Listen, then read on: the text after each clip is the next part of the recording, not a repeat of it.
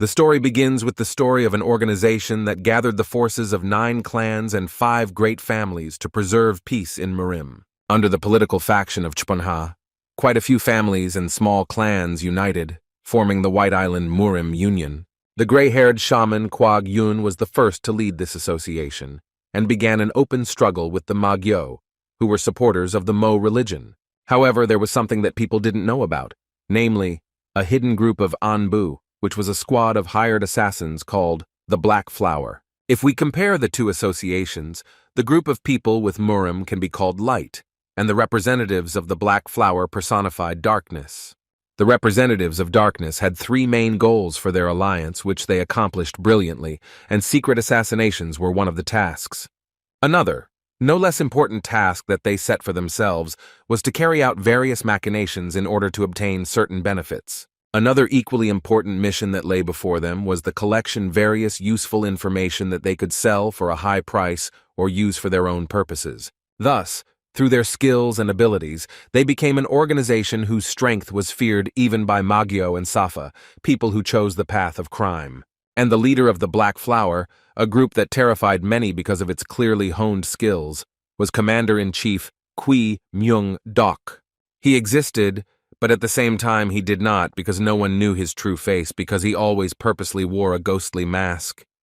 At this moment, somewhere far away in the Chan Mountains on the White Island, on one of the stone peaks, stood the leader of the Murim Alliance group. Unexpectedly, a man in a white mask appeared behind the back of Murim's head, Kwag Yun bowing before him. But this did not embarrass the old man at all. The gray-haired man wondered if he was also going to wear this mask in front of him, continuing to look calmly into the distance. But the suddenly arrived warrior, hiding his face while bowing, announced that he never took it off while carrying out missions. The old man contemplated the scenery in meditation, and thoughtfully and slowly said that Myung-Dok had been ruling the Black Flower for 20 years. The warrior, who constantly hides his face, did not understand why. He now began to talk about this topic, and therefore it confused him. Looking back over his shoulder, he continued to say that it was time for the Black Flower to disband, as the military conflict with Mago had subsided. The old man suggested that his interlocutor stop doing such dirty work, but the latter assured him that he felt fine. Suddenly, a gray-haired leader approached the warrior, who stood with his head bowed in respect, and placed his hand on his shoulder in a fatherly manner. With a certain sadness in his eyes, but firmness in his decision, the old man said that in such a situation, he now feels completely different. Concerned by what he had heard, Qui Myung-Dok wondered if the words he had just spoken could now be considered an order given to him. At that moment, he saw a familiar, strong, old hand in front of him, reaching out to him in the same gesture as before long ago. This brought to mind long-lived images from his past, when this old man once found a small, exhausted boy. It was the same man who was standing before him now, the only one who had offered the exhausted young man help. It was after agreeing to the offered help that everything changed radically in the life of the exhausted and desperate boy. Kwag Yun shared his desire to establish a military institution and educate young warriors to ensure future peace in Murim. He said that he planned to assign the best masters of the Union to his students, and therefore offered Qui Myung the chance to become one of the mentors. The warrior, who was used to hiding his face, did not know how to react to this, so he remained silent and stared intently at his interlocutor. Then, the gray-haired man decided to push him to make a decision faster, placing his hand on his shoulder and sternly declaring that this was his order. Worried, Qui Myung-Dok reached for his mask to take it off, realizing he had no other choice. The young warrior resigned himself to his fate and agreed to accept the orders of his old acquaintance, to whom he owed much in his life. All clans and families began to prepare, as the news of the opening of a new Peck school in the Murim Alliance quickly spread throughout the White Isle. The children willingly entered this school to become future warriors, made incredible efforts for this, and because of this, their hands were covered in calluses. One of those who wanted to was Namgun Mei, who trained until he was completely exhausted and couldn't even stand on his feet after training. Seeing the young Makna prince lying on the ground, his nurse rushed to run to the youngest heiress of the nobleman. The young man raised his hand to show that he was okay, but she still leaned forward in concern, wondering if he had been training here again. The young boy, with a crazy smile, declared that he had to work hard, because unlike his brothers and sisters, he was not a genius. These words struck the nanny to the very depths of her heart, and she, worried for the young man, did not know what to answer the young nobleman. After all, the Namgun family is one of the 5 noble families that gained great power by participating in the war with Magyo. And one of the complicating factors was that all the children of Namgun Cho, who was at this point the head of the entire clan, were called geniuses. After all, they were recognized as true talents capable of leading the next generation, but the youngest son was considered completely talentless. The young man, who was not going to stop his training, turned to the nanny, wondering if anything had happened. The excited woman drew attention to herself, clasping her hands in front of her in a pleading manner. She announced that the head of the family was asking everyone to gather. Such unexpected news made the boy jump on the spot, and he instantly got up, because he didn't believe that his father was gathering everyone. But there was nothing to do, and he quickly headed for the familiar stained glass doors behind which the office of the venerable Namgun Cho was hidden. When everyone entered the room, they saw their father unfolding a scroll in front of him and carefully reading something from it. The head of the Namgun clan, Namgun Cho, reported that this scroll refers to the opening of a new school in Murim, namely the Bayek Military Academy. The head of the family looked at the children standing in front of him, who appeared to him at the first call, and thoughtfully repeated the name of the union. The eldest son bowed before the head of the family and asked his father to send him away, confidently declaring that he would represent their family.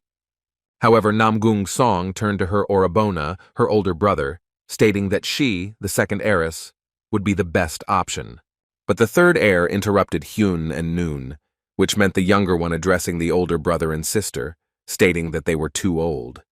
At the moment when the youngest stood silently, Namgung Hai, the 4th child, stopped their argument by saying that it would be better for the father to resolve this. Namgun Mi, understanding the complexity of his formation, bowed his head, sadly thinking that this event definitely could not concern him. The head of the family let out a long breath, pondering who to send, because he had as many as 5 children and the choice was really not easy. Suddenly the eldest rushed forward, standing right in front of the intended father, demanding that he be sent. But this behavior only angered Namgun Cho, and he glared at his impudent descendant, demanding that he stop behaving like this. All the older children became confused when they saw the fiery eyes of the angry head of the family, and Il Namgun began to slowly step back. After that, the father slowly raised his hand, indicating his choice with a gesture, because this behavior of the elders made it possible to quickly decide. He pointed to his youngest son, stating that it was me who would be worthy to go to this academy and represent their family there. The eldest son did not understand this choice, but did not dare to say anything, and the youngest heir bowed before his father, accepting his order. However, the resentment had clearly settled deep in his heart, and he glared at his youngest brother, who was innocent of anything. That same day, after gathering in their father's office, they headed to the training arena, which was located in the very center of the courtyard of their estate. The smallest one looked excitedly and terrified at the opponent standing before him. He held his sword in front of him with trembling hands. Il Namgun, enraged by his insult, volunteered to become an opponent in a training match for his youngest brother. The firstborn of the head of the clan was determined to show how wrong his father's choice was, and to have him change it while there was still time. Before attacking, he summoned his blue sky technique, illuminating the weapon he held with the power of internal energy. However, he felt that this would not be enough, and so he decided to combine the 2 techniques, calling forth the needle of the 2-headed dragon.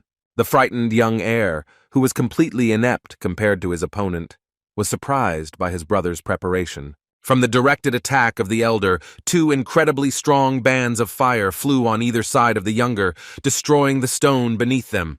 The young heir to one of the most powerful families was shocked by such an attack from his own brother, who was perfectly aware of his superiority over him. Out of surprise and fright, the unfortunate young man released his sword from his trembling hands, which fell with a ringing sound onto the stone slabs at the feet of his master. In fact, Namgun Mi, the youngest son, was trembling with terror after such an unexpectedly strong attack by his own brother. At this moment, the gaze of the eldest, Il Namgun, was piercing him from head to toe, who frowned, considering his brother a loser. Disappointed by what he saw, he closed his eyes and exhaled heavily, realizing that he was powerless, that he would not be able to change his father's choice. Sheathing his sword, he let out a disappointed sigh, saying that he did not understand his father's decision to send the youngest as a representative of their clan. After hearing this, Namgun-mei was saddened and understood why his beloved brother was so suddenly angry with him, even though he was not guilty of anything. Il sternly looked at the unfortunate Mi, and without pity declared that he did not have enough skills to be honored to study at the Peck Military Academy. He looked carefully at his unfortunate brother and announced with seriousness in his voice that he would have to return in 3 months. The younger brother didn't know how to react, but his brother promised to cover for him to his father if he returned by the appointed time. Namgung-il snarled at him angrily, wondering if he was really refusing, but Mei quickly assured Hyun that he wasn't. But the angry elder didn't react at all to this, just glanced sideways and chuckled as he prepared to leave this training arena. The youngest heir, Namgun-mei, remained, standing helplessly on the sidelines, watching his proud brother disappear. After some time, Mei headed towards the Marim Alliance, and struck by the grandeur of the place, he stood motionless for a moment before its gates. Young Mi admired the gate and what was behind it, and couldn't believe his luck that he had managed to get here despite everything. When he found himself in the middle of a crowd of young warriors wishing to enter the academy, he realized that all the applicants were about his age. Looking at so many people wanting to study, he again felt a sense of incomprehension as to why his father had sent the weakest one. He watched as the applicants excitedly chatted with each other and told each other which family or clan they had come to represent. I could hear them from a distance getting to know each other and happily telling each other who was from which city and how far it was from this academy. He wondered how many representatives from famous clans and families had arrived today, because it seemed that everyone gathered here had high hopes. Suddenly, among the noisy crowd, he saw her, a girl who definitely stood out from everyone else because she was standing quietly aside and not talking to anyone at all. He was surprised to see someone who would act the same way as him, and for a moment, the youngest Namgung thought that this young lady was familiar to him. Suddenly, the noise in the middle of the square stopped. A burly man climbed onto the stage and loudly ordered everyone present to be quiet. No less loudly, this giant introduced himself as Kumak Ho, who was known by the nickname the Great Swordsman, and now he would be one of their teachers. The jaws of children from famous families dropped in surprise, as this warrior was known for his sword-twisting technique, fending off opponents. The burly man thanked them for coming to the school, and they all shouted loudly, rejoicing at this acquaintance, and that he would be one of their mentors. He announced that this was the main unit of the Murim, and from now on, they would be studying at the Peck Academy, according to the distribution list based on their skills. The children carefully studied the lists given to them, as the Peck Academy divides its students into 12 classes, according to the 12 animals of the Eastern calendar. Namgung-mei also approached the information board and read each list in detail, realizing that he had been assigned to the snake class. Young Mi realized that if one of their mentors was a great swordsman, then all the others must also be famous Chponya masters. After he realized which class he belonged to, the boy, like the rest, hurried to his snake training arena. But to their great surprise, when the children arrived at the appropriate place, no one was waiting for them there, and they didn't know what to do next. Suddenly, a sound came from nowhere, but it seemed to be coming from the snake statue, an unknown voice wondering if everyone was gathered. The family representatives began to look around, not understanding who it was, when suddenly someone suggested they go look for the owner of the mysterious voice. But at that moment, someone's loud footsteps were heard on the top of the mountain, and the sound of small stones falling and rolling down. One of the children pointed his finger upwards, attracting the attention of the others, and at that moment, the children saw the warriors approaching them. In a split second, one of the powerful warriors, mesmerizing with just his appearance, landed on his feet in front of them. Those present at the Peck Academy training arena opened their mouths in amazement. They sincerely admired the skills and strength of the landed man. Young Mi looked at the powerful energy radiating from the strong man and sincerely hoped that he would become their teacher. One of the applicants, stammering and bowing respectfully, turned to the mighty warrior, wanting to know his name. Then the young, powerful warrior, whose eyes radiated only determination and strength, without unnecessary emotions or smiles, began to speak with a cold voice. The students' eyes widened. Their faces showed a mixture of surprise and disbelief. Everyone present held their breath at the sound of Yang Junhyuk's name. Their gazes instantly shifted to each other, and the children began to whisper, because this warrior was a young master. nicknamed the Ghost of the Small Sword. Then, with a certain irony and severity, without taking his eyes off those present, he coldly added that he would not actually be their teacher. The faint whispers and muffled discussions that filled the space abruptly stopped, and the children froze, because no one wanted to believe the words they heard. A stern warrior with clear features and a determined face, folding his strong arms across his chest, announced that he had arrived here in the role of vice-chancellor. Namgun-Mei's eyes widened in surprise, because if such a powerful warrior came here only as a vice-chancellor, then who would be their teacher? I sincerely hoped that thanks to the 3 months of being here, he would be able to become stronger, and maybe, thanks to this, Hyung would recognize him. The mighty warrior stood majestic as the mountain itself, holding back millennia of storm and calm. He quietly said that their mentor would be the legend of Murim. During the bloody war of the 3 currents, their mentor single-handedly secured victory for the Murim alliance by cutting the throats of the Dumb Blood faction. They also learned that this warrior, unknown to them, was standing on the very front line of Murim, repelling attacks from other opponents from Magyo. At the end of his story, with some pride, he announced that their mentors would be the commander-in-chief of the Black Flower organization, Kui Myung-dok. After that, the young warrior drew the attention of those present, pointing with his hand to the shadow emerging from the forest, and asked the children to greet their mentor. The students did not know who the powerful vice-chancellor had been talking about all this time, but they were very interested in finding out who this prominent personality was. They stood silent and fascinated by the warrior's words, mentally going through all the heroes they knew and trying to guess who would come out to them now. The silhouette of an approaching hero, radiating even stronger energy than the vice-chancellor, behind whose back a cloak flutters like the wings of a hawk. The children's blood ran cold in their veins, but at the same time, they felt a sense of admiration as they watched the shadow confidently make its way towards their arena. The students examined the elements of his body, which gradually revealed themselves with each subsequent step of the legend, who slowly emerged from the shadows of the forest. The air froze in tension. It seemed even the birds had fallen silent. Soft sunlight filtered through the treetops and illuminated the warrior's physique. Representatives of different families froze with grimaces of surprise on their faces. They waited tensely for the face of the mysterious silhouette to reveal itself. The mysterious warrior emerged completely from the dense shadows of the trees, revealing his face as he introduced himself once again to the astonished students. This strange man spoke very slowly. Drawing out his words, he announced that he would be their teacher, as they had been assigned to the Snake Squad. The students were amazed to meet the real figure of their mentor, because he looked completely different from what they expected, and did not correspond to their imagination at all.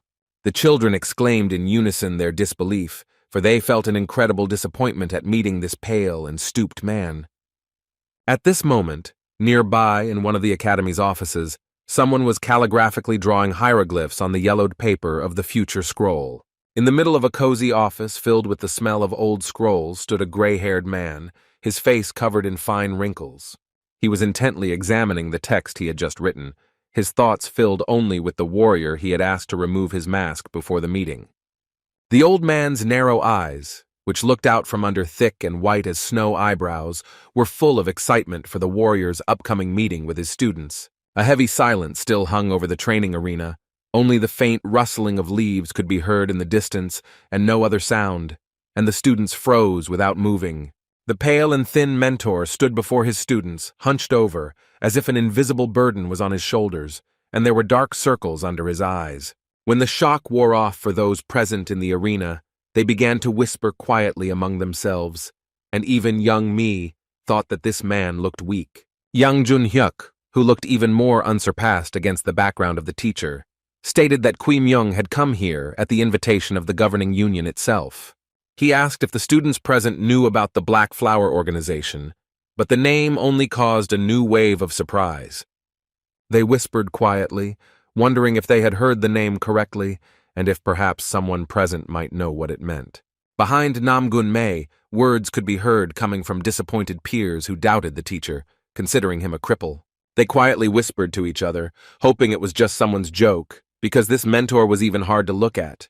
The children were outraged that a fake teacher had been sent to them for the exam, but such words angered young Jun-hyuk, and he clenched his hands into a fist. The warrior angrily roared at the young and impudent students who did not greet the teacher who had just come out to them, his eyes full of fury. And from the voice and the strength he put into it, raging at them, a rather strong wind rose around him, knocking the impudent children off their feet. Shocked representatives of various families and clans fell to the ground, captivated and terrified by the powerful power of the young vice-chancellor. Slowly rising to his feet, the youngest heir to the Namgun family noted to himself that this man definitely had hidden talents. But suddenly, a new picture opened before the eyes of those present, as the pale and emaciated mentor collapsed to the ground, exhausted. When the pale-faced man stood up, the angry, mighty warrior Hyuk, with a serious face, declared that he would accept such disregard on his side as well.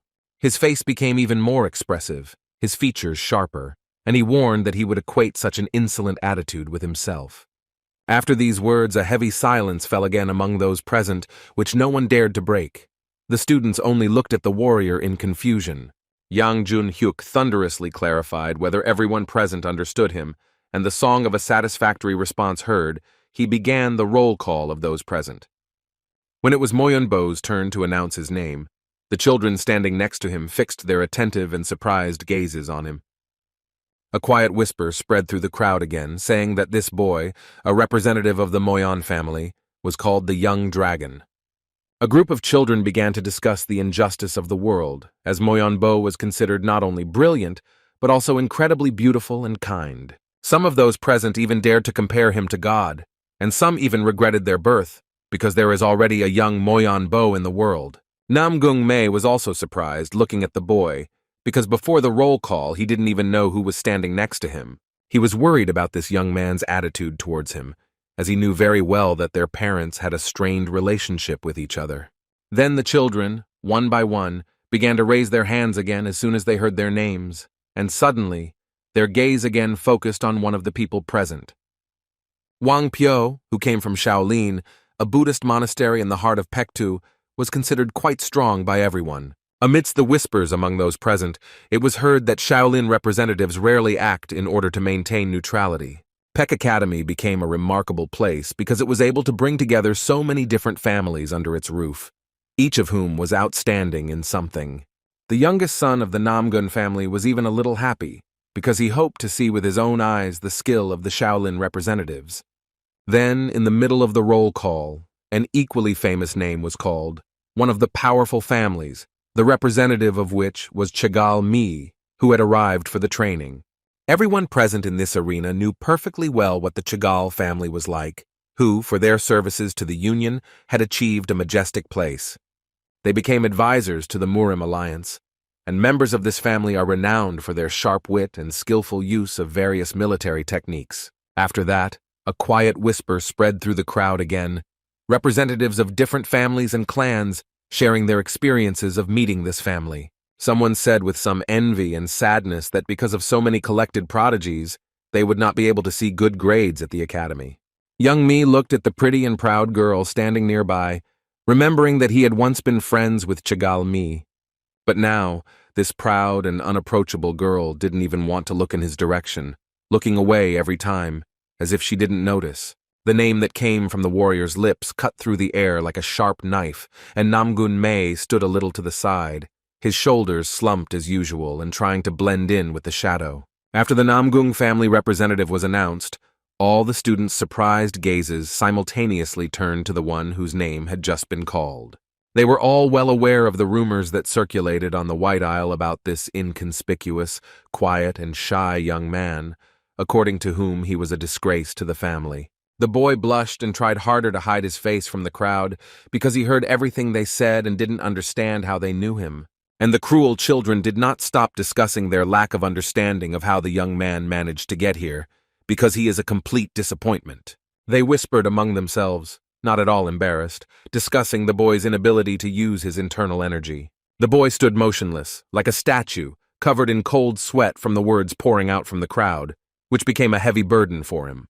The burly warrior got tired of the commotion and loudly asked everyone to be quiet, while Kui Myung-dok, standing to the side, only noticed that the entire class was present. The thin and pale teacher, with sunken cheeks and shadows under his eyes, compared the number of students stated in the scroll with the number in the arena, announcing that there were 10 of them. The proud and powerful warrior standing next to him saw his mentor's confusion and asked if anything had happened. The pale-faced man slowly approached him and whispered something softly in his ear, surprising the stocky Jun Hyuk, who had not expected to hear such a thing. But pride and proper upbringing did not allow the stern warrior to show his surprise, and he only quietly expressed his understanding.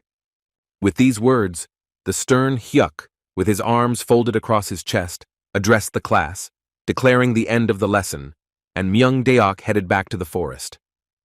He told the surprised students to head to their dormitories and pack up, awaiting further instructions regarding classes. After the introductory visit, where only their attendance was checked, the students arrived at the ZMI dormitory in the evening. The children, their faces frozen in surprise, which quickly turned to disappointment, stood at the entrance to their new room. They didn't understand how it happened that the gates to the academy looked attractive, while their dormitory seemed more like a barn. But they had nothing else to do and were tired from today, so they quickly began to take their places, sharing the beds among themselves. The children were quietly putting things away and no longer discussing anything when suddenly they turned their attention to the irritated Moyeonbo. He said nothing at all, since his upbringing did not allow him to, but with his entire appearance, he showed his discontent. The guys standing next to his locker laughed quietly at him, because compared to the Moyeon family palace, this place looked like a ditch. Young Moyeonbo landed heavily on the bed but didn't make a sound. He immediately took a pose to hone his skills. His body was enveloped in blue energy, and the boy himself completely immersed himself in the training, concentrating only on it. Watching him, they were surprised to see that he was performing pranayama without breathing, controlling his vital energy through breathing exercises. In contrast to the legend, which attracted everyone's attention, the boys paid attention to the person next to them, who had just taken a deep breath. Sitting on the bed next to them was Namgung Mai, who exhaled heavily as he sat on the bed, hunched over from the weight of today. And this contrast once again became a reason for ridicule, which reached the worried me, because under the same roof there is a genius and a loser. But he wisely decided to ignore it, as he had nothing to say in response to such brazen and hurtful words. Looking back, he saw that next to his bed was the legendary young dragon, completely ignoring everyone present. The boy remembered hearing about him from his oldest brother, who believed that if they were the same age, their strengths would be equal. This was the first time Hyun recognized the power of a Hugijitsu, which literally means a young talent over or under the age of 20. Mi remembered the moment when he had last stood with his brother in the middle of the training arena, their arena, and he had emphasized the 3-month deadline. A shadow of heaviness and sadness was visible on his face, and the boy himself pursed his lips with determination, because more than anything else he wanted to prove the opposite. He resolutely grabbed the stick and jumped down from his seat, knowing perfectly well what he had to do within the specified time. Everyone watched in amazement as the young man tightly gripped his cane and confidently headed for the exit from their dorm room. Mi paid no attention to them, as he was focused on the 3-month deadline, as this was the time it would take for him to achieve recognition for his abilities. Despite the late evening and complete darkness outside, the youngest Namgung trained diligently, completely oblivious to his fatigue. At the sounds coming from the courtyard, a disciple of the Shaolin Buddhist monastery came out, standing on the threshold of the dormitory and watching the young man. Wang Pyo silently watched his classmate's hard work, wondering if he should say something, or perhaps not distract him. 3 days had already passed since then, and in their dormitory, some students were going crazy from the long wait for information about upcoming classes. Some students were already literally screaming with irritation, because such a long wait for instructions from the teacher was incredibly depressing for them. And some were outraged by the order established in this academy, and believed that apart from the proud name, there was absolutely nothing else here. Others, who slept peacefully in their seats, only dreamed of taking high positions and being able to turn this world upside down according to their preferences. Suddenly, someone in the crowd suggested that those present go to the tavern, and this idea quickly gained traction, because everyone knew about the delicious food there. A split second later, happily embracing the idea, they decided to offer it to the girls, so they could go relax with them at the Hanam Eatery. Thus passed their 4th day at the Peck Military Academy, where young Mei wasted no time in continuing his training. The diligent boy trained until he lost all strength. His face was constantly covered in sweat, and his hands were shaking from the tension. Thus day after day passed, and the youngest heir of the Namgun family tried his best, spending time in training from early morning until sunset. A week later, the dormitory door creaked and a powerful silhouette appeared in the room, not belonging to any of the students. When the doors finally opened wider, the students saw the long-awaited figure of the one who would provide them with information about the class. They all perked up and were incredibly happy to see the mighty Yang Junhyuk in front of them, each hoping to start training as soon as possible. Young Mi stood quietly in the corner of the room, getting himself in order. He was also eagerly awaiting his first class at Peck Academy. The students again headed in full force to the snake class training arena, where the vice-chancellor and Kui Myung-dok were already waiting for them. Namgung Mei was sure that after so much diligent training, Hyun would definitely recognize him in such a place. The man who surprised everyone present with his thin body and unnatural pallor was clearly bored because he yawned the whole time. Their strange mentor unfolded the scroll and began to carefully read out the names of the students, but the strange thing was that this time, he read them out of order. The children were annoyed by this because they were hoping to learn some new skills, but instead, attendance was checked again. Suddenly, having singled out only those whose names he had just named, the thin and no less strange teacher fell silent, forcing everyone to focus their attention on him. After that, those present tensed up and their faces were covered in fine sweat because they did not understand what this could mean, since they had not been named. And the pale-faced Myung-dok threw the scroll from his hands, declaring with complete indifference that everyone whose name was not called would be thrown out. These words came like a bolt from the blue, especially for young Mi, who had tried his best and was now being sent to pack his things. They froze, devastated and stunned, as if the world around them had collapsed. No one moved, and the blood in their veins ran cold. No one believed the words they had heard. Mi stood silently, as if frozen in time, while the words about the deduction fell on his shoulders like a heavy stone, and his heart filled with pain from powerlessness. Something invisible inside was cracking like thin ice under the weight of bitterness. The boy understood perfectly well that all those 3 longed-for months had disappeared. The young man stood motionless, feeling the emptiness around him, as if the ground beneath his feet had disappeared. He couldn't believe that he would be going home so soon. A heavy shadow of disappointment appeared on the face of the youngest heiress of the Namgun family, not shown by the thought of how Hyun would find out about this. Indignation began to spread loudly through the crowd. All the students who had just been informed of the expulsion voiced their protests in unison. For the sake of her own defense with her last hopes, she reminded her mentor that the admission conditions did not state anything about expulsion. The teacher was embarrassed by the pressure from the students, who demanded an explanation, proving the injustice of the words, because they obediently waited as they were told. The vice-chancellor was annoyed by the students' behavior, and the last straw was their statement that they only kept students from noble families. He had been gripping the weapon tightly in his hands all this time, to the point of cracking his bones and turning his palm pale, but now the warrior resolutely raised his sword. Vice-Chancellor Yang Junhyuk was burning with irritation, his entire body as if enveloped in the fire of rage because the impudent children had disobeyed the teacher. Those present instantly froze, and no one dared to speak anymore. They seemed afraid to move, and a heavy silence fell all around. Suddenly, someone's cold hand rested on the angry Hyok's shoulder. It was a pale-faced mentor who was trying to calm his loyal ally. Attracting attention, he said with a smile that everything was fine, because the children had the right to know why they were being expelled from Peck Academy. And the warrior, without saying anything in response, humbly accepted the order. Taking his emotions under control, he calmed down and peacefully put the sword back in place. After which, Kui Myung-dok began to tell that all this time they had been following them, studying their behavior, character, and characteristics. Thanks to this, they were able to learn a lot, and the students, realizing their situation, looked away, feeling embarrassed. But Namgun Mei still didn't understand why such a fate had befallen him, because all this time, he had been training diligently and doing nothing else. The pale-faced and exhausted man reported that all this time they had been telling them that they were being watched. The eyes of the youngest heir of the Namgun family widened after hearing those words, and now it seemed to him that he realized his mistake. But for Moyon Bo, everything was completely different. After these words, it became clear to him what the unknown sound in the dorm room had been a few days ago. The representative of the majestic family, the proud Chegal Mi, reacted to the news with the same smile, realizing that she had not imagined it at the time. All the children who were chosen to continue their education at the Peck Military Academy had something to remember and to some extent guessed what was being said.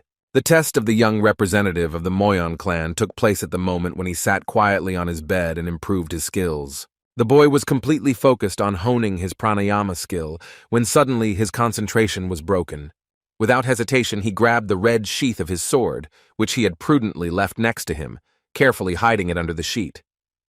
Bo quickly released his weapon and aimed it at the empty space of the room, looking around, tensely awaiting an attack. His gaze was stern and determined. There was not a drop of fear on his face, but to his great surprise, no one appeared next to him. The only thing that seemed strange and rather suspicious to him at that moment was the open window, but he decided not to do anything. Although in reality, he didn't even suspect that behind that window outside was the vice-chancellor, who had been watching the young man all this time. The mighty warrior, convinced that the representative of the Moyon family felt his presence and quickly reacted to unexpected danger, headed towards the others. The next target for inspection was Chegal Mi, who at that moment was unsuspectingly in the yard, near the girls' building. The proud beauty was completely focused on learning the rules of a new game she found in the snake class dorm room.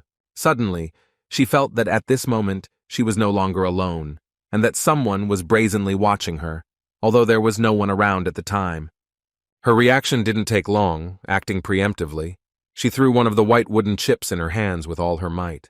However, to the young lady's great surprise, she flew freely forward through the yard, meeting no obstacle in her path. The girl remained sitting in her guesses, looking in front of her and not understanding what exactly confused her. So they continued to talk in detail about the late evening visit to Pio, a representative from the Shaolin Monastery, about visiting the last student who passed their test, pointing out the mistakes of everyone else who was very careless. Everyone who listened carefully to their story felt sorry for their carelessness, because they could have avoided such a mistake if they had not been so careless. While the other students tried to find the right words to justify themselves, young Mi stood there, frowning and berating himself for his inattention. Kui Myung-dok, a warrior who was frightening with his sickly appearance, asked with a certain arrogance whether he had now satisfied their curiosity. A heavy and oppressive silence fell over the arena again. None of the expelled representatives of the various families and clans could utter a word.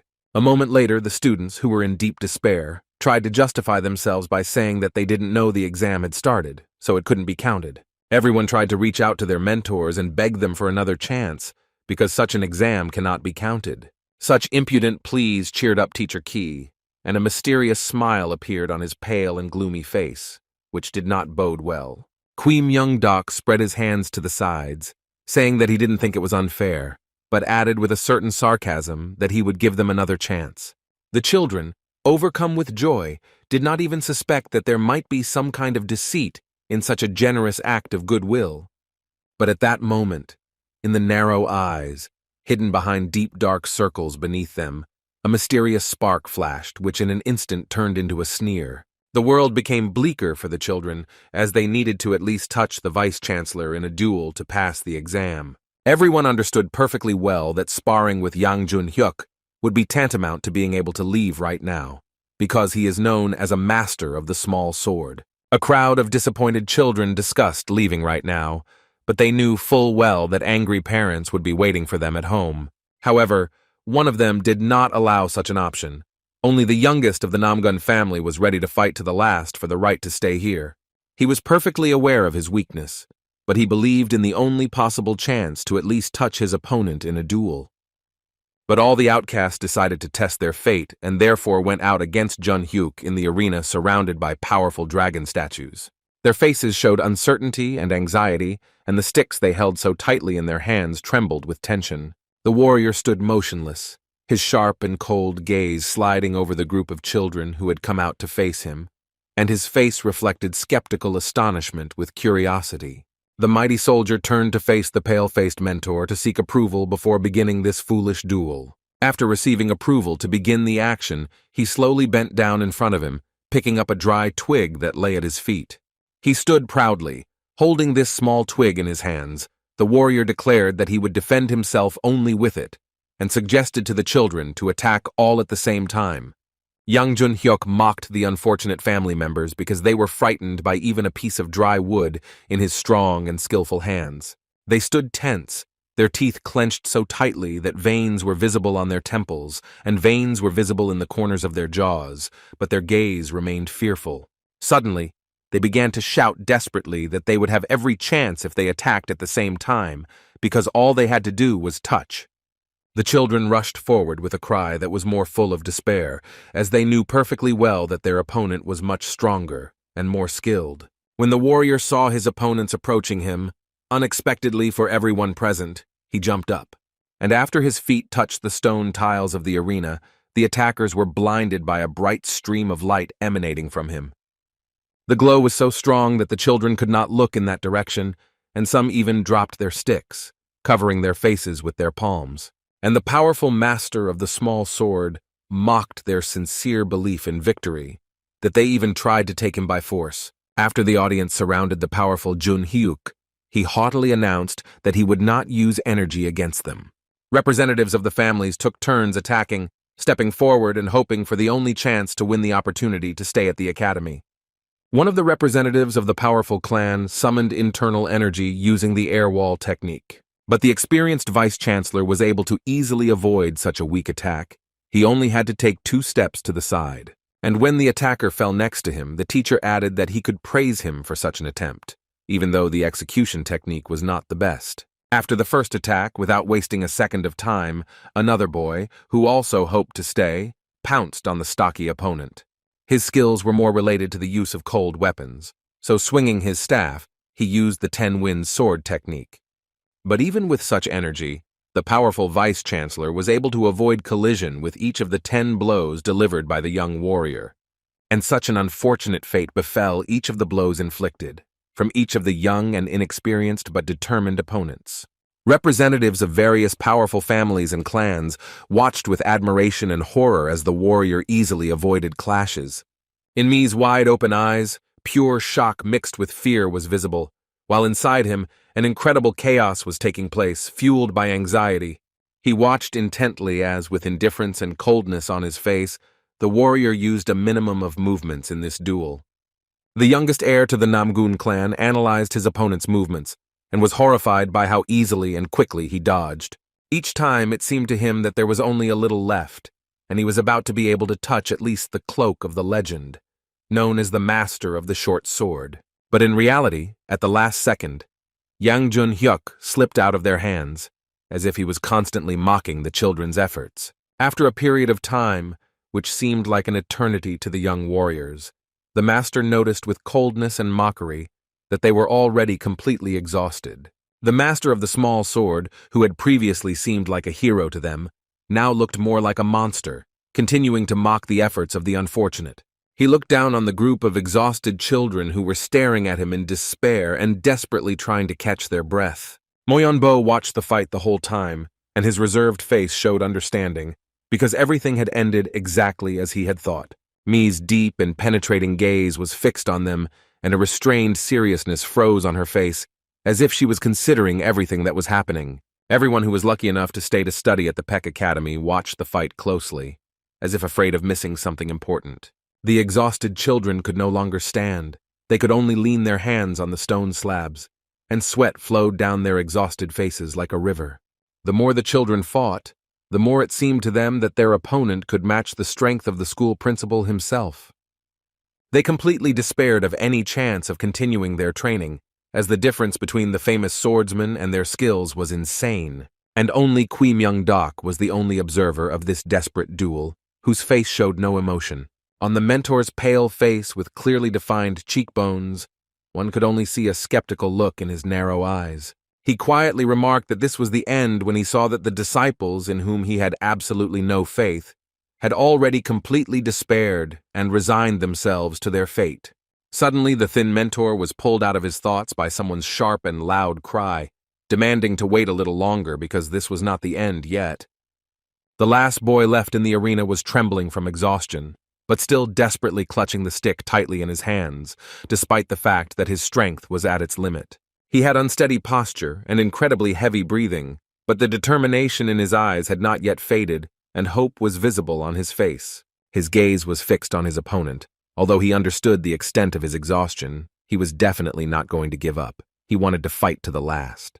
Such desperation surprised the experienced vice-chancellor, because it is actually difficult to meet such determined and stubborn yet hopelessly useless people. Young Jun-hyuk looked at Namgung-mei carefully, analyzing his appearance. He understood that he had used almost all his strength. In his sharp and cold gaze, which he never took off from the boy, one could only see his incomprehension as to why he continued to fight.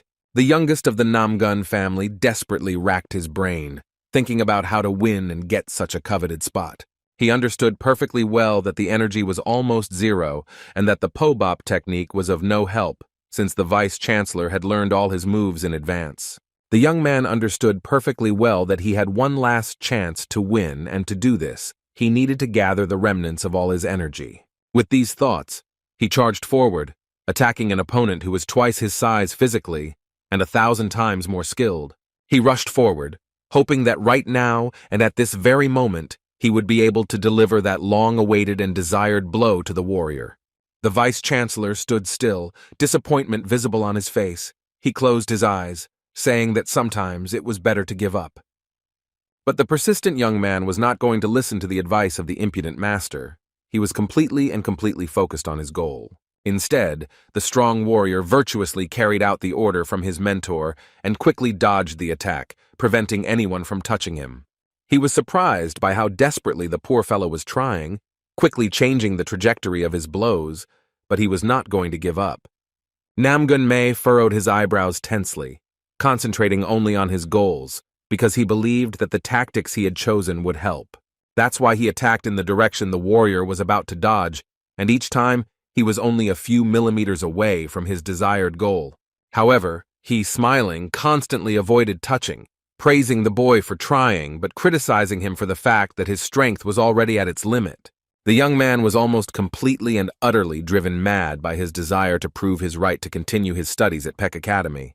Suddenly, he realized that he really didn't have enough energy, and so he dared to use what his father had forbidden him to use.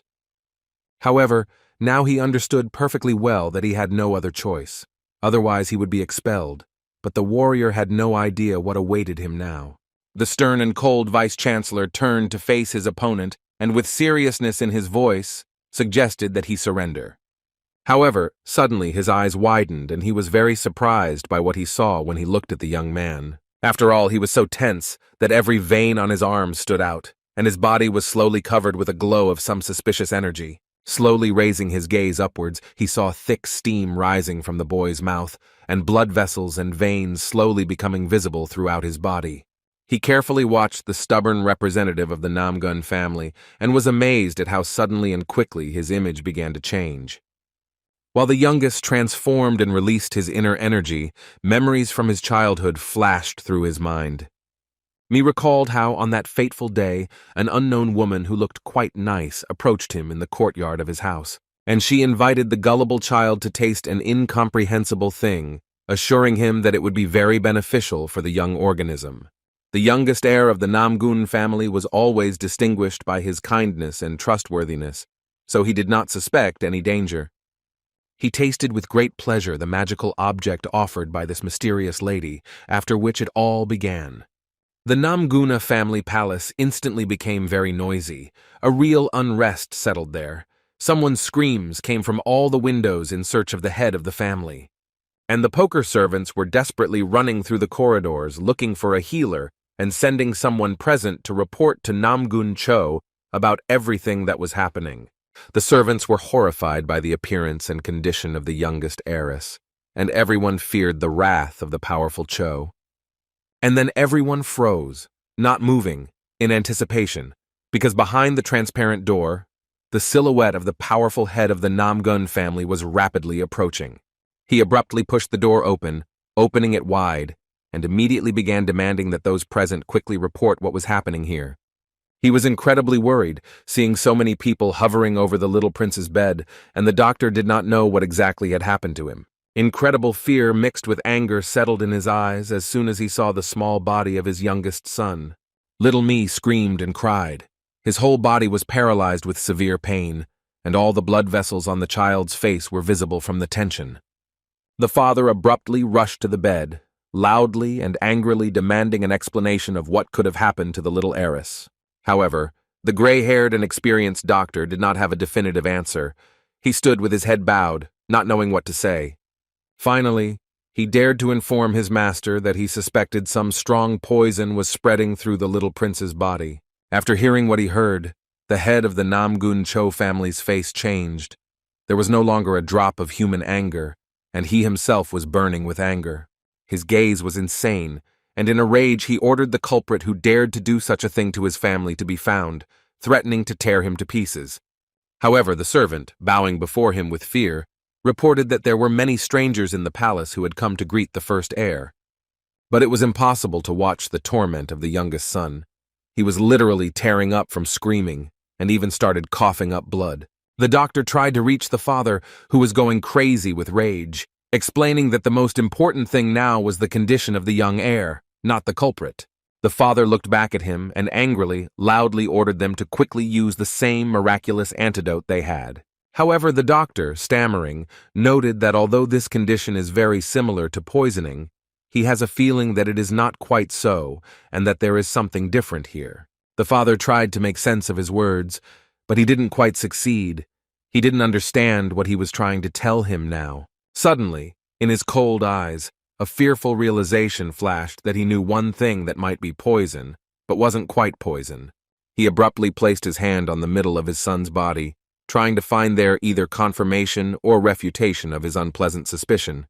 Suddenly, he realized that the Tanjong Mi, the place where most of the internal energy in the body is collected, was contaminated with other energy. Namgun Cho understood that it could be Sangon poison, which releases internal energy and prevents the use of martial arts. However, his guesses were wrong, and it was some other poison, since the energy, instead of disappearing, was instead gathering in the Tanjin. The loving father understood that something needed to be done as soon as possible, and so he rolled up his sleeves, because no one else could help. The father began to treat his son in order to prevent the mixing of alien energy with the innate true power of young Me as soon as possible.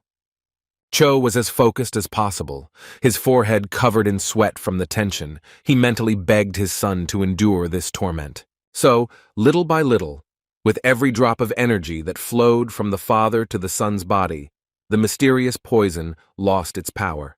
The black matter, which had almost completely filled the space in the Tanjin, gradually began to gather into a heap and retreat back, freeing up space. But unfortunately, Namgun Cho was unable to remove absolutely all of the poison, but it stopped spreading and now occupied only half of the Tanjun. The youngest heir immediately felt better and no longer felt such severe pain as soon as his father finished his treatment. The caring father did not leave his son a single step, because the illness had taken a lot of his strength, and now the boy was peacefully falling asleep in his arms. The powerful Namgun Cho himself could not calm down, worried because now his son would not be able to use his internal energy. Therefore, he constantly reminded him that the more he used his internal energy, the faster the poison would take over him. With these words, the hero came to his senses. He remembered his father's warning well, but that he had not been able to completely cure him. Now the situation was completely different, and at stake was the opportunity to remain at the academy, where he hoped to achieve great skill. The vice-chancellor watched the boy and was genuinely surprised that he had somehow found strength within himself, because he was sure that the boy had squandered everything. Young Jun-hyuk was amazed by the strength of the inconspicuous young man, and therefore mentally noted the name of the boy, to whom he had not paid attention until now. Even the emotionless face of the legendary mentor showed surprise, and his eyes widened imperceptibly. After the young man gathered himself and finished accumulating all his energy, he rushed forward again, attacking the powerful warrior. This time, the persistent boy's movements no longer seemed so clumsy and weak, and his speed and strength had noticeably increased many times over. Noticing the changes in young Me, The children present, who had long since given up, had a grimace of surprise on their faces. Despite the boy's efforts and the fact that his movements had become clearer, the legendary warrior still easily dodged the attack. However, such drastic changes in this inconspicuous young man surprised him too, so now he looked at him with completely different eyes. The determined me realized that he needed to attack more, not just move, even though the poison was visibly starting to spread throughout his body. Noticing these symptoms, the thin Myung-dok began to observe this interesting boy even more closely. The smallest of the Namguns didn't stop and constantly attacked the vice-chancellor. Now, after everything he had been through, he definitely couldn't give up so easily. To his great surprise, he realized that in the hands of this mighty warrior, even an ordinary twig becomes a formidable weapon. The brave warrior, known as the master of the small sword, was amazed at the strength coming from the young man. He could not believe that he had been hiding it all this time. He desperately continued to fight, despite all his failures that had so far befallen the youngest heiress of the Namgun family. And even now, as the intense pain spread from the poison spreading through his body, he was focused only on the desire to win. Such steadfastness of spirit impressed Vice-Chancellor Yang Jun-hyuk, who had seen many different warriors in his life, but now he was happy about this duel. The poison filled almost his entire body again, as it had then, and the young man began to cough up blood, trembling with tension. Blood spurted from his throat even as he tried to scream before his next attack, and the vascular pattern grew increasingly intense. However, the vice-chancellor did not notice his weakness, for now his eyes were burning with excitement, and he wanted to see everything this young man was capable of. Despite feeling unwell, young Mi desperately attacked his opponent, gripping the stick in his hands tighter and tighter. Suddenly, next to the warriors who were continuing the hellish fight, a sound was heard, similar to someone's careless steps. Distracted from his opponent for a second, the chancellor realized that it was the mentor who had been sneaking up on them and had carelessly tripped over a pebble. He was surprised because the teacher had suddenly decided to intervene in the duel, especially since he was now falling right in front of them. The warrior realized that, blinded by the desire to stay at the academy, the young man no longer noticed anything around him, so he needed to be stopped now. He pressed a secret point on the man's neck to immobilize the boy, as he could inadvertently injure the teacher. The chancellor didn't have time to catch them, so these two heavy bodies landed loudly on the stone slabs right in the middle of the serpent's training arena. Yang Jun-hyuk was completely shocked by what had just happened, and he was worried about Myung-deok's condition, but he assured him that everything was fine. Lying on the slabs, the mentor slowly said that the battle could be considered over, and Namgun Mi needed to be taken to the infirmary. The vice-chancellor looked at the young man's motionless body and began to guess that if the fight was over, then he had won this duel. Then, cautiously rising to his feet, the thin and pale teacher confirmed that this stubborn student had been able to pass the exam. Misunderstanding and surprise were reflected on the face of the mighty warrior. Why did he come to the exam if he couldn't touch it? However, to confirm that this decision was fair, and that Mi had indeed passed the exam, Myung-dok pointed to the bottom of the warrior's shirt, which was torn.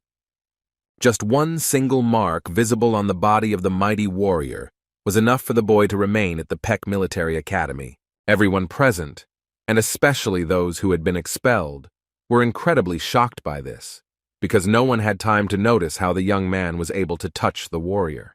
And even on the face of the mighty Yang Jun-hyuk, there was deep surprise, because despite all his vigilance, he did not notice when this happened. It was an incredible shock to everyone, but this inconspicuous boy, whom everyone made fun of, was the only one who was able to pass this difficult exam. After that, the unconscious young man was immediately taken to the local hospital, because the severity of his health condition worried his mentor. He sat on a stool next to the exhausted Namgung Mei's bed and carefully examined his reddened hands, on which all the blood vessels clearly stood out. Myung-dok decided to try to touch the hand that was closest, after which he saw how the disease spread to him as well. The experienced mentor deliberately did not withdraw his hand, wanting to immediately free the boy from this infection that had quickly spread to him. After the body of the youngest heir of the Namgun clan was freed from the redness, he slowly began to return to normal. The thin and pale mentor realized that his guesses were quite real, and now he examined his reddened hand in detail. Suddenly a voice was heard outside the door of the room, and the vice-chancellor, knocking, asked if he could come in. After permission, he immediately went inside, examining the boy's grave condition, although the teacher assured him that he was fine now. But contemplating the still unconscious body of the brave young man, the mighty warrior wondered what could have happened to him. The insightful mentor asked what John wanted to tell him, since he definitely didn't come here to sympathize with the boy's condition. And indeed, from the moment Mi passed the exam, the warrior was only concerned about the question of the cut on the side of his shirt, whether the teacher himself had left it. The mentor, mocking his vice-chancellor, looking him straight in the eye, declared that he spoke about this as if he were confident in his words. Then the mighty warrior wondered why the slender teacher had changed his mind and decided to allow Namgun Mi to continue his studies. But the strange, pale-faced man decided not to answer this question, arguing only that he just decided to do so. At first, the loyal friend and humble employee looked into the mentor's face, trying to understand something, and expected to continue after those words. However, in the end, Yang realized that the legendary warrior was not going to reveal the truth, and therefore simply accepted the existence of this fact, after which they continued to contemplate in complete silence the body of the tired and still unconscious, brave and stubborn Namgun Mi. On the same day, far from the Murim alliance in the hometown of young Mi, a humble servant came to his father, whom he had sent to follow his son. The father reacted briefly and emotionlessly to the news that during the distribution, his youngest heir had been placed in the snake class. After that, the spy shadow quickly, and without a trace, went back to the Beck Academy to continue carrying out the order of the head of the Namgun family. The caring father was left alone in a dark room where, stroking his beard, he pondered the mentor who had bequeathed to his descendant. The next day, to the sound of morning birds singing and sunlight streaming into the room, young Mei began to gradually regain consciousness. He didn't have much strength and wasn't feeling well, so he slowly opened his eyes, trying to focus his gaze on what was around him. Suddenly he saw a scary, pale face with deep, dark circles under his eyes, looming directly over him, inquiring about his condition. Frightened by this sight, he jumped down with a scream, which also did not frighten the man sitting next to him, whom he did not immediately recognize. Hearing the screams coming from the room, the worried vice-chancellor came running, and in his excitement almost broke the thin door of the infirmary. Once inside, the warrior froze, his eyes widening, his eyebrows raised in surprise, his gaze darting from one to the other. After clarifying this awkward situation, the teacher regained control of himself, noting the fact that the young representative Namgun had come to his senses. He confirmed this, but looked a little embarrassed as he looked at the elders, and with a smile expressed his lack of understanding of what he was doing here now. The teachers, without looking up, looked at him intently, realizing that he had forgotten everything, so they asked him what was the last thing he remembered. The young man said that the last thing he remembered was the desire to stay here, and how he reached the limit using his internal energy. Then, as he fell asleep, he tried to force himself to remember at least something about it, but the mentor interrupted him, realizing that he didn't remember anything else, and the representative of the Namgun family, embarrassed, confirmed that this was true, because indeed, no matter how hard he tried, he couldn't remember anything else from that moment. Suddenly the boy heard words he didn't expect to hear at all, as the mentor said that the exact same thing happened to him. His surprise knew no bounds, for he had never heard of anyone else having the same problem. Myungdok informed the young man that he had passed the exam, and considering his improved condition, suggested that he go and congratulate the other team members. His surprise knew no bounds. He stared at them with wide-open eyes, and for a moment it even seemed to him that it was just a joke. The boy quickly gathered himself and, happy, headed, together with the masters who were waiting for him, to the main training arena of the class with the MI, where 4 other lucky ones who were able to pass the selection and stay to study at the Peck Military Academy were already waiting for their arrival. Always composed, Moyonbo could not contain his emotions, and his face showed genuine surprise at meeting me, who was walking in the company of the masters. The gazes of everyone present were fixed on him, because when they last saw him, the boy looked terrible, and now he seemed normal. When they got closer, Namgun Mei hurried to take his place next to the 4 lucky ones who were already waiting for new instructions from the masters. After surveying everyone present with a listless gaze, Kui Myung-dok began his welcoming speech, noting that there were now 5 of them in the snake class, The students did not take their eyes off the pale and thin mentor, who urged them to ignore any difficulties. He looked at each one closely, studying their posture. The teacher asked the children to act as one body, moving forward and completing the missions. Those present were surprised to hear the mentor's last phrase, how much they did not understand what missions they could perform while here. Realizing his mistake, Myung-dok immediately tried to fix everything, saying that they would be studying here and there would be no missions. After the welcoming speech ended, the pale-faced teacher wondered who could be chosen as the captain of their team. The children were shocked because they didn't expect that their small class could still elect a captain, and they didn't understand his role. The thin man explained that the team captain would be responsible for leading and assisting the class, but he would not choose him. Moyeon-bo, although with a reserved face but with a hint of surprise visible among the calm, asked who should then choose the representative for this role. And then Kui Myung-dok, with some mystery, announced that the captain's insults would be based on the results of completed tasks. But despite this, he added that the students would choose this person based on the results, which shocked them even more. With a mysterious smile and an intrigued look, he ordered them to observe and evaluate each other's skills for 1 month. After hearing this, young Bo's mind was filled with memories of how he trained in his family's special arena in his native palace. And suddenly his father approached him, praising him for the results he had achieved and the visible progress he had made. His voice was filled with coldness. That day, a conversation broke out between them about his achievements, where the son confirmed his diligent work on his own skills. But his father instructed him that he should not be satisfied with his current success in order to become the next head of the family.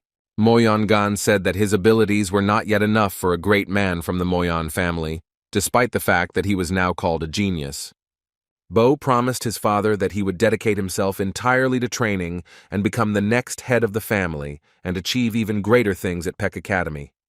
It was then that his father, the head of the Moyeon family, uttered a phrase that the young representative of the family would remember for the rest of his life.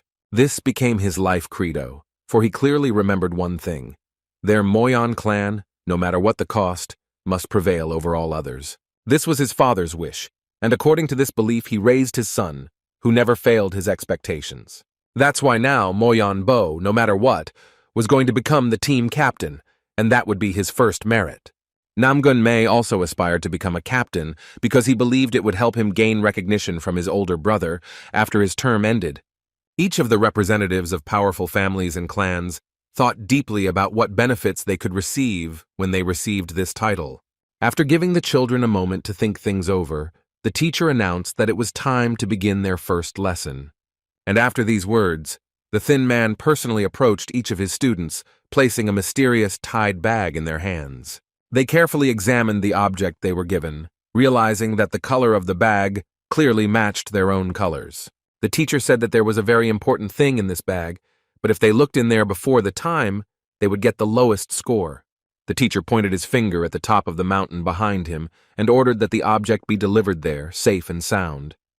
He announced with a smile that points would be awarded according to the order in which they arrived at their destination. They were supposed to leave in 30 minutes, but at the end the mentor decided to scare them by informing them about the various dangers on the way there. But this ominous sermon was interrupted by Yang Jun-hyuk, who, taking the thin man on his shoulder, said that they had to leave now. As soon as the waiting time ran out, the students rushed into the race with all their might, trying to reach the top of the mountain as quickly as possible.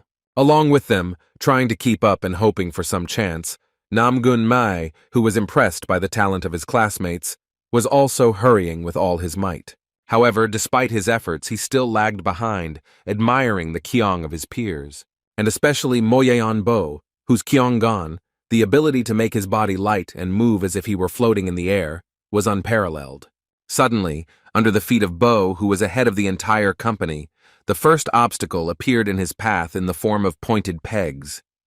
Such an unexpected appearance of an obstacle surprised the student a little, and he, with his eyes wide open and his eyebrows furrowed, looked at his feet.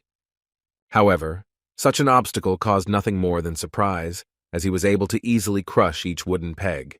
Having fallen to the ground, he even mocked such an unsuccessful attempt, and the rest of the students who followed him were surprised by the first stop. However, The representative of the majestic Moyon family was not at all worried about such obstacles, but rather felt his inner strength perfectly, and he rushed forward frantically, realizing that he could easily break through all the obstacles in his path if they were that easy. However, for the other participants in this race, it was not difficult to overcome the treacherous obstacles that suddenly appeared out of nowhere. They moved confidently forward, applying their unrivaled skills or simply quickly dodging impending danger. But still, among the representatives of the class, there were those who felt the danger and difficulty in following such a path to their goal. And while the others were already struggling with obstacles, the slow me was only gradually approaching them and not yet knowing what awaited him ahead. When he approached the first arena of tests, he was incredibly surprised by the scene he saw, not understanding what was happening here. The boy looked before him at the remnants of the trials his classmates had gone through, and began to think about letting go of the idea of becoming a captain. Having climbed to the top of the mountain, the student noticed a small wooden gazebo there, in which two craftsmen sat bored and waiting. Moyonbo was the first to make it this far. He stood before them, a little rumpled and dirty, trying to catch his breath. The vice-chancellor fixed his sharp gaze on him, surprised that the student had been able to make it this far so quickly. And the pale Kui Myung-dok showed no emotion. He boredly propped his head with his hand, offering the boy an open bag, and he humbly, with trembling hands, began to untie the rope with which he was tied, waiting with intrigue to see what he was carrying. He didn't know what to expect to see inside, so he slowly unrolled the fabric, peering inside intently. His gaze froze on the spot where the bag was, as if he couldn't believe what he was seeing, and his lips were pressed into a thin line, his face showing tension.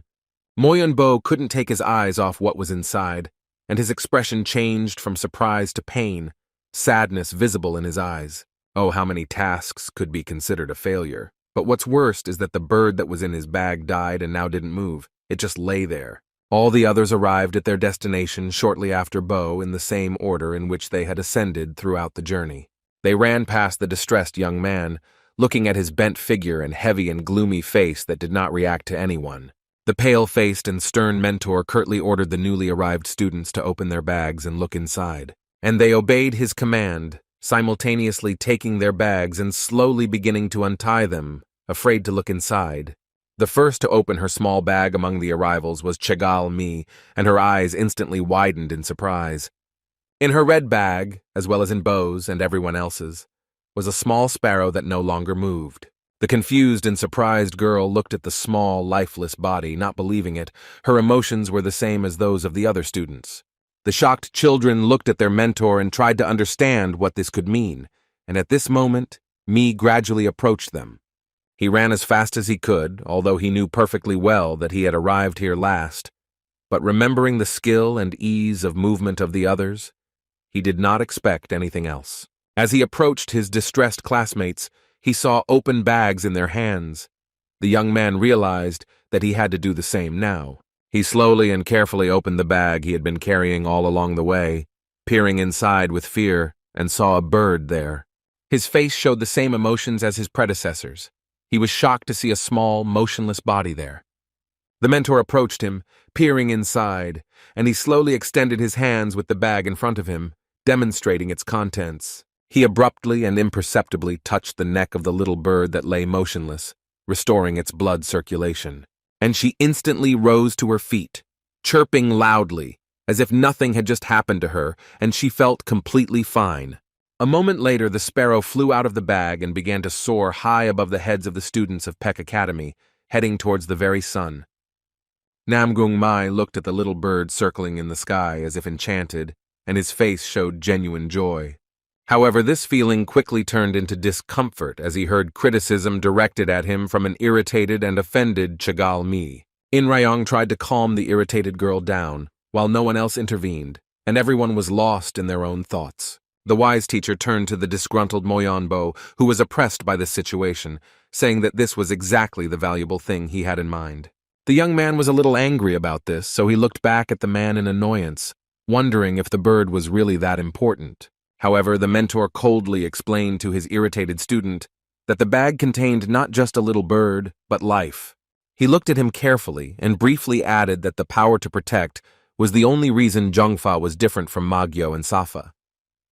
The teacher, abruptly changing the subject, turned to Bo, stating that he had come first, but his bird was dead, so he would receive the lowest score.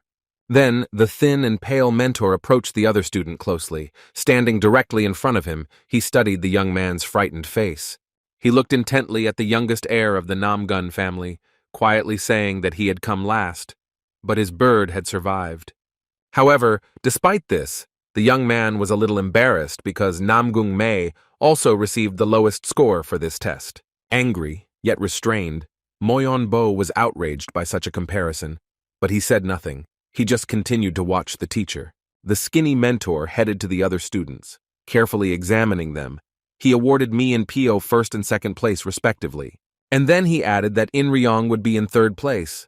After saying that, Moyon Bo couldn't contain his anger, so he turned around abruptly and walked away. Outraged by such disrespect for those present, Yang Junhyuk was about to stop the rebellious boy, but the teacher prevented him. Looking after the retreating young man, he explained that he needed to be alone now and have time to think things over. After that, he left the children on the lawn, stating that they could now rest freely until the next lesson, which would be in the evening. They sat bored on the boulders, wondering what to do next, while young Mi carefully watched Wang Pyo, who was sitting nearby. He decided to try to establish friendly relations with him, so he spoke cautiously, introducing himself to him. However, the silent representative of the Shaolin Temple did not react to the young man's appeal and continued to sit, meditating. Because of this, Namgun Mei felt very uncomfortable and stammered, trying to fix the situation, thinking that the other person didn't want to talk to him. But, unexpectedly for the failed attempts to explain everything, the quiet and calm Wang Pyo eventually reacted slightly to the shy boy. Suddenly, a moment later, the silent representative from the Shaolin Temple took out a paintbrush and a small notebook from his kimono. The youngest son of the Namgun family watched in surprise and silence as the silent Wang Pyo quickly wrote something down in his notebook. Finally, after a moment, a representative from the Shaolin Temple showed a piece of paper on which was written an appeal to Namgun Mi. In his address, the young man introduced himself to him and explained that he must remain silent, as the elder monk had ordered him to do. Young Mi began to apologize innocently and awkwardly to Wang Pyo, showing that he understood everything, which attracted the attention of others. Shigal Mi was clearly feeling irritated as she looked at the youngest of the Namgun family, but suddenly a sound distracted her attention. It came from the bushes that were nearby, and the closer he got, the more clearly he could distinguish human words. Someone was clearly hiding behind the bushes, and they were arguing among themselves about how far they were going to go with these little guys. The students of the pig class stood in the shade of the trees, where Tang Wei-ju addressed Hyun Mu-gi, stating that they had found another class's training spot. Suddenly, the gaze of one of them, the one who had clearly called the other to go to the forest, stopped at Namgun Mei, surprised at their meeting in this place. Tang Wei-ju glared at him sternly, showing his displeasure with his whole appearance, and asked irritably what he was doing here. Young Mi tensed up when he saw the boy, and began to feel very embarrassed, because he had not expected such an encounter at all. He recognized a representative of the great Sakyandan clan, also one of 5 families among the Zhongfa that used poison attacks. They were the ones who used any methods to achieve victory. Their noble family most resembled Safa. Now he stood before him, and his friend was belittling me, considering him stupid and wondering how he had gotten into Peck Academy. Tang Wei-ju strictly demanded that the young man name the class he belonged to, and me, stammering, announced that he had fallen into the snake class. After receiving the answer, the cruel guy began to mock, saying that the criteria for admission in their class were below the plinth. He continued to demonstrate his contempt and superiority over the unfortunate man, asking who shared his power with him if he had come here. But young Mei was afraid to fight back against the attacker and only smiled awkwardly, even though he knew perfectly well that he was bullying behind the backs of the Sakyandan family. His classmates were surprised by such impudence, especially since he didn't fight back. Mi's face especially changed when he saw his spinelessness. She kept her arms folded across her chest and clenched her shoulders, trying to control herself so as not to interfere in this conversation. But her patience snapped, and she jumped to her feet, looking at the impudent man contemptuously and angrily, and asked what they had forgotten in the other team. The uninvited guests seemed to have been doused with cold water, and they froze, seeing Chegalmi in front of them, who also belonged to the snake class. Then the girl fixed her sharp and fierce gaze on the most impudent person, and suggesting that he leave the clearing in good faith. But he was amused by this behavior, and he mentally noted that she belonged to the proud Chegal family, who are advisors to the Murim alliance.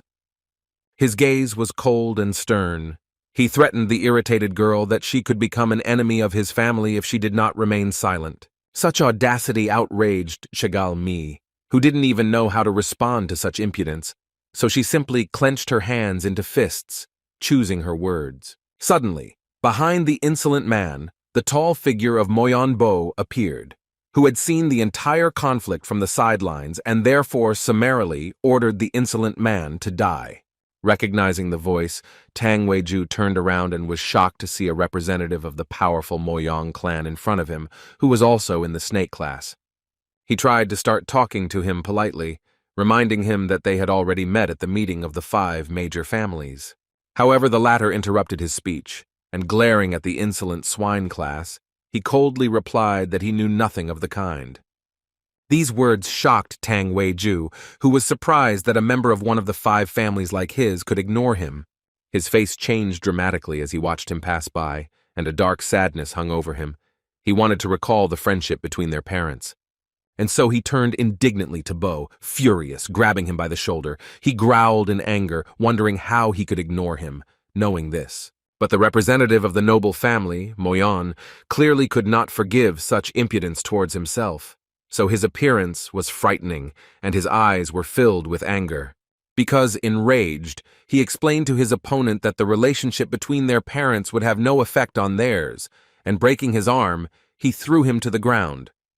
He irritably threw his hand away and added in a stern voice that he should stop pretending that they were close. A classmate from the pig class ran up to Weiju, who was kneeling and humiliated, wondering if his friend was okay.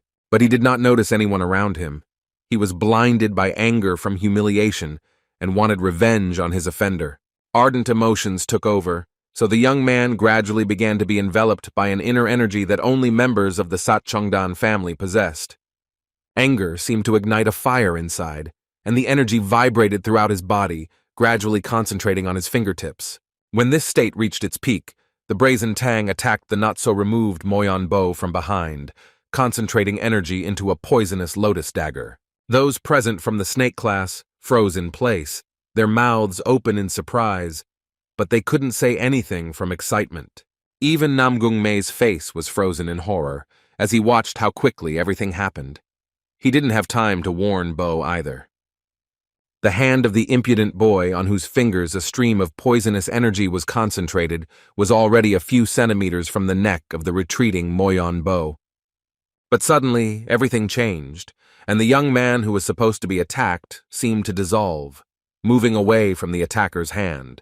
And suddenly, in an instant, Moyong Bo's powerful fist appeared at the next place, clashing with the hand of Tang Weiju brazenly and lowly. He was angered by this behavior of the treacherous student from the pig class, and despite the fact that their parents were friends, he decided to teach the impudent a lesson. The foolish Weiju screamed as his fingers collided with his fist, and the expression of surprise on his face changed to a grimace of furious pain. However, the son of the Moyon family considered this insufficient, and a moment later he struck another blow at his opponent, who was already clearly regretting what he had done. But that didn't stop the angry Bo, who was now driven only by emotion, and he grabbed his attacker by the scruff of the neck. It was becoming unbearable, and the poor young man's face gradually changed, expressing pure horror, and nothing else could be heard from his lips except a loud scream. Suddenly, the duel between 2 representatives of powerful families was interrupted. Someone's strong hand gripped Moyon Bo's forearm, demanding to wait. It was the hand of Yang Junhyuk, who stopped his classmate, looking at him sternly. He wondered if he really intended to kill his friend, but in response, he saw the cold and scorching gaze of the son of the great Moyon family, who was unhappy that he had been stopped. However, there was nothing he could do now, and so he let go of the impudent and angry Tang Weiju without saying a word. He was annoyed that someone had interfered and prevented him from teaching the scoundrel a lesson, so he silently turned around and headed to leave the place. A moment later, the mighty warrior looked at the crippled student from another class and ordered him to go to the infirmary, to which he quickly agreed. The vice-chancellor watched the trail of the disappearing boy intently and wondered whether he should stop him now or if it was better to give him time to cool down. Even the reserved, pale-faced teacher, Myung-dok, noticed that the boy had a frantic expression on his face during this fight, and Yang Jun-hyuk worriedly remarked that he was very concerned about how strong, the attacking style of this rebellious young Moyeonbo was. However, the pale-faced, sickly-looking mentor did not share this opinion with his worried, loyal vice-chancellor. Kui Myung-dok, radiating complete calm, closed his eyes, confidently declared that there was no concern about this. At that moment, deep in the forest, there was silence. There, near one of the trees, a hole had been carefully dug, serving as a grave for a little chick. A lone white flower lay near the grave, serving as a memorial to the carelessness buried here that took the life of an innocent sparrow. The next day, everything changed, and yesterday's unpleasant incidents were already forgotten. In the middle of the high mountains, someone's loud cries were heard. Somewhere there, deep in the stone mountains, another lesson was being held for the snake class, where the children stood quietly, looking ahead in fear. They watched as drops of sweat rolled down the edge of his sharp nose, and his pale face seemed to grow paler still. Their attention was focused on a large stone tied with white ropes. At that moment, the teacher was explaining something. The instructor, trembling and blushing from tension, demonstrated and talked about Sukotha, a special method of training developed in the Union. Suddenly, unexpectedly, the weight of the stones tied to the stick outweighed the thin man, and he began to fall, frightening his disciples. He landed loudly on the ground, and the vice-chancellor ran towards him anxiously, worried about Kui Myung-dok's safety and condition. Chegalmi looked at him carefully, thinking that no matter how you looked at it, the teacher didn't look like a strong man, and young Namgun-mi wondered how difficult this task could be if their mentor could only do it 30 times. Even Moyeonbo's face was covered with beads of sweat. He looked at this task with fear, even though the young man was the strongest in their class. Suddenly, panting, Kui Myung-dok, whose body was so wet with sweat as if he had just stepped out of the water, began to speak slowly. Wiping his sweaty forehead, he informed the disciples that they would have to repeat the Sukotha 1,000 times without using any internal energy. This detail incredibly shocked those present, who could not believe that this task would have to be completed without using energy. And a moment later, the mountains and surrounding areas were filled with the voice of a mentor criticizing the technique of performing a special exercise. He strictly demanded that his class of snakes bend their legs more, suggesting that they imagine that they were sitting astride a horse. The students tried their best, straining themselves so much that you could see every vein standing out on their bodies, and their faces were incredibly red. Even Moyeonbo's face showed tension, but he diligently performed the Sukotha and tried not to show how difficult it was for him. Wang Pyo also trembled from the performance, but mentally scrolled through the words describing this technique, understanding why he was doing it. Ryan, while performing with intensity, also mentioned the meaning of the task of Suk as liberation, Ho, which meant resolution, and Thu, which meant duel. Next, they moved on to another Union training technique, which was defined as standing and, with all their might, holding back the opponent, aiming for the back. The students did not understand how all this could be done without using internal energy, because the condition and quantity of execution were also the same. Further, all that could be heard was another change in the task and its meaning. But the condition for its completion and the number of tasks did not change in this task either. When the long-awaited permission for a break finally came, Nam Gung-mai was already completely exhausted, and the young man could barely breathe. He sat, exhausted, trying to catch his breath, and considered this activity a real torture, despite his constant training. At the same time, the boy was wondering how others were enduring this extremely difficult training, when he was suddenly distracted by an approaching sound. He instantly felt that someone's figure was approaching him, and he slowly turned his gaze to the side, wanting to know who it was. Next to him, the young man saw Chegalmi, who, looking down on him, declared that he, as before, remained a real weakling. He could only laugh awkwardly, as he couldn't deny it, because looking at the girl, he didn't see even a hint of fatigue on her. She slowly lowered herself beside him, coldly adding that it would be more logical to send his older brother Hui or sister He to the academy. Looking him in the eye, The girl asked why he had been sent here, warning that she would not rest until she received an answer. But the young man didn't answer anything and just continued to smile awkwardly, remembering this trait of her character perfectly from childhood. However, Mi angrily demanded an answer from him, as she did not understand his father's decision and had another question that interested her. He honestly admitted that he himself did not understand his father's choice, and ignoring her insults, asked what the second question was that she wanted to ask him. The girl, looking into the distance, slowly began to say that because of her relationship to the Chagall family, she would definitely take the place of an advisor in the alliance. The girl explained that this was why she wanted to find out in advance how the situation in the Union was developing, and that is why she entered the Peck Military Academy. However, there is something she still cannot understand, and looking intently at the thin teacher, she pointed at him with her finger. Namgung Mei, looking closely at where the pale-faced mentor was literally shivering from the cold, was surprised by such an unexpected topic. Chigalmi continued to point her finger at the teacher, wondering if her guesses about the fact that they had a fake mentor were correct. Such an unexpected statement surprised young Mei, and he cried out loudly, his eyes widening in surprise, not understanding why she had made such a strange assumption. His surprise was also shared by the other students in the snake class, who, with their eyes wide open, froze in place, staring at their classmate. However, she said that she decided to find out who he really was, since their generation is unfamiliar with him, although for the older ones he is a legend. She continued to say that everyone knows about the Red Flower military organization, but in fact there is also a hidden group called the Black Flower. All representatives of this group wear masks, and therefore no one knows the true appearance of the members of this organization, except for the leader of the Union. But rumors have it that one of the members of the mysterious Black Flower group, Kui Myung-dok, has become a teacher at the Beck Military Academy. Looking back at her classmates, who had been listening intently all this time, she asked, with a hint of mystery in her voice, if they believed this. The three bewildered students shook their heads desperately, showing with their appearance that they already doubted the truth of these words. Only Moyan Bo remained as steadfastly calm, his eyes closed, lost in his thoughts, which he had no intention of voicing to anyone. Turning to face them, the girl further heated up the situation, reminding them that they had only seen the power of the small sword's ghost, but not him. She added with confidence that this is just a guess, but the probability that Kui Myung-dok is actually a fake is 90%. Namgun Mei, raising a trembling hand, asked fearfully what they would have to do if her theory turned out to be true. Chigal Mi didn't know the answer to this question yet, but firmly stated that now they needed to find out if it was really a fake. She looked carefully at the thin and inconspicuous teacher again, assessing him, and said with determination that they needed to expose him.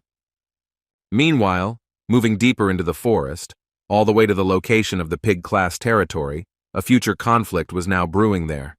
In one of the classes, the mean Tang Wei-ju went to his teacher, complaining about the situation that had recently developed in his lawn. The teacher of the pig class, Kumak Ho, was furious when he learned that one of his students had been beaten by the boys from the snake class, and the little rascal continued to complain indignantly, saying that even their teacher just watched it and did nothing. And this was the last straw for the hot-tempered Kumak Ho. He was outraged that their mentor did not even punish the students for such a crime. Anger completely took possession of him, and with eyes shining with rage, he raised his weapon, vowing to deal with such an outrage. Watching how easily the pig class teacher believed his words, Wei-ju gloated, anticipating future problems for the snake class. Tang Wei-ju watched his mentor burn with anger. He wondered what would happen after the great swordsman intervened in this matter. The vile young man hoped that after such intervention from his mentor, Moyan Bo, whom he considered an upstart, would stop being a jerk. And now he decided to take a step back, assuring them that everything was fine with him, and that they all came from Zhongpa, so they could turn a blind eye to this incident. But this would not stop the angry teacher. He declared that the more immoral acts were covered up, the more the community rotted.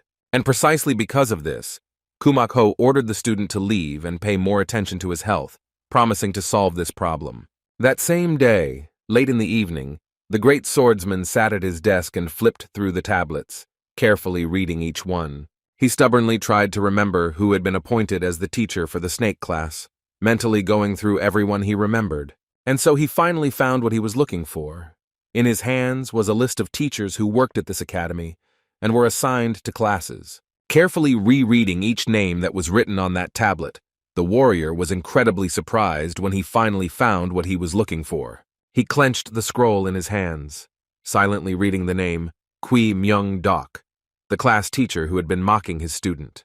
A mysterious, sinister smile appeared on the face of the great warrior, Ku Mak-ho, and he continued to stare at the line where the teacher of the snake class was written. The irritated man grabbed the hilt of his sword again, and the energy of rage instantly spread to the cold steel, enveloping it with energy. His eyes burned wildly with pure anger, and he swung his large and powerful sword with all his might, allowing the energy to escape. The sharp metal easily cut through the wooden table of the pig class mentor, and the energy that erupted left a deep mark on the stone. Ku Mak-ho was filled with righteous rage. He wondered how false the reputation of the commander of the Black Flower organization was. However, looking at the ruined stone floor and the completely shattered door, he clearly decided for himself that he would definitely check it out. The next day, high in the mountains, the students of the snake class continued their training again, during which Namgun-mei was exhausted and barely completing the task. With his last strength, finally completing the last 1,000th approach in the exercise, he collapsed to the ground, along with the large stones tied to the stick. The instructors decided to take pity on the students and gave them a 10-minute break from the grueling training. Chegalmi sat resolutely. She stared intently at each of her classmates as if speaking to them with only her eyes. The students were frightened by the girl's behavior, but they became even more curious, and they looked at her with intrigue, their eyes wide open. They gathered in a small circle again, watching her closely, and the girl, seeing their interest, announced that she had a plan. Chegalmi turned to the girl named In Ryan, wondering if she had remembered her classmate's name correctly. After a brief confirmation, the purposeful girl reported that she had learned about Ryan's origins, that she came from a family of doctors. And while she was amazed at her ability to find out information, the arrogant Chegal asked the girl to borrow her box of needles for a short time. Chegalmi, holding a bundle of needles in her hands, looked at it carefully and slowly began to take out one of the needles. After that, the girl took out a bottle of liquid, dripping it onto a metal pin. She admitted that it was a paralyzing medicine. She said in a mysterious voice that this medicine was not fatally dangerous to humans, but if it was really Kui Myung-dok, he wouldn't even feel it. After that, a determined Chegalmi discussed the plan of action with her classmates, telling them to start acting after her signal. According to the plan she developed, Namgun-mei was to hold a huge stone in his hands and carefully wait for a signal from the girl. According to Chegalmi, as soon as she waves her hand, it will be the signal that will mean that it is time to act. And a very important stage would be that the youngest member of the Namgun family had been closely monitoring her movements all this time. And as soon as the right moment came, he was to let go of the stone, starting to scream loudly about how much it hurt him. This served as a distraction for the unsuspecting mentors who turned their attention to him. It was at this moment when they were least cautious, as they were distracted by Namgun-mei, that the time had come for the representative of the medical family to act.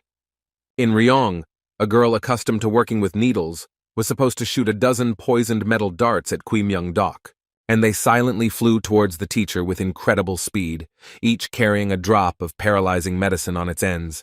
The mentor noticed the threat and horror appeared on his face. His eyes widened in surprise. He opened his mouth but did not utter a sound. In a moment, the figure of a powerful warrior appeared before him, his face already burdened by a shadow of irritation. He instantly repelled all the needles. Such a quick reaction and virtuosity in wielding a weapon shocked the attackers, and they froze, watching his precise movements. Each of them was nervous, but the sight captivated them and they could not take their eyes off the ghost of the small sword. He looked at them furiously, because of their disrespectful behavior towards the teacher, and his clear facial features sharpened even more, and his sharp gaze was terrifying. Suddenly he stopped his gaze on the girl who had just attacked and, noticing her condition, suspected that something had definitely happened to her.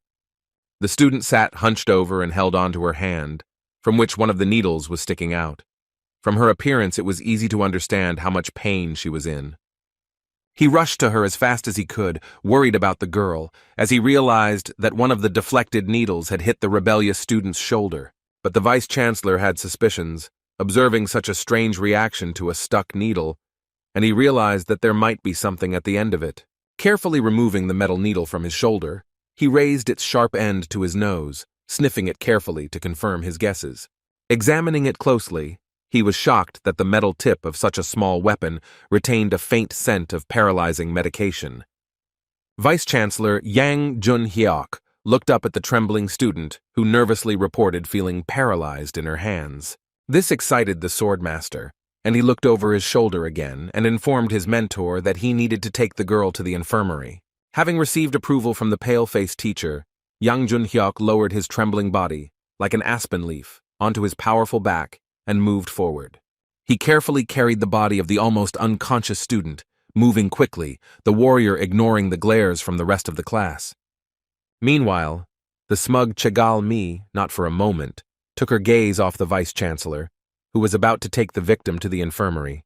She was delighted because everything was going exactly according to the plan they had discussed shortly before these events, concentrating on the drug.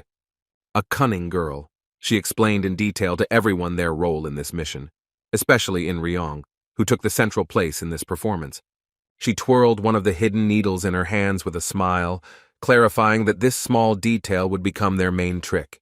Then her classmates did not understand the girl's cunning and what she was talking about, staring at her with their surprised looks, expressing confused emotions. Chegal Mi, with mystery in her eyes, looked at the representative of the medical family and said that she had known how to handle needles since childhood. And so, after distracting the mentors, he will be able to stick the remaining needle into his own hand, unnoticed by everyone. After that, Jun-hyuk was supposed to take her to the infirmary, out of his strong sense of responsibility. But Mei didn't understand why he would involve a warrior. Such misunderstanding outraged the girl.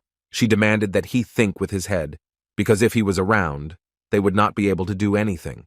Staring intently and causing embarrassment in the boy, she reminded him that he had tested the truth of these words on his own skin, and in his memory, images of not-so-long-ago events surfaced, where he desperately fought for the right to stay at the Peck Military Academy.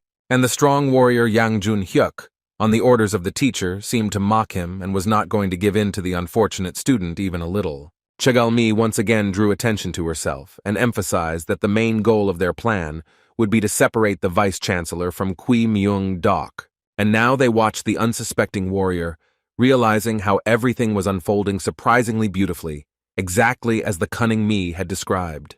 When Ryong was quickly carried past the leader of this mission, she imperceptibly winked at her, as if signaling the transition to the next action. Chegal Mi, amused, smiled and looked at the vice-chancellor with the girl on his back, making sure he moved far enough away. The remaining students were shocked that the cunning girl was right, and everything really went as well as they had expected. Especially with deep astonishment stood the youngest heir of the Namgun family, who until the last moment did not believe in the success of the plan. Convinced that they were now alone with teacher Kui Myung-dok, Chegal Mi was determined to fulfill her goal to the end. Therefore, in order not to waste a minute, she quickly headed towards the thin and pale teacher, whose authenticity she doubted. Approaching him, she looked resolutely and sternly straight into the eyes of Kui Myung-dok, who at that moment did not understand what she needed.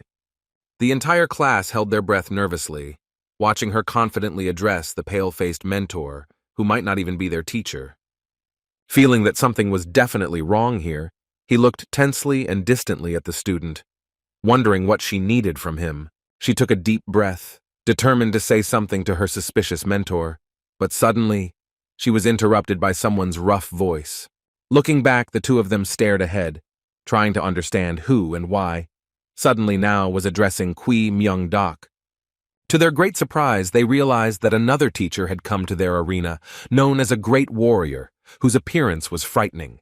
He held a large and heavy sword on his shoulders, breathing heavily with anger, and his face was stern and sharp, a grimace of rage clearly visible on it. The warrior was big and strong, like a mountain. He walked forward with firm steps, past the students of the snake class, who were openly admiring his greatness. Even Moyon Bo, who was greedy for praise from others, mentally noted to himself how strong this burly man was. Namgun Mi, carefully examining every muscle that protruded on the body of the powerful warrior, was embarrassed when he realized that Kumak Ho himself had come to them.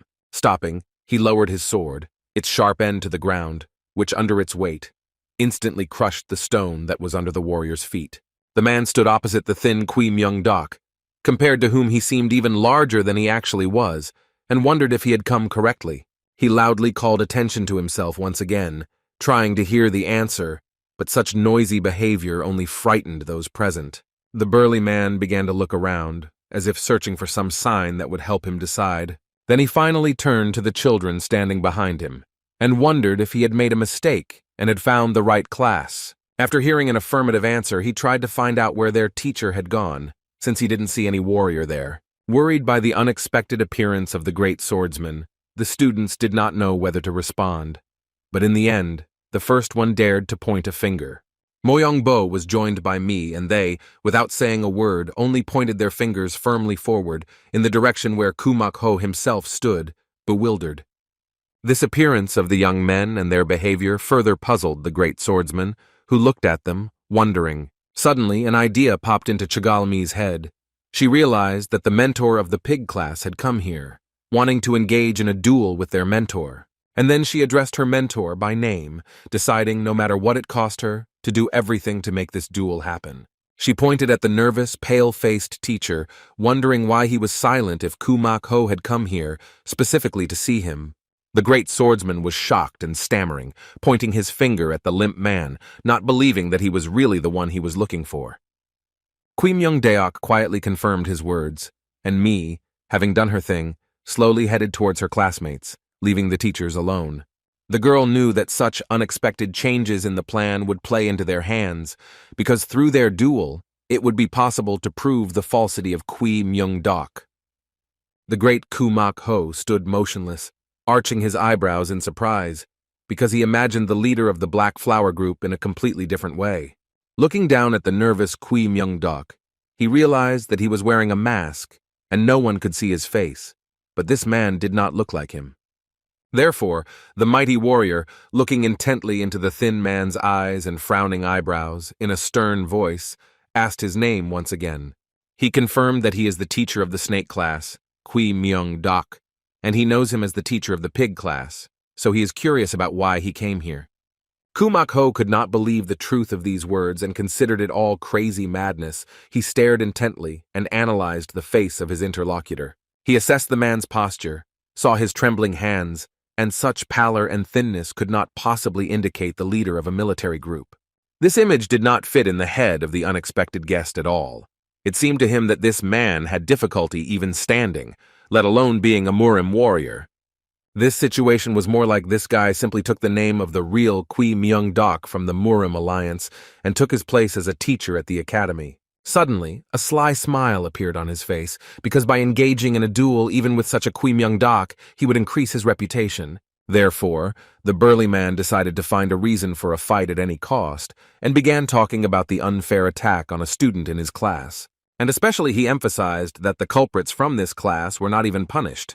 Such unexpected words shocked the honest Namgun-mi, and he remembered that not so long ago, the impudent Tang Wei-ju had visited them in a clearing in the middle of the forest, along with his classmate from the pig class, and that on that day, an unpleasant fight occurred between Moyon-bo and a brazen representative of the pig class, during which the latter was quite deservedly beaten. And the youngest of the Namgun family realized that this dishonest Tang Wei-ju had told a false story to his teacher, and that was why he was here. He firmly decided that this misunderstanding must be resolved, and so he went forward to tell the truth to the deceived warrior. However, the honest boy didn't have time to say anything when Moyon-bo beat him to it, and admitted that it was he who had maimed one of the students in his class.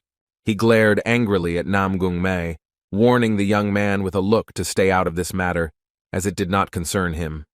But the boy looked at his classmate with incomprehension and tried to understand why he behaved like that, if he was actually innocent of anything. A representative of the Moyon family stepped forward abruptly. Pushing me aside, he loudly declared that it was between him and Tang Wei-ju that a fight had occurred. Kumak Ho instantly became angry, and angrily declared that the snake class lacked manners, as he hadn't even finished speaking when he was interrupted. The young men standing nearby were shocked by the incredible force of pressure coming from the leader of the pig class.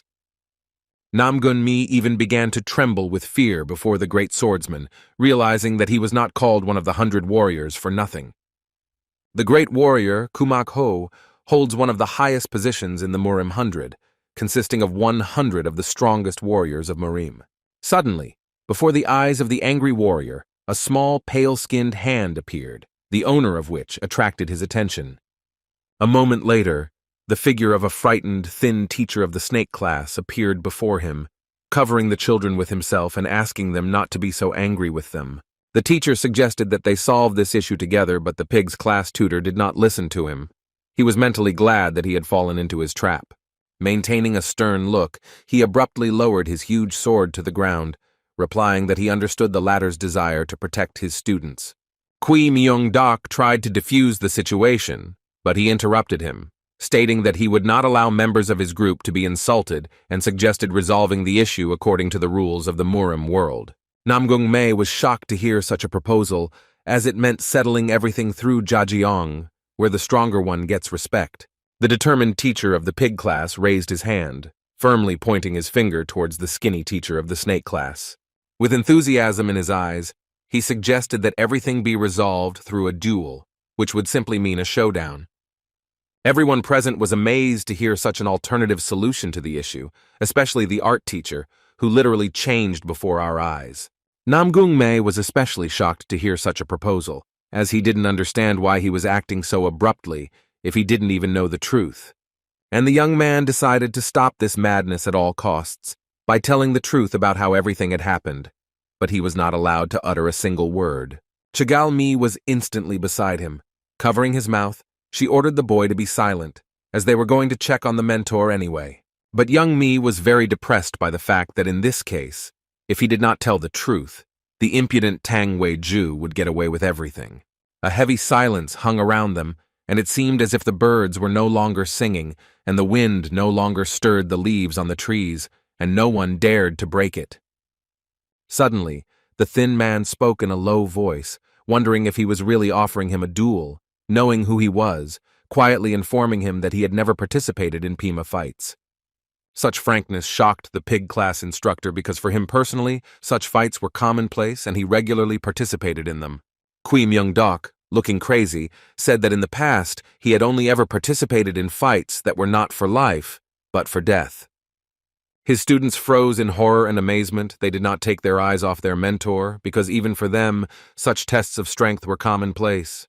And Kumak-ho himself was shocked by what he heard no less than the children. He followed him, not believing it, because the man seemed to him to be generally unfit to fight. Studying his opponent, his gaze suddenly stopped at one detail, which further puzzled the mighty warrior Murim. The great warrior was ready to see a lot, but not at all ready to notice how the frightened mentor of this class began to tremble on his legs. Everyone present froze like statues from shock, their gazes fixed only on the incredibly trembling legs of the frightened Kui Myung-dak. Meanwhile, in the infirmary, the worried vice-chancellor had already managed to get the poor girl to a doctor who carefully examined her hand. The good-natured doctor, after carefully examining the young lady's wound, declared that she was very lucky, because the needle had landed in a safe place. And the strong warrior bowed before him, thanking him for his work. But he said that the apprentice would need to stay here until the numbness disappeared. The gray-haired man, imperceptibly, with a kind smile on his face, winked at the little girl, showing that he was on her side. She had sensed it, but she obviously wasn't going to reveal it to the worried vice-chancellor, so she smiled awkwardly in return. As soon as the door closed in the infirmary room, the assistant mentor, following the gray-haired doctor, glared sternly at the girl, which confused her. With his whole appearance, he showed how furious he was with her, how he frightened the student and demanded an explanation for this unpleasant situation. The warrior looked at her sternly, threateningly demanding that she tell him why the class had decided to attack teacher Kui Myung-dak. Suddenly, their conversation was interrupted by a loud crash, which greatly confused them and caused the infirmary room to tremble as if in an earthquake. This immediately reminded the vice-chancellor of his visit to the main office of the Murim Union, even before he got to the academy. Where did they, the Red Flower Group, call the union leader Murim, and then asked only the recruits to remain in the hall. And the warriors in red robes, all as one, bowed before the man, confirming the order they had received from the head of Murim. Obeying the leader's order, they instantly disappeared from the hall, as if dissolving into thin air, leaving only the recruits there. Among them all, the gray-haired ruler of the Murim Union, Kwag Yun, chose him, peering intently at the strong figure of the young warrior. Yang Junhyuk folded his hands in a welcoming gesture before the leader and introduced himself to him as someone who had just joined the unit and gave his name.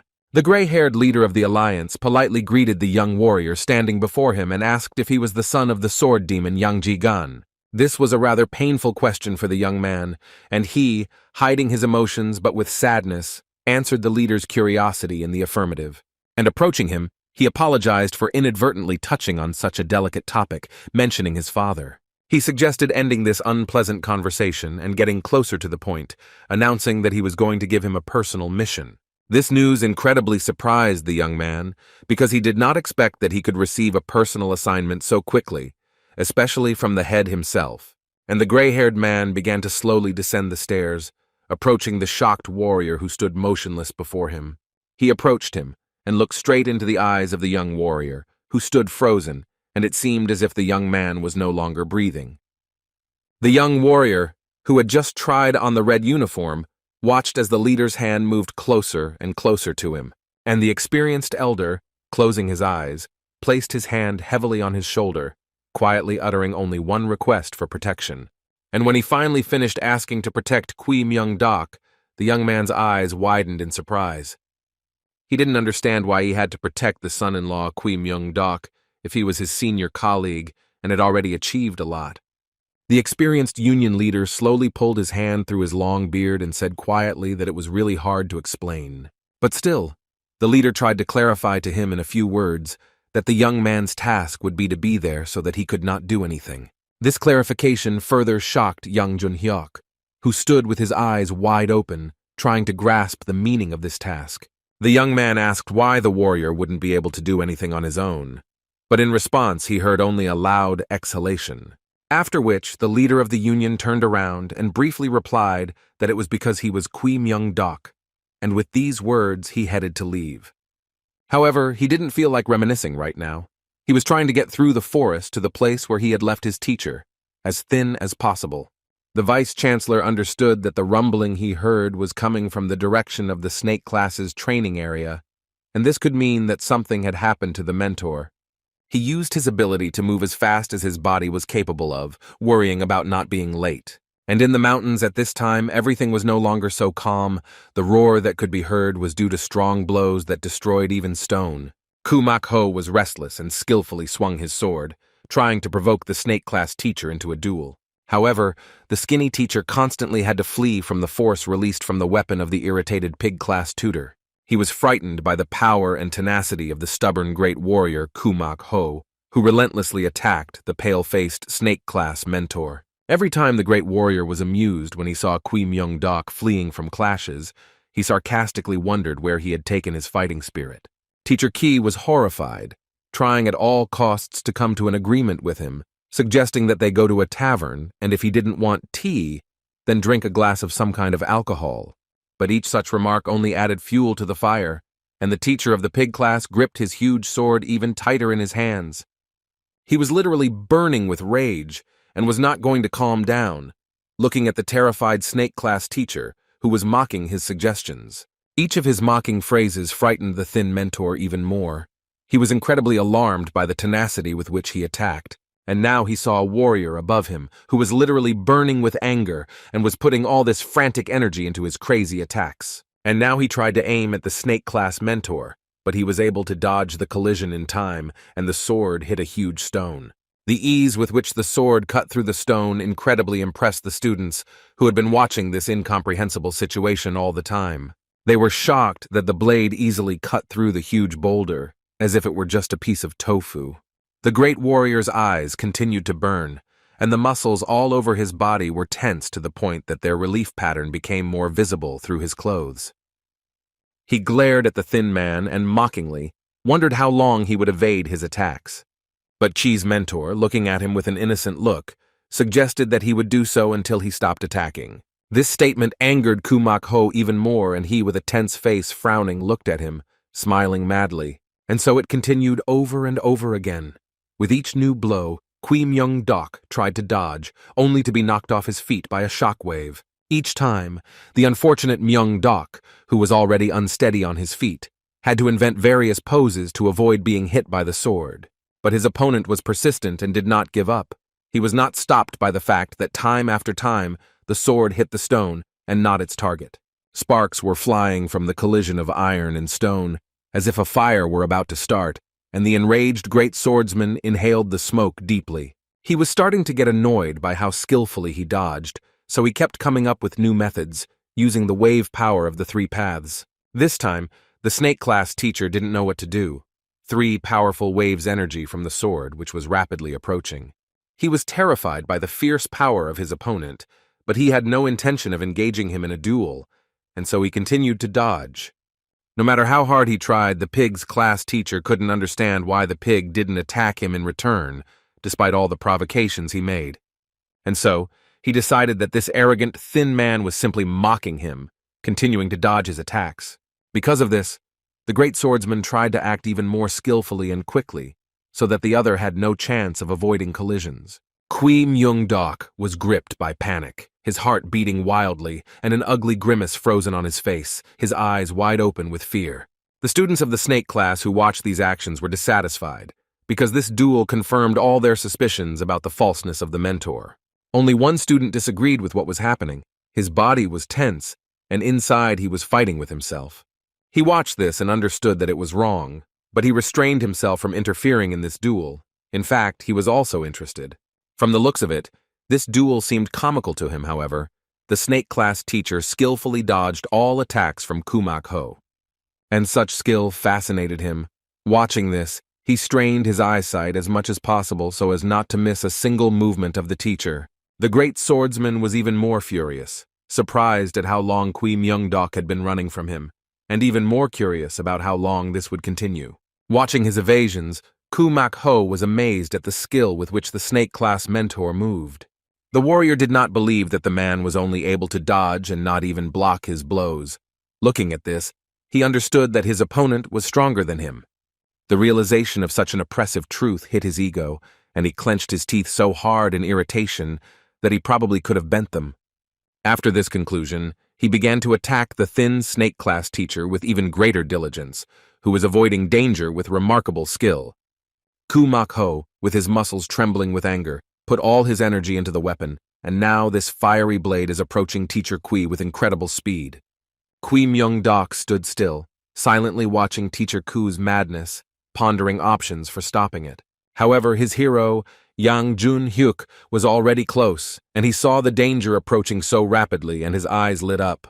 The brave vice-chancellor rushed forward and managed to pit his sword against the great warrior's weapon before he finished his attack. Frowning his eyebrows and forehead, he looked at his opponent and apologized to the teacher of the CC class for being a little late. From the force of the blow, which was invested in the mighty blade of the great warrior, the strong young man sank into the stone of the mountain as if there were sand there. Despite the fact that the more he resisted, the more the stone cracked and broke under his feet, the hero did not retreat. The vice-chancellor gritted his teeth and did not give up. No matter how difficult it was for him, he knew that he would stand his ground at any cost, because such was his mission. An irritated Kumak-ho focused his gaze on him, and could not believe that this young warrior could withstand such a blow from him. Then, sharply inhaling cold air into his lungs, the great swordsman swung even harder before the next blow. And with renewed force, he struck at the opponent who had appeared out of nowhere, and was now preventing him from continuing his duel with Kui Myung-dok.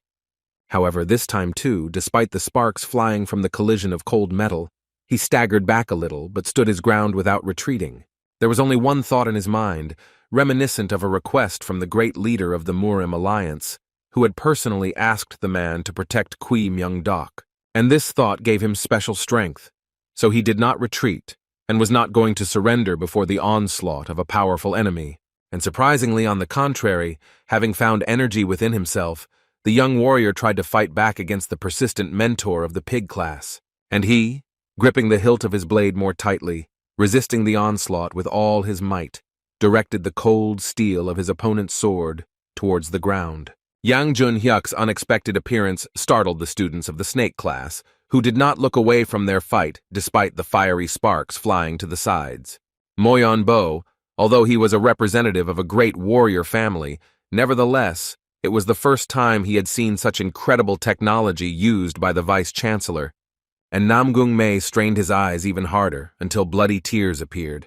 He was afraid to even blink so as not to miss anything. The young man used all his strength to concentrate and distract himself from the pain, watching the duel between two incredible sword masters. Kui Myung-dok noticed the boy's stupor, where he literally did not look away or pay attention to his condition, even though it must have caused him incredible pain. He watched him closely and could not believe that this boy was again beginning to unconsciously summon his inner energy. Yang Jun-hyuk, repelling the attack from the great master, directed his weapon downwards, which shattered the stone upon impact. Now the gaze of the stubborn and courageous vice-chancellor was filled with some mysterious energy that burned with bright fire in his eyes. The man twisted and jumped into the air, dodging a possible next blow and waiting for the right moment to attack in return. Such skill of the young warrior, who looked less than 30 years old, impressed the great swordsman, and he realized that he was a member of the Red Flower Group. It was literally written on the face of the young warrior, who landed silently behind his bewildered opponent. And he, looking back over his shoulder, decided to find out directly whether his guesses about the young man's service in the Red Flower were true. The young warrior Yang Jun-hyuk, upon hearing the question, instantly folded his hands in a respectful gesture before his opponent. He bowed respectfully before him, holding a sword in one hand, introduced himself, and, answering briefly, confirmed the great warrior's guesses. However, despite such a respectful gesture, the vice-chancellor's sharp gaze, filled with coldness and determination, literally pierced him through. Kumak-ho looked at his new opponent and remembered what he had heard about him, a newcomer who had recently joined the army, as a little sword ghost. He turned to him, asking him to step aside, explaining that he was interfering with their duel between Pim and Kui Myung-dok. But the man was very surprised to hear from the young warrior that he could not step aside. Puzzled by this answer, the great swordsman, widening his eyes in surprise, asked why he couldn't step aside. However, the vice-chancellor, continuing to stand in a respectful bow, firmly replied that he could not tell the truth. Kumak-ho could not believe that he did not step aside, knowing that he was going against a warrior who was at the peak of his perfection. He gritted his teeth, realizing that by continuing such a fight, one of these two would clearly not remain in order, but if he lost, his reputation would be destroyed. While pondering all this, he suddenly noticed, somewhat unexpectedly for himself, the fighting stance of this young warrior. He had already seen such a technique long ago when he crossed paths with the sword demon Yang Ji-gan, who had used sword techniques for tens of thousands of generations. The warrior literally couldn't take his eyes off the young man, as he had thought he would never see such a technique again after that incident. And such a fighting stance of the young warrior caused a stream of memories in the head of the great swordsman, who was the teacher of the pig class. He knew for sure that he would never forget that day, because there had been a huge number of deaths that were not the fault of the soldiers. Then he was next to them, as an ally and brother in this battle, although the number of opponents was much greater, but they then won the victory. And all thanks to the powerful warrior who used his special technique, which no one else could repeat except him. The great swordsman was surprised to realize that now standing before him was none other than the son of this mighty warrior. He frowned, thinking for a moment, realizing that with such opponents the fight would not end so easily. But the warrior was not going to retreat, because his reputation, which he had built with hard work and could not be destroyed so easily, was at stake. However, their tension was suddenly broken by a loud cry, which distracted them, the cry of a young man who was wiping his bloodshot eyes. Kumak-ho turned his face towards the sound in surprise, and was shocked by the picture he saw looking at the tense student of this class. Likewise, at the unexpected sound, the worried vice-chancellor turned his head, realizing that something had just happened to one of his students. Everyone present was shocked by what had happened and hung over their classmate, who was kneeling down, wiping his eyes. Namgun-mi turned red from tension and held his bloodshot eyes, a scene that shocked and distracted everyone from continuing the fight. Kui Myung-dok, excited, rushed to his student to examine the unfortunate man, asking him if everything was okay. Frightened by such a surprise, the thin mentor bent over the youngest of the Namgun family, wiping his face. The vice-chancellor literally could not take his eyes off this picture. He was deeply shocked and did not understand what had just happened. Suddenly, his attention was distracted by the words spoken by the pig class teacher, saying that today was probably not the day. He turned his surprised gaze to the figure, a mighty warrior holding a sword on his shoulders and promising to return to Kwimyeong-dok next time. The burly man turned to the mentor of the snake class, asking him to show him all his true power at the next meeting. Unexpectedly for Teacher Ku, he noticed the once again bowed figure of the warrior Yang Jun in a respectful gesture and politely bid him farewell. He silently left the snake class arena, thinking that next time he would need to return here when this warrior was not here. Hearing such a statement, a thick shadow of displeasure appeared on Kwimyeong-dok's face. But he said nothing because he was busy treating Namgung Mai. Only frowning, the warrior glanced sideways at the figure of the great warrior receding from the snake training arena. That same day, but late at night, something happened, somewhere near the pig class's territory, near their mentor's house. Unsuspecting, he sat quietly on the stairs and meditated, honing his energy management skills. However, he was unable to achieve peace, as he constantly returned to Kwimyeong-dok in his mind, wondering what his true face was. He couldn't help but feel that the frail man who called himself by that name looked like a weakling, yet he had managed to avoid absolutely all attacks. Suddenly, near the house where Teacher Ku Mak-ho lived, someone's quiet but strong voice was heard, addressing him by name. Hearing the sound, he looked back in surprise, as he did not feel anyone moving near him. The great warrior looked around and tried to listen, expecting to hear someone addressing him again. However, he didn't notice anything like that, and for a moment it seemed to him that he might just have heard something, but he wasn't going to believe it. Therefore, taking a calm, deep breath, he was about to return to his interrupted occupation and reflections of today. But he didn't hear anything, and a moment later, he heard someone's voice again, suggesting that he hold the duel he so desired right now. The great warrior Ku Mak-ho, out of surprise, instantly grabbed the hilt of his huge sword. He turned sharply in the direction from which the stranger's voice came, waving his sharp blade in front of him and asking the stranger who he was. A powerful warrior stood in a fighting stance, maintaining his tense posture and threatening the man who suddenly appeared before him with his weapon. The pig class teacher was incredibly shocked that even though the man was standing right in front of him, he didn't feel his presence. And at that moment, he realized that right now, the same warrior had appeared to him, but this time a real one. He looked intently at his interlocutor and asked if his guesses about the stranger's name were true, but the stranger didn't answer. The suddenly appeared warrior was irritated, and in a stern voice he asked if they were still going to hold a duel. His body literally sparkled with some unknown and insanely powerful force, enveloping his figure like a cocoon. Seeing such incredible strength from an opponent standing right in front of him, the great warrior clenched his teeth tightly, feeling unpleasant. But he was not going to give up and retreat, so having gathered courage, he decided to attack his unexpected guest with a shout. The mighty warrior Ku Mak-ho abruptly brought his incredibly large and heavy sword behind his back, swinging it before the impending blow. With all his rage, he tried to put energy into the attack, but to his surprise, his opponent stood still. As if mocking the great warrior, he held up his thin and pale finger in contrast to his heavy weapon. And the thin man was not going to do anything else except watch as the weapon approached his hand. When the huge and sharp blade of the great swordsman touched the opponent's finger, it shattered into small pieces. This shocked the stocky man, who had vast experience in various duels, but had never encountered anything like this before. The pale and thin man continued to stand motionless, holding his finger in front of him and radiating some incredibly powerful energy from himself. And his gaze, visible through the ghostly mask, was wild.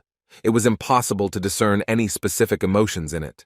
The warrior froze, staring at the broken sword, his face a mixture of shock and bewilderment that his opponent couldn't do it with just one finger.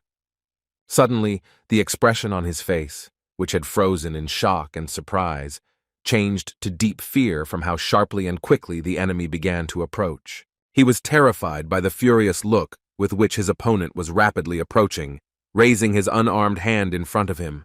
He saw the master's hand in front of him, approaching him, and at the tip of his finger, more and more powerful energy was gathering. which eventually began to emit bright rays of light that blinded the eyes and rapidly approached the body of the terrified and great Kumak Ho. The warrior watched as it all happened so quickly that he didn't even have time to say a word, his gaze painfully focused on his opponent's movements. From one brief touch, this energy inflicted many wounds at once throughout the great warrior's body, causing the wounds to bleed.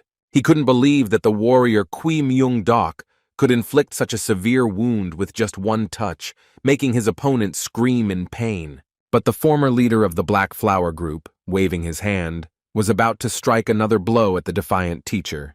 But, as a new stream of energy began to gather in his hand, the mighty warrior remembered his past life, which was full of duels. In the recent past, he was able to use his energy to destroy a large number of people with just one sharp movement of his hand, without touching anyone. Back then, he faced various opponents. He had to teach various villains a lesson, and all his fights were for life or death. But now it's not like that. It's just a duel of Pima, and he needs to stop his inner monster, which appears along with this ghostly mask. His hand, out of habit, reached for his opponent's neck and after a moment stopped on the trembling body of the pig-class mentor. He squeezed his hand slightly, but his strength was so great that even such a slight touch caused blood to appear on the teacher's neck. After that, Kui Myung-dok stopped and, looking straight into the eyes of his frightened opponent, asked if he wanted to know all his power. But he, with a trembling voice, began to refuse and apologize for his tactlessness towards the great teacher of the snake class. After a short pause, the former leader of the Black Flower firmly but quietly said that he had recently become a teacher and therefore knew nothing. Focusing his imperious gaze on him, he resolutely declared that due to his ignorance, he was counting on help from the pig-class tutor. And after these words he disappeared, as if dissolving into thin air. But the evidence of his presence here was the shattered sword and deep wounds on Kumak Ho's body. Teacher Ku sat still for a long time, trembling with fear. This duel made him realize that his opponent's reputation was not false. He sat as if stone and stared in front of him, seeing nothing, his mind completely occupied only by the thought of that man. The mere mention of his presence now terrified him, and he was clearly aware that his opponent was the real Kui Myung-dok of the Black Flower Group. The leader himself, of the former mysterious group, was now heading back, moving so quickly that his feet barely touched the support. But for the first time in a long time, it was difficult for him to do so, as he had not used his powerful strength for a long time. And due to the tension that arose during the duel, the energy that remained uncontrolled now caused harm to its master. Stopping, unable to move any further, he leaned against a tree trunk, trying to catch his breath and control the bleeding that had begun. His hand had been soaked in Kumak Ho's blood, but now his own blood was slowly seeping out from the places where the energy had accumulated. The mighty Kui Myung-dok was completely exhausted. Now it was difficult for him to cope with the inner strength that was trying to come out. He raised his head up, blood was flowing down his neck, and the hero himself was thinking about his forced quiet and peaceful life. He looked up at the bright moon. The exhausted warrior mentally addressed the warden, realizing that such a mission was too difficult for him. Meanwhile, young Namgun-mei lay in the infirmary, who, due to his desire to become stronger and prove his importance to his family, suffered again. He lay in an unconscious sleep the whole time, his eyes blindfolded, which suffered from his efforts, only waking up the next day. Immediately after waking up, the young man, despite his pain, stood up abruptly, frightened by the darkness before his eyes. But then, feeling the blindfold on his eyes, he slowly reached for it with his hands to carefully remove it from his face. After taking it off, the youngest heir to the Namgun family tried to concentrate on his gaze, forcing his eyes to strain. However, no matter how hard he tried, everything was still floating before his eyes, and his vision was completely blurry. He remembered that he had ended up here because he had lost consciousness again. The young man tried to rub his eyes. He understood that this happened due to the concentration of internal energy in his eyes, which is why that power had awakened. Finally, having regained some of his vision, the young man heard a sound next to him. He tried to see what was there out of the corner of his eye, but he couldn't. Slowly turning his head to the side, he realized that he was not alone in this room, and that someone was lying next to him. As it turned out, Teacher Kui Myung-dok was lying next to him, warming his back under warm bags and watching him. The boy was surprised to see his mentor and asked him why he was here, wondering if he was injured. But he replied that for the first time in a long time, he had overdone his own strength a little, and therefore he needed to rest a little in the infirmary. But after that, he narrowed his eyes and looked intently at the young man, saying that what was more important now was what he was doing with his eyes. May wondered what would be the right way to answer the question now, and clenching his hand into a fist, he dared to explain. Namgung May, slightly confused and stuttering, replied that he had been watching the teacher deliberately dodge teacher Ku Mak Ho's attacks the entire time. The teacher continued to closely watch his student, squinting, realizing that he had improved his eyesight with the help of those powers. He remembered the face of the young man with whom he had watched the duel in the snake training arena in the mountains without taking his eyes off it. But the boy enthusiastically said that thanks to this, he was able to see the smallest movements that the mentor made, moving quickly. He stated that he was confident in his skill, since such unsurpassed clear movements can testify exclusively to his high skills. Because of this, he had to use his inner strength, and he is confident in his conclusions because he saw it with his own eyes. The snake class instructor began to speak quietly, wondering if it was a coincidence that the boy thought all this, since in reality, Ku Mak Ho was lenient. He almost shouted that even now, remembering that day, if it weren't for the great warrior's leniency, he could have simply died then.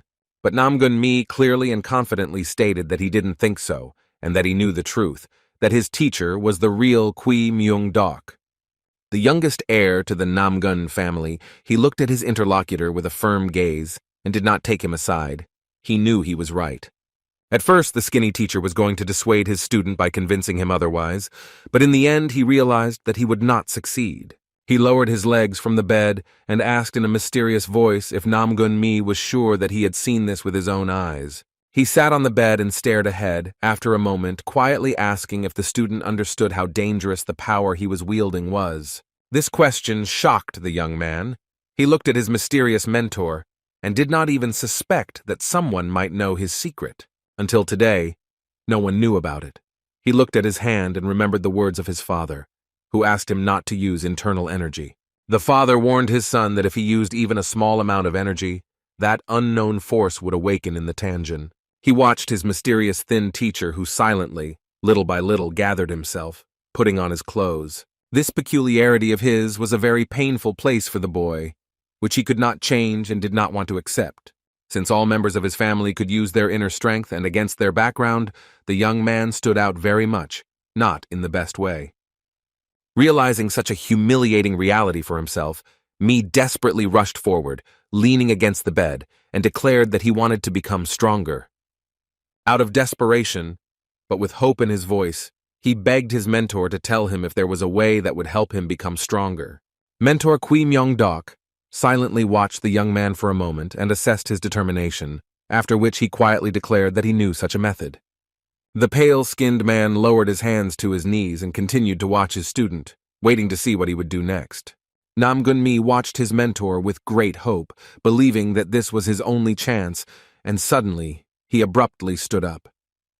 The teacher looked intently into his eyes and said that this power was like a curse, and if used incorrectly, one could become crippled or even die. He looked skeptically at the student and asked him why it was so important to become stronger, knowing the dangers of these abilities. But he did not take his eyes off him and firmly declared that he was ready for danger, since no one placed their hopes on him anyway. After such a confession, a tense silence fell in the room, and it seemed as if even the air became thicker, weighed down by the words that had just been spoken. Kui Myung Dok was the first to break this silence. With understanding and compassion, he quietly repeated only the last words, about no one getting their hopes up. There was a deep old pain in his eyes. This situation that happened with Namgun Mei was familiar to him like no other. He understood that this stubborn boy, who was now looking at him with such expectations, would follow the same path that he had once had to follow. But it was very important for him to find out why the youngest heir of the Namgun family was once poisoned, and why this family in particular. After a moment of silence, the thin teacher quietly but firmly replied to the student that he would share with him a way to become stronger. Somewhere deep in the forest, a bright flame could be seen, and from that place came the terrible screams of people, testifying to their pain. There was a small settlement there, which was now suffering incredibly. The wooden fence that surrounded their houses was abundantly covered with blood. Local residents trembled with fear, but tried to protect their homes at all costs, going out to fight with household axes. But no matter how hard they tried, any resistance they offered was quickly suppressed, and all those who took up any weapon died from someone's powerful energy. The settlement was literally drowning in the blood of its inhabitants, and ahead of these traces, someone was confidently moving forward, despite the rivers of blood. This man was burning with unknown power. He was resolutely stepping forward, leaving behind him a multitude of dead bodies, residents trying to protect their home. The identity of this unknown attacker was hidden by the mask on his face, but it was unable to hide the fierce flame in his eyes. Suddenly, a crimson man appeared in front of him, several times larger than this uninvited guest in a mask. He called out to him, growling, asking the attacker if he knew where he was, a mixture of irritation and rage visible on the defender's face. This stocky man tried to intimidate the uninvited guest with his appearance, as he was accustomed to doing with everyone else he had to fight. But the latter, not paying attention to his words or his fierce look, silently, with one sharp movement, knocked his head off the man's shoulders, which fell directly at his feet. That great warrior was the last hope for the settlement, and now that he was gone, they were shocked, and animal fear burned in their eyes. Only the leader of the small settlement and his guards remained alive, holding their weapons in trembling hands, terrified by fear. The leader of the settlement, in a trembling voice and stammering, asked the uninvited guest who he was and why he had come here to attack them. He fell to his knees, bowing his head to the ground, before the stranger and in despair began to beg the man to have mercy on him and leave him alive. The gray-haired man tearfully begged to spare his life, promising in return to never forget the kindness of this unknown warrior. But the warrior, whose face was hidden under a mask, looked at him with a look full of hatred, and with firmness in his voice he said that it was impossible to know him. The gray-haired leader raised his face, which was covered in cold sweat, and stared in horror at the stranger standing right in front of him. These words that were spoken and the ghostly mask prompted the old man to only one thought, which shocked him even more. He began to pronounce his name with fear and stammering. But the man, hearing the old man slowly begin to utter his guesses, quickly reached up to grab the hilt of his weapon, which hung on his back. His weapon was unusual.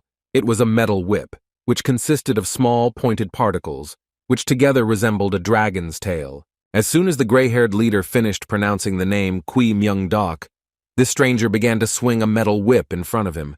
This name in translation consisted of 3 parts, a ghostly mask and the word poison. The stranger said that the old man had guessed it. Then, with hatred in his eyes, with one movement of his hand, he cut open all those who were still alive with a metal whip. A few days later, at the Peck Military Academy, in the middle of a training ground that had been decorated to the fullest extent for honing his skills, he sat. Namgun Mi went here from that moment on and practiced here every day, diligently honing his strength to achieve his desired goal. But now, he sat quietly and meditated, gathering his strength before starting another workout.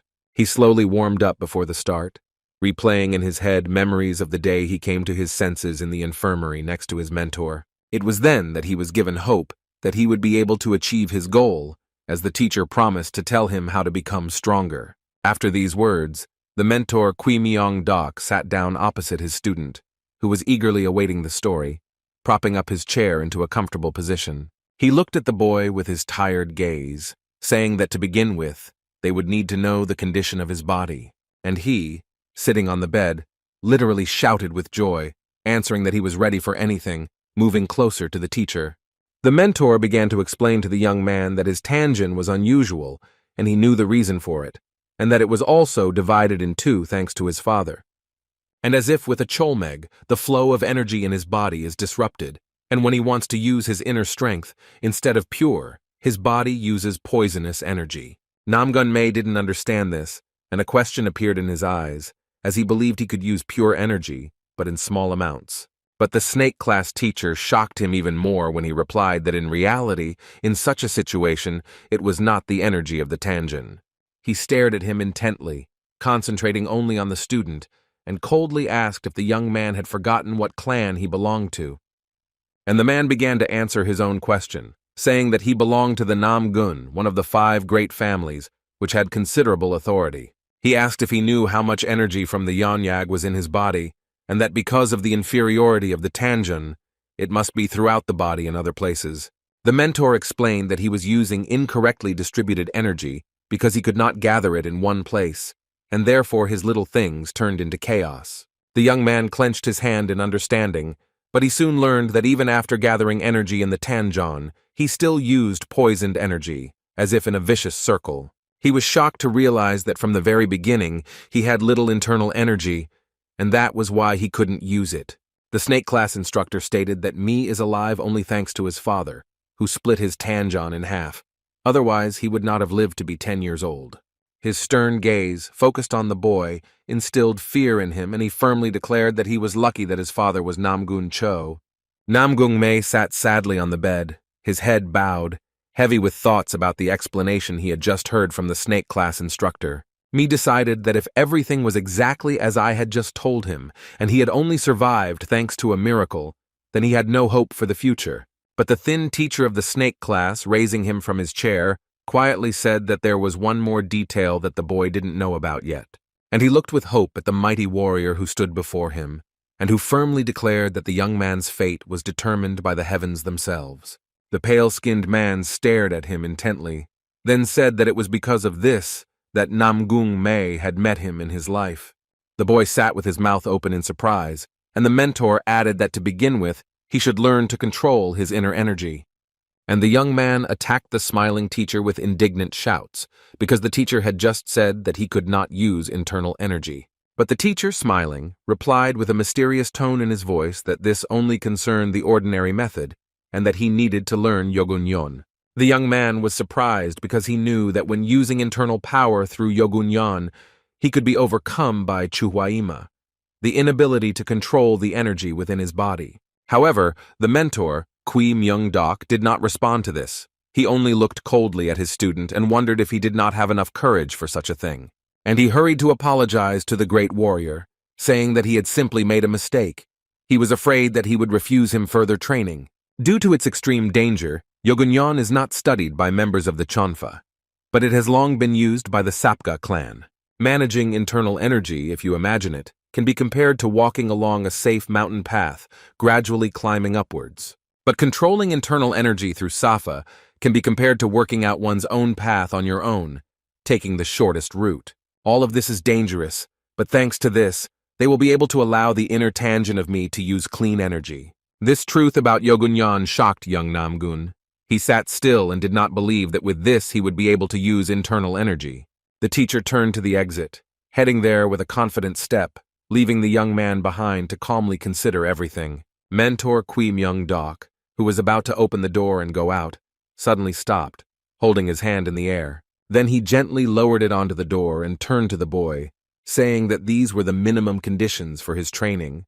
With a smile and warmth in his eyes, he declared that if the young man could learn this, he would definitely explain what to do next. And from that moment on, young Namgun Mi went to the training ground, never missing a single day.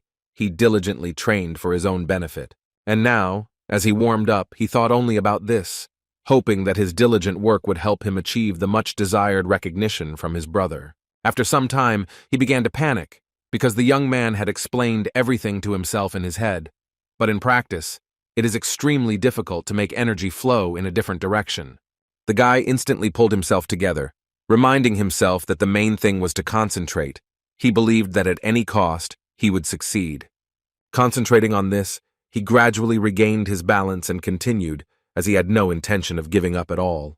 Namgung Mei's face was tense, his lips pressed into a thin white line and his eyebrows furrowed. The young man was completely focused on his task.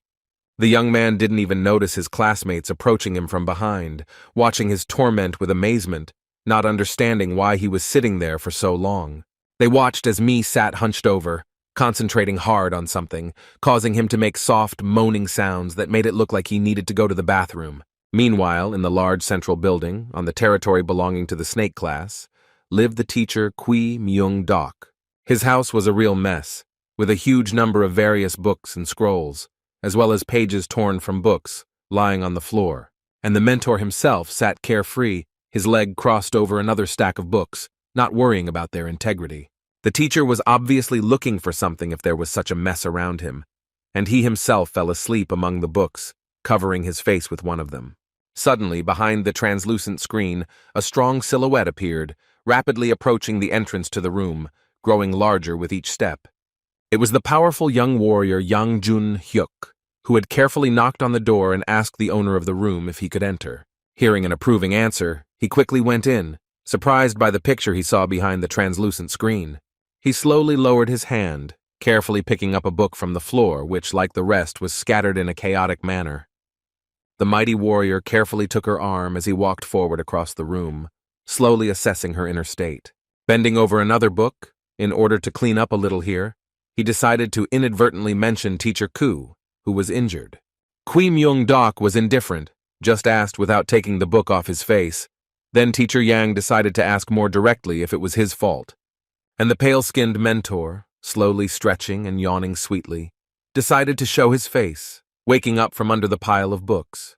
He continued to act indifferently, yawning widely and trying to cover himself with one hand. During the pulls, wondered if a warrior had to know the truth. And he just continued to silently stare at the snake class mentor, not expressing any emotions. He just never took his eyes off the mentor.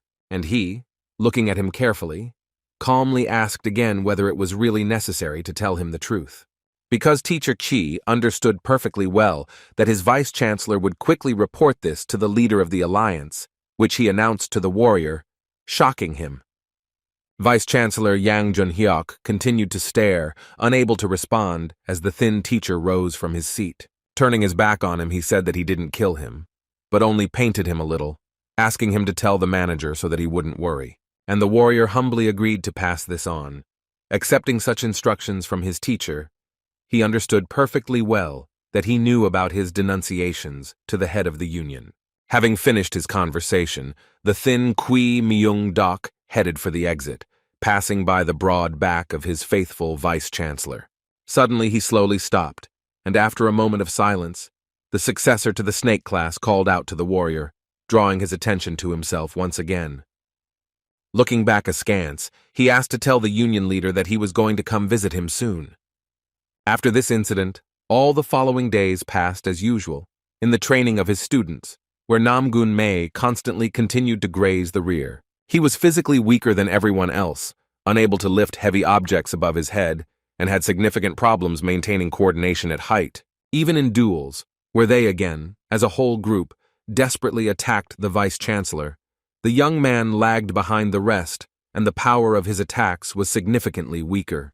However, despite all his losses, the young man continued to fight tirelessly, giving his best at every training session. Young Nam-gun-mi continued to return to the specially equipped training ground located on the territory of the snake class.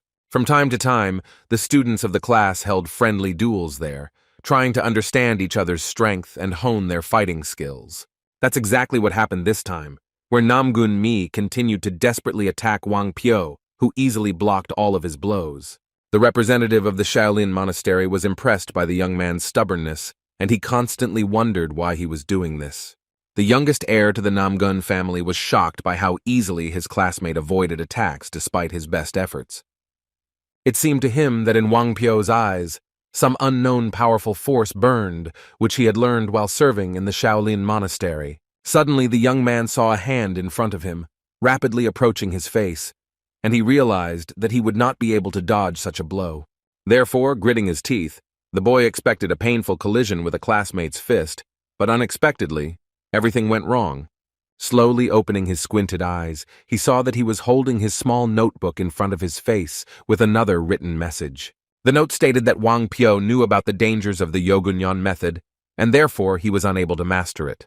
After reading the message, he realized that Pyo also knew this method, but he couldn't advise him anything, so the young man suggested continuing the duel. After that, Nam-gun-mei tried to attack his opponent using his legs, swinging his right leg in another strike.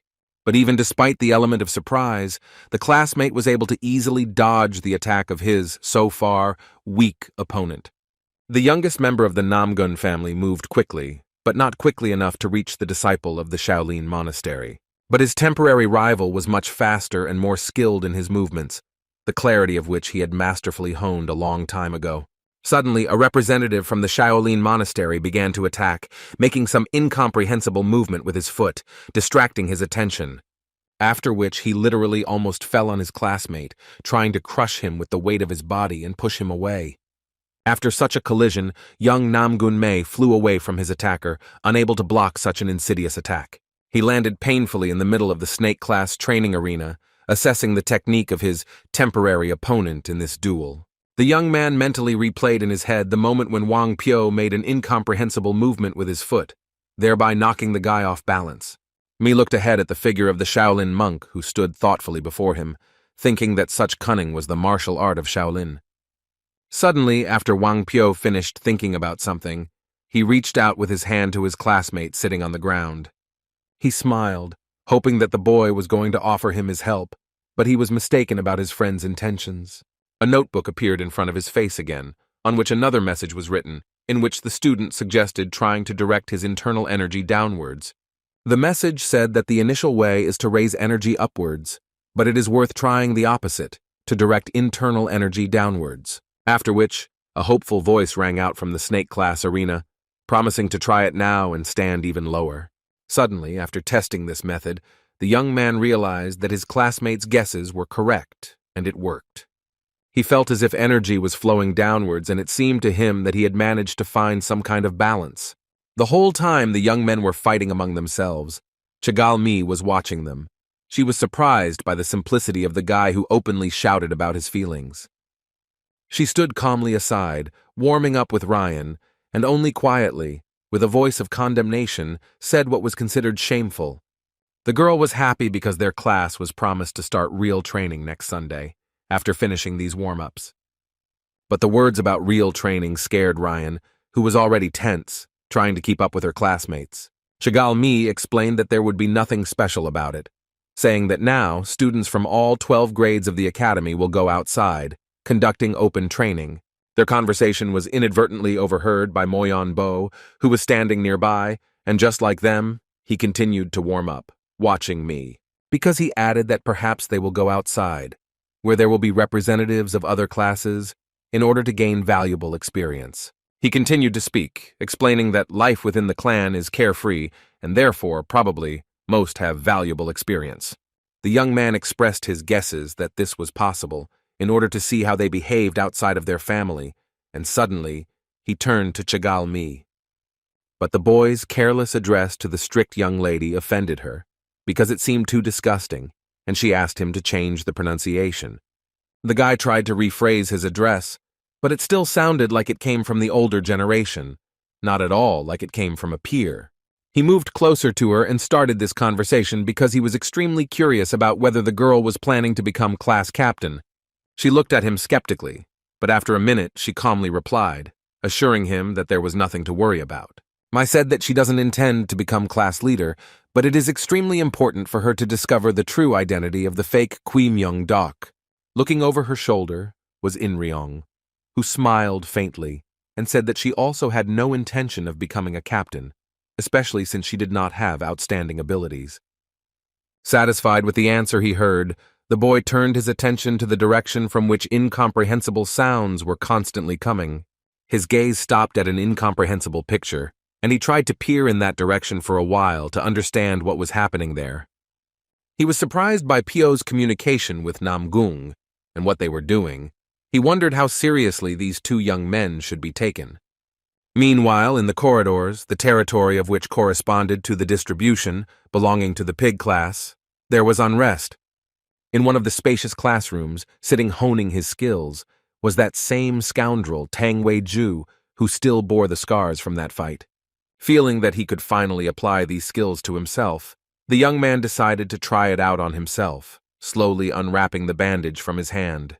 The result was not quite ideal, but it satisfied him completely, and the guy mentally noted that it was not in vain that he had practiced pranayama for so long. After he finished treating himself, the boy headed for the exit, closing the wooden classroom door behind him. Suddenly he noticed something very interesting to him, and turned his head in that direction to better see the details. Walking down the corridor towards him was the great swordsman Kumak-ho, his body still wrapped in wide strips of bandage. A student in the pig class bowed to his teacher in a respectful gesture, wondering if he was feeling okay.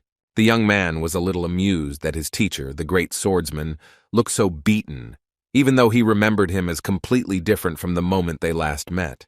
But he passed by him, without showing any signs of it, saying that everything was fine with them, ordering the student to regain his strength. Looking back sharply at the retreating figure of his mentor, he wondered how the situation involving the snake class had ended. Kumak Ho, realizing his humiliation, was not going to explain anything to the student, and only growled, ordering him to never ask this question again. Tang Wei-ju did not understand why he was addressing him so rudely, since he did not remember ever offending him so much. He tried to trick her into explaining, saying he wasn't going to bring up the issue again, but he was asking out of curiosity. However, instead, he was met with the angry gaze of his mentor, who looked at him even more sternly and ordered him to forget about this situation with the snake class. Such a sharp reaction and response from a person who promised to figure everything out scared the unworthy person a little and made him think. He wanted to address the great swordsman once more, but the stern gaze with which he measured him from head to toe stopped the boy. The teacher of the pig class exhaled sharply and heavily. Probably, if he could, thick smoke would have come out of his nostrils from uncontrolled irritation. He gave him a warning look, saying that if he dared to bring up the subject again, he would face his wrath. The powerful man looked haughtily at the impudent young man, warning that this was not advice, but a warning, and he would definitely not be able to stand it. A spark of fear flashed in the eyes of the impudent Tang Wei-ju. He tensed up after hearing the words, spoken in a stern tone from his mentor. The great swordsman, Kumak Ho, left the confused young man in the corridor, who was trying to understand what had happened, and he himself went on about his business. The young man stood in the middle of the corridor for a while, not moving at all or making any sounds, completely consumed by the confusion of the situation. But a moment later, as he realized what had happened, his hands clenched into fists and began to tremble from the anger boiling inside. He was incredibly angry that the teacher of the pig class dared to address him in such a tone and express some kind of warning for a member of the Tang family. After completing basic classes, the academy students headed to the new building, where the next stage of practical training was to begin. The purpose of such exercises was to accompany the arrivals as guests of the ruling union and the elders of all clans and gain real experience. Each mentor from the 12 classes was given specific instructions regarding the conduct of practical teaching. So, in one of the spacious rooms of the academy, a meeting took place between two people who needed to discuss a very interesting question. Hearing about such a feature, the head of the Murim Union was quite puzzled. Even pieces of the board game fell from his hands. Before him stood the pale-skinned Kui Myung-dok, who had come here to discuss a very important detail for him. He bowed his head and calmly said that he wanted to prepare a slightly different practical training scheme for his snake class. Kwag-yun did not understand why he decided to do so and was very interested in the reason for this choice, which he asked his interlocutor about. But he bowed, calmly saying in a confident voice that the head of the union had independently ordered him to become a teacher, and there was no arguing with that. And if so, then he believes that he has every right to his own views regarding the teaching of the students in his assigned class. The union leader, Murim, still couldn't get over the shock and stammering, said that he understood everything correctly, but there were some nuances. The gray-haired man could not believe that Kui Myung-dok was really going to teach, using the method he used in the Black Flower group. Kwag-yun, slowly running his hand through his long, snow-white beard, explained to the warrior that this news worried him a little. But he, bowing his head, replied that he simply wanted to choose a training style that would be most suitable for his class. The man tried to convince the gray-haired manager not to worry, but the old man was deep in thought, carefully weighing all the pros and cons. In the end, the gray-haired Kwak-yun realized that he really had nothing to worry about, since with Teacher Kui, Yang Jun-hyuk would always be there. Suddenly, Myung-dok's pale face became serious, and looking into his face, he announced with a cold voice that he had one thing he wanted to clarify. The snake class teacher promised the principal to report to him immediately as soon as he found out about everything, but such mystery worried the head of the union in Murim.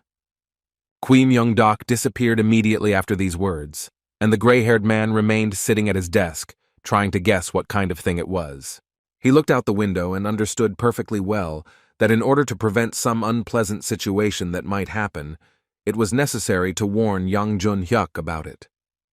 Further, all the main events of the day unfolded at the main gate of the Peck Military Academy. All the academy students had already gathered there, along with their teachers, watching the main ceremony begin and the arrival of the leaders from the various clans. The crowd of students, who were kept in separate groups in the classroom, looked very excited because for the first time in a month of studying here, they were finally going outside the school. Namgun Mei, who was eagerly awaiting the arrival of the clan leader they would need to escort, wondered if anyone else was known. The entire class of snakes stood in tense anticipation, silently peering into the faces of the arriving people and waiting for at least some information. Shigalmi voiced her guesses that everything was already decided here and they just needed to wait. She was just as excited, but tried not to show it. Moyon Bo was the only student whose face showed no emotion. He stood quietly aside, observing the behavior of the others. Suddenly, the youngest heir of the Namgun family, watching the people passing by him, suddenly exclaimed in surprise. He met a young man in the crowd who looked just as scared as me, who noticed a sharp yelp from one side where all the students were standing. His face also showed deep surprise when he met the eyes of the representative of the Namgun family. After a moment, the boy recognized him. The young man ran up to young me, shouting his name, which surprised the others, but his face was glowing with joy because of such an unexpected meeting for him. The hero himself responded with mutual joy. He turned to Jip Yeon, wondering if he had also entered this academy. Ji Hyeon, Ma's cousin, replied that his father sent him here to study, despite their family being on the sidelines. Ji Hyun, despite his age, addressed his brother with respect, wondering what class he had entered since he had been assigned to the sheep class. Namgun Mi smiled and replied that the sheep class was suitable for his brother, since his name means plain, but said that he himself had entered the snake class. Mi asked how well they had done in the theory course, but he was surprised to find that his brother's class had actually left for the mountains right after the first day. Ji Hyun complained to his relative that the 2 subjects they started teaching him immediately upon arrival were proving to be very difficult for him. However, Mi did not understand what he was telling him and wondered if they had not gone through the training method of the 3 techniques of the Murim Alliance in their classes. But the young man was shocked by the name of the method and looked at his cousin with eyes no less surprised than he had looked at him before. The boy, widening his eyes in surprise, emphasized his ignorance by asking Namgun Mei if he would tell him about the meaning of this method. And he, remembering his difficult training sessions, which tested strength without using internal energy, didn't know how to describe it correctly. Remembering how exhausted he felt, the boy decided to answer briefly, mentioning only the essence of Sukhothai, Teturifuthai, Panchihuresa. His interlocutor looked at the young man excitedly and with incomprehension in his eyes, saying that this was the first time he had heard of such methods. There had never been anything like this in his class. Then, bending down, he quietly and mysteriously began to ask if the rumors were true that Kui Myung-dok himself had become the teacher of their class. Mei confirmed the rumors, rejoicing that his mentor was popular among the older generation, as Ji Hyeon had heard from his father that he was a very fearsome swordsman. Namgung Mei replied that this was not true, and that his teacher was not scary at all and could be trusted, but this answer confused his class. Their faces were shocked by such devotion to their teacher, as they did not share such feelings with him, believing everything to be quite the opposite. Ji-hyun looked around and saw that his class had already gone to escort someone, which meant he needed to catch up with them. He said goodbye to Hyung Mei, saying that they would see each other later, and with a smile, quickly went to catch up with his classmates from the sheep class. And again, a tense silence hung. The students who were left standing watched as Cousin Mi quickly moved away from them. Namgung jokingly said that they were the only ones left, and he didn't know who they would need to accompany, but this person was definitely not in a hurry. Shigal Mi replied that everything was fine, since they were confident in their abilities, and considering that this was an elder of one of the clans, there was unlikely to be any danger. She dreamily said that they would be able to travel all over the country, and Inryeon added that they would be able to taste various delicacies and hoped that they would come across the Sakyeon clan. Suddenly, Namgun Mi thought that before this, all their classes were different from other classes, and therefore here, a completely different training was possible.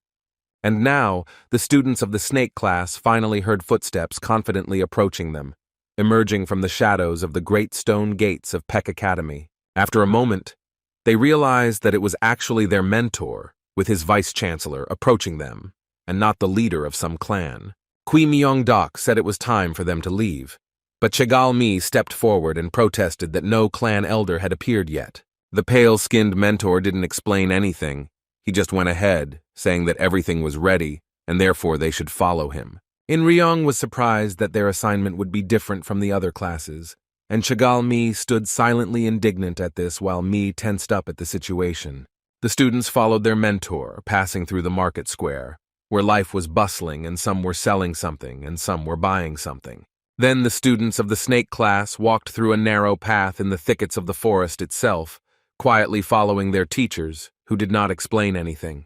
After some time, Teacher Kui Myung-dok stopped abruptly, looking straight ahead, his face hidden by a large scarf that protected his skin from the sun's rays.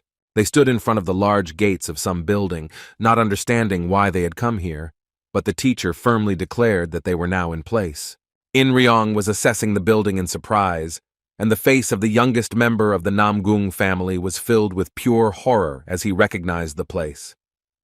The banner that fluttered on the roof of the gate meant only one thing. The pale-skinned mentor of the snake class had led them to the City Defense Corps. Namgun-mei fearfully voiced his guesses, which the teacher fully confirmed and wanted to explain something, but he was distracted by sounds coming from behind the gate. Suddenly, after a moment, while they were watching, someone kicked open the gate, from which an incomprehensible noise had been coming all this time. Two men appeared on the threshold of the building who did not look like good-natured people, and they had weapons in their hands. They stepped forward. A moment later, a third comrade appeared behind them, and then a man in uniform ran out after them, addressing them. In desperation, he grabbed the man by the leg, asking how they wanted to go without the Pios, specially hired warriors protecting the goods, or the City Defense Corps. However, the man who was clearly the leader among the three of them, the man in uniform, said he would only accept them for the money. This stocky man with a scar on his face stared at him with his fierce gaze, slowly exposing the blade of the sword he had been holding in his hands all this time. He swung at him, threatening that if he didn't take his hands off him now, he would die. Now all three of them had a fierce look on their faces. The face of the gray-haired man in uniform, who had run after them with the best of intentions, showed horror after hearing the threat. Suddenly, one of the observers could not stand such rough treatment of the innocent old man, so he rushed forward with all his might. The rest of the students, who were also watching what was happening, did not expect such a violent reaction and were surprised by it.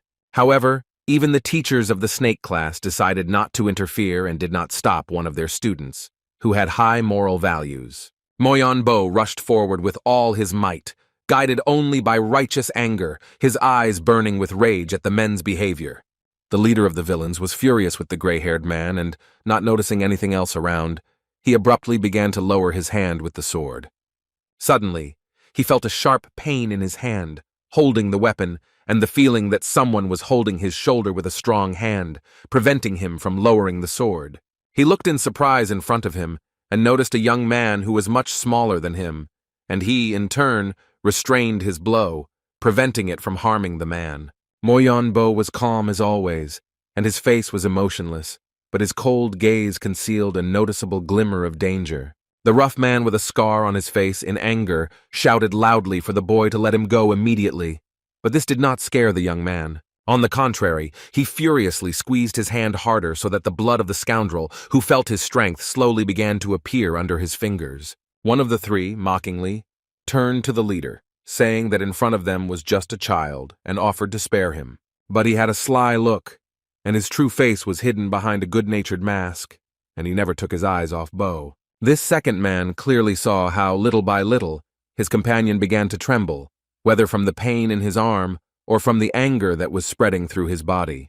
Moyeon-bo didn't believe him and sensed danger, so he looked over his shoulder at the man speaking to him and closely watching his movements. And the teachers of the snake class continued to stand aside, not interfering in their showdowns, just watching their student, even though they knew perfectly well what was going to happen next. Kui Myung-dok was confident in his student's strength, so he did not interfere, and with his appearance showed the vice-chancellor that he should not interfere with the young man either. At this moment, the burly leader of the villains, whose eyes were filled with anger, so intense that all the blood vessels were visible, ordered them to attack. But this did not frighten young Bo, and he moved faster than his opponents, drawing his sword, which had been hanging from his belt all this time. It only took a few blows, where the collision of cold metal produced bright flashes and tiny sparks, for everything to become clear. The man with the scar on his face, who had been outraged that his dignity had been violated, was now incredibly shocked by the strength of the young man who had come out against them. He was not the only one who was surprised by the skill of the young student, who easily repelled the attacks of his opponents and was even able to crush their weapons. All three villains were amazed by his skill and speed of movement, as they were defeated by a boy who was half the size of each of them. Moyonbo himself did not feel any difficulty in the fight and easily left three shocked opponents behind him.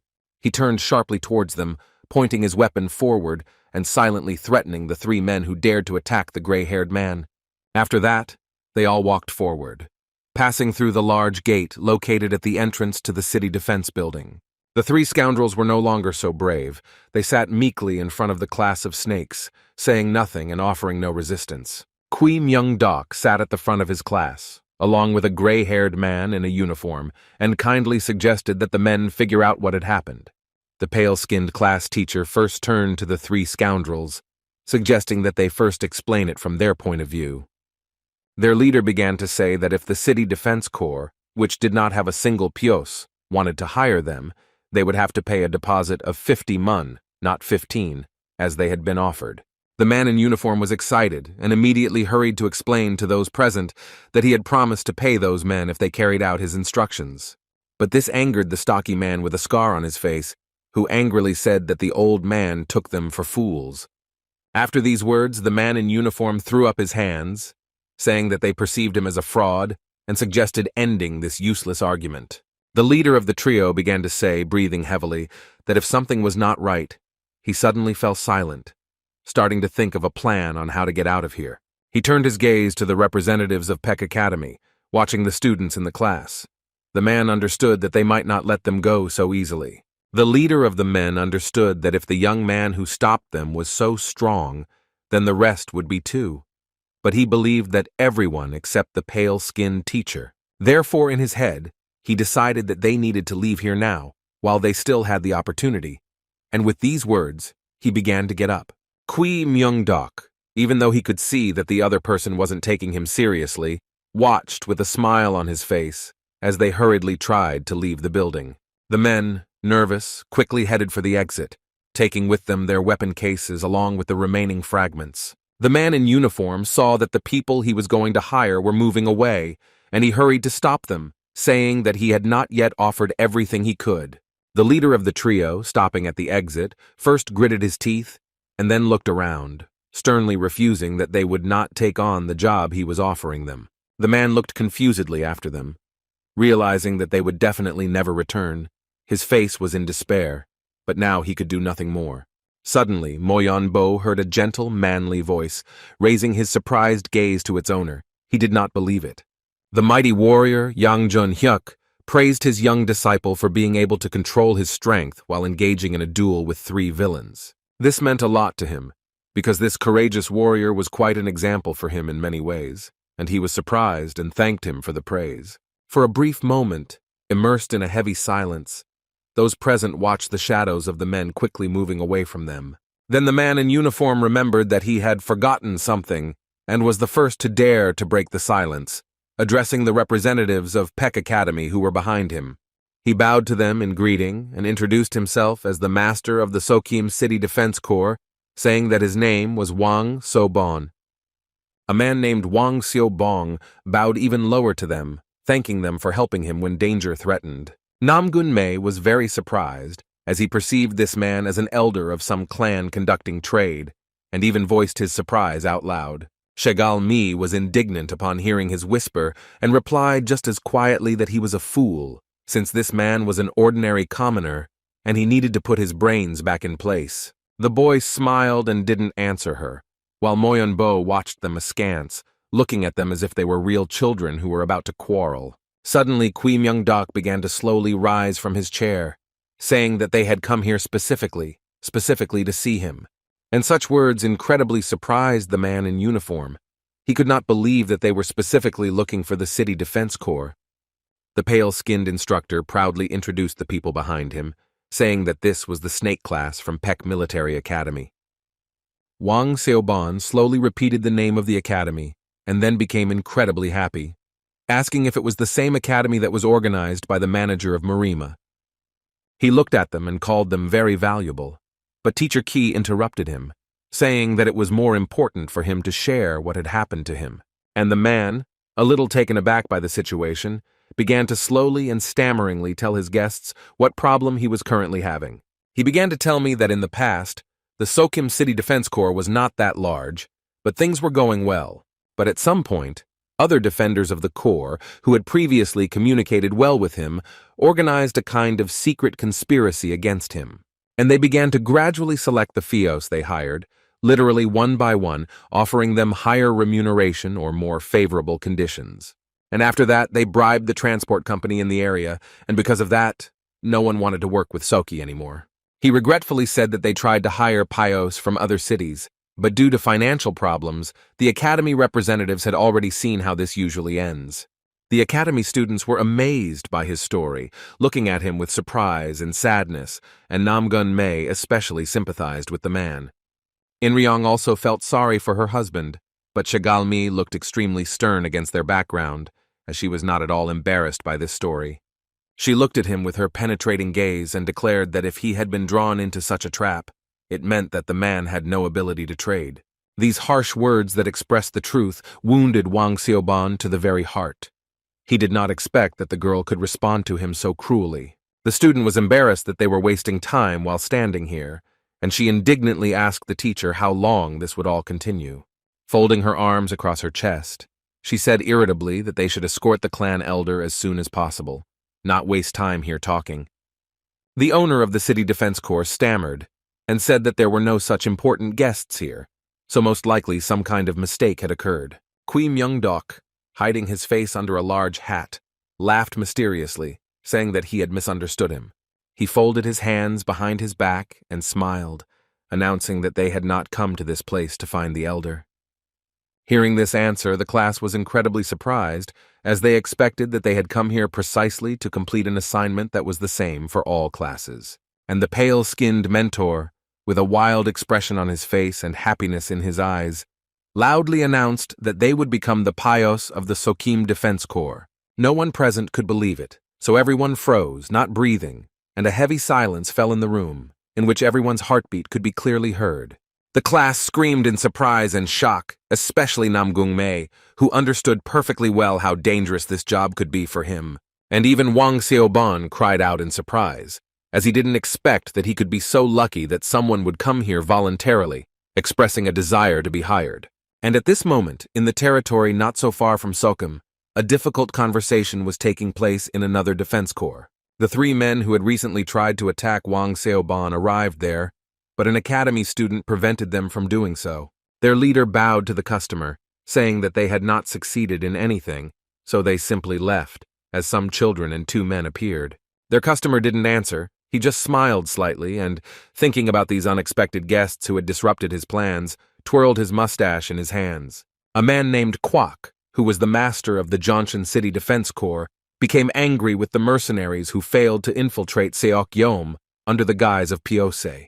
But the man was quick to justify himself, saying that they had decided to haggle a little, since a quick agreement would have looked suspicious, but these strangers got in their way. One of the men standing guard near the master of the building slowly began to draw his sword, glaring angrily at the mercenaries. Sensing danger, they quickly fell to their knees, begging for forgiveness from Kwa, the master of the City Defense Corps, on whose decision their lives depended. Kwa took pity, saying that if it wasn't them, he had alternatives, but after the trading trip was over, they wouldn't be able to return to the lands of Hanam, returning to the Sokim City Defense Corps, where the academy representatives were talking to its owner and had no idea what awaited them. Wang Xiaobong was overjoyed, but he still reminded his guests that his defense corps was currently facing some financial problems. Kui Myung-dok replied that there was no need to worry about it, as 15 mun each would be enough for them. But then, still with the same mysterious smile, He added that the owner of the building must provide them with sleeping places and food from today until the end of their work. It was a difficult choice for Wang So-ban, who understood that these were the only mercenaries who would agree to work here today, but he had his doubts. He looked them over appraisingly, understanding that their attire indicated noble houses. But there was a danger that something might happen after a trading trip. And because they are from Murim, they may refuse to work further. But the man decided to agree to start and learn more about them. With some sadness but acceptance of the situation, he bowed before them, saying that they could unpack their things and settle wherever they were comfortable. They quickly unpacked their things and took their seats, realizing that they would now have to remain within the walls of the Sockham City Defense Corps. The next day, teacher Kui Myung-deok gathered everyone in the Sokheim courtyard and began pacing back and forth in front of them, thinking about how to start the conversation. Without stopping, he began to say that up until this point, the students had been doing basic training aimed at strengthening physical strength. But then, he stopped abruptly in front of them, his face changing and his voice also becoming more stern than they had ever heard before that day. He looked at them sternly and said that the snake class did not participate in training that only pretended to be real battles. From now on, they would gain real experience. The class as a whole reacted quietly, but their reaction was divided, with some standing motionless, slightly surprised, while Chagal Mi looked at him intently. And the other part, in which In Ryong and Namgung Mai were really excited after what they heard, because they realized that they were weak and not ready for real fights. However, the teacher, without taking his eyes off them, continued to say that they would definitely encounter forest robbers on the trade route. He explained that the Pyosa are actually trained warriors who are specifically hired for such work, and their fight with the robbers will be a real fight in which they will use real weapons, so the teacher asked them to show the weapons they took. The first to proudly display his sword was the son of the Moyon family, who had recently used it in a duel in front of his mentor. Kui Myung-deok approached the brave student quite closely and meticulously examined his weapon, not missing a single detail. On his hilt, he noticed an original ornament that indicated his relationship to the Moyon family. The same ornament was on the sword scabbard. Next, the teacher approached the proud girl Chagal Mi, who stood next to Bo and also confidently held her weapon in front of her. Master Ki examined the sword in her hands in detail, but did not notice any features that would indicate a connection to the Chagal family. After that, the class teacher approached the quiet In Ryan, who was slightly shyly holding out her wakizashi, her short sword. Then he approached the representative of the Shaolin monastery, who had nothing with him. Wang Pyo showed off his hands like weapons. Then the pale-skinned teacher finally approached his last student, who surprised his mentor with his chosen weapon. The snake class teacher looked closely at the weapon in the hands of his last student, which bore only one symbol, which meant a tree. But Namgun Mi was not at all ashamed of this, and looked at his mentor with a certain hope, not understanding whether it was true or perhaps a joke. In surprise, he continued to look at him skeptically and decided to ask if he had really brought a wooden sword with him to practice a real duel. He, slightly embarrassed and smiling, replied that he was just used to it, since he had been using it for a long time, but the teacher went on, saying that it didn't matter. The pale-skinned class instructor praised everyone for bringing good weapons, but discreetly cast an ambiguous glance at me, who was standing aside. After that, a mysterious and ominous smile appeared on the face of the thin Kui Myung-deok, which could not mean anything good for the students in his class. And all the weapons from the students' hands fell to the ground with a characteristic sound. Their thin mentor announced that he would now confiscate everything from them. Then, with a furious expression on his face, he turned to the vice-chancellor, asking his assistant to bring everything he had thoughtfully prepared. And he bowed humbly before him, agreeing to fulfill his request, completely ignoring the crazy look of the class teacher. A moment later, a huge and heavy bag fell in front of them, without any characteristic sound and which was tied up, so nothing was visible of what was inside. After that, the pale-skinned mentor continued to talk calmly to them, saying that he had been observing each of his students all this long. The man said with a smile that he had drawn certain conclusions from his observations and therefore prepared the necessary weapons for each of them. The mentor approached Moyon Bo first, giving him what he had prepared especially for him, but the young man was not satisfied with what he received. A large box was placed in front of him, containing some very old swords that clearly could no longer perform their function. He pulled one of them with his hand, slowly removing it from the box that the vice-chancellor had placed in front of him at the teacher's request. Examining this sword in detail, the young man became even more disappointed, and did not believe that they would have to fight with these ancient and tired metal swords. However, an even greater surprise for him were the words of the teacher, who declared that this weapon was here specifically for him. Taking his emotions under control, the boy coldly looked once more at the piece of metal in his hands, which seemed like it might crumble from a breath of wind. Moyonbo turned to his mentor, not saying that it was not a sword, but a piece of old metal. But the latter did not listen to him, and briefly replied that it would be his sword. The disappointed young man apologized for his words, but tried to explain that the Chonggang sword was one of his family's precious blades, because he continued to explain that it was so sharp that it could even cut through stone, and that it was a true treasure that would never lose a duel. Kui Myung-deok delightedly unveiled Cheonggan, the pride of the Moyeon family. He ran his fingers along its blade, and admiring it, acknowledged the greatness of this blade. But this did not change his mind. Then young Bo asked what he would need to do if this ancient metal sword broke during battle. The mentor replied with a smile that he had nothing to worry about, since he could take another one from the box, and even if it broke, he had 10 others in reserve. In the end, the stern Kao Myung-deok decided to mock the young man, suggesting that he was simply too weak without his precious blade. Such words incredibly hurt the young man's pride and undermined his authority in his own eyes. He was shocked and couldn't even answer anything right away. Then the thin mentor continued to mock, asking if he, the son of the great Moyeon family, could fight with only him and nothing else. These insults towards him shocked Moyonbo incredibly, and he could not answer anything. He just looked at the teacher, not understanding why he was saying that. After finishing his conversation with him, the snake-class mentor approached the haughty Chegal-mi, staring intently into the girl's eyes. Taking into his hands the weapon she had thoughtfully brought with her, he examined her sword once more and briefly called it beautiful. The girl decided to mock the teacher in response, showing that he did not know anything about weapons, since her sword, although beautiful, was ordinary. Taking it out of its sheath and quickly assessing it, he confirmed her words, saying that it really had nothing outstanding about it. But now it's time to give the proud girl her new weapon, taking away the sword she prudently came here with. The rebellious young lady was surprised by the weapon she received, as she held a chukchak, which was a bamboo flute. She looked at her mentor with surprised eyes, rounding them even more when she guessed that she would need to use the imgon. He taunted her, wondering if the prodigy Chegal-mi possessed the imgon technique, which meant restraining martial creativity through sound.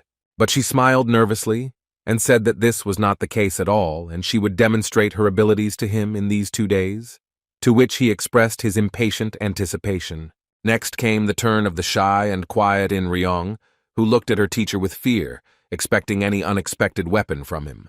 However, once again looking back at the girl, the thin Kui Myung-deok had long ago made a decision about the weapon he would give her. The pale-skinned man handed her a belt with 6 special throwing knives called kunai, saying that she would now use them. Next, the thin mentor approached the representative of the Shaolin Monastery, who was patiently waiting for his turn and the weapons that would be given to him.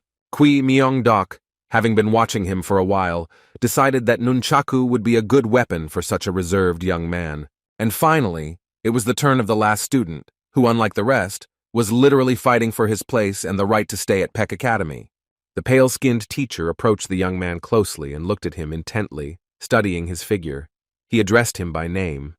Then, to the great surprise of the rest of the class, he put his arm around the boy's shoulders and began to whisper something in his ear. Teacher Kui turned to Namgun-mi, wondering if he would be able to catch up with the rest of the students in terms of ability in such a short time. But young Mi, smiling and a little nervously, replied that he had not yet found a way to achieve this so quickly. Myung-deok assured him that he could, because he was able to concentrate internal energy in his eyes.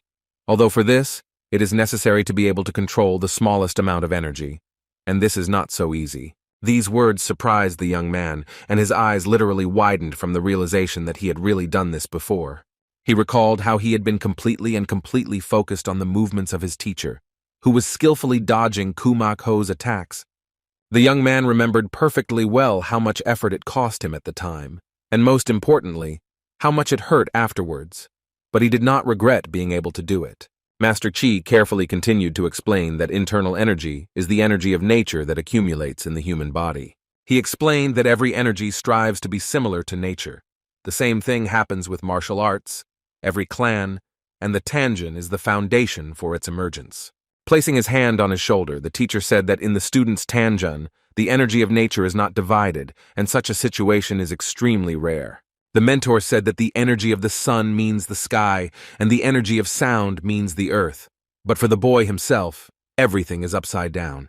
Young Mi listened intently to the words of his skinny mentor and felt a certain unease within himself because of this explanation. And at that moment, he realized that he needed to swap heaven and earth in order to achieve the desired result.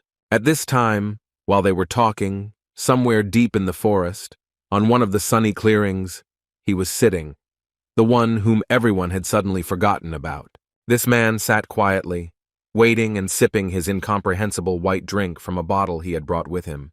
His appearance was rather dirty and unkempt, and he himself was sitting on a stone, musing aloud about his life and his sadness at the fact that no one was accompanying him. He believed this was possible because he was the elder of the Kaban, a clan made up mostly of vagabonds who were skilled at gathering information and who were indeed disliked and avoided by everyone. Sales representatives began to slowly gather for the road, loading their carts with various trinkets to sell. They discussed their future path, how it would be best to lay it out and where they should go, as well as other details of the trade. Moyon Bo was also getting ready for such a long journey, waiting for them, trying to get used to his new weapon, issued by his teacher. Chigalmi also stood at the edge of the field, adjusting and getting used to the Chukchi, practicing her skills in such a complex technique as Imgan. The rest of the classmates also kept up with them, In Ryong trying to make friends with throwing knives, and Wang Pyo practicing with nunchakus. And then, finally, they heard footsteps confidently approaching their formation. They were the footsteps of teacher Kui Myung-dok, who was going to give his instructions to the students. He approached them, radiating joy, and stopping opposite them, announced that from that moment on, their training in a real duel would begin. The teacher said that their route would be from Hanam to Habuk, where they would have to protect the City Defense Corps, helping to successfully complete the transport. The mentor warned the students that anything could happen on this path, so they needed to always be prepared. His face hardened and his voice became more serious. The teacher ordered his snake class students to beware of forest robbers. He addressed them, ordering them to protect the head of the Defense Corps and the goods being transported in those carts under any circumstances. I suddenly stopped abruptly, raising a finger up and drawing attention, saying that I almost forgot one thing. The skinny teacher looked around with an ominous smile, saying that after this training session, a class captain would be elected. And all the students froze after that, holding their breath, because they didn't know which of them would become the leader of their snake class. But among them, there were those who were ready to fight for it. A moment later, they were already fully assembled and standing at the gate leading to the entrance to the city defense building, waiting for those they needed to protect. But at this moment, they were being watched by 3 unknown people, hiding deep in the thick bushes not far from the gate of the building. And so, finally gathered, they set out on their journey, in almost complete twilight, the disciples walking along the sides of the carts, holding their weapons at the ready. Namgun-mi was especially wary. He was nervous about this trip and walked looking around in all directions, his eyes wide with fear. And their mentor, Kui Myung-dok, rode along peacefully, dozing, sitting on the last cart and hiding his face under his hat. He didn't worry about anything. After some time, tired from the journey, the trading crew decided to set up camp on both sides of the trail they traveled, everyone sitting around the fire in small groups. Only Yang Jun-hyuk stood aside, in the shade of the trees, making sure everything was in order, refusing any things offered to him. But not everyone remained in the camp, warming themselves by the fire. One of those who had temporarily become Fios separated from the others, retreating deep into the forest. He tried to train again, despite his temporary location and the drops of sweat running down his arms. Namgun-mi worked hard on himself. He had never missed his training sessions, no matter what, and so he wasn't going to now either. His thoughts were focused on only one thing, his Tanjin, where, according to the teacher, his energy shifted from place to place in a jolt. The youngest of the Namgun family decided to try handstands, hoping that by doing so he would be able to change the flow of energy. The young man understood perfectly well that in order to be useful on this journey, he needed to change the energy in places, returning everything to the way it should be. The guy had been standing like this for quite some time, but he was completely focused on his sensations, and finally he managed to feel the changes in the Tanjin. However, after that, his strength ran out and he collapsed to the ground, no longer able to hold himself in the upside-down position while standing on his hands. Namgung Mei lay exhausted on the ground, trying to catch his breath, feeling joy at finally being able to catch a thread that would show him the right path. But one detail bothered him. From the very beginning of his training, despite the fact that he had minor successes, it was all quite dangerous. The young man realized that if you use internal energy in a different direction, then with the slightest deviation from the meridian point, the body will receive a blowback. It was this detail that bothered him during these training sessions, and he gritted his teeth and wondered whether he had enough confidence in his choice. He clenched his hands into fists, asking himself this question, and was ready to convince himself at first that he could, but the boy still felt excited. The face of the youngest member of the Namgun family darkened with sadness. The young man still could not understand whether he would have the courage to risk his own life. Suddenly, he felt that someone had come close enough to him, and raising his eyes, he saw Master Qi in front of him, who stared at him intently, not looking away, and with a stern expression said that it was already quite late for his training. Happy Namgun Mi tried to address his teacher, but he stood sullenly aside, and with all his appearance, showed no desire to communicate with him. He repeated once more, sternly, his face changing grimly, that now was not the time for training at all. His expression was eerie. But the happy young man did not immediately notice this, and with hope and a smile, began to say that he really needed to ask him something. However, he looked at him with his angry gaze, his face looking incredibly terrifying, and he sent the young man to stand guard at night. Not understanding why his mentor's face had changed so much, but feeling that he needed to leave, the boy apologized to his teacher, and he, with all his might, rushed to run back to the camp that the traders had set up on either side of the trail, not far from the place where he had just been training. The young man looked back at his mentor, Qi, trying to understand why he was behaving this way, but he knew perfectly well that now was not the best time to ask questions. Teacher Kui Myung-dok was left standing there alone in the middle of an empty clearing. His hands clasped behind his back, he looked intently ahead. His gaze was stern and cold, radiating only hatred for what he was seeing now, and the man did not take his eyes off it. With a predatory smile, Mentor Kui began to say that they were actually incredibly ugly, since they vilely wanted to kill the child. He reached into his cloak, still with the same predatory smile, and invited the unknown to come out and engage in a duel with him. However, in the bushes in front of him, absolutely nothing had changed, and not a single rustle could be heard, as if no one was there, and it all seemed to him. But Kui Myung-dok was sure of what he had seen, and continued to say that if they hoped that they would not be seen if they put their heads down, then they were sorely mistaken. And after these words, something moved in the bushes, and 4 green silhouettes jumped out of there, moving quickly, and it was impossible to see them more clearly. However, these shadows had no intention of running away at all, but on the contrary, they decided to show themselves in front of the snake class teacher, who had noticed them earlier. Before him stood strangers in green suits, their faces covered by balaclavas and their looks stern. Almost every man who hid his face had noticeable rough scars on his visible part, testifying to their considerable military experience. One of them turned to Kui Myung-dok and said that he didn't know how he was able to spot them despite the camouflage, but he definitely shouldn't be so arrogant. Suddenly, the man who was addressing him, who was obviously their leader, widened his eyes in surprise when he saw the figure of the thin teacher. He looked at the thin and pale-skinned man standing before him, smiling, threatening them with a duel before this. The stocky and intimidating man could not believe that this pale-skinned defender of the boy had the courage to address them, provoking a fight.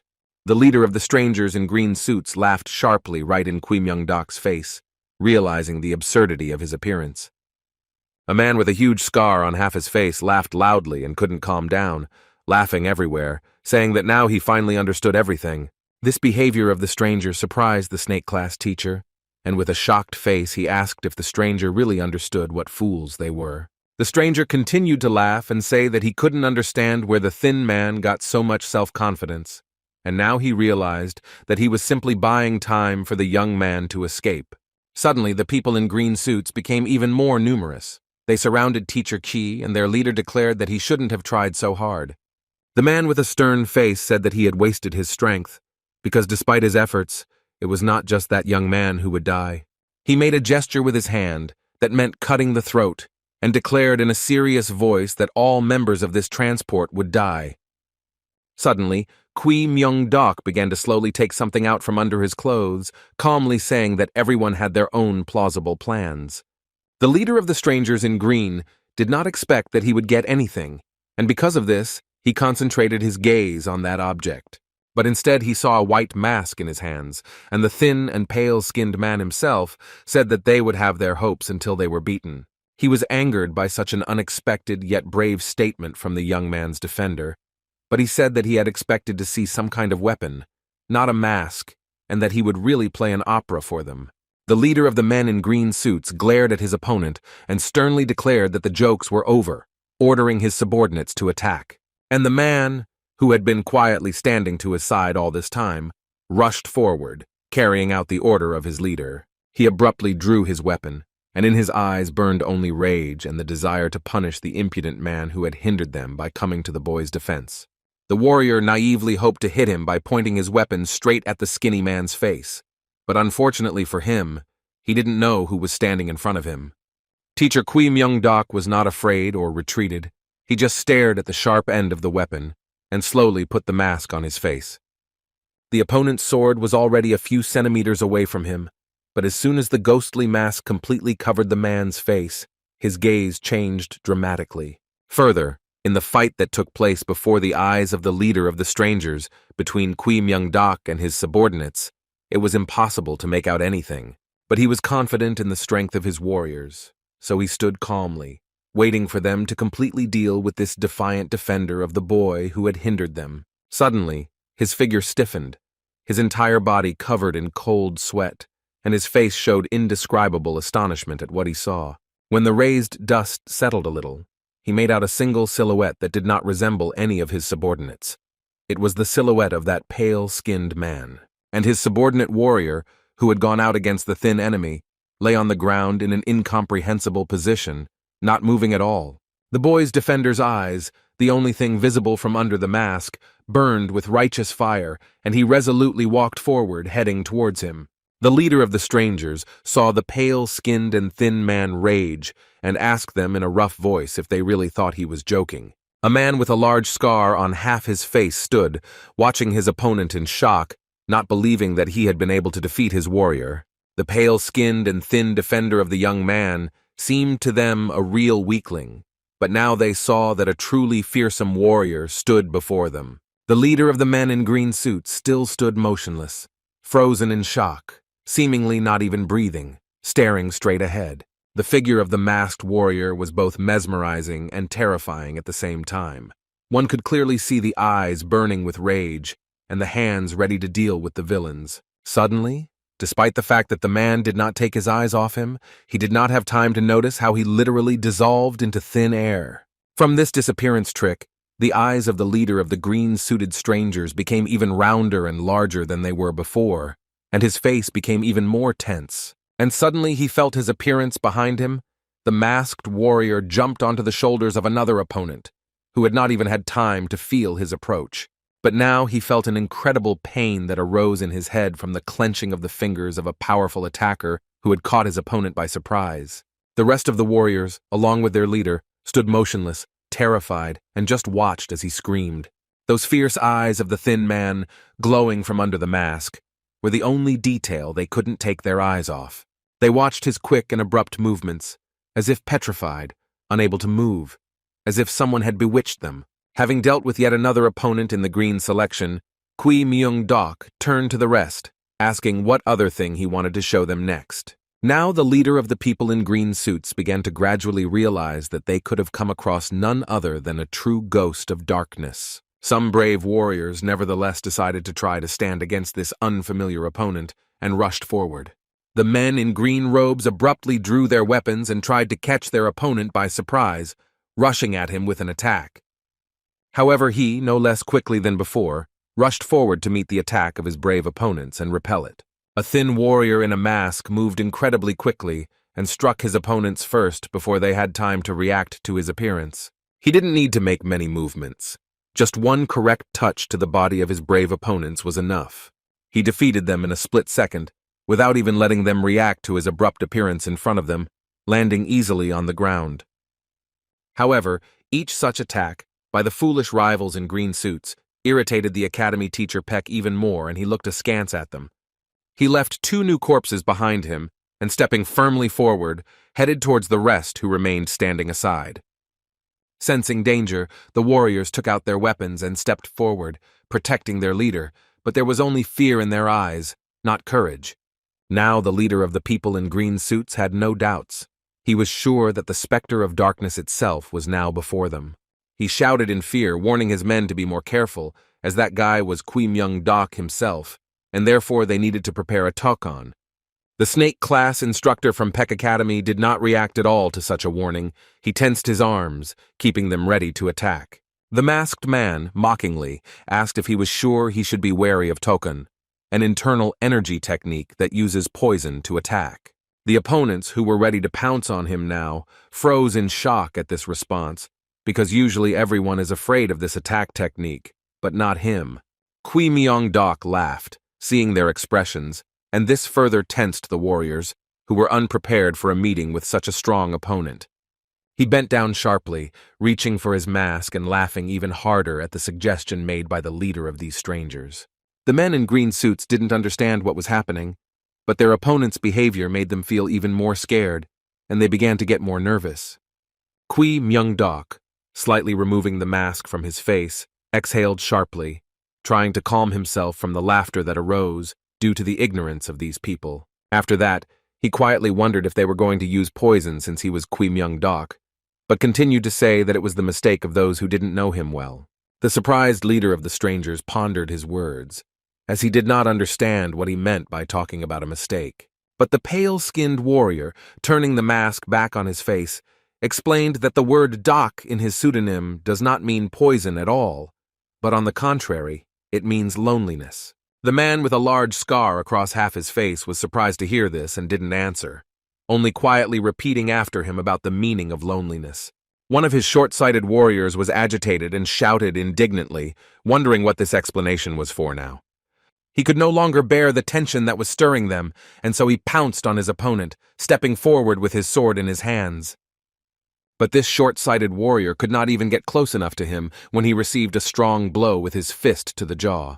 And from the force of this blow, the man was thrown aside, like an ordinary toy that posed no danger to the masked warrior. Such disrespect for himself angered the pale-skinned warrior even more, and he glared at his rivals, beginning to speak slowly.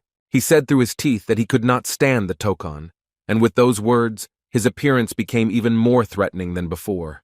The man stretched out his tense hand forward, and everyone present concentrated their gaze only on it, not looking away in any other direction. Suddenly, a silver glow began to appear in his hand, and a new, powerful energy began to flow to his fingers, emanating from his body. He directed his power at the leader of the green-robed strangers, who was shocked and froze, not moving, just watching the attacker. The man with the huge scar on his face did not expect to feel the energy of the ghostly warrior, which seemed to squeeze him from all sides into a trap. Suddenly, this energy, without letting go of its hostage, returned to the owner's hand, attracting him there like a magnet, and Myung-dok's powerful palm clenched on his opponent's neck, and his fingers pressed just as hard into his skin. He could not make a sound. He held his hostage tightly, wondering what their plans were for the future. He demanded that he tell him about his intentions.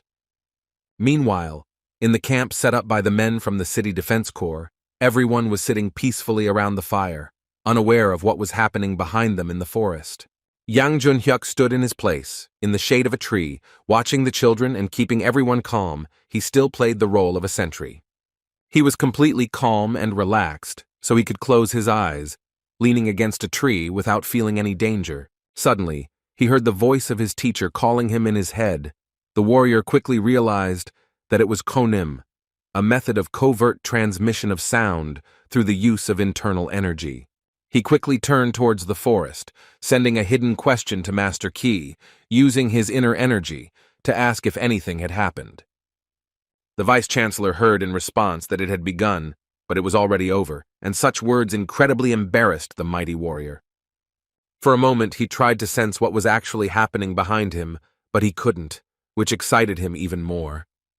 And so the Vice-Chancellor rushed to where the snake class teacher had called him, without warning anyone about his disappearance. He rushed forward with all his might, using the silent movement technique to avoid drawing any additional attention to himself.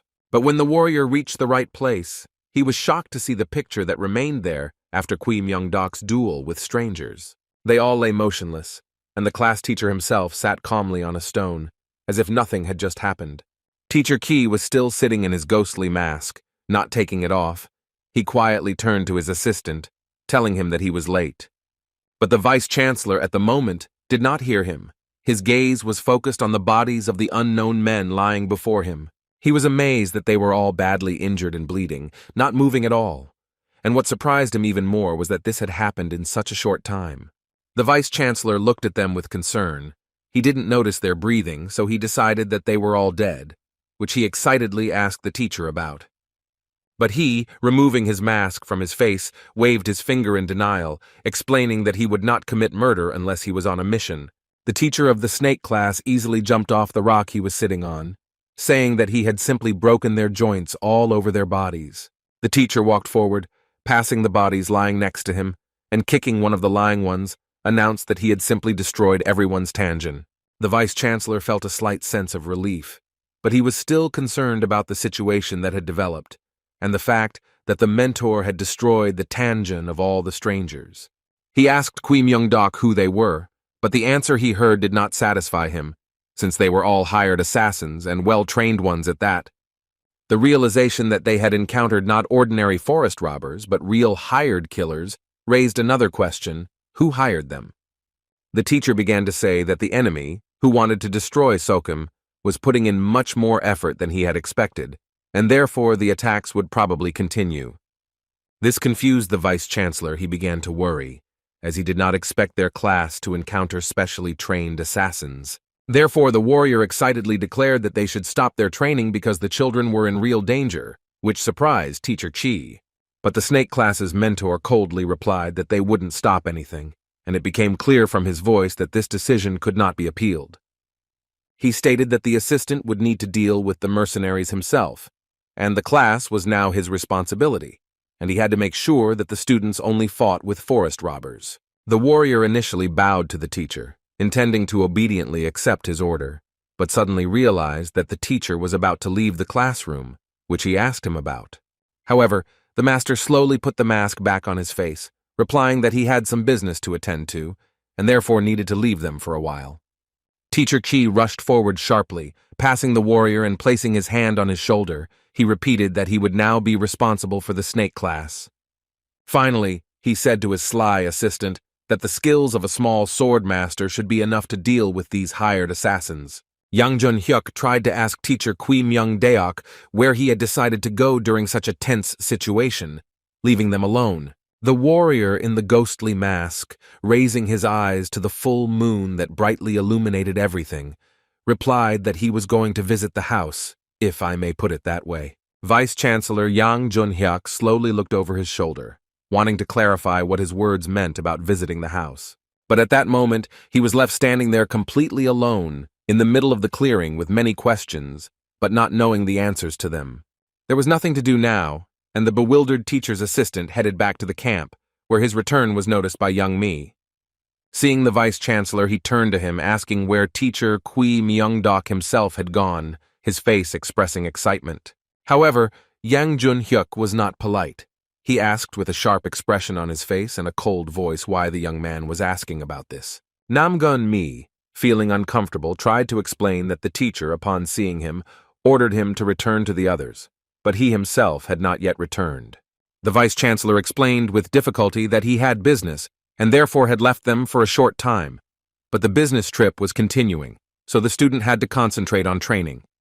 Hearing such a vague answer, the young man became confused, wondering where the teacher had gone, why he had left them alone here. He really needed to talk to his mentor because he was finally starting to understand how to get energy to flow in a different direction, and therefore had a lot of questions. But he was left standing alone, looking sadly ahead of him, and realizing that now he had no one to turn to ask about his inner energy. Young Jun-hyuk returned to his place, taking it in the shade of the tree. He still stood leaning against it and monitored everything that was happening around. Suddenly he heard someone's light footsteps, and a man approached him, turning to the warrior, asking if he was awake. The vice-chancellor replied with a slight smile on his face that whenever he has the opportunity, he tries to close his eyes for a while and take a nap. Standing before him was the junior master of the Sokim City Defense Corps, a man named Wang Ik-hyun, nodding his head in understanding at his answer. The man good-naturedly addressed the warrior, saying that he felt calmer because they were protected by the ghost of the small sword itself.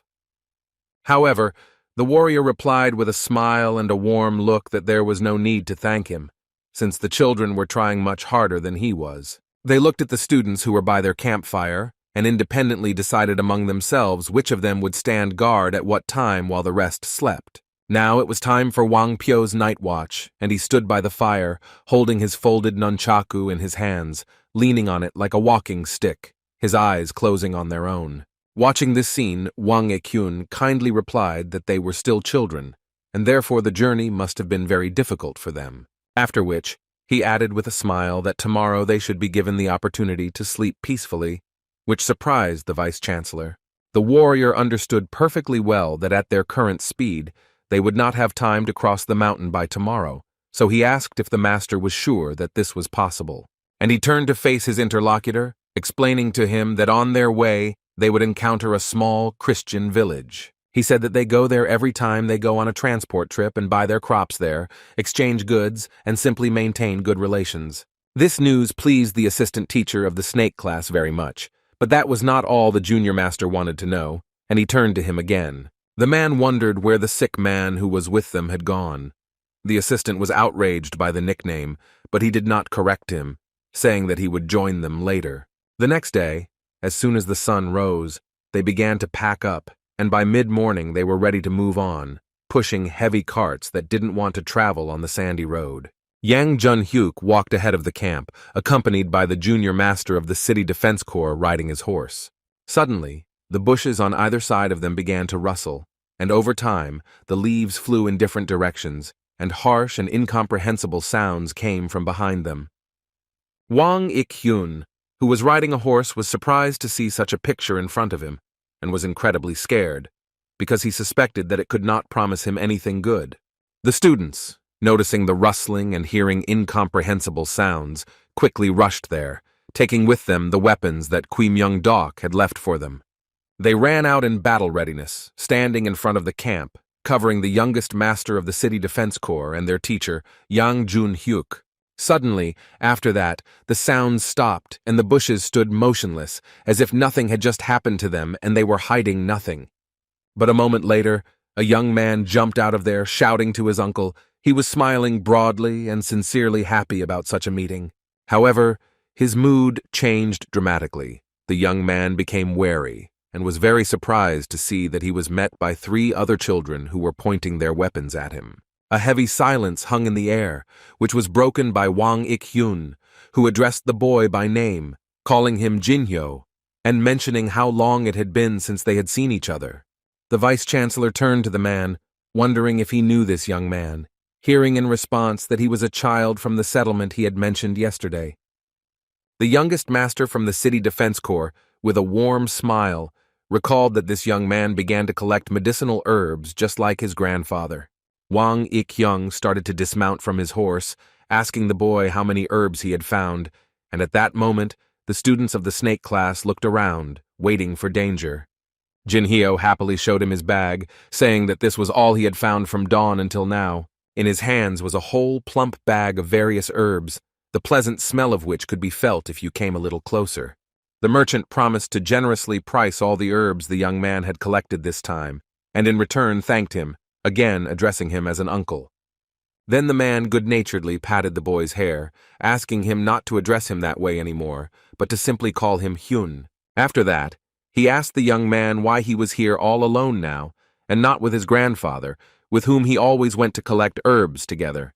Jin Hyo looked at him happily, saying that his grandfather had a bad back today, so he was gathering herbs on his own, and suggested that they go to the settlement together.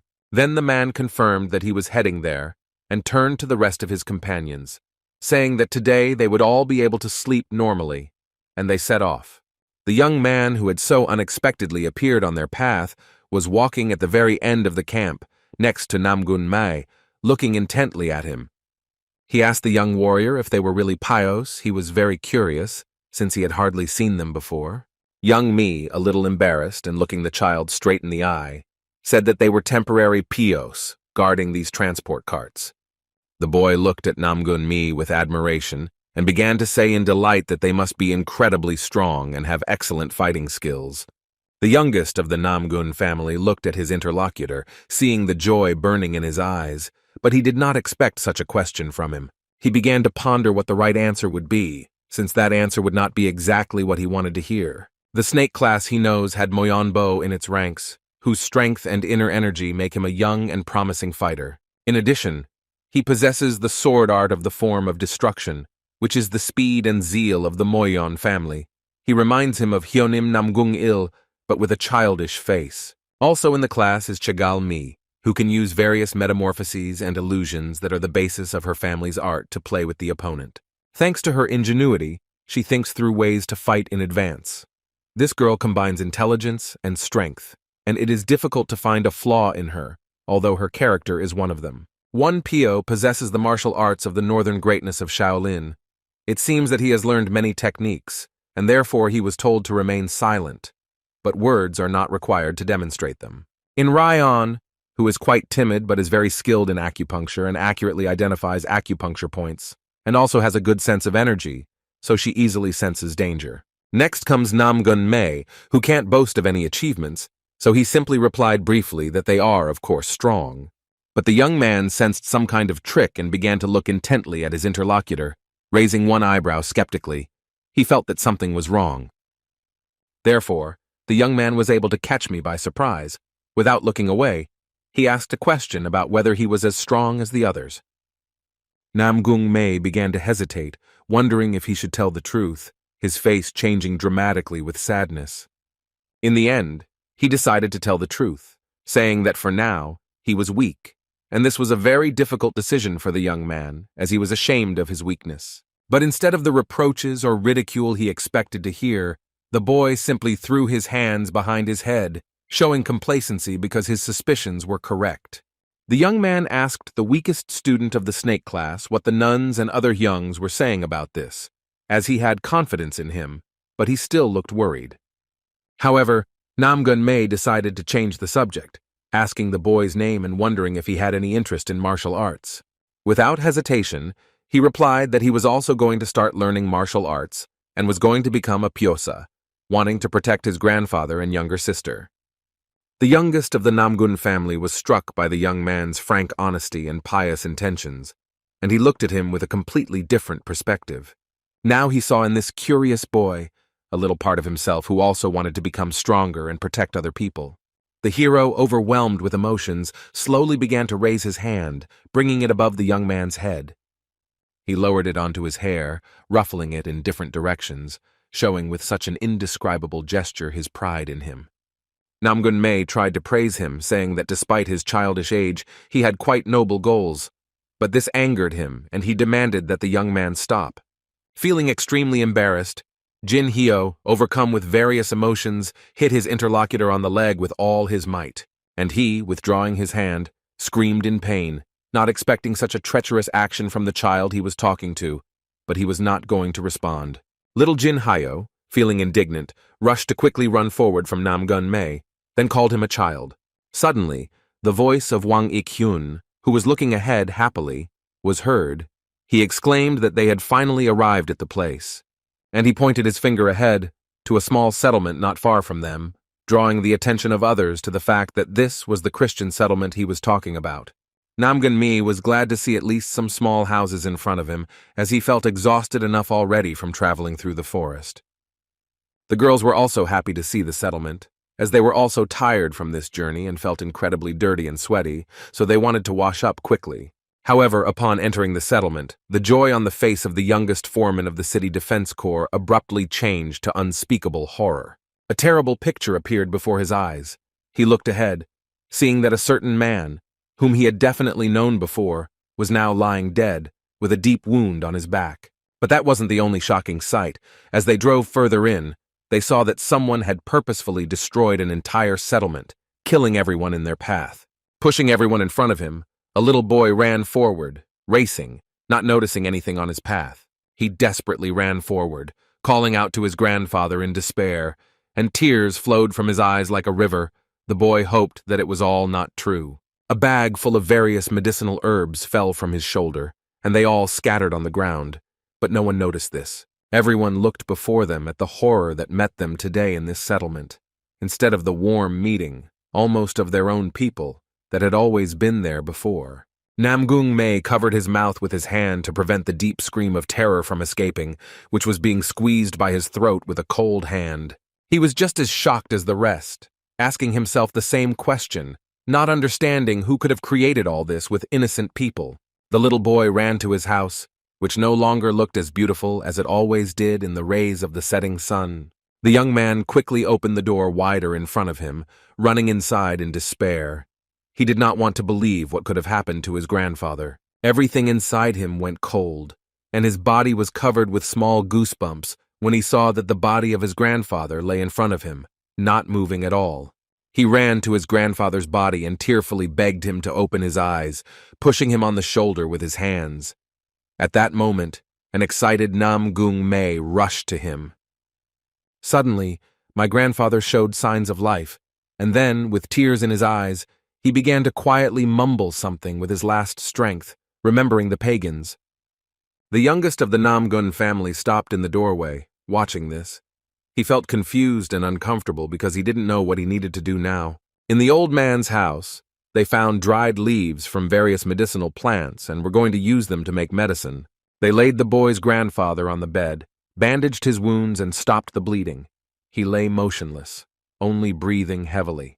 The youngest foreman of the City Defense Corps approached the doctor, asking about the situation in the settlement, and he reported that they had found survivors, but most were seriously injured. Jin Hyun did not leave his grandfather, who lost consciousness again. All the representatives of the academy were near him, and In Ryong tried to alleviate his condition with acupuncture. And finally, the seriously wounded old man made sounds again, breathing heavily from the intense pain in his body. As Jin Hyun carefully leaned over him, noting the fact that he was really, finally starting to regain consciousness. Jin Hyo's grandfather slowly began to open his eyes, looking at those in front of him. He barely groaned, and quietly turned to them. And then he jumped up sharply, feeling severe pain, to which In Ryong tried to stop him, saying that he couldn't move right now. But he no longer paid attention to his pain. He remembered something that was much more terrible than the injury he had suffered, and quietly moaned Jin Ryo's name. With despair and hope, he turned his face to his rescuers, begging them to save his granddaughter, who had been taken by forest robbers. Yang Jin Hyo, along with Bo and Mei, were deeply shocked to hear that the forest robbers could have taken a little girl with them. Namgun Mi was shocked that despite the massacre that someone had committed in this settlement, there had still been a kidnapping here. The boy's grandfather continued to shout with anger and fear in his eyes that these scoundrels had taken not only his granddaughter, but all the women in the settlement. The gray-haired man fell to his knees before them, feeling that only they could help him and save the entire settlement. The gray-haired man bowed before the warrior Yang Jun-hyuk, as low as he could go right now, and begged him for help. He knelt down and begged the warrior, not paying attention to the fact that in this position, his deep wound, due to the tense muscles, began to bleed heavily again. Yang Jun-hyuk stood motionless, frowning. He didn't know what would be the right thing to do, but he couldn't risk his students. However, the grandfather did not get up from his knees, regardless of the pain, the blood, or the way his grandson tearfully begged him to get up, worried about him. Namgun Mei clenched his hands into fists. Feeling the tension, he understood that now they were the defenders of the people from the City Defense Corps, but he remembered other words from teacher Kui.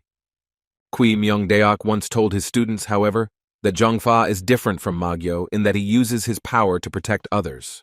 But the vice-chancellor was going to do something completely different, and this outraged the young man, who could not believe such injustice, and he shouted at him that they should save the kidnapped people. However, the master was unmoved, saying that he would also like that. But right now they have to defend the City Defense Corps and not abandon them, and the probability of falling into a trap is high. Young Mi understood all of this and agreed with the trap theory, but he argued that they couldn't simply ignore what had happened here. The young man, looking at the victims, reminded the vice-chancellor that at Peck Academy they were taught to follow the right path and help others. A minute later, the unmoved teacher's assistant was approached by Moyon Bo, who was simply trying to get his attention. The young man bowed to the warrior, showing his respect for him, and expressed his opinion that he also agreed with Namgun Mei's words. Each of the students at the Beck Military Academy supported Namgun's words. They wanted to save those who had been kidnapped from this settlement. Shigal Mi, twirling her flute in her hands, remarked that they would still have to face the forest bandits, so dealing with them now would be a good idea. She stopped, looking resolutely at the teacher. The girl said that considering what the forest robbers had done, even if they paid them, they would not let them go. Suddenly, another man quietly began to sneak up on them, wanting to help them resolve this contentious issue between representatives of Peck Academy. Wang Ikhion approached them and bowed before the warrior, also begging him for help, saying that after such a massacre in the settlement, they should now be safe here. Yang Jun-hyuk looked at the youngest master of the City Defense Corps, who stood bowing before him, and asked for help for the others, allowing them to leave them here. He understood the gravity of the situation in the settlement, but it was difficult for him to decide since the choice was very difficult. The warrior looked first at the young man, who was the first of all to begin begging him for help for the kidnapped women, and who now did not take his eyes off him. The vice-chancellor saw the cold and stern gaze of Moyon Bo, who was also watching him closely and wanted to help the settlement. Shigal Mi, whose expression spoke for itself, had already noticed the fact that they would still have to face the forest bandits. And the rest of the class, who had agreed to go rescue the kidnapped people, even in Ryan, who was quite timid, now looked at him confidently and resolutely. Young Jun-hyuk saw their determined expressions and understood that they were all, as one, ready to go save the innocent people who had been kidnapped from this settlement. A faint, proud smile appeared on his face for the students of the snake class, and he had already made the right decision for himself. The vice-chancellor could not take his eyes off the determined faces of the children standing before him. The assistant teacher could see that they were becoming more and more like the warriors of Zhongfa. He confidently stated that from this moment on, the snake class is sent to rescue the kidnapped people, and therefore, they need to divide into two groups. Namgun Mei bravely clenched his hands into fists, mentally deciding to himself that they must save these unfortunate people at any cost. The class teacher stated that the first group that would be responsible for the rescue would include Moyon Bo, Wanpyo, Chegal Mi, and him. And so the defense group that remains in the settlement includes In Ryong and Namgun Mei, which incredibly disappointed him and undermined his fighting spirit. Therefore, the youngest heir of the Namgun family decisively, guided by the last drops of fighting spirit that remained, exclaimed, addressing his mentor. But he paid no attention to his exclamation and interrupted the boy, thrusting an incomprehensible object right into his face. The warrior explained that this was a signal fire that the red flower used, and if suddenly something happened to them, he should launch it into the sky and they would return immediately. The young man had already lost his enthusiasm, but turning to the teacher, he still tried to ask him to go with them to save people. But Chegal Mi came out in front of him, pushing him back with her hand and sternly saying that he did not need to go with them. He looked sadly at the girl, but she coldly explained that he would not be able to bring any help to their mission to rescue the kidnapped. The young man bowed his head, frowning, as the words of his cruel classmate were incredibly painful for him, yet true. He was oppressed by a sense of his own worthlessness and clenched his hands into fists, fully understanding that this could cause problems, since he did not yet know how to use his internal energy. Despite the disappointment that was crushing him from within, the boy turned to the others, asking them to definitely save the kidnapped. And the rescue group, consisting of 3 academy students and their teacher, set off with all their might to carry out their task. They used their internal energy to move faster through the forest, but the mentor still asked them to speed up. And they, unquestioningly, agreed with him. Following the order, The students of the snake class sped up, and the teacher ran behind them, controlling everything around the group. Moyonbo moved ahead of everyone because he was better than the rest of the students at noticing danger and could react to it faster. Suddenly, the young man noticed that the leaves of one of the bushes growing in front of them were moving in an unnatural way. And then, he noticed an incomprehensible object heading sharply towards him, appearing straight from those bushes. It all happened incredibly fast, literally in a split second, but he had enough time to notice the danger. And the boy quickly ducked back, avoiding a collision with the object that was rapidly approaching his face. As it turned out, one of the forest robbers was sitting in the bushes, waiting for them to appear, so he prepared such an ambush, but the young man was able to avoid it. He braked sharply, pressing his foot into the ground so hard that a deep imprint of his shoe was left there. Jumping aside, Moyonbo looked at the angry scoundrel who had been hiding in the bushes all the time and wanted to surprise him. He was initially surprised to realize that they were being waited for, but eventually he realized that they should have expected an ambush. When everyone stopped, they were surrounded by robbers, jumping out of the bushes behind which they had been hiding so diligently, waiting for their victims. Young Jun-hyuk quickly surveyed the opponents and assessed their skills, realizing that they were proficient in martial arts. But he perfectly remembered the words of Teacher Ki, who had ordered him to deal only with hired killers, and to leave the forest robbers to the children. He didn't really like this idea, but realizing that now, ordinary forest robbers had come out against them, the teacher's assistant decided to give them to the students. The robbers looked terrified. They tried to scare the children with their behavior, mocking their attempted pursuit. However, the students of this class were not frightened. A pulse wave of internal energy quickly spread through Moyonbo's hand, passing from his fingers straight to the sword. He was all tense and felt an incredible disgust for them. His entire body was enveloped in internal energy, and he decided for himself to destroy them all. Looking at their opponent, the men were surprised that he was able to control his own energy at such a young age. Moyonbo literally looked at them with a scorching gaze, and with the same furious expression on his face, the academy student rushed at his enemies. He held out his hand with the weapon in front of him, which was enveloped in his energy, all the way to the sharp tip of the sword, and aimed it at one of the scoundrels. Frightened by his opponent's strength, he tried to cover himself with his axe, placing it in front of him in such a way as to block his blow. But fear, with each approach of the sword to his block, grew stronger, and the student's gaze was aimed only at where the collision was unlikely to occur. To his great and unpleasant surprise, the old sword his mentor had given him shattered in his hands when it collided with his opponent's axe. And this was incredibly shocking to Moyonbo, who saw the tired look of his weapon, but hoped that it would be able to withstand at least such a blow and not break immediately.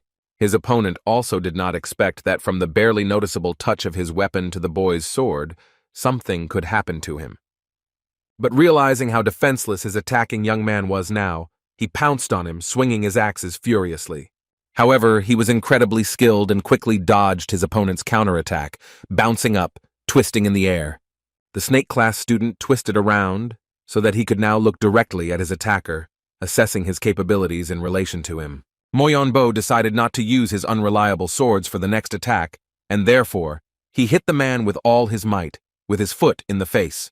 The first attacker lost his balance a little and staggered back from the blow, while the second man watched them in surprise. The young warrior of the Moyon family realized that his mistake was that the old sword could not withstand his inner strength and therefore crumbled into pieces. However, his opponent stood his ground and did not fall to the ground from the blow. He stopped, regaining his coordination and only holding his head back by inertia. Slowly turning his gaze to the young man, he laughed maniacally as he looked at him.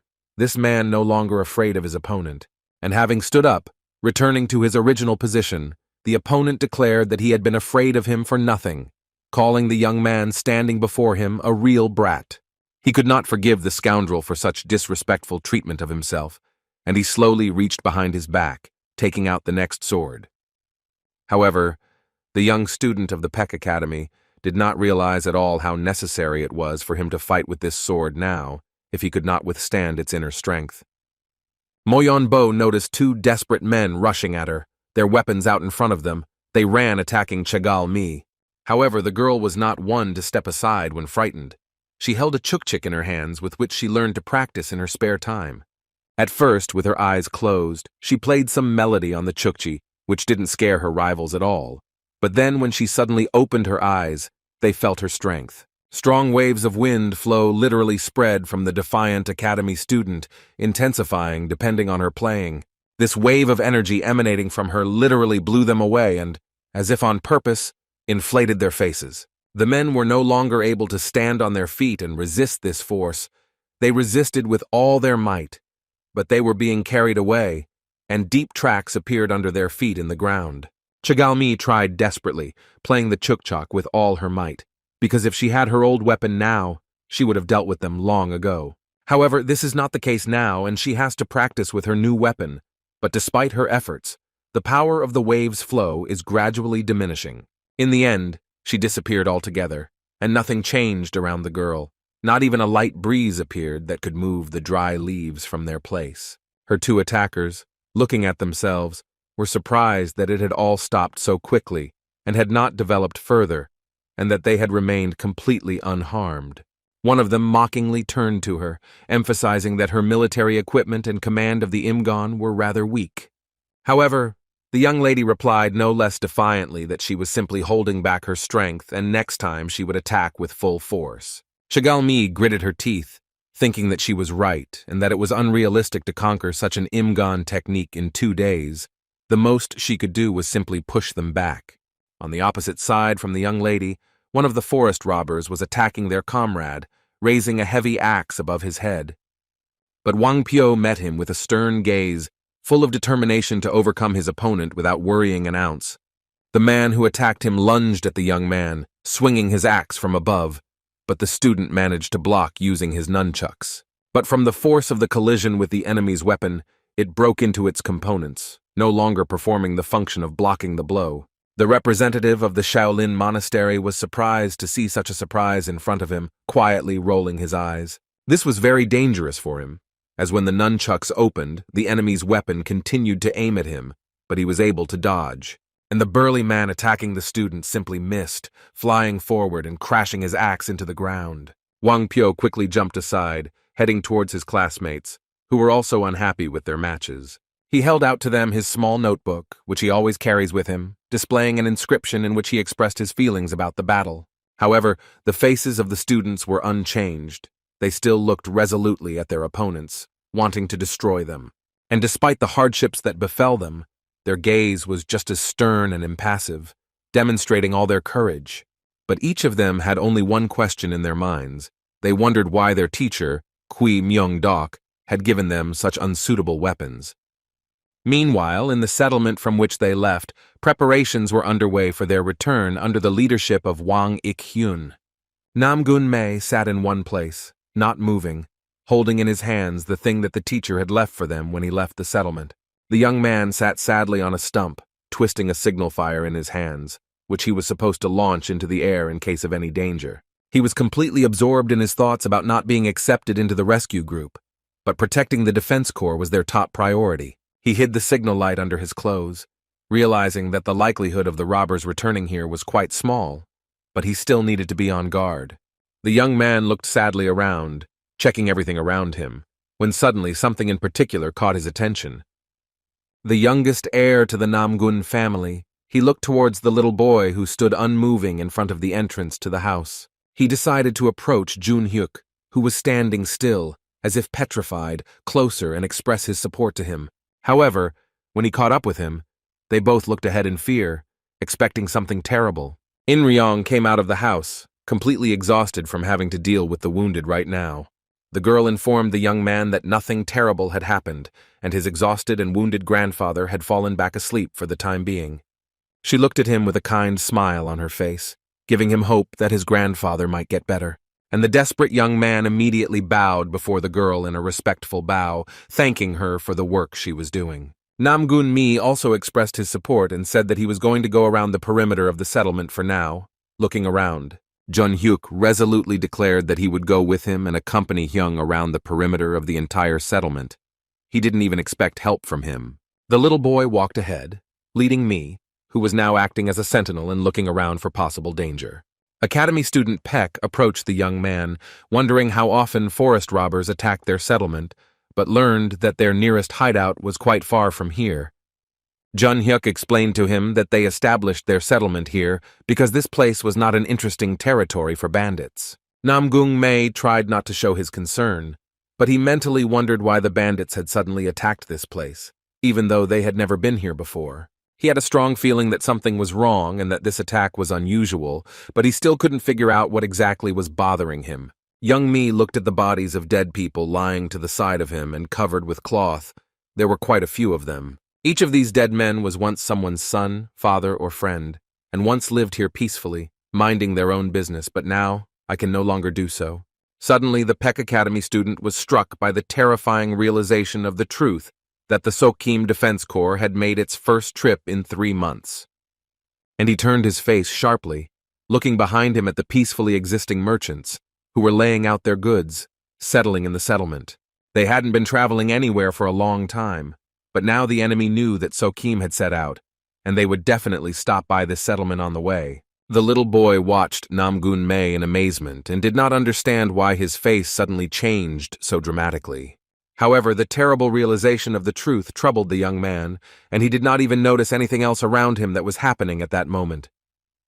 He turned to the boy who had volunteered to help him, walked around the perimeter of the settlement, and ordered him to go home first. But he didn't understand why the young man had changed his behavior so dramatically and decided to send him home without explaining anything. However, with a dark expression on his face from excitement, he briefly replied to the boy that he simply had a bad feeling. Nam-gun-mae didn't even suspect at that moment that he was being watched by one of the same assassins that Qui Myung-deok had stopped earlier. The gaze of this unknown stranger was fierce, and he did not take his eyes off his victims, well hidden in the treetops above them. Jun-hyuk froze and started to get nervous after such words. He stammered and asked me, who was currently guarding the settlement, why he was so scared. But the hero looked before the battle, at the entrance to the settlement, and he was oppressed by such a deep silence. It was good to hear the dry leaves falling from the trees flying past him.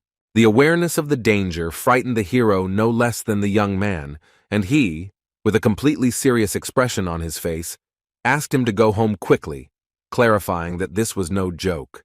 Suddenly Nam-gun-mae heard an ominous voice above him, the owner of which drew attention to himself, informing him that he was already here.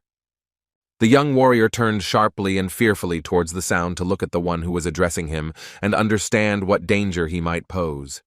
The youngest of the Nam-gun family came face to face with the hired killer, who had been watching them all this time, hiding in the trees. He looked at the face of the man hanging from the tree with a sinister look, and understood that this mask was on his face for a reason. The young man realized with fear that he was not an ordinary forest robber, and he quickly ordered Jun-hyuk to flee from this place. But the boy couldn't move. He literally froze in place, watching the unknown, who as it turned out had been next to them all this time.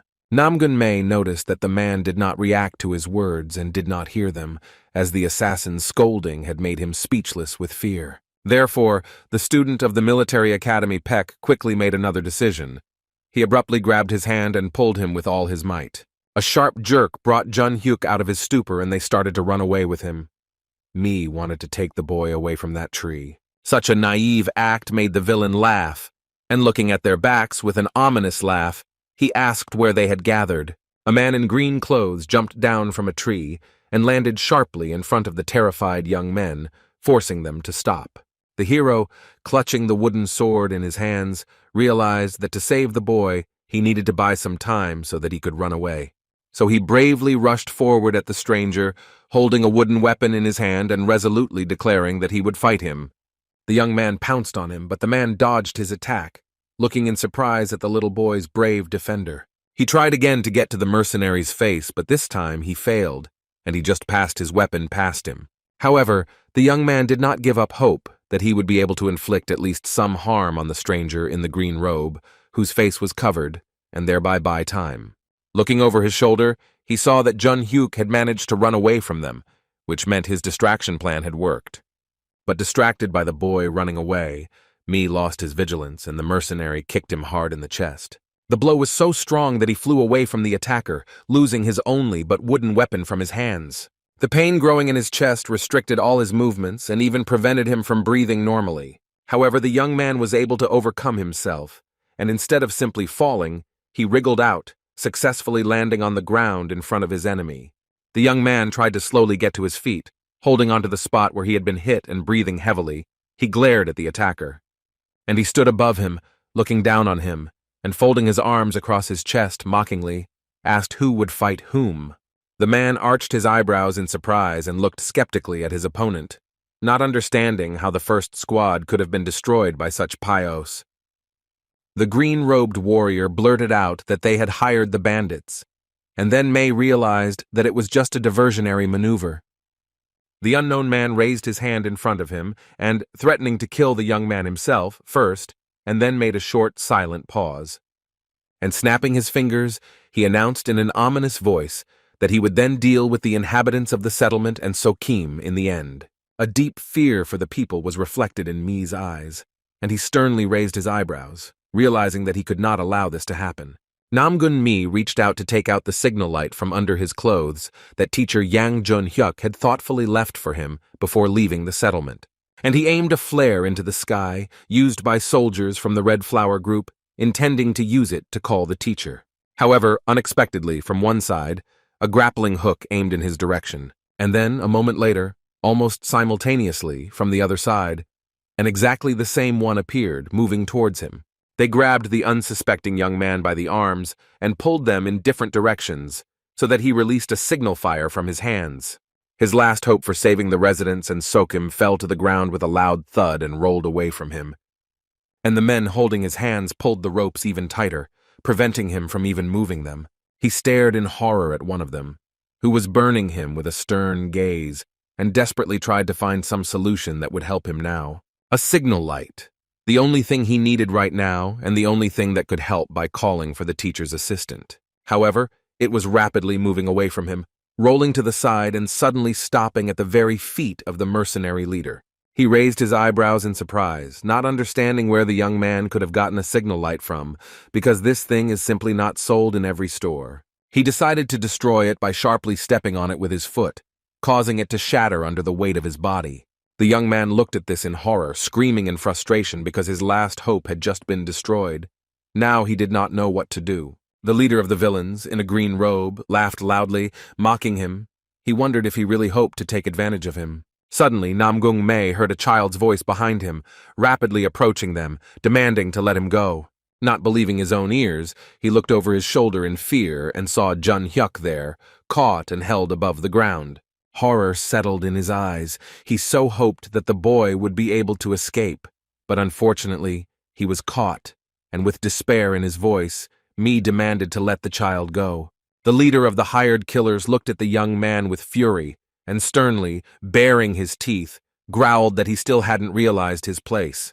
Suddenly, the man in green standing in front of him released a hidden weapon from his sleeve, which flew rapidly towards him.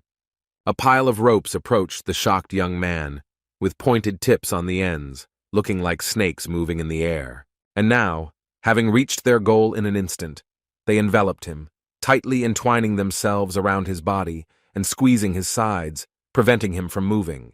The leader of the hired killers, dressed in green, abruptly pulled the end of the rope towards him, knocking the boy off balance. The man literally threw the shocked young man away, throwing the end of the rope he was holding over a branch and hanging him upside down. He wrapped the end of the rope around the tree trunk and forcefully stuck the pointed tip into it, fixing the young man in that position. Standing in front of him, the green-robed warrior said with disgust that the boy had absolutely no military spirit. The man, whose face was hidden, slowly moved even closer to the hanging Namgung Mei and silently, contemptuously looked at him. He humiliatingly pointed a finger at him, mockingly saying that he would be hanging here and would feel how weak he was. Then he slowly looked back over his shoulder, and the mercenary leader, in a cold and cruel voice, ordered his henchmen to kill the child. And the man who was holding the boy by the skin, with a blank look in which there was nothing good, quietly nodded his head, accepting the order. Namgung Mei looked in their direction, feeling helpless, and in his eyes, a fierce terror settled, a strength he had never felt before. He saw how the little boy tried to resist, how tearfully he begged the scoundrels to stop it all and let him go. A tearful Jun Hyuk turned to the young man, asking him to help him, because there was no one else here who could save him. The leader of the hired assassins glanced sideways at Namgung Mai, who was all tense, laughing at the fact that he still had some fighting spirit left. But the young man paid no attention to him. He only looked at the little boy, while the man continued to taunt that he should be grateful to be still alive. He was completely immersed in his inner feelings, not noticing anything else. And the villain did not back down, mocking him. He said that it was all in vain. The youngest member of the Namgun family mentioned that there is now a classmate of his in the settlement who is taking care of the wounded and the boy's grandfather. He remembered how many corpses they had to pass by, and how many innocent people had died for unknown reasons because of these scoundrels. And now these villains were holding the little boy, squeezing his neck so that he began to turn blue, and saying that the weak would always be crushed by the strong. He watched as the innocent Jun Hyuk lost consciousness in the hands of a hired killer and was filled with various painful feelings. The young man thought about only one thing. What he wanted most at that moment was to have strength now, and suddenly he felt it, as if his body was enveloped in energy. The leader of the villains, surprised by such a bright light that appeared behind him, slowly turned to look in that direction. And before his eyes, this weak young man literally changed. He tore the ropes that had tightly wrapped him, freeing himself from the trap. At this moment, deep in Namgung Mei's subconscious, a difficult conversation was taking place with himself. He felt completely helpless. However, now inside him, an unknown inner voice was addressing his seated and closed figure, wondering what was wrong with him. This unknown inner fire of energy, slowly burning within him, asked the young man if it needed strength. This fiery energy addressed him as a son of the Namgun family, asking him what he needed his strength for. And he remembered his childhood, how from the very beginning, when he was little, everyone demanded that he stand up strong. Everyone he met reminded him of what family he belonged to, focusing his attention on what he should be able to do. These people, whoever they were, would approach him, always telling him that he should follow the example of the head of the Namgun family and protect the family's honor. Everyone he met always repeated the same thing, emphasizing his focus on the honor of Namgun's family. Just because of his surname, which referred him to the Namguns, all family members looked up to him with high regard. He recalled that at some point he began to take their words as a given, but then he lost the ability to use his inner energy. His father constantly reminded him that he would not be able to become a warrior, forbidding him from using internal energy, as this would cause the infected energy to grow. And then his life changed dramatically, in a completely different direction, causing him, as a little boy, unbearable pain and disappointment. Everyone who had previously treated him with warmth and respect now mocked him, reminding him that he was a descendant of Namgung, who could not use internal energy.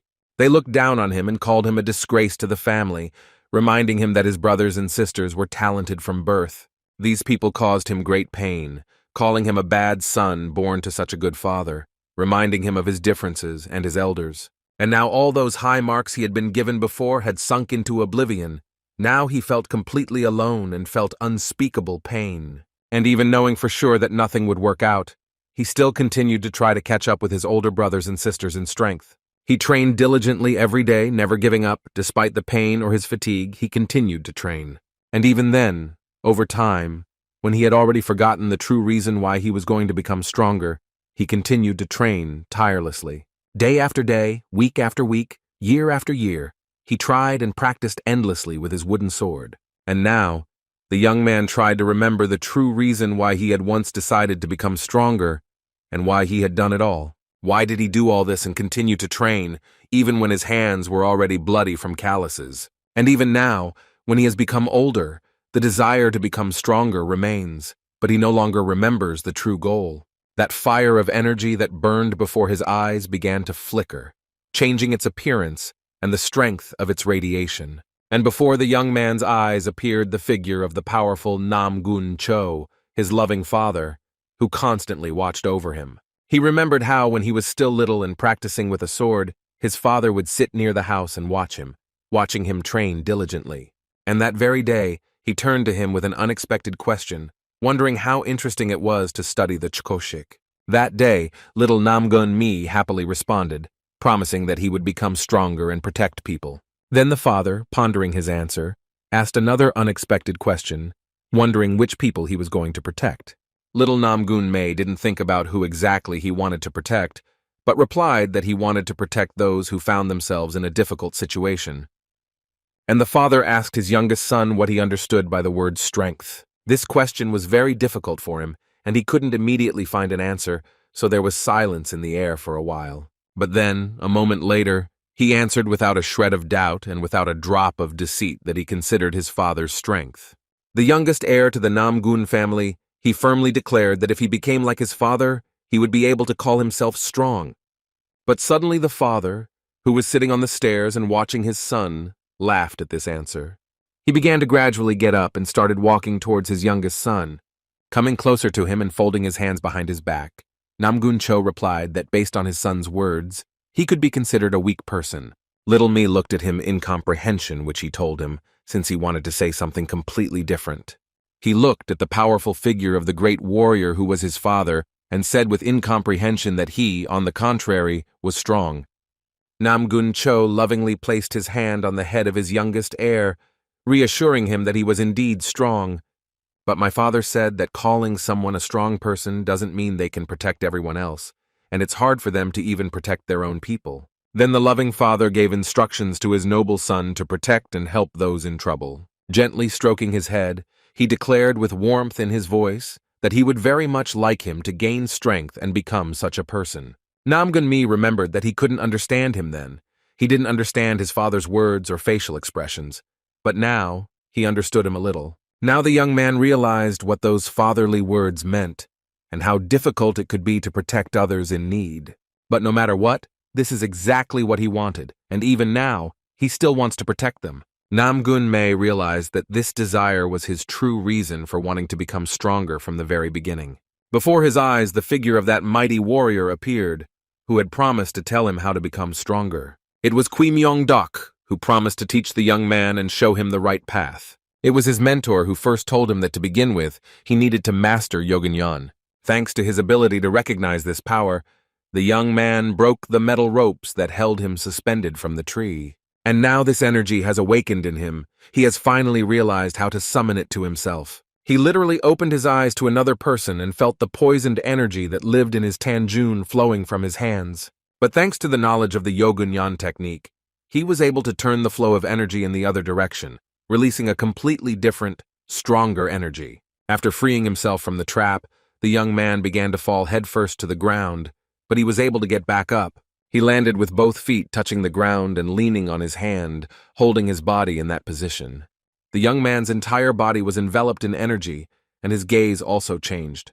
He was literally burning with an inner fire that had been hidden for a long time. The leader of the hired killers, not believing his own eyes, looked at him and was surprised that he was able to free himself from his metal whip. He couldn't believe that he was now standing before the same young man as he had been a few minutes ago, because now he looked completely different. Dropping to the ground and burning with inner energy, Namgun-mei looked ahead at the scoundrel holding the child. He pushed himself off the ground with all his might, heading rapidly towards them. The warrior in green robes was incredibly surprised to see him next to him, because he appeared unexpectedly, as if he had emerged from the ground. Moving just as quickly and freely, the youngest heir to the Namgun family snatched the body of little Jun-hyuk from the hands of the villain. The green-robed assassin looked over his shoulder at the young man, whose confused face was darker than night with rage.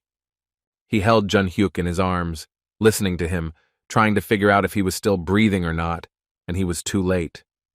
However, finally convinced that he had made it, the young man breathed a sigh of relief, watching the child's chest move smoothly from his breathing. The youngest heir of the Namgun family, he finally realized that he was able to discover the Yogunyan of inner energy within himself. The mercenary leader looked at him skeptically, not understanding how he, who had only recently had negligible internal energy, could now use it as needed. The man in the green robe couldn't believe that he had become stronger, literally in such a short period of time. Namgun-mei began to speak slowly, addressing the leader of the villains, saying that those who have power should not trample on the weak, but protect them. With these words, he slowly bent to the ground, raising his wooden sword.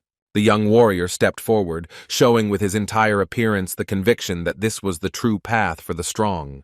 But such an emotional speech did not move the leader of the hired killers in the slightest, and he looked at him skeptically, devaluing every word.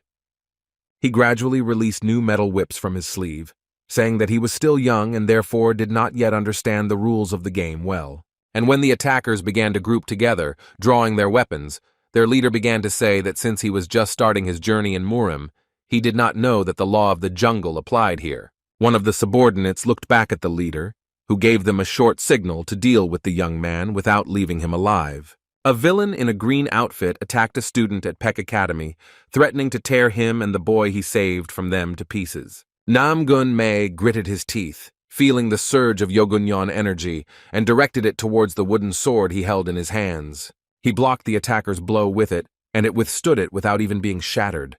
The young man began to fend off all the attacks of the unknown warrior, whose face was hidden with the only weapon he had in his hands. He still couldn't use it as he should. Mi had just learned it, so he could not use it perfectly. Understanding this, the young warrior decided to use the choshik and thereby increase his strength. The young man knew perfectly only the one trick he constantly encountered, the one that his eldest brother, Il Namgun, constantly used. He gripped the hilt of his wooden sword more tightly, determined to defeat the villains at any cost. And now the youngest heir of the Namgun family was clearly repeating the movements performed by the firstborn of the family, Il Namgun, invoking the blue sky technique. The attacker, dressed in green, looked at the young man tensely and with fear, watching the powerful energy accumulating in his body. In the end, the youngest son, Namgun, completely repeated his eldest brother's attack, strengthening the technique further by summoning the game of the two-headed dragon. With the execution of the first movement of the technique, the sky turned blue, his eyes lit up with new strength, and the wooden sword was enveloped in fiery energy. He lunged with his foot, drawing the sword back, then sharply directing it forward, along with a stream of powerful energy. It burst from his blade in a double stream of fire, enveloping the enemy from all sides, creating a fiery cocoon and burning his clothes. The powerful warrior who was his opponent was unable to block the boy's attack and arched in the air, feeling excruciating pain. The warrior, whose green suit was scorched by the youngest member of the Namgun family's frenzied energy, fell to the ground unconscious. The rest of the hired killers looked at the charred body of their brother and could not believe that he had lost to some young man. The green-robed mercenary leader was shocked that his top-notch warrior had lost this battle, yielding to a child. He looked at Namgung Mei and tried to comprehend what had just happened, how it had happened that the young man, who had recently been weak, was able to resist his man. He watched him carefully and saw how he began to tremble, losing strength in his hands. The youngest heir, Namgun, was incredibly happy that he had managed to harness his inner energy and apply it in the duel. However, his joy was short-lived, and he suddenly felt a fierce fatigue building in his body, rising higher and higher. The young man eventually lost control of his body and leaned forward, starting to slowly fall to the ground.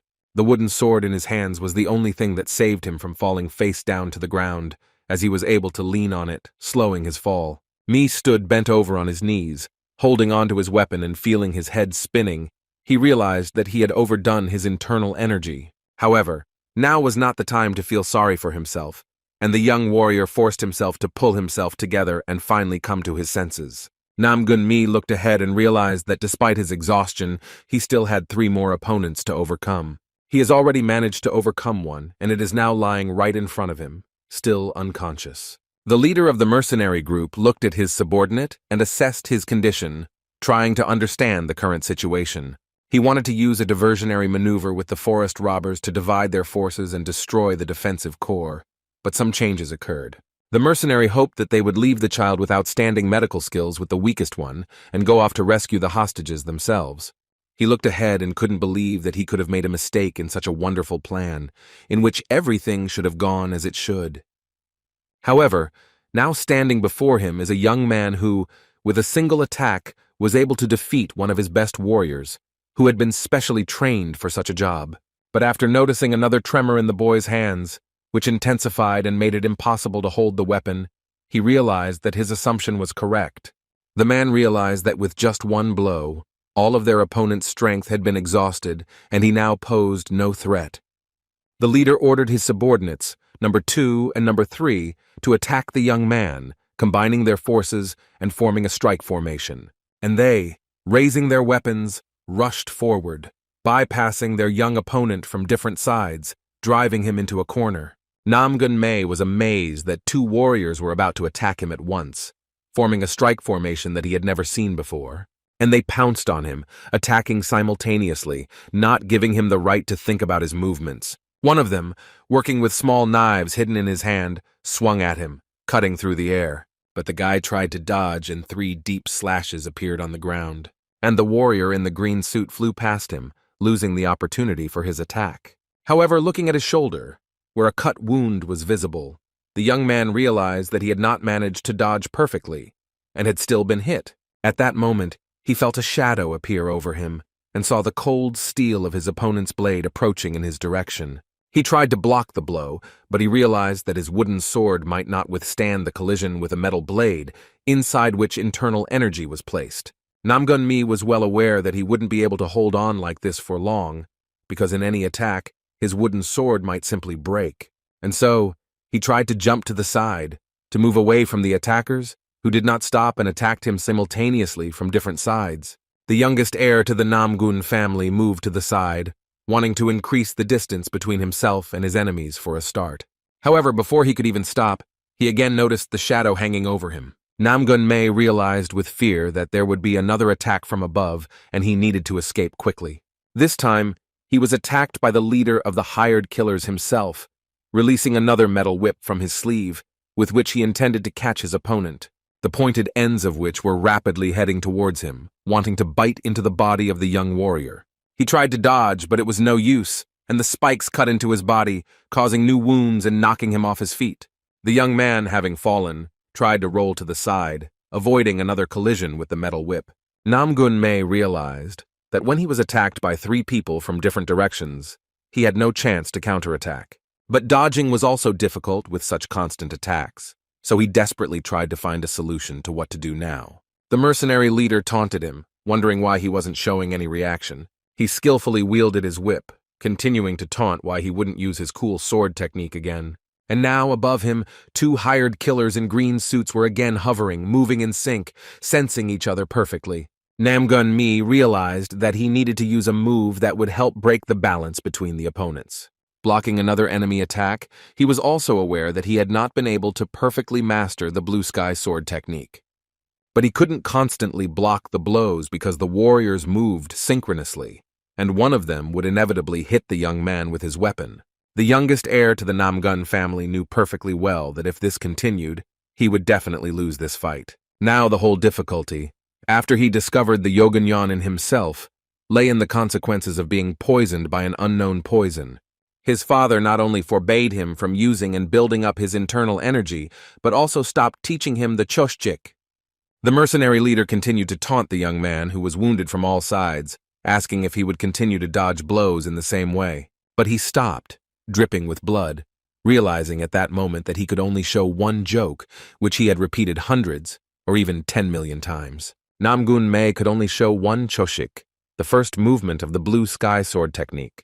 And so he began to gather energy, calling for his Yogunyan to reappear, his eyes beginning to burn with fire. The green-robed mercenary leader did not expect that he would be able to regain his strength so quickly and was impressed by his energy. However, the youngest heir of the Namgun family began to burn with an unknown force again, directing it towards his wooden sword. This time, his sword seemed to burn brighter than before as he charged past the enemy that was attacking him. He repeated the movements, just like last time, and directed the energy from the wooden sword at the opponent in front of him, using the 2-headed dragon deformation technique. A fiery crater formed in front of him, burning brightly with unnatural fire. But a moment later, it also faded, disappearing along with all traces of his attack. He was exhausted, and the ground around him was flying into small pieces, crumbling from the force he had just applied. Namgun-mei could barely stand, trembling with tension, and his eyes were empty, as if he had already lost his life. A moment later, the youngest heir of the Namgun family fell down, no longer feeling any strength and losing consciousness. The mercenaries who remained intact looked at their comrade, who had died at the hands of a small youth who had seemed completely worthless to them at first. They stared silently before them, frozen in place in amazement and unable to believe what had just happened before their eyes. The green-robed mercenary leader stepped forward, cautiously making his way towards the boy's body, which lay motionless.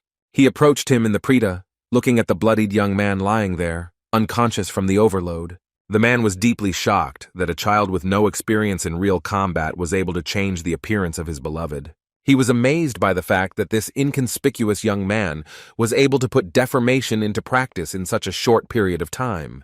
Sword technique refers to a combination of several techniques that were created in order to incorporate them into a single principle. He was terrified of what would happen if he understood the true essence of one thing and learned to transform it into another. Because in that case, it will no longer be a joke, but a real sword technique, a powerful force that is difficult to fight. The man slowly began to take out the knife from behind his back, thinking that if he left this young man alive, he would cause enough problems in the future. So, he made a decision and swung the knife over his body, intending to kill the unconscious boy right now. The man in green, whose face was hidden, swung his knife hard, raising it high above his head. The leader of the hired killers who had come here with the goal of killing everyone started to sharply lower his hand, but suddenly he felt someone's heavy gaze on him. A moment later he heard someone's hoarse voice next to him from the side, saying something about how difficult it was. Looking back in that direction, he realized that Pyosa had not yet returned, so he could not believe that anyone would come out against him. He swung, pointing his knife in the direction of the grandfather, who spoke to him, wondering who he was. But the gray-haired man, clenching his cane, continued to talk about how it was difficult for him to draw any conclusions without knowing all the circumstances. Pulling out a twig stuck in his unkempt hair, he continued, saying that he knew one thing. After looking closely at the mercenaries, he said that he knew one thing for sure. Those who hide their faces under masks have a stigma in their guns. Watching them, he asked in a hoarse voice if they wore masks when the three of them went to torture innocent children. The mercenary leader looked at him sideways, feeling deep surprise. He didn't understand that in this settlement, he could forget a homeless person. But he wasn't that interested, and he ordered his subordinate number 2 to deal with the uninvited guest. And with one sharp flick of his hand, he pulled out the throwing knife he had been hiding in his sleeve all along, aiming it at the old man. He threw it forward with all his might, hoping that it would hit its target clearly, and they would not have any additional problems from the uninvited guest.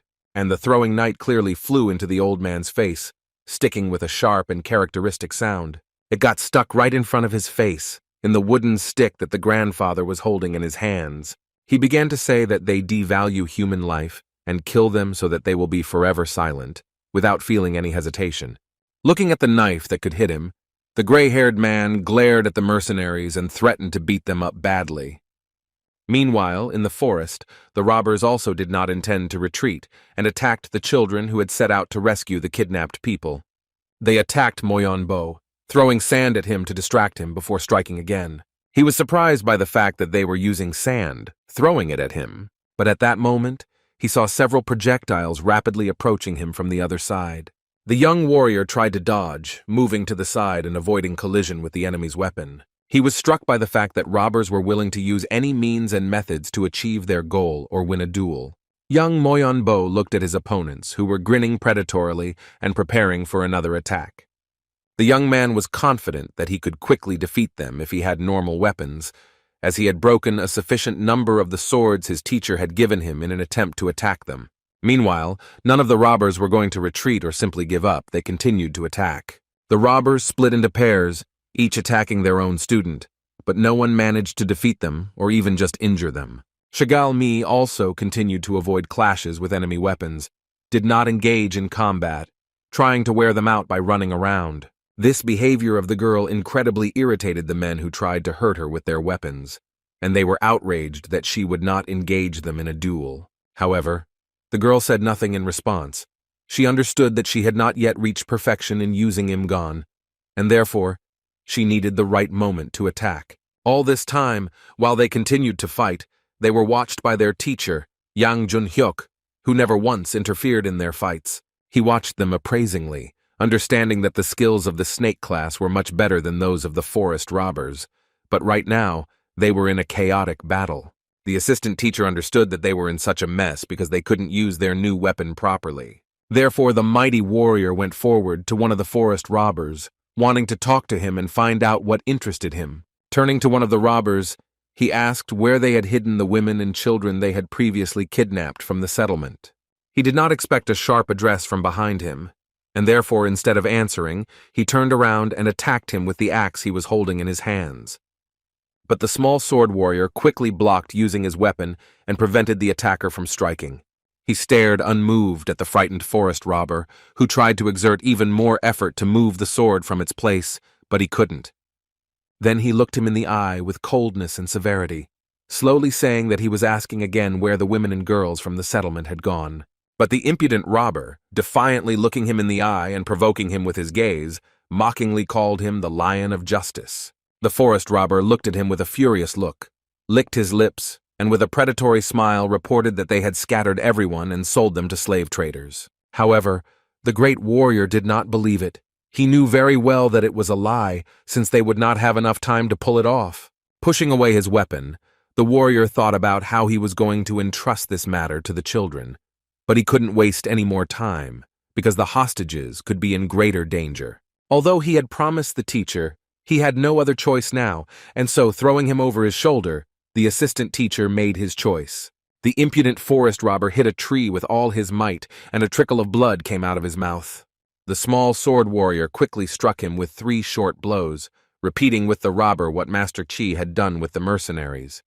And he fell to the ground, hitting it loudly, and was no longer able to get to his feet. He lay motionless. An unexpected sharp sound caught the attention of everyone who continued to fight, and they stopped for a moment, looking around in surprise at the source of the sound.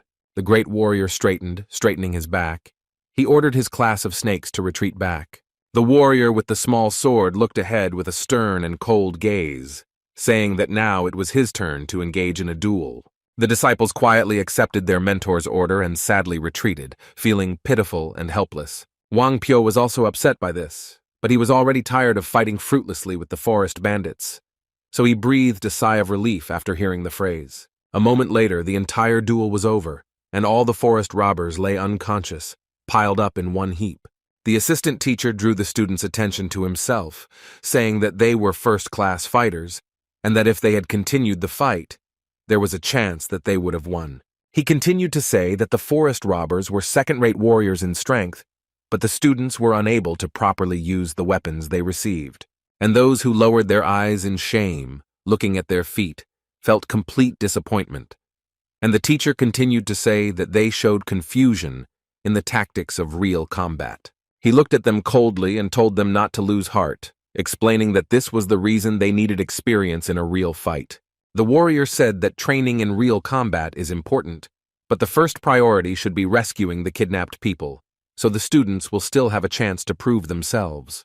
The students of the snake class, after the speech, immediately gained a fighting spirit, and they briefly replied that they understood their mentor. After that, Yang Jun-hyuk turned to face the only surviving robber, whom he had specifically left for last.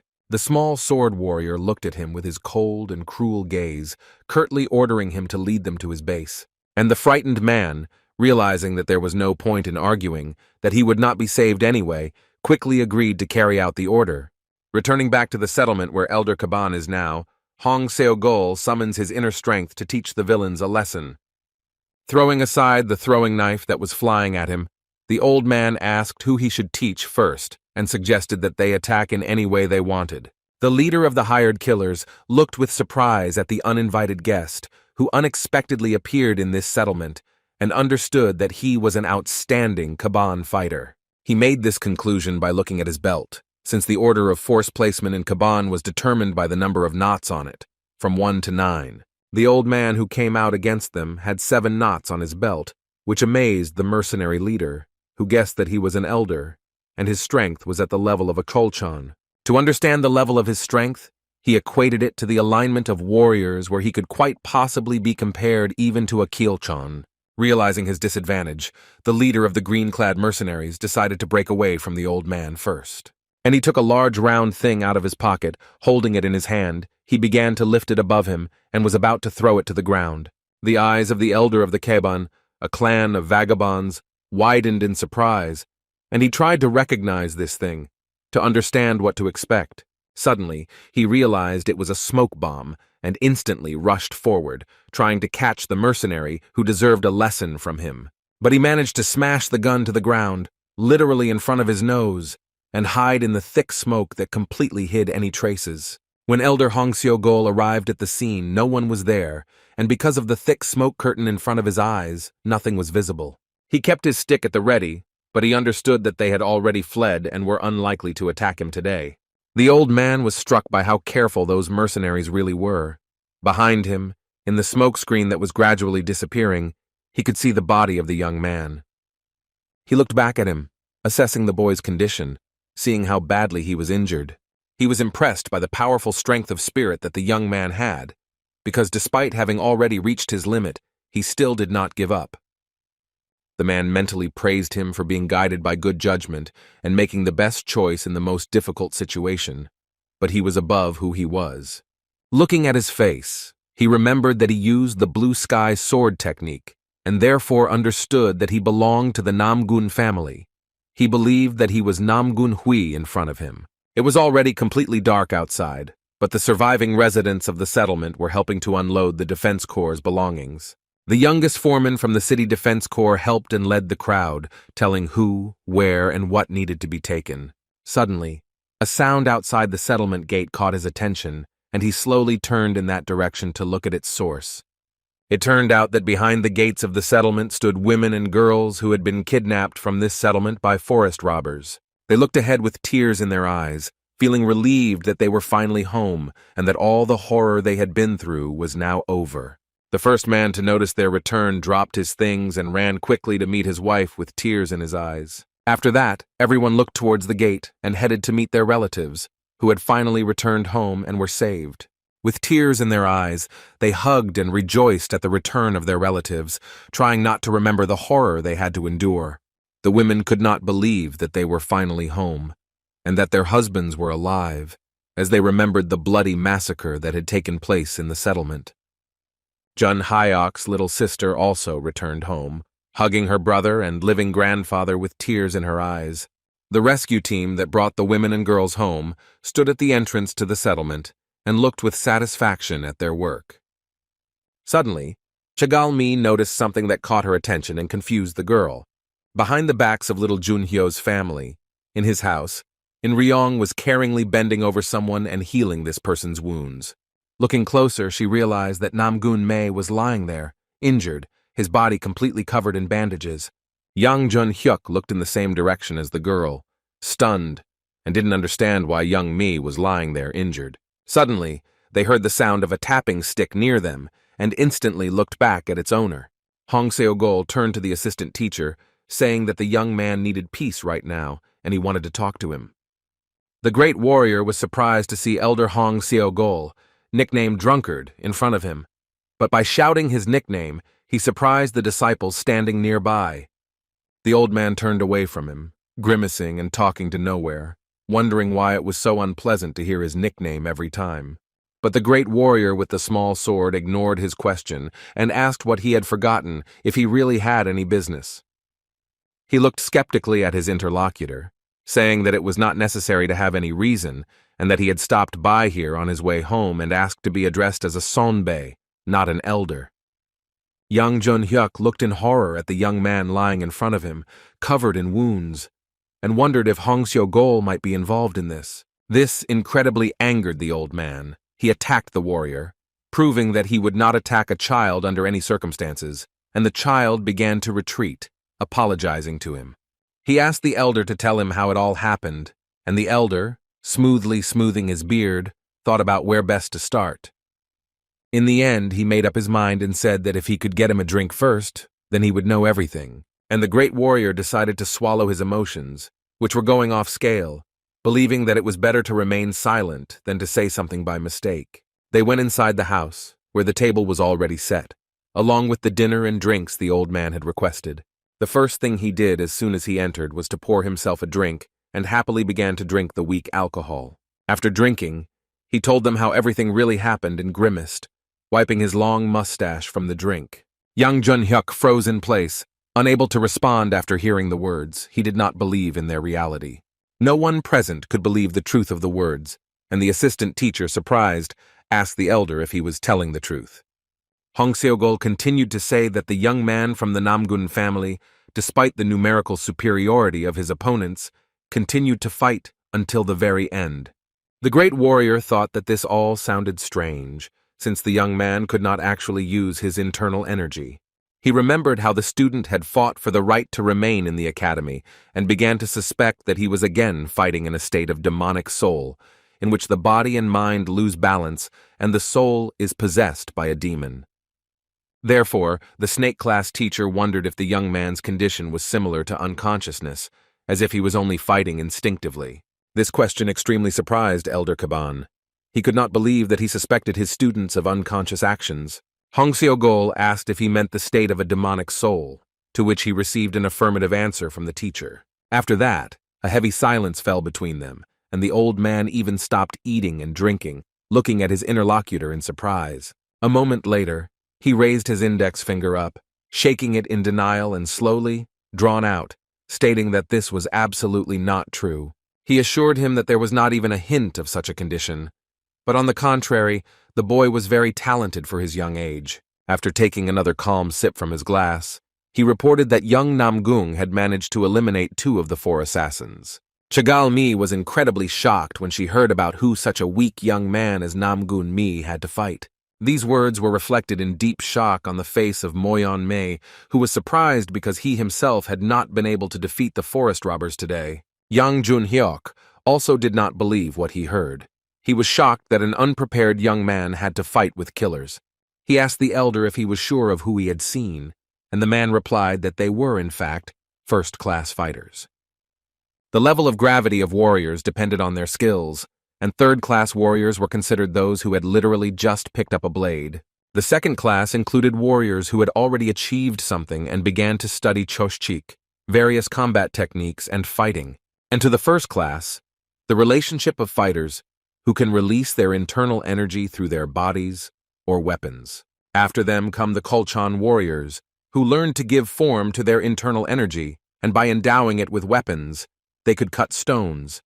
When Chilchan warriors accumulate energy in the Tanjong for 60 years, they can win even in a duel against 10.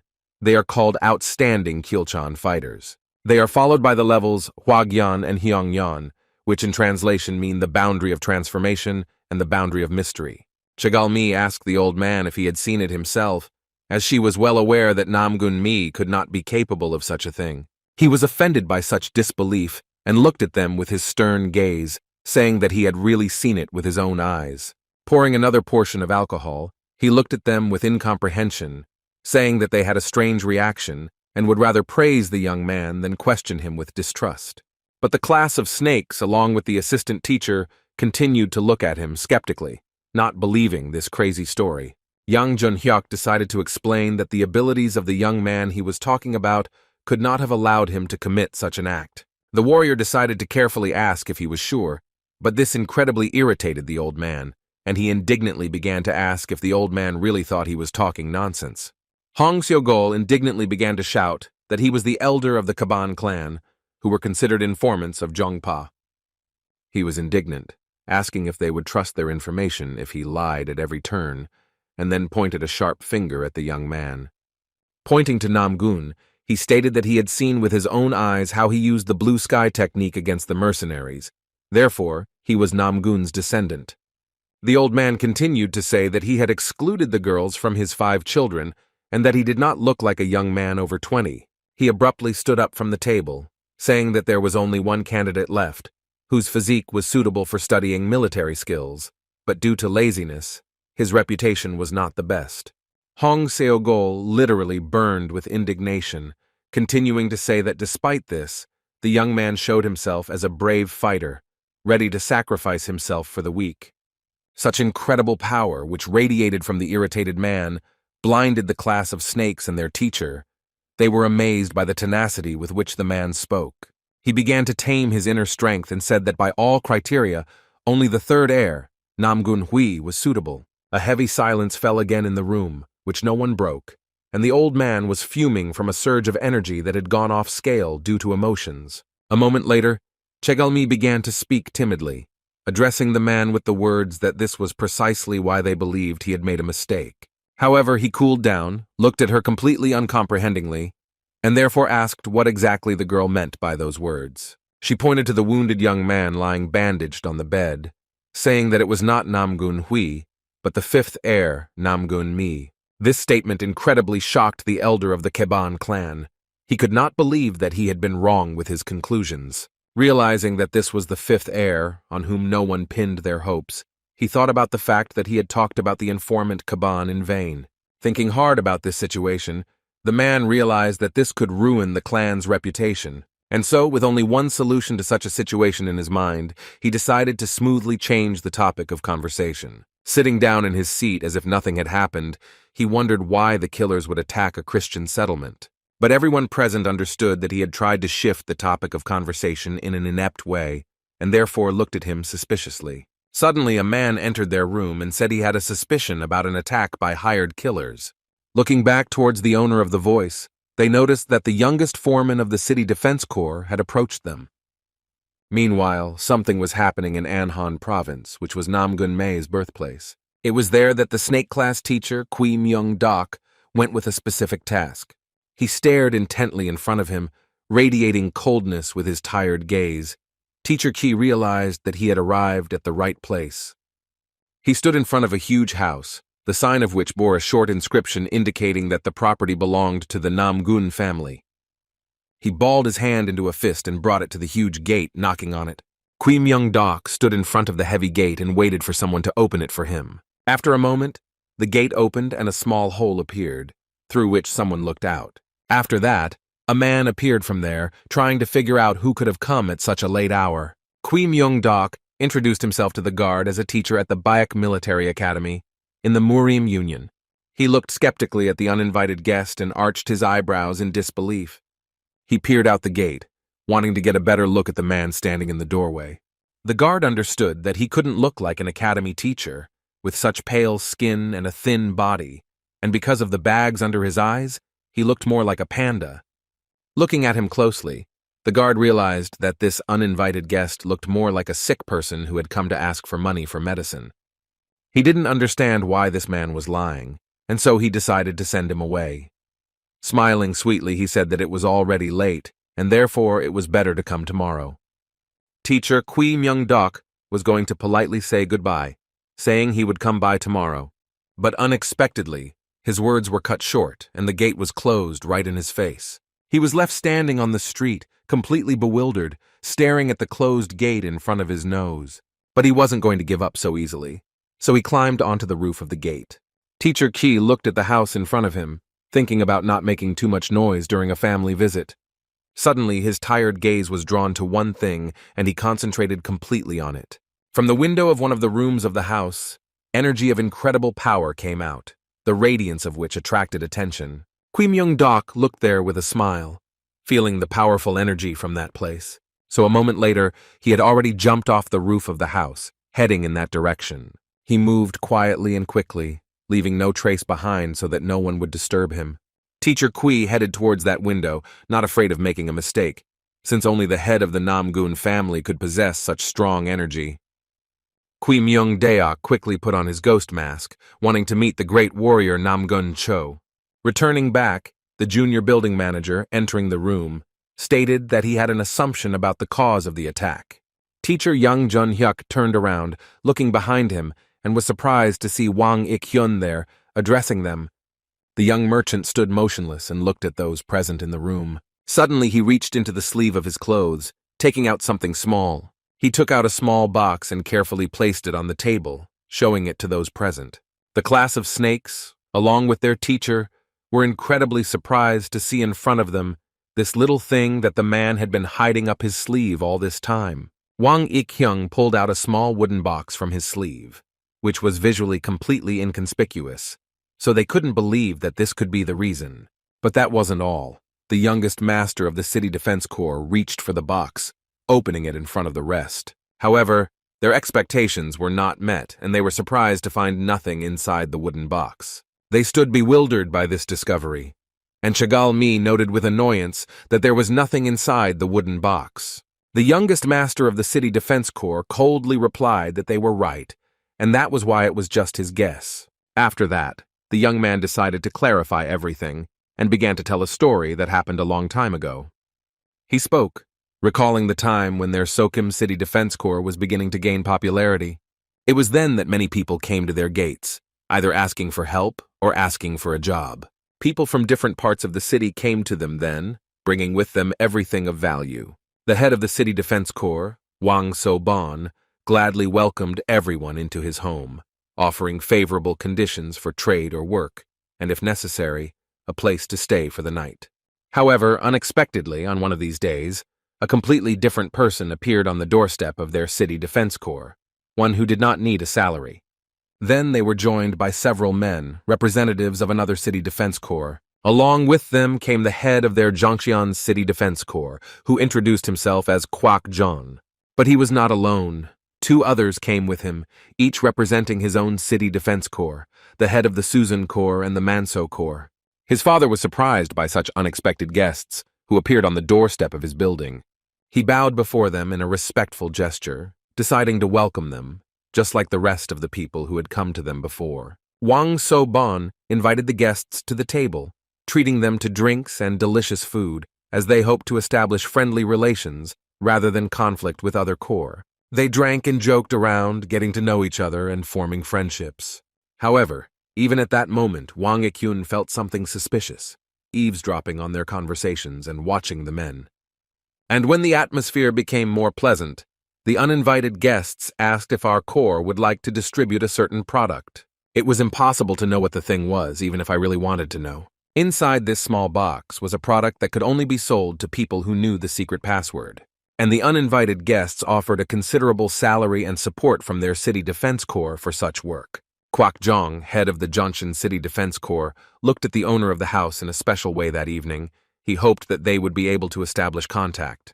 However, Wang So-ban refused them, arguing that as a merchant, he could not sell to other people a product that he himself knew nothing about.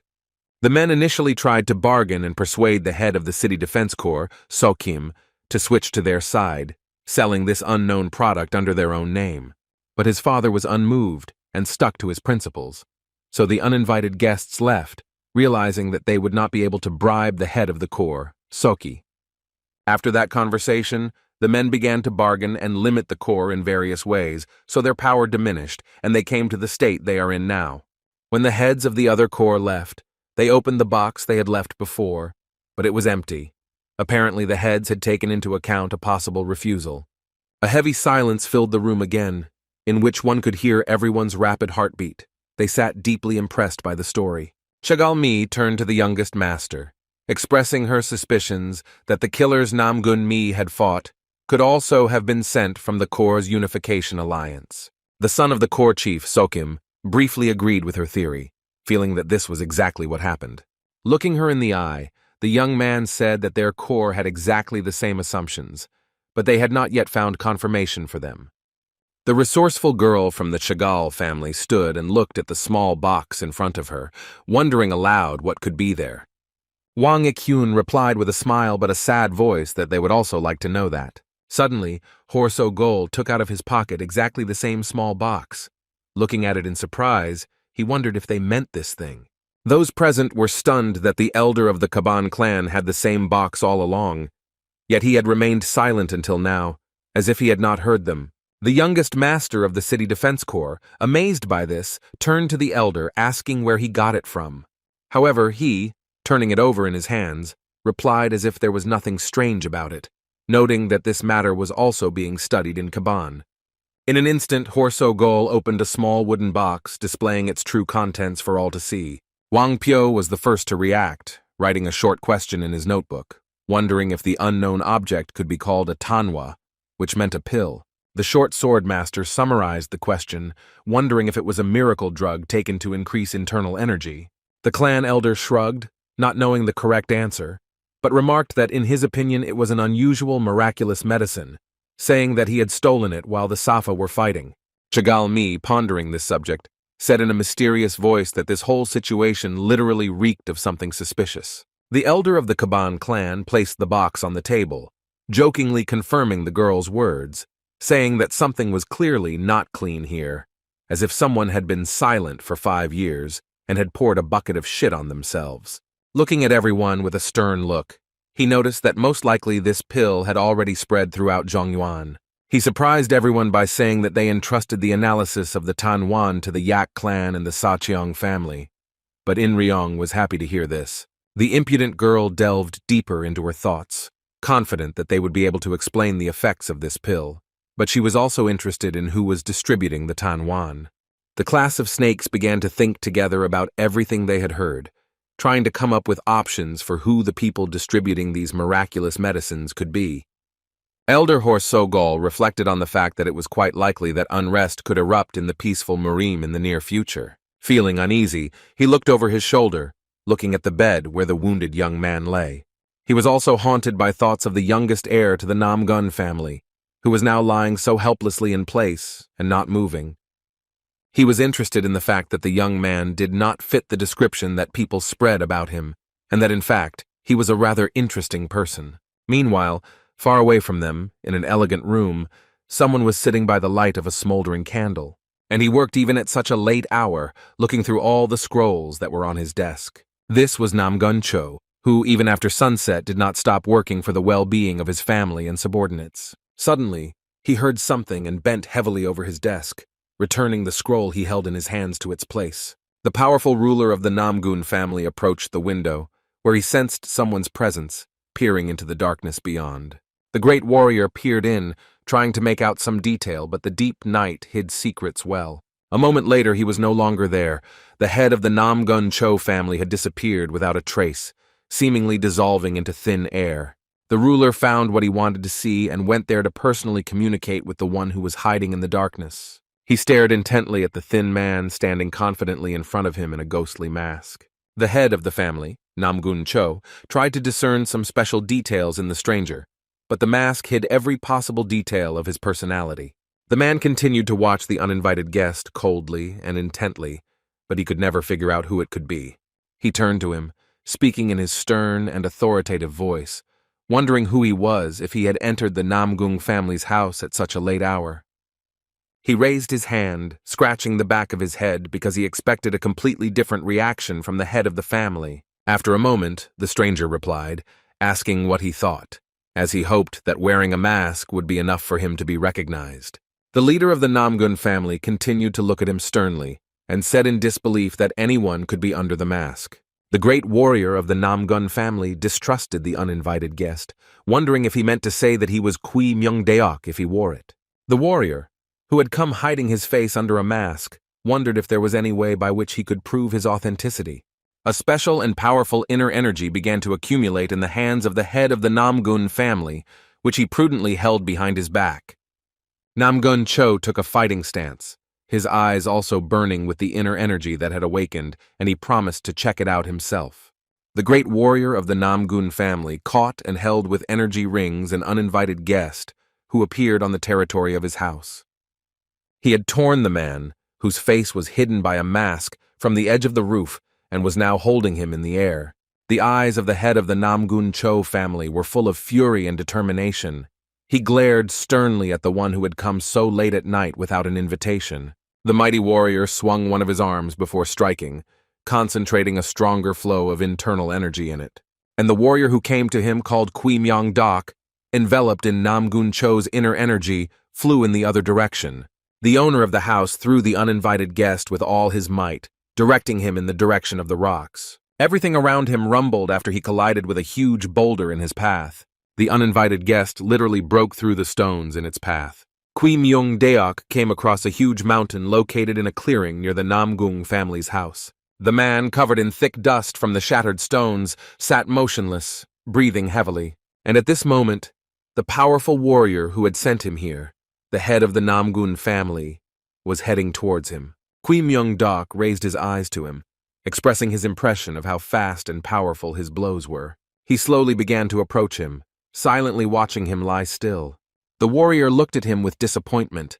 Stroking his long beard, he expressed his expectations that he should be able to stand up easily if he called himself Kui Myung-deok. The uninvited guest began to slowly rise from his place, which formed a shattering rock. After such a blow, his body felt heavy, but he confidently stood up and attracted the attention of the great warrior of the Namgun family. Eventually, he got up as if nothing had happened and stood in front of them, brushing small stones off his clothes, calling Namgung Cho an untrustworthy person.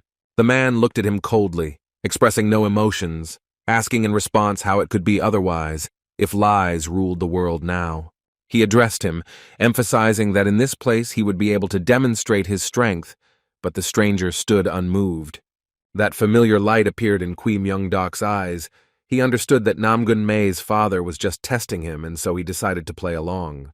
Namgun Cho's hand again stretched out narrow strips of internal energy, which began to accumulate and grow in his hand.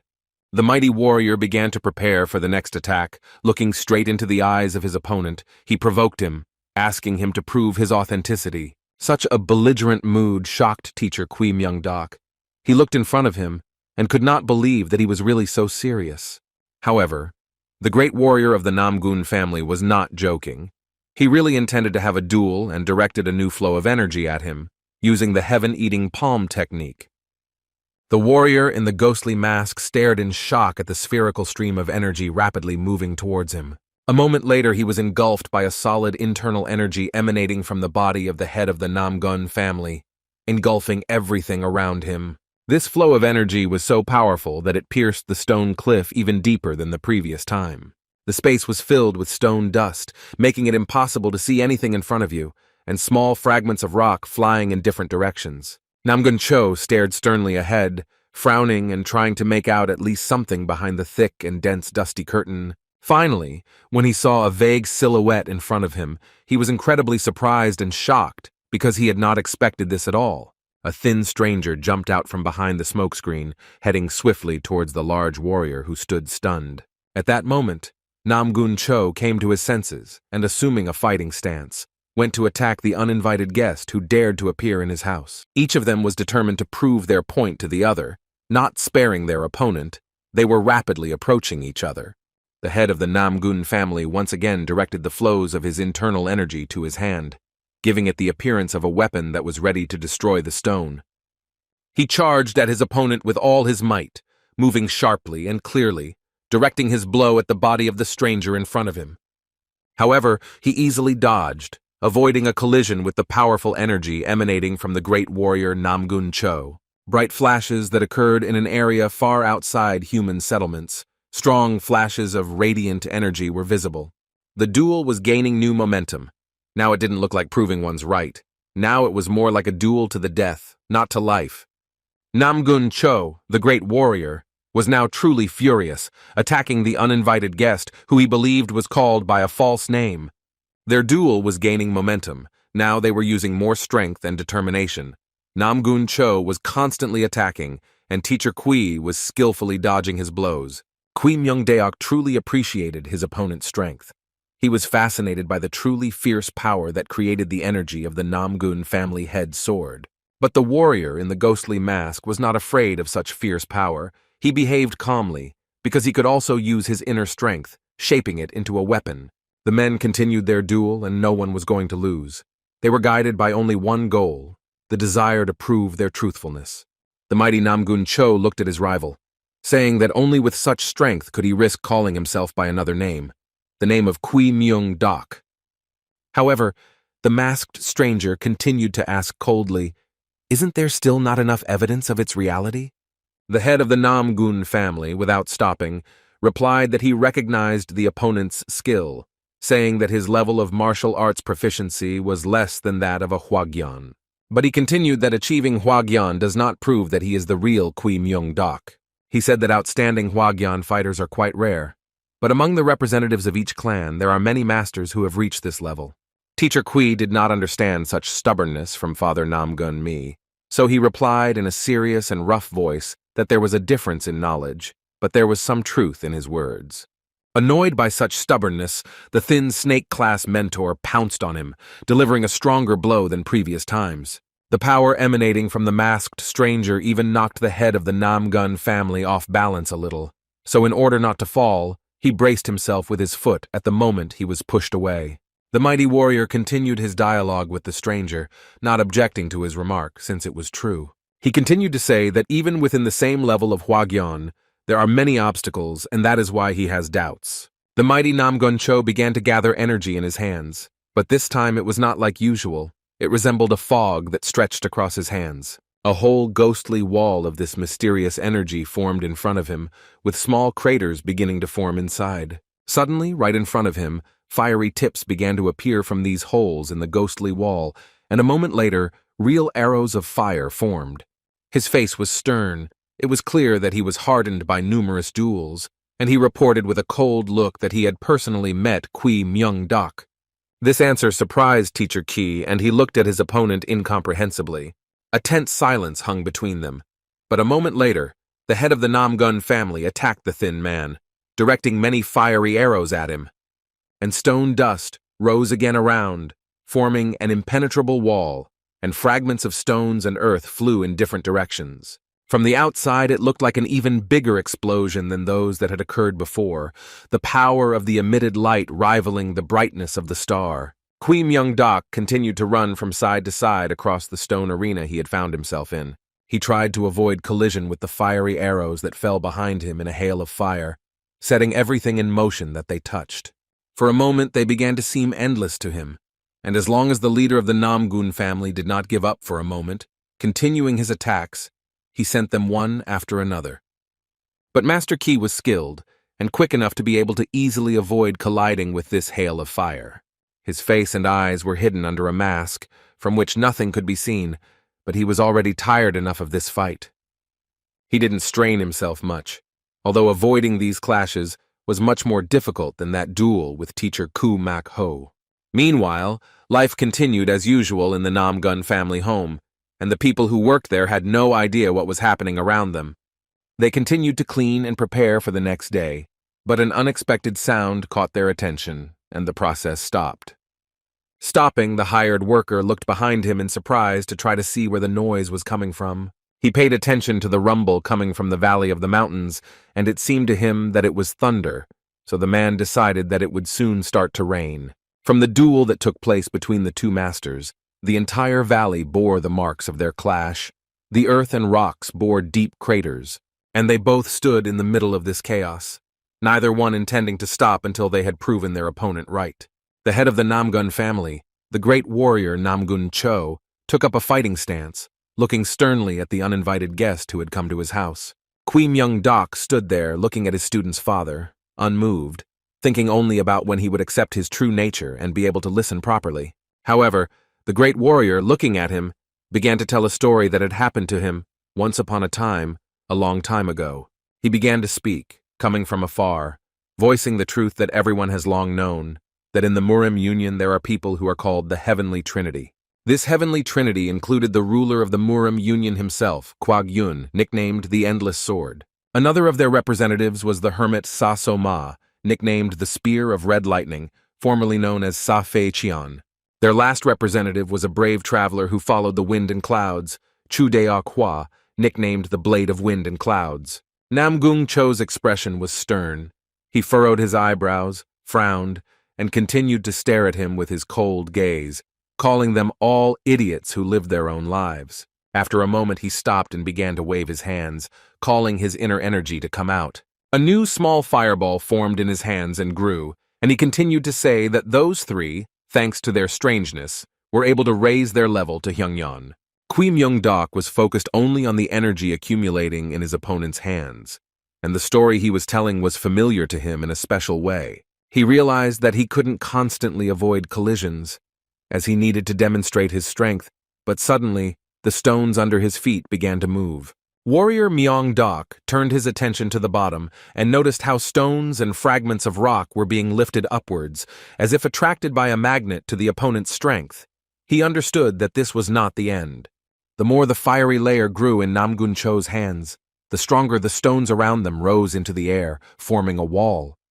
The great Namgun Cho continued to say that at that time, one who was able to surpass the Heavenly Trinity was born in Magyo. He said that if the power of the Trinity was only similar to the Hyungyeon, then the ruler of Magyo was the owner of the true Hyungyeon, and therefore a real war for greatness began. The head of the Namgun family said with respect in his voice that the ones who contributed the most to its end were the Black Flower Group and Kui Myung-dok. The mighty warrior declared that without the leader of that group, this war could have continued until now. Kui Myung-dok continues to stand emotionless and look at him, wondering why he decided to tell him this story now. This made the man smile because he knew that the real Kui Myung-dok would understand what he was saying. He would know the truth. The head of the Namgun family continued to say that back then in this war, he was still quite inexperienced and young when he had to fight. Then he was seriously injured, and at that moment it seemed to him that there would be no chance of salvation and that this day would be his last. He looked at the enemy approaching him and could not believe that he would have to die today, at the hands of some guard. They were fierce monsters that stared at their enemies with empty, soulless eyes and had only the desire to destroy them. And now, as he sat wounded and exhausted, unable to get up and defend himself, the monster prepared to attack him. That stocky creature, who had little human in him and who was called a guard, swung at the young warrior with all his might. Namgun Cho looked ahead in fear, afraid of dying at his hand. But in the end, fear was replaced by reconciliation and acceptance of such a fate, realizing that he had no strength to defend himself. He closed his eyes and waited for the monster to strike, but suddenly he felt someone's hot blood splashing near him. The man didn't understand what had happened at the time, as he didn't feel a new injury or anyone's scream, so he opened his eyes to see what had really happened. It was at that moment that he, the mighty warrior Kui Myung-dok, appeared before him, and with another movement of his hand, he was able to remove the head from the shoulders of the great monster. The monster's head fell down with a loud thud and rolled, moving further and further away from the body of the dead guard. That day he first encountered the powerful Kui Myung-dok, who appeared unexpectedly and saved his life. The young warrior, who then did not know how to do what he can do now, looked with amazement at his hero and was amazed by his greatness and strength. And even now, with the time that has passed, he admires the power of the warrior Kui Myung-dok. The mighty warrior of the Namgun family stood before his opponent and held in his hands a fireball that was constantly increasing, the energy from which it was built, boiling within it like magma. Namgun Cho glared at the thin man and asked him if he even knew what all those who had fought with him in the war called that great warrior. Without taking his eyes off him, he said that everyone who met him only addressed him that way, calling him the ghostly mask of a loner, but he didn't react in any way. The internal energy accumulated in the hands of the great warrior Namgun Cho reached its maximum size, and he threw this fireball at the thin man, asking if he even understood how difficult it was to impersonate the famous Kui Myung-dok.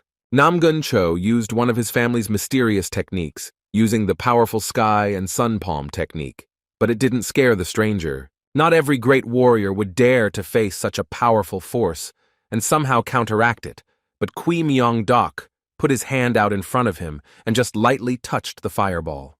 From this slight touch, the bullet exploded on the spot, causing the ground to shake with a loud explosion, and a significant crater formed in its place. The great Namgun Cho was shocked. He couldn't believe that he was able to repel his attack so easily, and this only meant that the stranger greatly surpassed his own strength. Unexpectedly, he stopped and began to slowly untie the mask on the back of his head, saying that he had arrived here as a certain Kui Myung-dok. The thin man, who had been wearing a ghostly mask the whole time, was now slowly removing it, gradually revealing his face. Revealing his face, he awkwardly spoke up, saying that he had not come here as Kui Myung-dok at all, but as a teacher at Baek Academy on a family visit. Namgun Cho was shocked when he saw the real face hiding behind the ghostly mask. He imagined the stranger differently. But a pale and elongated face with dark circles under his eyes stared at him, and he wondered if he was really the fake Kui Myung-dok. Having clarified the situation and realizing that there was no longer any reason for a fight, they headed back to the settlement where everyone was already asleep. The heroes returned to the Namgun family's house to discuss everything peacefully. The men sat down on the roof where they had recently met, and the owner of the house had a bottle of drink in his hands. Namgun Cho felt uncomfortable because he had greeted his guest so unceremoniously and was only treating him to this drink. However, Teacher Ki assured him that everything was fine since he was giving him what he had asked for, and he didn't need anything more. The head of the Namgun family still looked at his interlocutor with distrust and wondered if the man was really the same Kui Myung-dok he remembered. There was doubt in his voice, as he remembered him as a handsome and muscular warrior. but he offered to continue the check if he didn't believe it. However, the great leader of the Namgun family rejected this idea, saying that he had seen enough of his fighting skills. But it continued to bother the man, so he raised an eyebrow skeptically and voiced his guesses that his memory might simply have deteriorated due to old age. Qui Myung-dok denied his assumption, saying that not much time had passed and he had difficulty accepting this, as he had nothing to appeal to. A heavy silence fell around them again, which was not disturbed by anything. It was already late at night, so there were no extraneous sounds. In the end, Namgun Cho spoke first, resigned and sad. He asked if he had come here to talk because of his youngest son. The pale-skinned man, with an expression that radiated complete seriousness, replied curtly that this was precisely the purpose of his visit. The great warrior Namgun Cho exhaled heavily and, taking the bottle he held in his hands, took a few deep sips.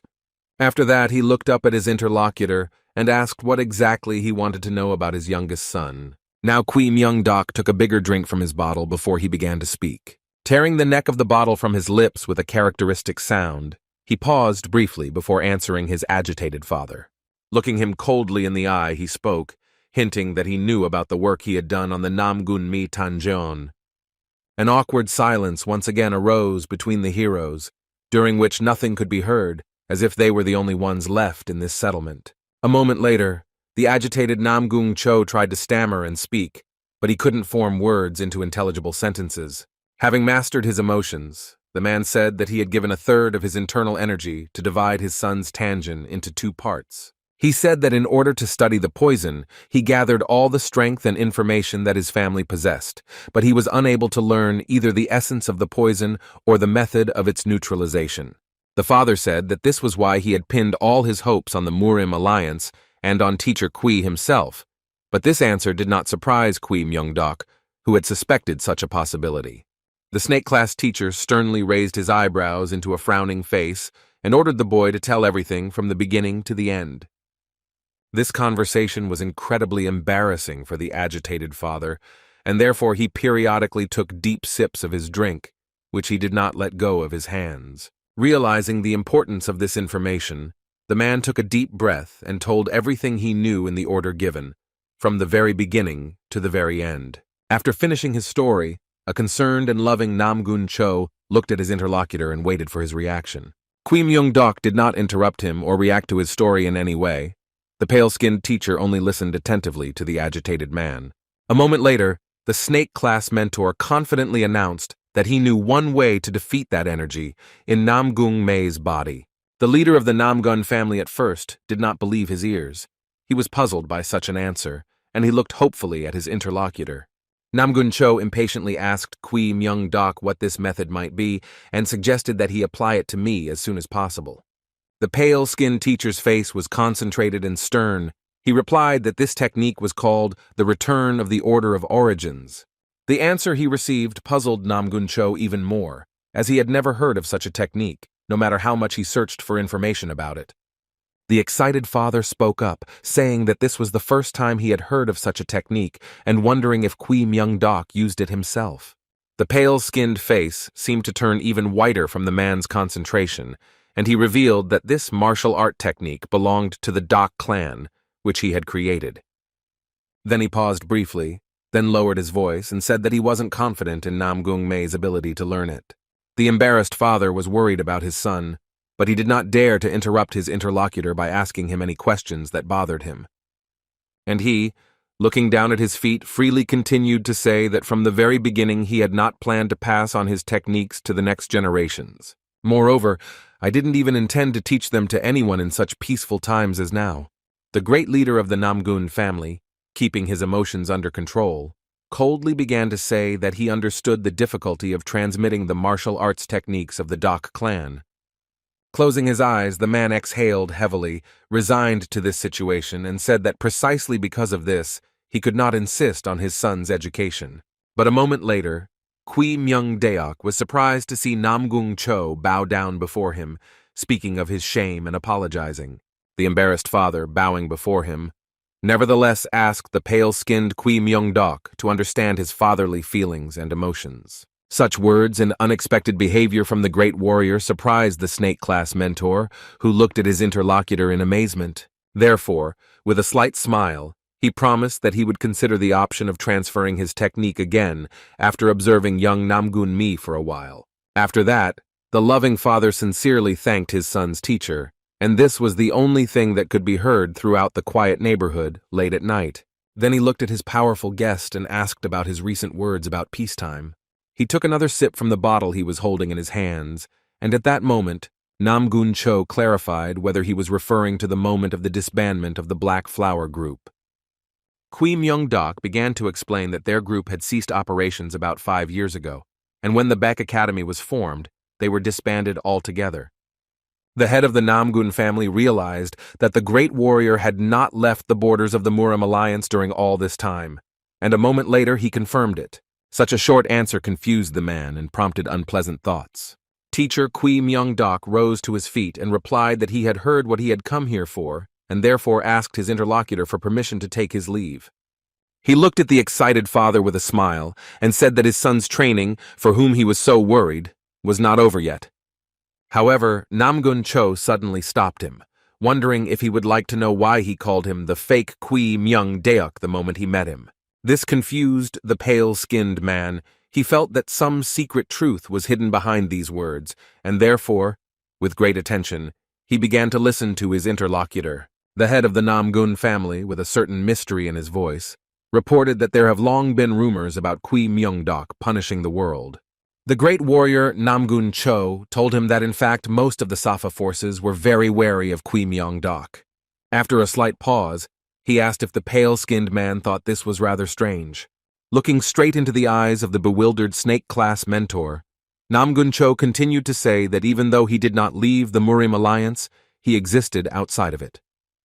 Such an unexpected, mysterious story alarmed the great Kui Myung-dok, and he listened attentively, without taking his eyes off his interlocutor to his every word. Namgun Cho, with a stern look and a serious expression, announced that perhaps peacetime would come to an end very soon. Meanwhile, morning had come in the settlement where the snake class had stopped, along with the Sockham City Defense Corps. Namgung Mei finally opened his eyes. He was breathing heavily. Trying to concentrate his gaze, however, everything was floating before his eyes. The young man tried to get up, looking around curiously, as he didn't remember how he got here and didn't immediately understand where he was. Little by little, his consciousness returned to him, and as he examined his body, he realized that he had been treated, which meant that the teacher's assistant had managed to return. In an instant, the young man became incredibly nervous because he remembered his little friend, and there was only one thought in his head. Is everything okay with Jin Hyo? Namgun Mai began to slowly get to his feet, although his body was not entirely obedient, and he felt very weak. But overcoming this heavy feeling within himself, the young man ran out of the room, opening the door wide and loudly calling out to Jin Hyo. The little boy was eating with his younger sister at that moment, and he looked back in confusion to see who was calling him. When their eyes met, they were both surprised and stared at each other silently, eyes wide and in disbelief.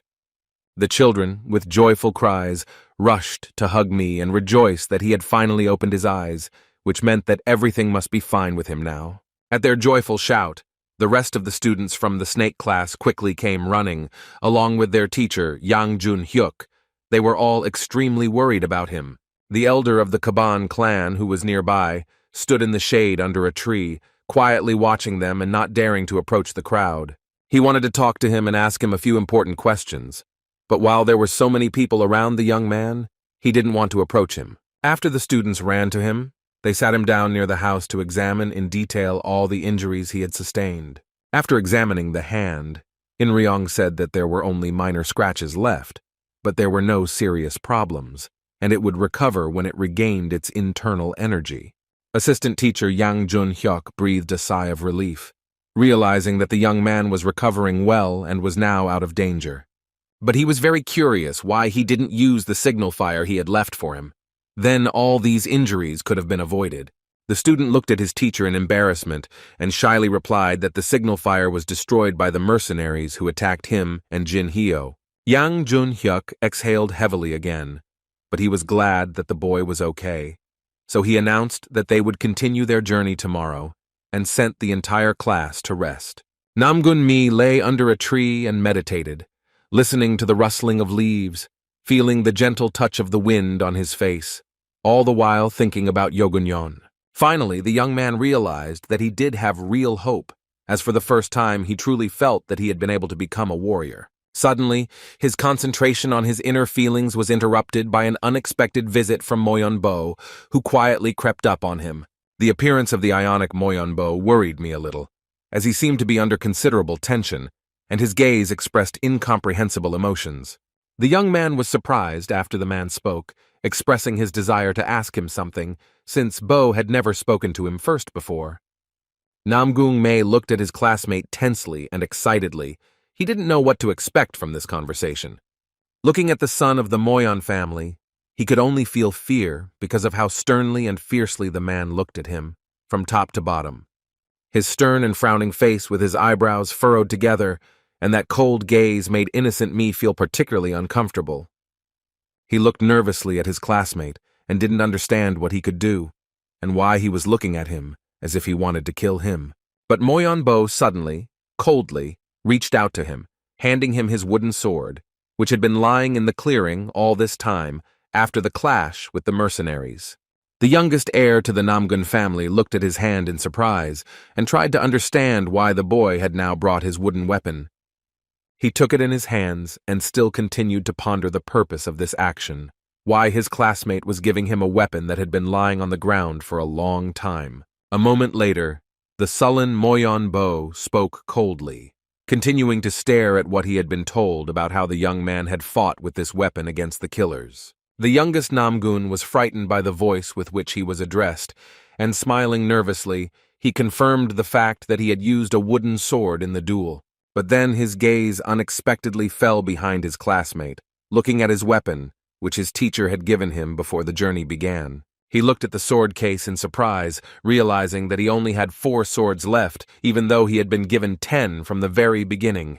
The young man from the large Moyon family bit his lower lip, realizing how difficult it would be for him to ask the question that was bothering him the most right now. Finally, he dared to speak, wondering how he managed to fight with such a weak sword, since a wooden weapon could not withstand such strong energy. Namgung Mei was surprised that he would ask him such a question, and sat stunned, staring at him with wide eyes in surprise. The young man could not come to his senses for some time, looking at the tense figure of his classmate, who was holding out a wooden sword to him. The boy could not believe that the genius of the Moyon family, Moyonbo himself, was interested and asked him for advice about the duel. But upon realizing this, a slight smile appeared on his surprised face. They moved to another place, sitting under the shade of a large tree, and Namgung began to speak, answering questions. The young man easily told how he had been training all the time and how he had come to this point, saying that during a head-on attack, he had also lost his sword, which had flown out of his hands. Focusing his attention, he explained that regulating internal energy would be the most important point, and the main thing was to act on the weapon with not much force. But suddenly he stopped talking, noticing that his classmate was no longer listening to him. He was completely immersed in his thoughts, repeating about regulating internal energy. Namgung Mei tried to get his attention, saying that this required maximum concentration, but the guy still didn't hear her. Then the young man finally realized that it was his story that had so greatly disturbed the young genius from the Moyon family. He realized that Bo had only used his Cheongan sword the entire time, and therefore there was no need to hold back, as a real blade could withstand his internal energy. I remembered the teacher's words before the trip, that to concentrate energy in the eyes, you need the ability to possess the smallest amount of energy, and it's not easy, but he managed to do it. Unlike Moyonbo, he only needed to manage the excess of his internal energy, and for him this task was easier. Suddenly the young man noticed with a sideways glance how young Bo gripped his wooden sword tighter in his hands, preparing for something. The prudent boy held it up in front of him, carefully examining every detail on it, concentrating on every scratch on the wooden blade. He closed his eyes, now concentrating on his inner energy, feeling it move through every cell of his being. The way he constructed himself on his wooden weapon surprised the youngest heir of the Namgun family, but I didn't even interfere, just watched him. Then his attention was drawn to the rest of the class, who were standing nearby, and he carefully studied the figure of each of his classmates. The young man watched as they diligently practiced in the clearing, trying to fine-tune their inner sense of the new weapon. Wang Pyo, a representative of the Shaolin monastery, was practicing with his newly acquired nunchakus, which he could not control.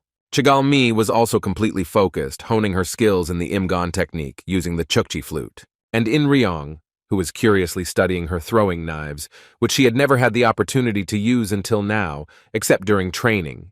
Watching each one closely and seeing how hard they were training, the boy understood why Kui Myung-dok had done so. He realized that the reader, Kui, had given the snake class an assignment that would actually help fill in all the gaps in the skills of the students in his class. So, the real goal of this training session that the mentor devised for them was to gain real-world experience in a fight and work on their mistakes. Suddenly, his attention was drawn to a sharp sound coming from the side of him, resembling the sound of breaking wood, and he turned his head towards it in excitement. He was in for an unpleasant surprise, as this sharp sound turned out to be the sound of a wooden sword breaking in the hands of a classmate.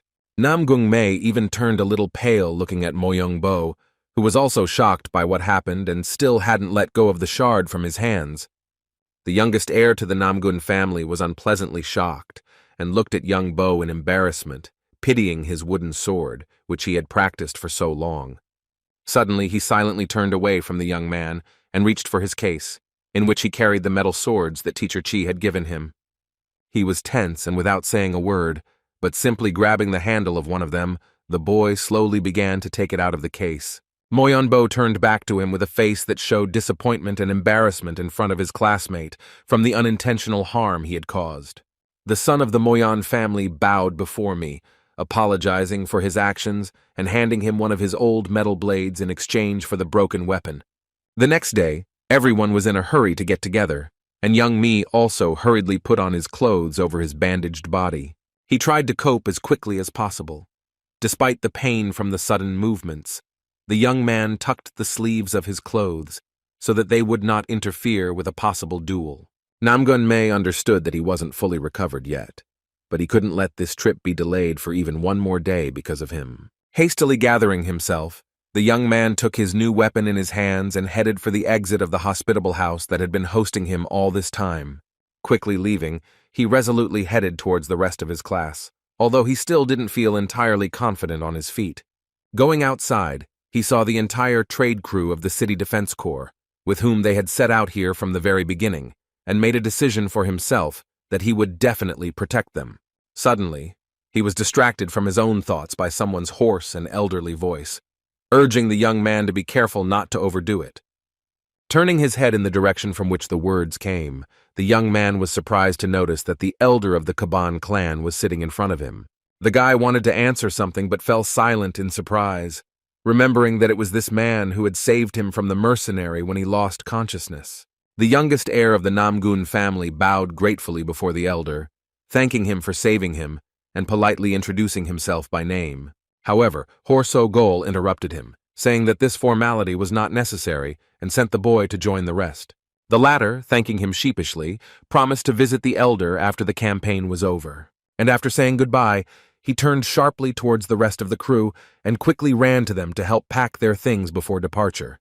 Young Jun-hyuk, turning his head at the sound of someone approaching, was surprised to see his student running towards them so quickly, being injured. He stopped me, looking at him and assessing him, and asked how he was feeling now. But the young man confidently replied that everything was fine. He was troubled by the realization that he had caused everyone trouble and injuries, and therefore decided to give his all on this journey no matter what. The assistant teacher lined up all the students in the snake class in front of him, reminding them that safety must come first, even though their training takes place during a real fight. When the caravan left the settlement, all its inhabitants gathered to see the traders off, once again thanking their rescuers for saving the settlement. Jin-hyuk also watched them leave, happily shouting out a final invitation for them to definitely visit them again. The class members stood and watched them with a pleasant smile. They were pleased with the way people were showing them off. Namgun-mi was also pleased to hear thanks addressed to them, and in return they thanked the residents of the settlement for the warm welcome. Wang Ik-hyeon, sitting on his horse at the front of the entire caravan, with a smile ordered the entire crew to move forward. And they, heeding the order of the youngest foreman of the City Defense Corps, set off forward. each stepping next to his cart, and on their sides walked the students of the snake class, who watched over their safety in case the forest robbers suddenly wanted to attack them again. Suddenly, Wang Ik-hyung turned to the assistant teacher who was walking next to him, wondering if the elder of the Kaban clan would still follow them. Yang Jun-hyuk slowly looked behind him, looking at the elder who had unexpectedly decided to go with them. Hor So-gol confidently followed them, noticing nothing, calmly picking his nose, as if everything was as it should be, and he turned back, answering the youngest corps master, Sokim, that he did not know, because he did not understand the motives of the elder who was following them behind the entire column. Yang Jun-hyuk noted that the Kaban clan's headquarters was in the city of Tanjin, so they didn't need to be in the same place with him at all. But he, smiling cheerfully at such words, replied that the presence of the elder instilled in him a certain confidence and peace. Chagal-mi continued to walk alongside the caravan and learn the techniques of wielding the chinchin that her mentor had left her for use in combat. No matter how hard she tried, she didn't get the effect she was hoping for, even though she thought mastering this technique would be much easier than it turned out to be. Suddenly, behind her, she heard quick footsteps, as if someone was running towards her. When she was about to look back, she saw that the elder of the Kaban clan was already standing next to her, who asked if she was training an Imgon. But looking at him with disbelief, she told him that their fake teacher had ordered her to use this bamboo flute and that he probably thought she wouldn't be able to master this technique. The old man, running his hand through his shaggy beard, replied that he was confident in her abilities and that she would be able to do a great job. Looking him straight in the eye, she replied with complete smug confidence that it couldn't be otherwise.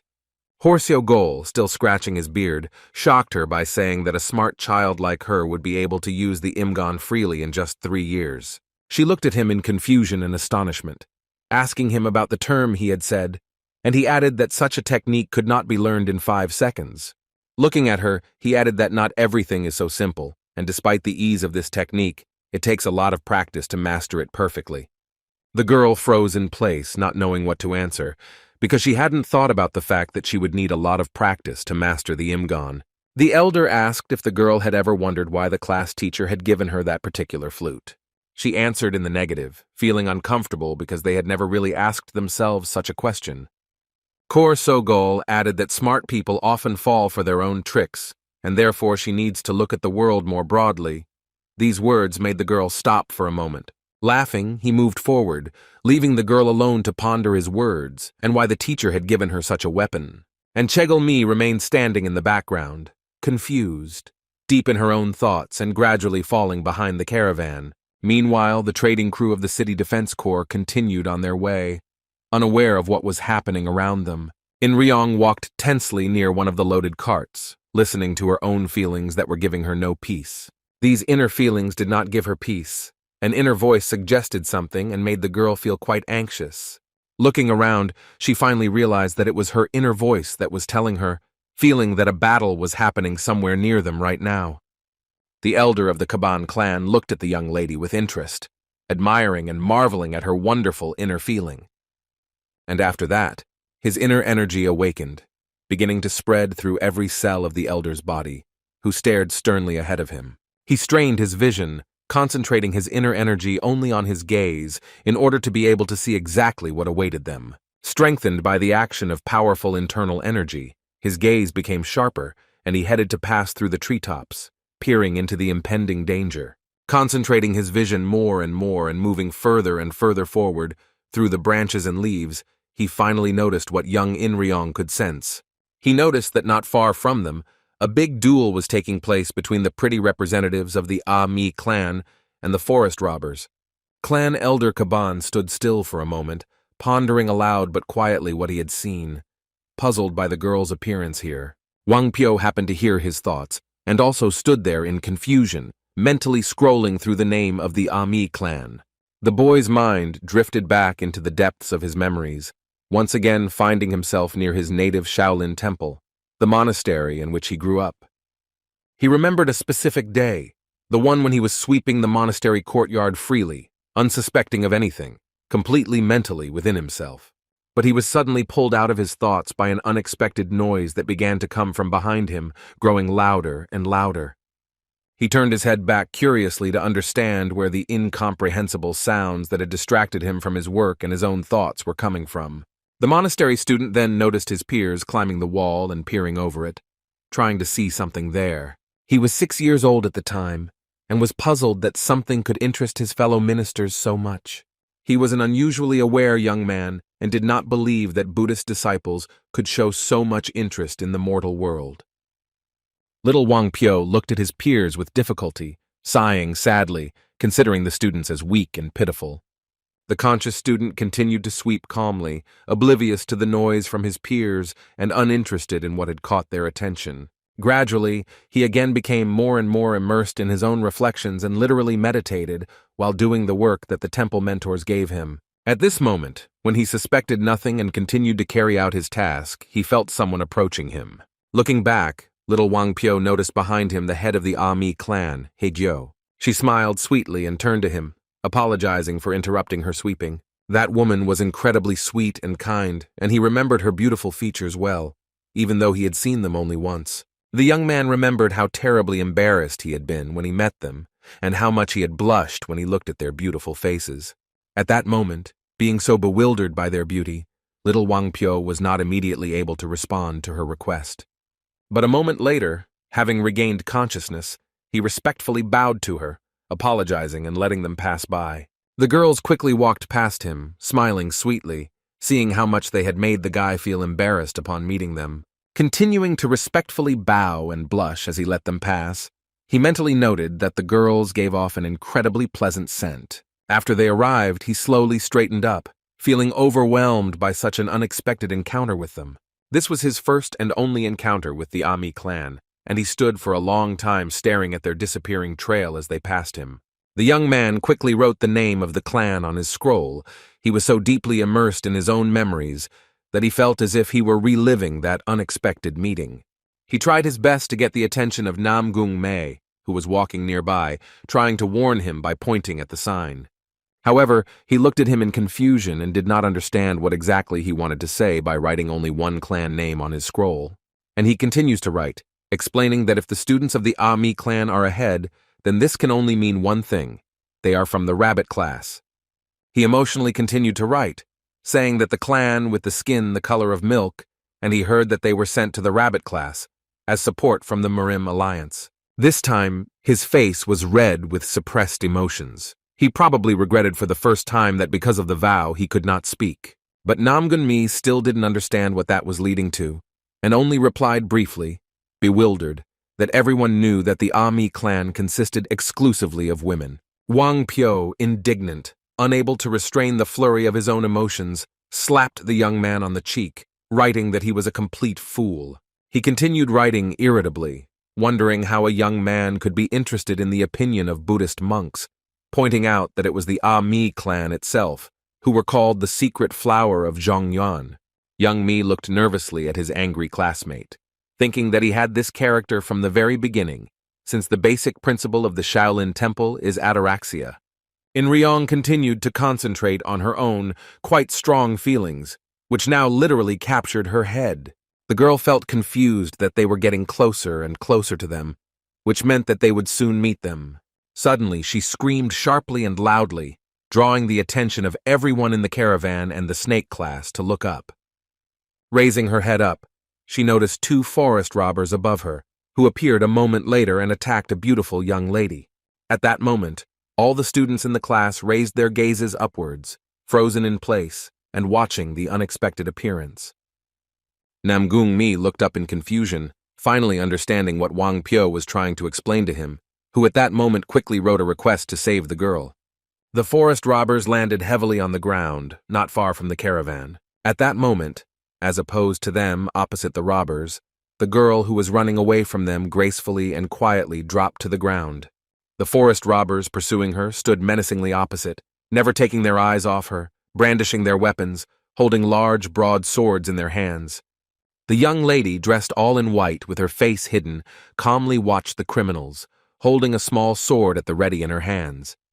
The villains mocked the young lady, asking if she was trembling with fear because she had been separated from her admirers. However, the woman, whose face was hidden behind the shadow of a large hat and a veil that fluttered in the wind, made no response to their provocations. But the robbers did not calm down and continued to mock, humiliating the girl, saying that they would leave her alive if she agreed to offer them a drink. The young lady, with her face hidden, sternly and confidently replied that not only did they look disgusting, but they also had bad mouths. And with great ferocity, they pounced on the impudent girl, demanding that she show her face to them. At this moment, a multitude of sparks appeared between them, from the collision of the metal blades of the sword during the duel. The men continued to attack the unfortunate woman, but she skillfully blocked all their attacks, despite the numerical superiority. She continued to fight desperately, but unexpectedly noticed that the cold blade of her opponent's sword was approaching her face. And at that moment they struck a decisive blow, which she did not have time to block. The man who managed to hit her smiled cruelly with a smug face and looked at her, incredibly anticipating the outcome of his attack. The torn veil instantly fell to the ground and exposed the face of the woman fleeing from them. However, at that very moment she covered her face with her hand, rudely addressing her attackers, wondering how they could mock a lady.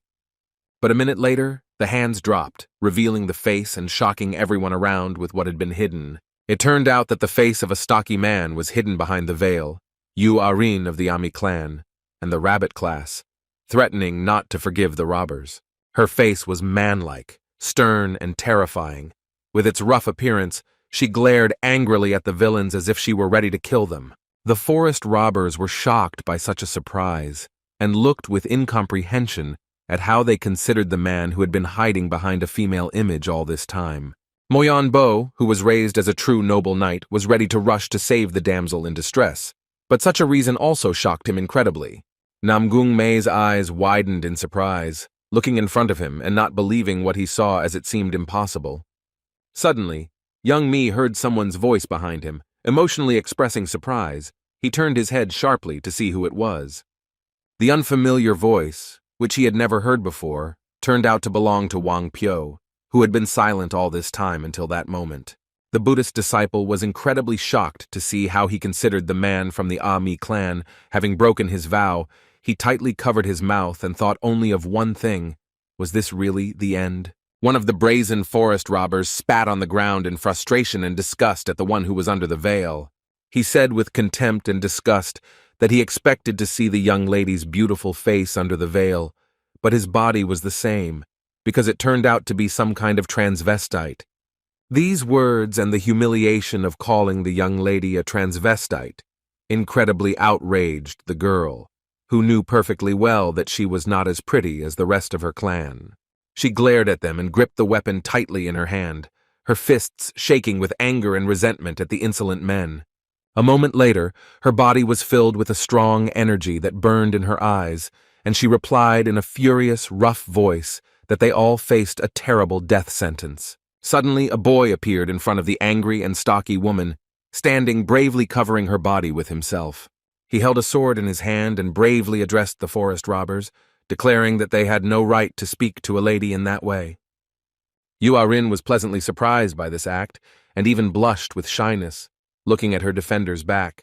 She couldn't believe that this boy had done such a thing for her, and even addressed her as if she were a woman, even though none of the strangers who had seen her face had done such a thing before. Although Namgun Mi said this, he was only guided by the words the girl had said before, but he himself doubted the truth of this statement. The man, who was obviously the leader of the forest robbers, looked in surprise at the young man who dared to contradict him and go against them, when suddenly he was tapped on the shoulder.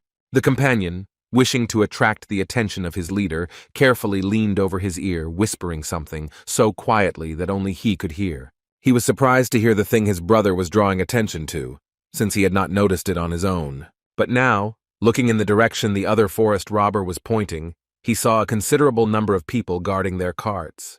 Focusing his gaze on the carts, he noticed that they were filled to the brim, meaning they contained many valuable items.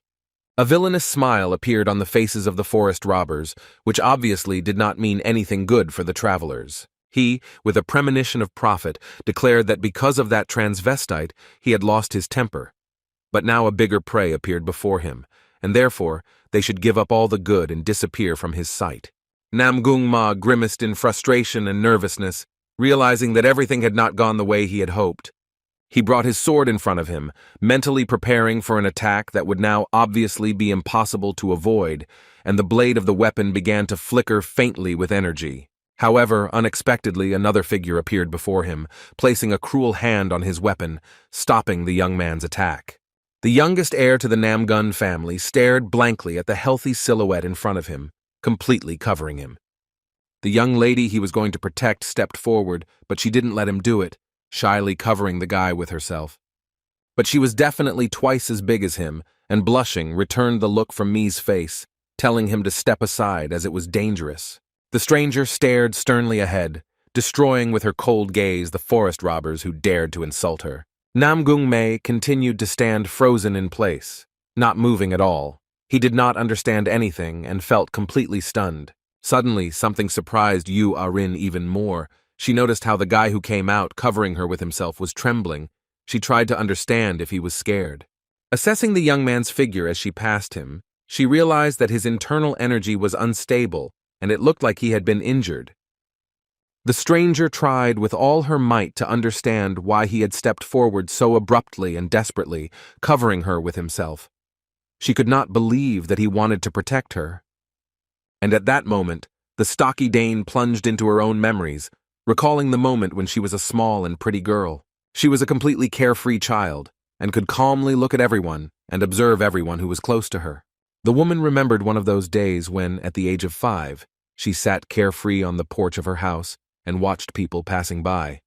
Many men of all ages passed by her, sometimes in the company of women, whom she could observe, but who did not notice her at all.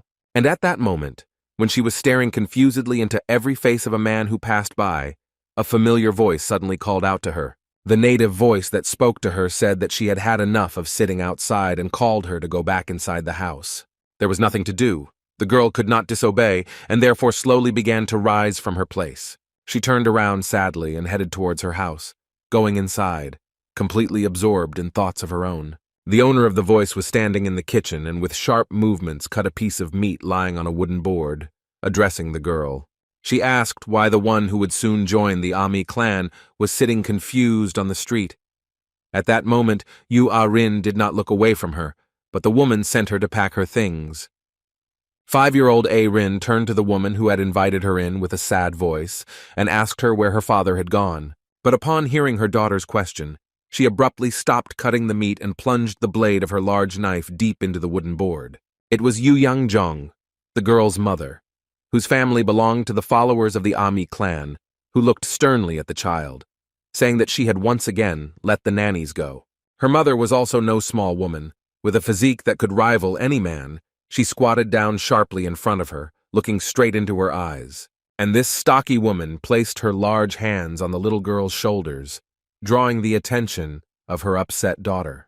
Her face was stern, and there was not a drop of kindness visible on it. Only her eyes radiated some kind of concern, and she wondered if Arin remembered her words.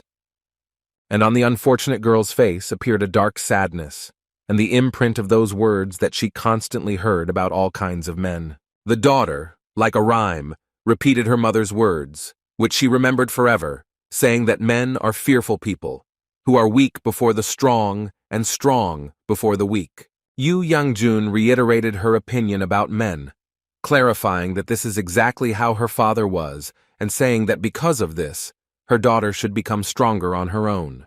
Yu Arin looked at her mother, memorizing every curve of muscle on her body, her broad and strong abs bulging from under her clothes, her always strong arms, which were definitely bigger than many of the men's, and the veins that always showed through the taut muscles. She closely watched and studied her mother's physique, forever remembering it, and setting a goal to become like her, since her mother constantly taught her so.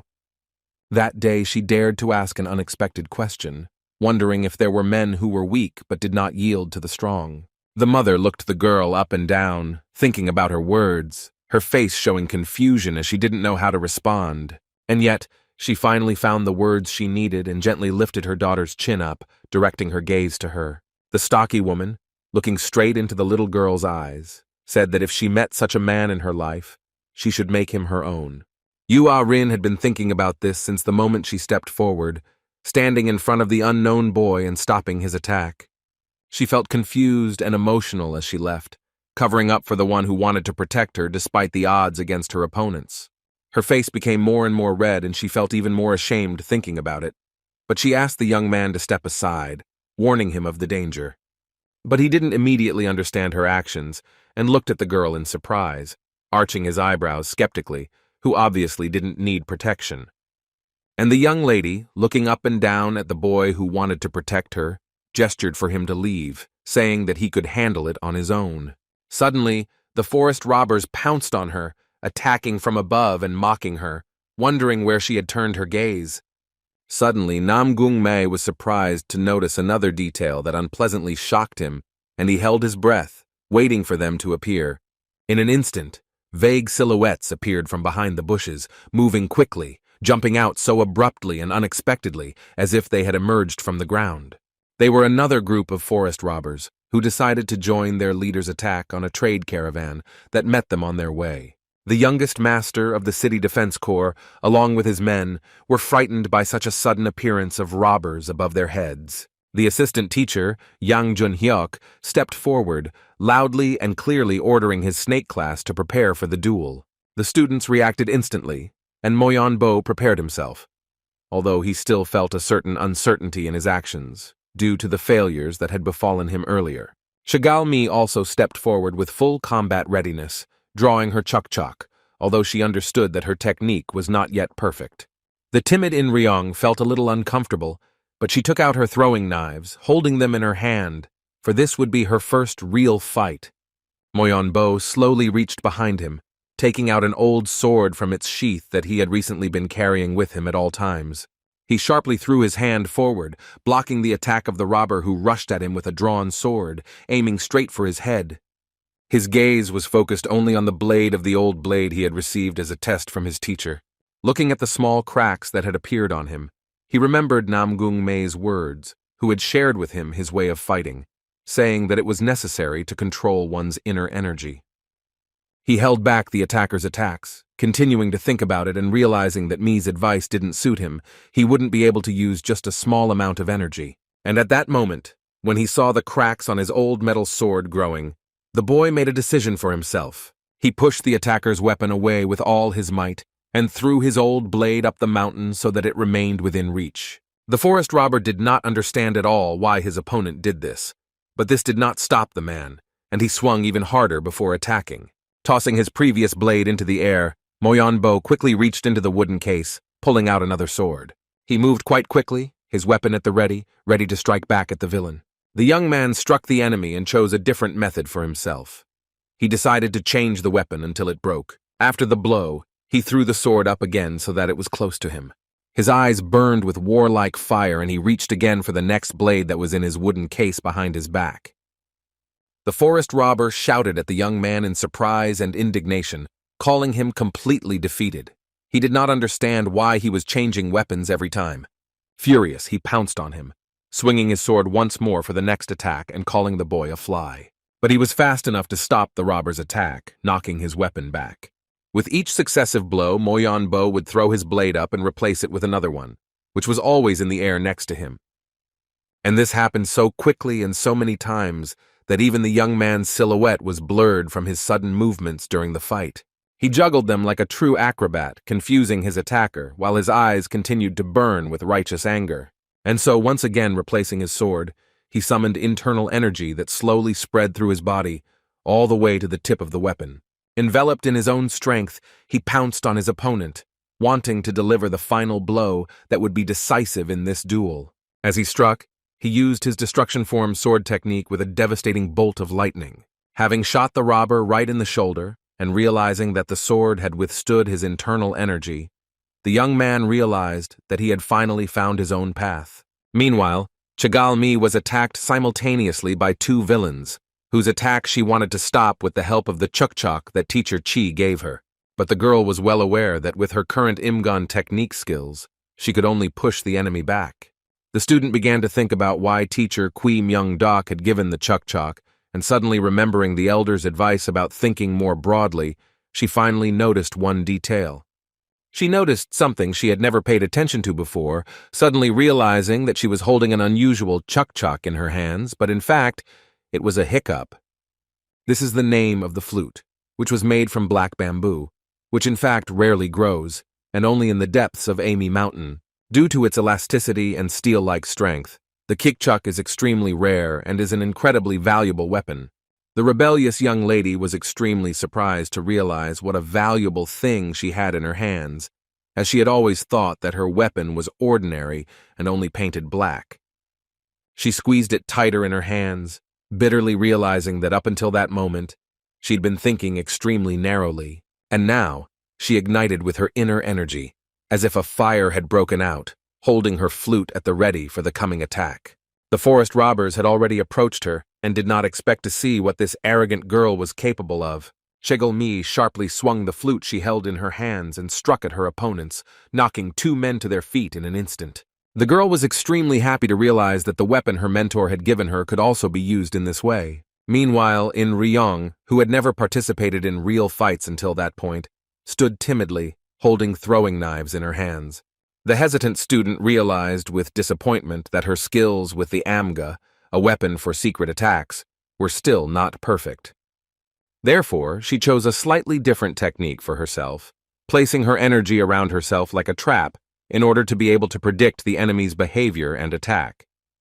At that very moment, the girl felt that someone had already fallen into her trap and that one of the burly forest robbers was approaching her, looking at her fiercely.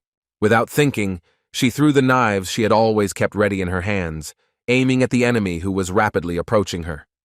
And her weapon hit its target accurately, inflicting deep wounds on the enemy that began to bleed and pushing him back. The outraged forest robber glared at the student and shouted indignantly, addressing her in disbelief that she had decided to use the Amgus against him. At that moment, he abruptly closed his mouth, realizing that it was dangerous for him to deny anything to the nurse, as she threw another knife, leaving a cut on his cheek. He just cursed softly, while the snake class student, satisfied with her work, stood looking straight ahead, straight at the robber's confused face. But there were quite a few robbers, and they continued to attack from different directions, attacking one by one. This time, 2 of them were rapidly heading towards Wang Pyo, who had his back to them, and one of them ordered them to attack him, calling him a fat man. He continued to stand with his back to the enemies, unaware of their approach, as he was completely immersed in his own thoughts. The young man stood there in confusion, wondering if the girl from the Ami clan was really there, not believing that such a situation could be real, even though the enemy was already close. The weapon of the forest robber, which the young Buddhist did not notice, was already quite close to the head of the bewildered disciple. But suddenly, in an instant, the attack of the insidious scoundrel was repelled, blocking the tip of the spear with which he attacked. The robber was amazed at the speed of the movements, and could not believe that his attack had been stopped, even though he was so close to his goal that it seemed impossible to stop him. Wang Pyo snapped back to reality, sensing danger and using his nunchuck, he was able to block the enemy's attack. His expression was as frightening as he had ever seen it before, and the student was furious that he had been so unceremoniously distracted. He moved quickly enough, delivering another blow to his opponent, striking one end of his weapon directly into the stocky man's chin. Wang Pyo was mad with rage and easily dealt with 2 attackers who were cunningly trying to attack him from behind. The expressions on the young man's face were terrifying, and the young Buddhist suddenly decided that he would disregard the Pulsal Monastery's rule that forbade killing, threatening the freaks with death. Namgung Mei watched all this in amazement, still not moving, as he intended to protect the girl who was being pursued, but she obviously didn't need it. He just had time to notice 2 brazen robbers preparing to attack the rabbit class student, mocking her. And a moment after the words were spoken insolently, she burst into flames with her inner energy, which flew away from her in bright sparks in different directions. The girl unexpectedly found herself next to the villains, and easily overcame them, delivering powerful blows and scattering them away from her. The youngest heir to the Namgun family stood frozen in amazement as she moved so quickly that he didn't even have time to notice anything. Turning towards the confused boy, she was still burning with anger, radiating her inner energy, saying that she had used the Ami clan's technique. The faces of the robbers who attacked her were incredibly battered. Their features changed from the swelling that had formed. and they could only moan, and one barely uttered a word calling for his mother. May was amazed and couldn't believe that a student from the rabbit class was able to beat the attackers with just one fist without using her sword. After making sure that the forest robbers couldn't get up, the stocky girl turned around and headed towards the boy. She came close to him, looking him up and down, and the young man felt embarrassed, realizing how much stronger and bigger she was than him. The unexpected girl, looking straight into his eyes, turned to him, asking the Sokop, the young warrior, to tell her his name. For a moment, Namgun-mi was confused, looking at the stocky young lady who, blushing with shyness, turned to him. When he came to, he stammered in embarrassment and hurried to tell the girl his name, introducing himself as Namgun-mi. She respectfully folded her hands in front of her and shyly repeated his name, emphasizing that he was the heir to the Namgun family, and in response, introduced herself once again. Wanting to escape, he began to speak awkwardly, looking at the representative of the Ami clan, addressing her by name and noting that she was not injured anywhere. The young heir to the Namgun family imperceptibly squinted his gaze to the side, watching the classroom that was not far from him. He saw them fighting the bandits, defending the city defense corps, while the teacher just watched them without intervening. So the young man decided to take advantage of this, saying that his comrades were still in the fight, and therefore he should go to their aid. And without waiting for an answer from the student of the rabbit class, he quickly ran away from her, heading to his own class to help them. Yu Ah-rin silently followed the boy who had touched her with her gaze, watching him gradually move away from her. The girl stood there, shy and smiling slightly, looking at me. She mentally said goodbye to him, addressing him as if he were her husband, since she had already decided everything for herself. The youngest heir of the Namgun family ran as fast as he could, afraid of being late for his classmates. The young warrior looked ahead, ready for a duel. He held his old sword, which he had received from Moyon Bo, ready in his hands. And then, unexpectedly, a robber appeared in front of him, running at him, waving his claw and attacking the snake class student. However, he was able to skillfully dodge the unexpected attack, jumping up and twisting over his opponent to take an advantageous position for the fight. Namgun-mi summoned his inner energy again using Yogunyan. His old metal blade, which he held tightly in his hands, burst into bright fire, and he attacked his attacker with ease, wounding him with his weapon so quickly that he didn't even have time to react to the attack. The eyes of the youngest heir to the Namgun family also lit up with that inner fire that testified to his incredible strength. He stopped, looking at the robber who remained motionless behind him, and realized that he had finally realized the essence of his inner energy. The young man stared frozen ahead at Moyon Bo, who was moving incredibly fast and doing a great job after discovering his own technique. He looked away, looking at Chigal-mi, who had also finally realized how to win a duel using her flute. The boy looked at Wang Pyo with fear, who was beside himself because he understood that he was betraying his own promise, but he was perfectly capable of using the nunchaku. And on the other side was In Ryong, who, fascinated with her skill and skillfully threw knives at enemies. The youngest heir to the Namgun family stood there, mesmerized, watching his skilled classmates. He realized with regret that he still needed to work and work to achieve the skill of his classmates that he saw. However, the young man resolutely clenched his hands into fists, tightly gripping his weapon, because he understood that now this was not a sentence for him at all. His face was stern and full of strength, because he knew that now they saw hope in him too, and that was why he was not going to give up. The assistant teacher, Yang Jun-hyuk, watched his students closely, assessing their movements and how they used their weapons. The mighty warrior saw that the snake class was now using their new weapon much better compared to last time, and so they realized how to use it. A moment later, they tied the hands of the last forest robber attacking them, capturing him completely. They put all the robbers in a pile and stood in front of them, looking proudly ahead. Yang Jun-hyuk, with a smile and warmth in his eyes, addressed the snake class, saying that they had done a great job in this duel. He looked at them with pride, and they rejoiced at the praise they had heard.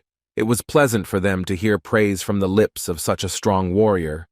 Wang Pyo stood and cried with emotion. The youngest master of the city defense corps thanked them, and said that these young warriors were so great that Zhongfa expected a bright future. Yang Jun-hyuk reciprocated, as such praise signified his quality work. but noted that the students still had a lot to learn.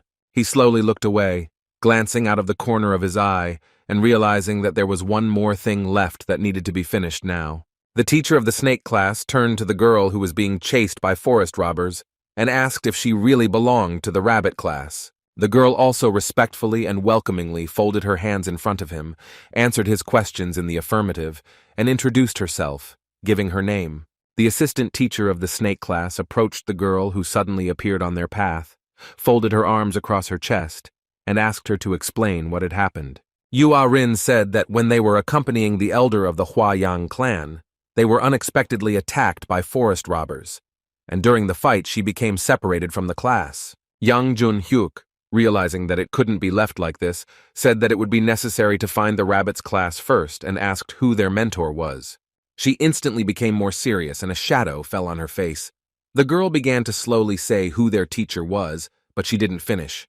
Their conversation was unexpectedly interrupted by a sudden, gentle laugh that came from above their heads, and they instantly raised their eyes, looking upwards. A soft pink fabric appeared before them, fluttering smoothly in the air above their heads. And a moment later they noticed a beautiful girl coming down to them in her pink dress, the loose flaps of which fluttered around her like wings. Yang Jun-hyuk stared up in fascination at the pretty young lady who suddenly appeared out of nowhere and couldn't take his eyes off her. The elder of the Kaban clan reacted to her appearance with coldness and complete impassiveness, only saying that this cunning girl was the mentor. The charming young lady gently descended to the ground, standing on her feet, and the snake class teacher realized that she was a descendant of the Ong family of Chenzhou, a city in Hunan province. He remembered that her name was Ong Yeon-wi, nicknamed the beautiful maiden soaring in the sky, and she spoke up after noticing where her student was. The maiden turned to Heir, wondering if she even knew how long she had been looking for her, and she bowed to her, apologizing for straying from the class. Ong Yeon-wi looked sternly at the innocent student, saying that her manners were present, but her gentle voice was quite cold and dangerous. The rabbit's class teacher looked dangerous, and she smoothly, as if preparing for an attack, said that her manners didn't matter. The beautiful maiden's gaze instantly changed, and with eyes burning with a foreboding of pleasure, she said that she must be punished. Suddenly, a hand touched her shoulder, distracting the rabbit's class teacher from the student, who was standing to the side, dazed. Looking around, she noticed the snake class vice president addressing her, asking her to punish Rin after she returned to Peck Academy. Not now. Her expression instantly changed, and she quickly turned fully towards him, frowning and intimidating with her gaze. He stepped back a little, froze in place, and watched her in amazement. She threw herself into his arms, saying that he had a stern look that frightened her, and turning to him, as to the ghost of a small sword, asked if he was going to punish her. Yang Jun-hyuk, embarrassed and a little indignant, asked what she was doing, but the girl only pressed herself closer to his chest. Elder Heir. Sogol calmly replied that it was precisely this treachery that he had warned them about. At that moment the heroes did not even suspect that they were being watched. Well disguised, one of the mercenaries stood behind a tree and watched them, his gaze showing hatred for the Sockham City Defense Corps. The green attire chosen by the mercenaries helped them hide behind the leaves of trees and bushes at a distance from their victim. The man watching them saw everything he needed to and abruptly turned in the opposite direction. He raced silently with all his might along the forest road, heading away from the snake class and their teacher. The man quickly found himself near his base, where he and the rest were hiding from prying eyes. He headed towards the main headquarters, opening the stained glass doors and slowly walking inside to the hall beyond. The man, whose face was hidden, knelt before the one sitting there, saying that he had come here to report his observations. And the leader of the hired assassins, sitting on a huge chair that resembled a throne, looked at his subordinate, curious about how the circumstances were developing. The mercenary, kneeling, barely raising his eyes, said that they had bribed forest robbers to attack everyone who passed by, and that's how they found the Sockham Corps. This answer incredibly pleased the leader, and laughing, he began to say that they could not go far, but since Elder Kaban was with them, it was necessary to pursue them carefully. At that moment, while they were talking, a white dove flew into the window and they understood perfectly well what it meant. The bird sat on his hand, and a small roll of paper was tied to its paw. They used the pigeon to communicate with the customer. The subordinate mercenary reported everything he saw and remained silent, waiting for orders from the leader. The leader of the gang of hired killers unfolded the paper that was tied to the bird's leg and carefully read the contents of the message. The man looked at the paper in surprise. He was shocked by what he read in the letter the bird brought. The unfolded paper clearly stated that the hired killers had received permission. He couldn't believe that they had finally received permission, so he reread the message again, peering at the writing on the paper. The head of the hired killers instantly began tearing the piece of paper into small pieces to destroy any traces of communication with the customer. Looking at the small pieces of paper flying from his hands, he ordered the plan to move forward and begin acting tonight. The mercenaries emerged from the shadows and lined up on either side of him, each one hearing the leader's order. Their eyes burned with the desire to avenge those who died pursuing the Sokkim City Defense Corps. The killers had been waiting for permission for a long time, and now they finally received it, so their faces expressed complete readiness to attack. The gang leader slowly reached into his bosom, carefully taking something out. He took out the same small box that had caused so much confusion in the Sokkim Corps and showed it to the rest of his subordinates. He showed it, tightly squeezing the box in his fingers, saying that thanks to it, this time they would be able to tear everyone to pieces, including the Sokkim Defense Corps. And most importantly, thanks to this thing, they will be able to take revenge and destroy that little boy who opposed them in the settlement. Meanwhile, in the forest clearing where the Sokkim City Defense Corps had stopped, along with the students of the snake class, nothing had changed. Teacher On was still hugging Jun-hyuk. He blushed and tried to somehow stop the rabbit's class teacher, asking her to move away from him a little. Everyone present felt awkward, surprised that the warrior could be shy. Suddenly, they heard voices calling for the class teacher and Ah-rin.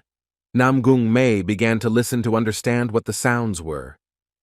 Ah-rin, who was standing quietly behind him, confidently said that it was her sisters who were looking for them. Mei turned to her, looking her in the eye and asking if she meant the rest of the rabbit class, but the girl blushed and turned away, embarrassed, confirming his guesses. The Buddhist disciple was incredibly interested when he heard that the rest of the rabbit class, who belonged to the Ah-mi clan, were about to appear.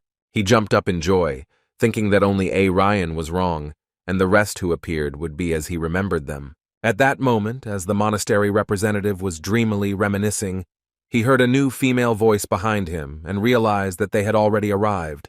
The young Buddhist turned around in an instant, in a joyful anticipation of the meeting, expressing with his gaze the hope of meeting the beautiful young ladies.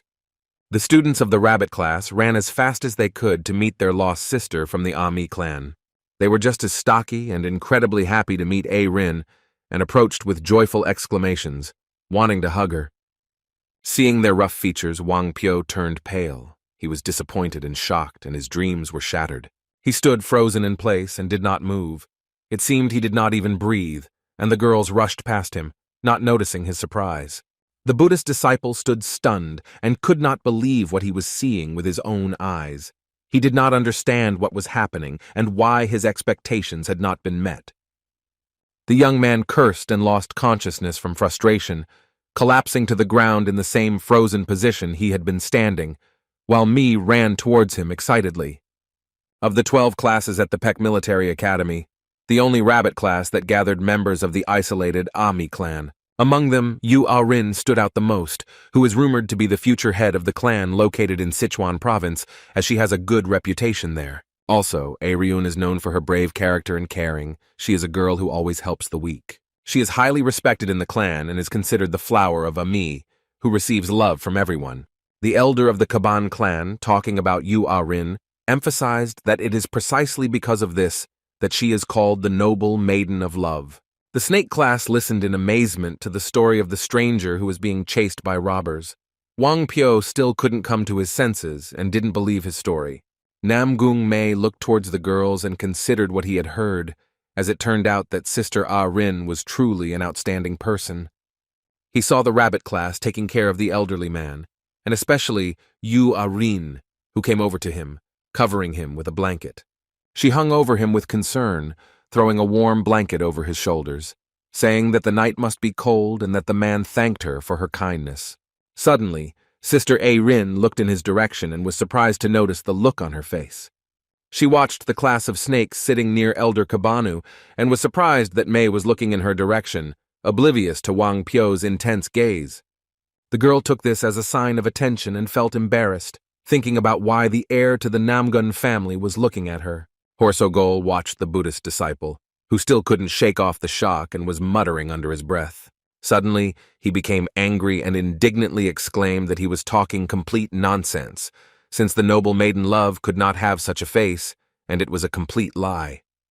He was overwhelmed with emotion and jumped up, indignant that the Ami clan that he knew and had met before was not like that at all. The elder of the Kaban clan did not like the young man's behavior and quickly put him in his place, hitting him on the head with his cane. The man, surprised and even more indignant, began to argue using obscene language, demanding that the old man not beat him.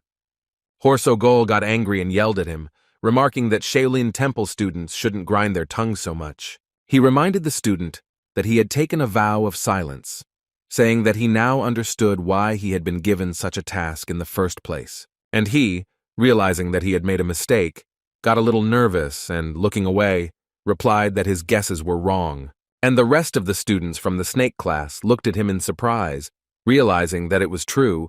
Mi and Bo were outraged by their classmates' behavior, and Mi was simply shocked. The echoes of Wang Pyo's screams reached the rabbit class, who were sitting at a distance from them and talking about their own business. Yu Arin shared with her classmates the story of meeting Namgun Mei, who was ready to protect her from robbers, and they were moved by what they heard. They sighed and said that it sounded very romantic, but she, embarrassed, denied them, saying that they were in a fever and, in general, it was only their first meeting. One of the stocky girls, looking her in the eye, turned to her, wondering if she really believed that the young man was her true destiny. Yu Ah-rin thought for a moment, but she remembered her mother's instructions perfectly and was therefore absolutely sure of her answer. Clenching her hand into a fist, she firmly declared that even if fate were against her and hindered her, the girl would destroy all obstacles in her path. Namgung. Mei jumped on the spot, his hair standing on end. He felt something wrong with his back, but he didn't understand what exactly. While Wang Pyo tried to regain his inner peace, Chagal Mi turned to the elder, wondering why he called the rabbit class mentor Ong Yon Wei a treacherous maiden.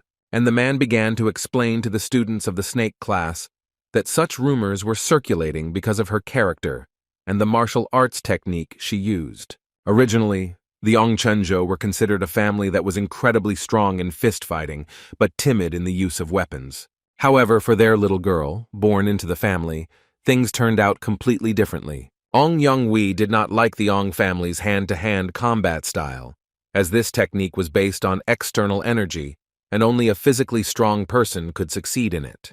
As a result of her studies, Ong Yon-wei, who had a great desire for self-improvement, invented a technique that required using fabric rather than her own body. As a result of constant practice, she reached the level where she could easily break a tree trunk using only a cloth.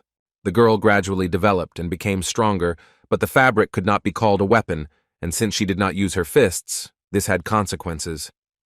Other members of her family began to reprimand the girl and look at her skeptically, saying that the technique using cloth could not be called a martial art style.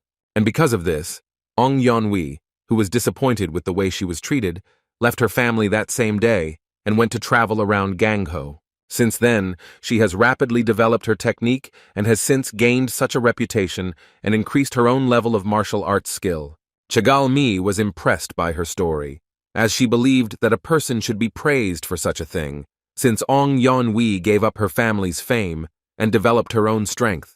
The elder closed his eyes, breathing heavily, saying that the girl was right, but the main problem was the rabbit class instructor's technique itself. He explained that she was able to use thin red threads, but young Chagall did not quite understand what he was talking about and how the threads could be used. And then, Horsogol clarified that she is able to imbue them with internal energy and then use it on an opponent, controlling them like a puppet.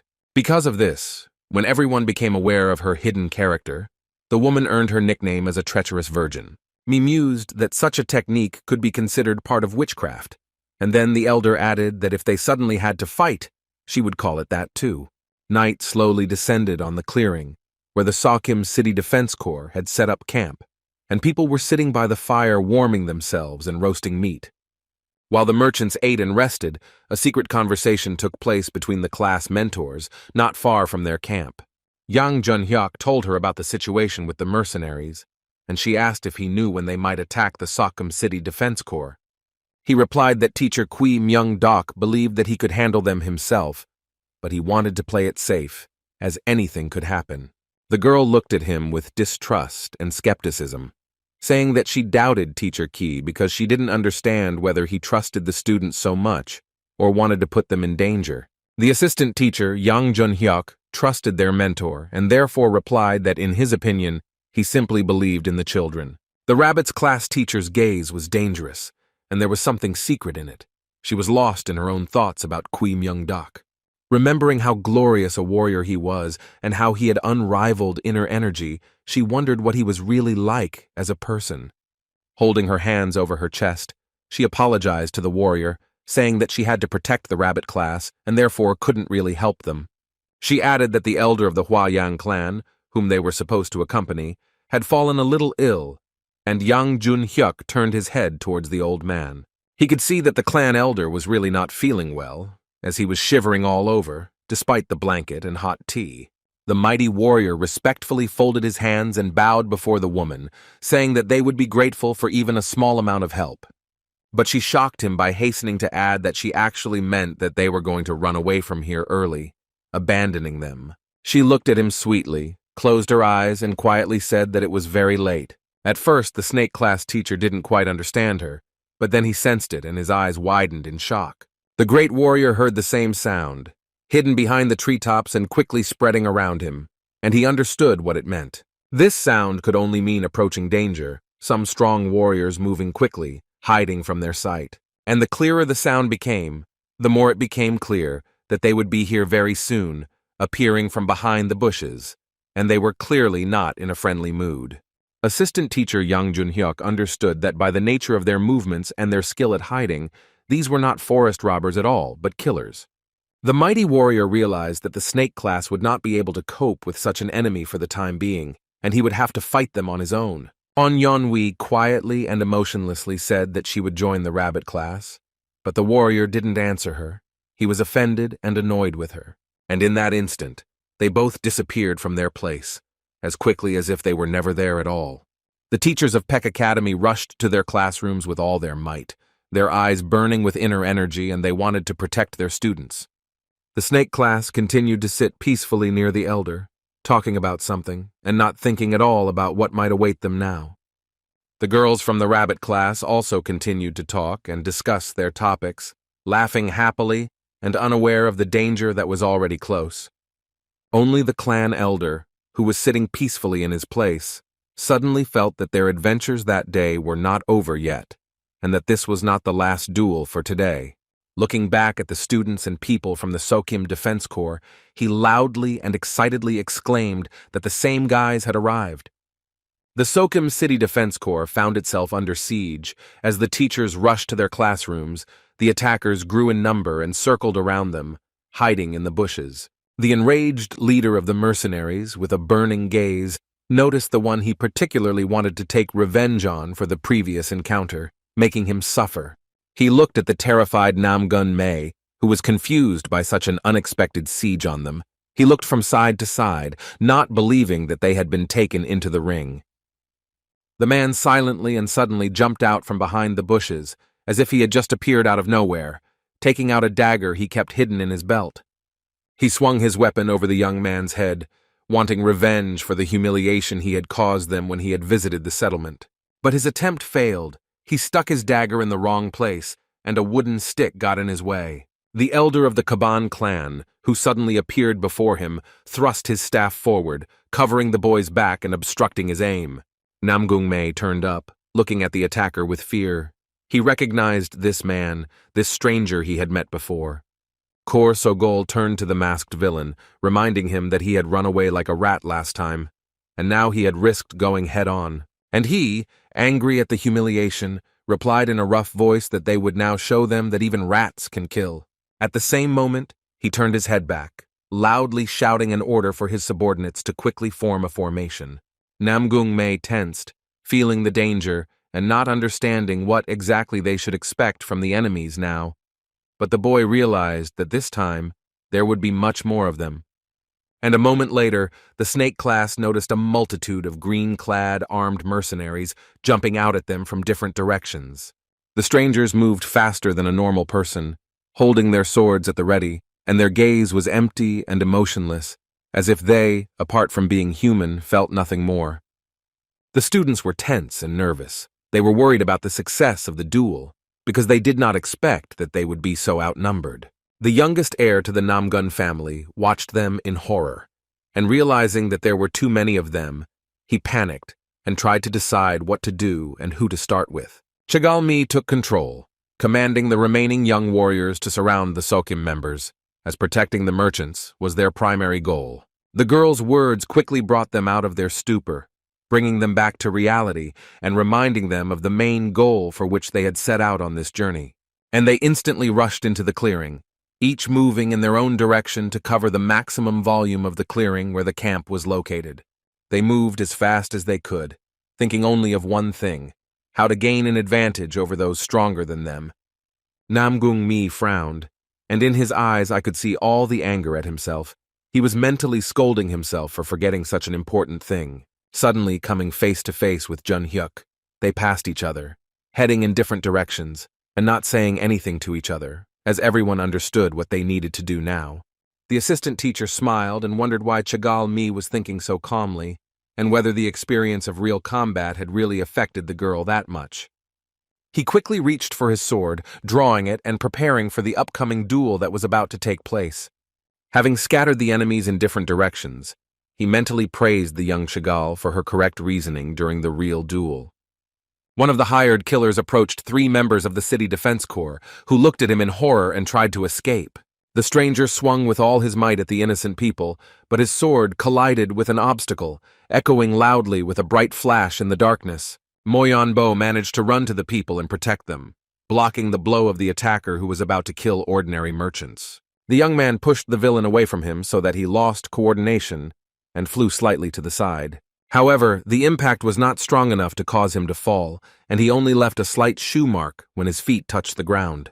Suddenly, behind the masked villain, several more of the same mercenaries appeared, glaring at their opponent. The young man felt perfectly well that the hired killers that Namgun Mei was talking about were on a completely different level compared to forest robbers. There were quite a few of them, and the killers began to gather in a heap, and then abruptly rushed in different directions, moving at breakneck speed. They surrounded young Moyonbo and circled around him, confusing and wanting to confuse him so that he would lose his vigilance. The hired killers in one instant directed the tips of their weapons towards the center. They moved synchronously, as if they were one whole organism. However, their cunning attack failed, and they were met with nothing but emptiness, and the young man reacted quickly and jumped up the mountain, changing his blade to another. He gripped the hilt of his weapon tighter, clenching it angrily in his palm. The assassins looked up, watching him, hiding a predatory smile under their masks and aiming their blades in his direction. The young warrior's gaze was determined and full of irritation at his enemies. He gradually began to accumulate his internal energy, transferring it to his weapon. The boy headed towards them, attacking them using his sword technique in the form of destruction, reinforcing it with 10,000 rain strikes. He was well aware that there were too many of these types, and remembering the recent days, he couldn't believe that Namgung Mai had actually encountered all of them. Unexpectedly for himself, young Bo was able to hit the enemy, piercing his shoulder with his sword, causing him to scream in pain. The young man realized that they had to gain at least some advantage over the killers, but he was only able to deal with one. In the end, he lacked strength and was afraid of breaking one of the swords. Suddenly, the clearing where the duel was taking place was filled with red threads, flowing smoothly from top to bottom. One of the hired killers realized with fear and confusion that thin red threads were slowly weaving around his body, knotting at his arms and legs. The man was nervously aware that with each new thread he was losing control of his own body, but he could do nothing about it. His reaction was insufficient. His surprised comrades watched with tension as their comrade was bound by his arms and legs, unable to comprehend what was happening. At that very moment, the man who was under the control of the threads dealt a fatal blow to his comrades. One swing of his sword was enough for them both to no longer rise. The other mercenaries standing aside from him were shocked by his action, but he was terrified because he had no control over his actions. These movements were not his. They were guided by threads emanating from the treacherous woman who controlled him like a living toy. Ong Yeon-wi was satisfied with her work. She watched with a smile at the confused mercenaries below. A moment later, after he had dealt with his fellow officers, she landed on his shoulders, wrapping her arms and legs tightly around the criminal's neck. And in the same second, she dealt with the mercenary who was subordinate to her, twisting his neck on the spot with a sharp movement. The unknown man fell to the ground without making a sound, without realizing anything, and the cunning woman lowered herself to the ground, stepping on her toes, and then, smoothly lowering her entire foot as if nothing had happened. Playing with the threads in her hand, she addressed her class, affectionately calling them rabbits, and asking what their main purpose was. The stocky girls replied in unison that protecting the elder they were accompanying was their main task, and she praised them, asking them not to stain her husband with blood. Heir Sogol moved his eyes, watching from side to side as his opponent quickly changed position in front of him. The mercenary tried to attack the elder unexpectedly, but he failed, and the elder was able to repel his attack. The elder of the Kaban clan spoke laughingly to the man who was hiding his face, drawing his attention to what was happening around them. He, restraining his weapon and mocking him, remarked that his subordinate soldiers could not even catch children, and he looks around, assessing the situation as it has developed and observing that these children are really fighting back against his best soldiers.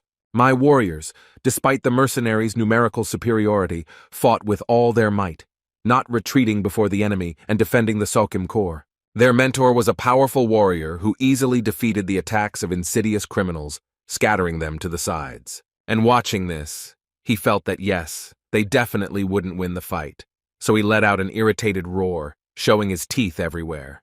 He angrily realized that all the children who became POs for the Sokkim City Defense Corps were not made by hand at all.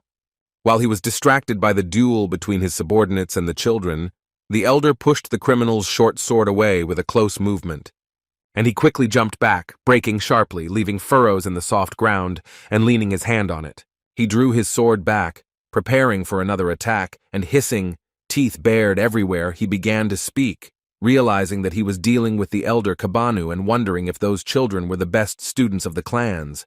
The old man hit the ground with all his might, stopping in front of him, looking him straight in the eye. He mocked him, gently scratching his beard, and said that if he understood how things were going, he would probably run away like a mongrel again. The mercenary leader, looking at him fiercely, growled that he was mistaken if he thought they had come without a plan this time. He clenched his hand into a fist and shouted, commanding all his remaining subordinates to get the peas and accept them. The clan elder was very surprised by his words and tried to quickly understand what kind of peas he was talking about. He noticed one of the killers quickly reach into his bosom, taking out a small purple pea he had been hiding. All his subordinates followed the example of one of them, and quickly taking out the peas, lowered their masks from their faces to swallow them. The defenders of the Sokkim Corps saw all the hired assassins who came here swallow this strange thing. Heir Sogol looked around tensely, trying to figure out what the hell was the object these men had swallowed. And suddenly he remembered that small box that he had once taken from two warriors who were arguing with each other. And then he found the same one in the hands of Wang Ik-hyun. Elder Kabanu, together with the assistant class teacher, instantly guessed the snakes. They were shocked and did not want to believe until the last moment that this could be the same pill. They began to notice the attackers lighting up with some strange purple glow. Purple jets of energy began to radiate from the assassins, enveloping them. At the other end of the clearing, the brave Yang Jun-hyuk fought fiercely against the villains attacking him, destroying them one by one. At the same end, there was a beautiful teacher of the rabbit class, who was not inferior to him in the number of victories over robbers. The girl's fighting technique, although slightly different now, was not inferior in power to the ghost of a small sword. They moved almost in sync, forming a powerful combination of warriors and covering each other's backs in this fight against the attackers. The beautiful woman usually attacked from above, but now she gracefully lowered herself down, standing next to her colleague. She looked back over her shoulder at him, winking with a smile and saying that they had managed to create a great team. Pressing closer to his back, the woman suggested they fight against the others. but the stern swordsman replied that now was not the time for jokes, but she denied that she was joking. Before them lay a large number of bloodied bodies of hired killers who had desperately dared to attack them, hoping for victory. But the same fate awaited each impudent killer, and now they lay motionless on the ground, slowly dripping with crimson blood. Anyone who dared to raise a hand in their direction faced the same fate, without any exceptions. The youngest heir to the Namgun family watched this horrific and bloody scene in amazement, unable to believe his own eyes. He carefully studied the combat techniques used by the powerful mentors of the Peck Academy, realizing that they had easily destroyed more than 40 people in a short period of time. But the young man was distracted from his thoughts by a premonition that grew more and more intense with each duel, making him a true young warrior.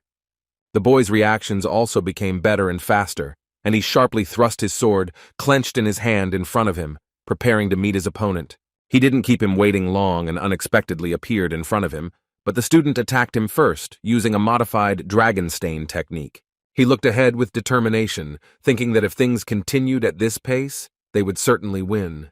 But suddenly, he heard a familiar voice behind him, belonging to the man who attacked him in the settlement, and the young man tensed. He looked behind him, looking at the mercenary leader who was hiding his face and shouting loudly, addressing his subordinates, allowing them to take something. For a moment, it seemed to him that he had shouted a word similar to Juan. The young man felt confused as he looked at him, as he did not know what it meant.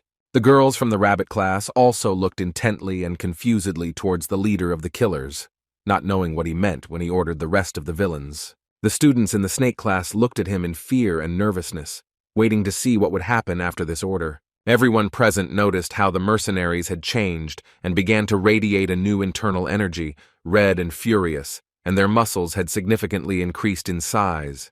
They watched the fighters, who were still quite numerous, but now they were clearly much stronger than they had been before. Smart Chagal Mi, looking at them in confusion, opening her mouth in pleasure, quickly realized that they had used the root of the velvet tree. And now they faced a completely different class of warriors, vastly superior in strength to those they had been before they took that pill. One of them quickly headed towards the students, pushing off with his feet from the ground with such force that he left cracks in the stone that was under his feet. Young Chagal Mi was amazed at how much faster they had become. She watched the enemy's movements in shock. The mercenary attacked Wang Pyo, who tried to block his blow by holding up a wooden nunchaku in front of him. However, the enemy's forces were so great that he could not stand on his feet in the face of their powerful attack. He gritted his teeth and tried to stand, looking in horror before him, trying to understand where he got such superhuman strength from. However, their forces were completely unequal and, losing his balance, he flew away from his attacker, who glared at him. Wang Pyo flew a considerable distance, stopping from a strong collision with the cart, which was previously quite far behind him. The impact caused the cart to shift, and the wall the boy had collided with was covered in numerous cracks, while the young man himself fell unconscious next to him. Namgun Mei was shocked to realize that by eating the Huan their leader had spoken of, they had been able to increase their strength. Chagal Mi tried to keep her cool, ordering in Ryong to find the injured Wang Pyo, and so quickly rushed to complete the task. The wise girl, frowning, looked ahead, not understanding where this strange feeling of déjà vu came from. She stared intently at the opponent standing before her, feeling as if she had seen something like this before, somewhere. Meanwhile, far away from them, it was also restless. Black crows flew nervously, foreshadowing some kind of disaster. In the square where they had flown, corpses still hung, having already lost all resemblance to human form. This terrible picture opened before the gloomy and large city of Noxalgok, which was ominously illuminated under the moonlight. In one of the halls of the dark and gloomy temple, a man appeared, kneeling before the one who was hiding there. The informant's face was covered with a scarf, and he addressed his master cautiously and respectfully. He looked at the figure of the man standing on the terrace, saying that his request raised many questions. But he, without turning around, continued to look somewhere into the distance, and sternly replied that they were doing what they had to do, and there should be no misunderstandings here. The subordinate who was bowing before him cautiously raised his gaze, saying that he really didn't care about their 2 years of work. He went on to explain that he was concerned about the things they were selling because they looked dangerous. The gray-haired old man replied briefly and completely emotionlessly that, in fact, that's how it is. After a moment, Without paying attention to him, he slowly began to explain that this thing was extremely dangerous and quite attractive. And after accepting it, one immediately feels a huge surge of strength, which forces a person to fight to the very end. This small, secret, and powerful thing is incredibly useful for assassins like them. The man, whose face was hidden, began to wonder aloud that perhaps this was indeed better than simply using poison and killing himself. The look of the gray-haired old man he was obeying turned crazy. He said that thanks to this, huge changes would come to them. The old man was literally obsessed with this idea, exclaiming that this is exactly what would await Murim when this little thing spread throughout the world. His ominous words and bitter laughter echoed across the gloomy city of Noxalgok. But, on the clearing where the City Defense Corps camp once peacefully stood, events were gaining new momentum. The mercenaries were losing control from the power that had appeared within them. Hor Seogol watched in shock as what was happening, wondering what had caused it, while the leader of the villains laughed quietly from the sidelines. Now he felt his superiority over those who had volunteered to become POs for the Sokim Corps, smilingly suggesting to see how long they could hold him back. The mercenary leader quickly disappeared from his place, leaving Elder Kaban standing with her thoughts, alone in the middle of the field. The elder of the Kaban clan was not going to give up. He believed in their strength and resolutely clenched the staff he held in his hands. Shagalmi, fearful, tried to move as quickly as she could. She wanted to assess the situation first. The burly opponent continued to attack the girl while she pondered and tried to avoid collisions with his blows. Each step the killer took was filled with powerful energy that shattered the ground beneath his feet, leaving cracks and fallen pieces of stone behind him. But suddenly, she didn't have time to dodge one of the attacks, and now the man's huge fist was rapidly approaching her face, who, having struck, threw her far back, as if she weighed nothing at all and had no idea of herself. She screamed in pain and flew back, spitting crimson blood from her mouth. The guy, noticing this, quickly rushed towards her despite the huge opponent. An excited Moyonbo unexpectedly appeared next to her, catching the injured girl and preventing her from falling to the ground. Looking at her face, he turned to her, asking in a voice befitting a knight if the girl was okay. However, she looked up at him gratefully and replied with a smile that he was irritating her with his official tone. Slowly getting to her feet and trying to hold herself together, the girl began to say with regret that these warriors were now no match for their level. She bit her lip in disappointment, realizing that their class's powers were at their limits, and it was hard for her to believe that one pill could have such an effect. The girl, trying to keep her cool, slowly looked away, looking where the fight had not yet ended. Shigalmi regretfully understood that the teachers of the Peck Academy, despite their power, unfortunately would not be able to restrain everyone. Without taking her eyes off them, the daughter of the Shigal family realized that for them, this could only mean one thing. However, she suddenly heard the voice of the elder of the Kaban clan behind her, who, struggling, shouted for them not to give up, advising them to use magic. Horsogol possessed incredible inner energy, which he now had to release outward in order to be able to fight his opponents. Chigalmi, looking in his direction, agreed with him, deciding to listen to the words of Elder Kabanu once again. Feeling a new wave of determination, she ordered Inryong to take Wang Pyo, who had not yet regained consciousness, and run away with him, and the girl obeyed her. After which, coldly reflecting, the representative of the Chigal family turned to the young men who stood behind her in combat readiness. With a cold gaze full of determination and courage, the girl said that they had to detain them, at least one of them. Moyonbo completely agreed with her, feeling the same emotions that were inside Chigal Mi. Namgun Mei, who was injured and felt heavy because of it, was also determined to fight resolutely to the last no matter what. The young warriors, having formed their own formation, quickly pushed away from their moon, heading forward towards their opponent. They surrounded the stocky warrior from different sides, burning with that mysterious inner energy that had appeared after the pill. The students of the snake class tried to act simultaneously, attacking the opponent from different sides and striking with their spears. Despite the numerous cuts they inflicted on him, he did not react in any way, did not even feel them, as if he had lost the ability to feel pain. Shegalmi couldn't believe her eyes, feeling disappointed, thinking that if he didn't react to his injuries, then obviously even the three of them wouldn't be able to win. Moyonbo, assessing the enemy's strength, understood that they were too skilled for them, and the mercenaries' technology now exceeded theirs. Namgun-mei, who was already too exhausted from the long duels, was pondering intensely what they needed to do in this situation. But suddenly, his attention was distracted by something, and he looked back in the direction from which the strange sound was coming. The young man saw that the insidious leader of the mercenaries was about to attack the defenseless, youngest master of the city defense corps, Sokim, and the boy rushed towards them with all his might, leaving his classmates alone with his burly rival. The cold-blooded Chagall Mi tried to stop him, ordering him to turn back and hold his line, but he did not obey her.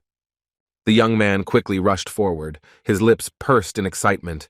He decided to protect and save Wang Ikyun at all costs. The youngest heir to the Namgun family, he was in a hurry with all his strength, and was very afraid that he might not have time to save his husband. However, he had no idea that it was just a trap. The leader of the mercenaries, with a sly smile and an angry look, was waiting for his appearance. In the young man's eyes, only fear was visible for the innocent man who could now suffer at the hands of the hired killer, on whom he stood, aiming his sword at him. Full of determination, he sharply lunged at the villain, deflecting his weapon in the other direction so that he did not have time to strike. But suddenly, the unknown man quickly pulled out another short sword, pointing it towards the reckless snake-class students.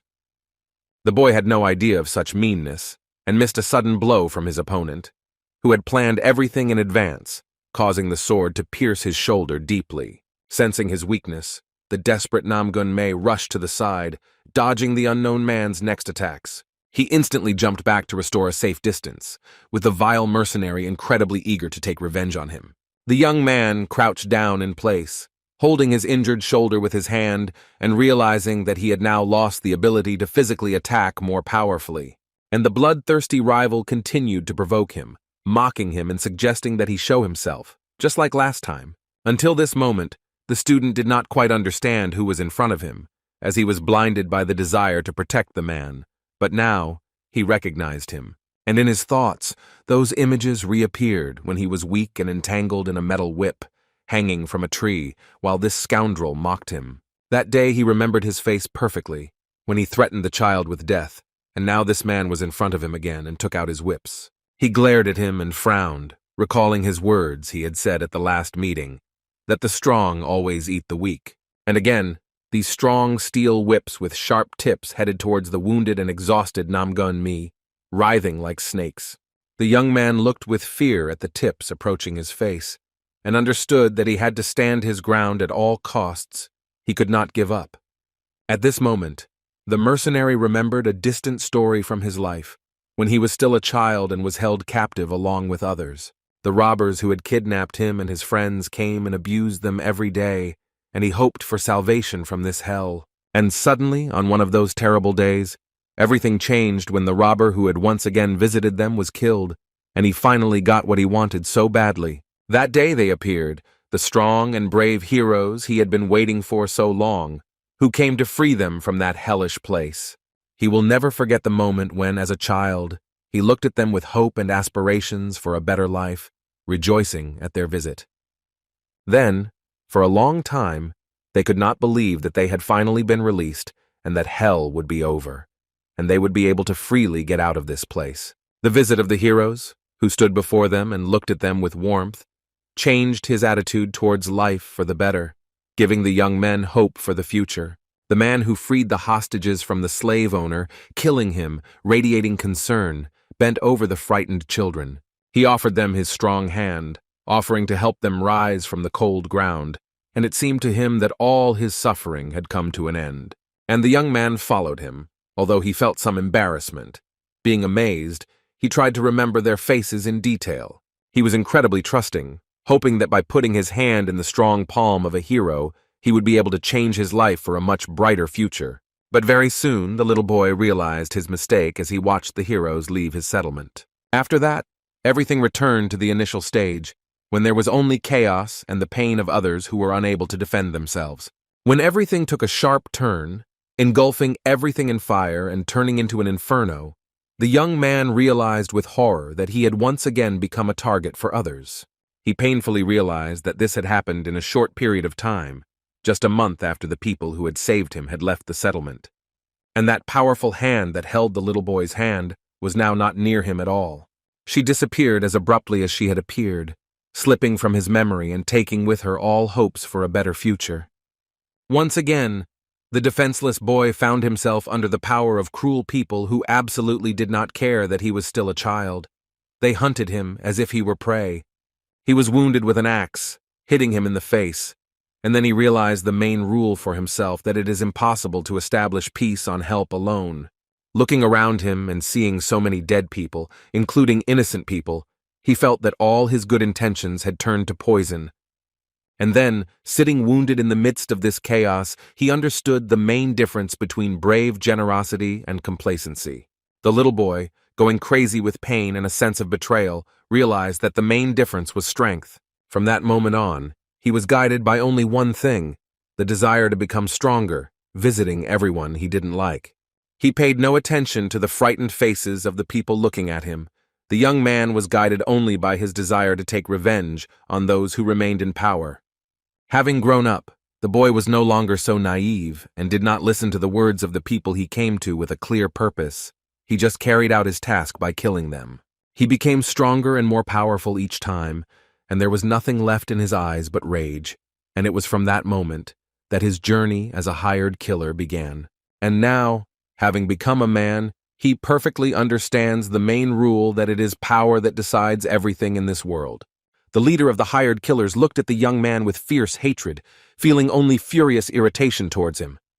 He was incredibly pleased to see the metal whips wound the impudent young man, leaving deep scratches on his body. But unexpectedly he managed to escape the trap, climbing up above the steel ropes that continued to twist as if alive. The longer he watched it, the more it irritated him and made him hate it, just for the simple fact of its existence. The young man reminded him of distant memories from his life, since his gaze was the same as that of those heroes, for whom he still had hatred. He was adept at controlling his steel whips, which wound around his arm like real snakes, intertwining with each other, and he attacked the academy student again, now using a spiral with his weapon, directing it at the young me, who had not been able to perfectly avoid the previous attack. The brave boy was determined to fight on, slowly rising to his feet, gathering his remaining strength. Avoiding a collision with his weapon, he knew full well that he needed to stop those steel cables. He swung with all his might, raising his old sword above his head, musing that if he could make a hole inside the spiral, it might help. The boy looked down at the tightly woven ropes, looking there for the right moment for his strike. And then, finally, the right moment came. He struck down with even more force, thrusting the weapon into the core of the steel rope. For a moment, it seemed to him that he had managed to stop his treacherous weapon, and the boy watched with joy as the steel whips stopped moving. But suddenly, at that moment, a hired killer, hiding his true face under a mask, attacked him. He was unable to kill the young Peck Academy student, but he was able to injure him, inflicting new wounds that bled profusely. The mercenary leader looked back at the young man in surprise, amazed that the boy was able to dodge such a sudden attack. Namgun Mi twisted in the air, trying to land properly on his feet, although his significant wounds prevented him from moving quickly enough. He sank to the ground, leaning on his hand and glaring at his enemy, though inside he felt embarrassed. For a moment, they both froze, not moving, just exchanging angry glances with each other, and a tense silence fell between them. The mercenary, looking at him in surprise, expressed his impression that the young man was quite agile if he was able to avoid such an attack. And the exhausted boy, looking him straight in the eye, mockingly replied that he had a good teacher. But suddenly he unexpectedly heard the voice of Chigal Mi next to him, who, looking at him skeptically, opened his answer. They continued to fight, but mostly avoiding attacks, and trying to restrain at least one of the mercenaries who had swallowed the magic quan. That man's gaze after using the magic pill was lifeless, and his eyes seemed to be covered with a red veil. Now only anger guided them. The slender young Chigal, avoiding the attack, tried to simultaneously strike a new blow at the enemy, who now did not quite resemble a human. But no matter how prudent Chigal Mi tried, she was unable to inflict significant damage on her opponent. She realized with despair that she could only damage his clothes. At that moment, the genius from the Moyan family loomed over his opponent, swinging both swords simultaneously to deliver a new powerful blow. He struck the assassin with all his might, putting maximum energy into his blow, and from the collision of his weapon with his opponent, everything around them was illuminated by a bright flash. But when the energy and flash disappeared, he was surprised to notice that he remained completely intact, only the cut clothes on his sleeve, the mark of the blow. The young man realized with horror that he was truly powerful, so much so that it was as if he had to fight two people at once. Moyonbo jumped back, trying to keep a safe distance from his opponent so that, in case of an attack, he would have time to dodge. Out of the corner of his eye, he tried to control the situation happening around him, and this time his gaze stopped at the duel taking place next to them. The young man watched as Namgung Mei continued to fight the unknown assassin, who was incredibly strong. Young Bo watched his every move and wondered how he was doing it, since he had not used the velvet tree root, and he realized that he could be their leader. But suddenly he realized how big a mistake he had made, watching someone else's fight so intently. Because the young man, being too distracted, missed the moment when the mercenary they were fighting swung at him, and he aimed right at his jaw, hitting his big fist. But Bo hoped to the last that he would be able to avoid the blow.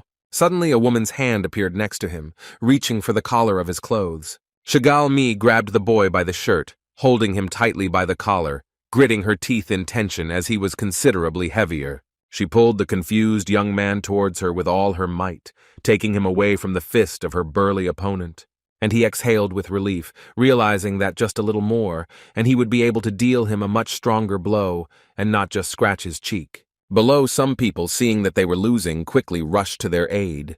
Moyonbo looked behind him in surprise, seeing Chegal Mi holding him by the collar and looking in his direction with a small smile. She looked him in the eye and smiled, and said that she was paying him back her debt for that time. But suddenly, looking to the side, her gaze was caught by one terrible detail that incredibly shocked the girl. She noticed to the side, not far from her, a bright fountain of crimson blood. The leader of the mercenaries looked ahead with a cold and cruel gaze, saying nothing. And young Namgun Mi stood shocked and did not believe in the reality of what had happened. He was covered in a large amount of blood. Yu Ah-rin, who was in a hurry to help him, covered him with herself from the attack of the cold-blooded leader of the hired killers and took the blow on herself. At that very moment, the young man was transported by his memories to a not-so-distant day in the past, to the lovely settlement that had treated them so kindly. He remembered their happy faces as they rejoiced to meet each other, and the children they had rescued from the captivity of forest robbers. Then, bandaged after the duel, Namgun Mi walked through the settlement, looking around and admiring it in a peaceful atmosphere. The boy recalled how, already tired, he returned to the house where he had lived until it was time to leave. But suddenly he heard incomprehensible sounds coming from not far from him. The surprised young man went to check what the sounds were and where they were coming from. He wanted to make sure that everything was in order. Peeking cautiously around the edge of the building, he was even more surprised to see what was actually behind those sounds. The students of the Beck Academy saw little Jinhyo there, who was diligently training, waving a stick in front of him like a weapon. The boy was all wet and sweaty, and his hands clearly hid new calluses from diligent training. He continued to work, absorbed in the process and not paying attention to the fact that he was no longer alone and that he was being watched. Mi decided to help him by commenting that he needed to work on the lower part, but an unexpected voice confused the boy. He cautiously looked back to see who had spoken to him so suddenly, even though he was supposed to be completely alone here. Jinhyo saw a familiar face in front of him, saying that Hyung had scared him, but he asked what the boy was doing here alone. With a warm smile and kindness, he told the young man that he should be with his younger sister right now, not here. But the man, looking him in the eye, answered at length, bored, explaining that his sister was now with her grandfather. Namgung Mei began to slowly lower himself, resting his hands on his knees so that it was more comfortable to look at the boy's face at his height. Laughing kindly, he began to tell little Jin Hyo that this was no excuse, since she had just been kidnapped. The young man wanted to explain the importance of this to him, but he interrupted him. Jin Hyo resolutely admitted that this is the reason why he trains diligently every time he has the opportunity. He explained to the surprised Mi that he simply wanted to protect his family and the entire settlement. The boy said that this time they helped them. And then his face changed. A dark shadow of excitement appeared on it, and he quietly added that next time they wouldn't be here. Namgung Ma, looking at little Jin Hyo, was shocked, because up until that moment, he hadn't thought about it at all. The young man was surprised to realize that he was indeed right, since help alone does not solve anything at all. It is only a temporary measure, and the question remains what will happen next. He was saddened to realize that after this they would again become prey and be robbed, and he was worried about whether their actions really did not matter. But suddenly, a familiar voice pulled him out of his thoughts, drawing his attention to itself, thanking the young man. Little Jin Hyo sincerely thanked him for trying to save him despite all his wounds, saying that thanks to him, he understood something. And gripping the stick he was training with more tightly, the boy replied that he had realized that he needed to rely only on himself. Bringing it closer to his face, he said with an expression full of readiness that now it was their turn to defend themselves. Namgun Mi also realized something, that their actions were not in vain, and no matter how many times it would be necessary to provide someone with his help, if it was within his power, he would not be stopped. And that's why now he doesn't give up, but continues to fight, desperately protecting the people of the Salcom City Defense Corps. The leader of the hired killers, seeing all his injuries and mocking him, said that there was no visible suffering on his face, so he wanted to see how long he could hold out.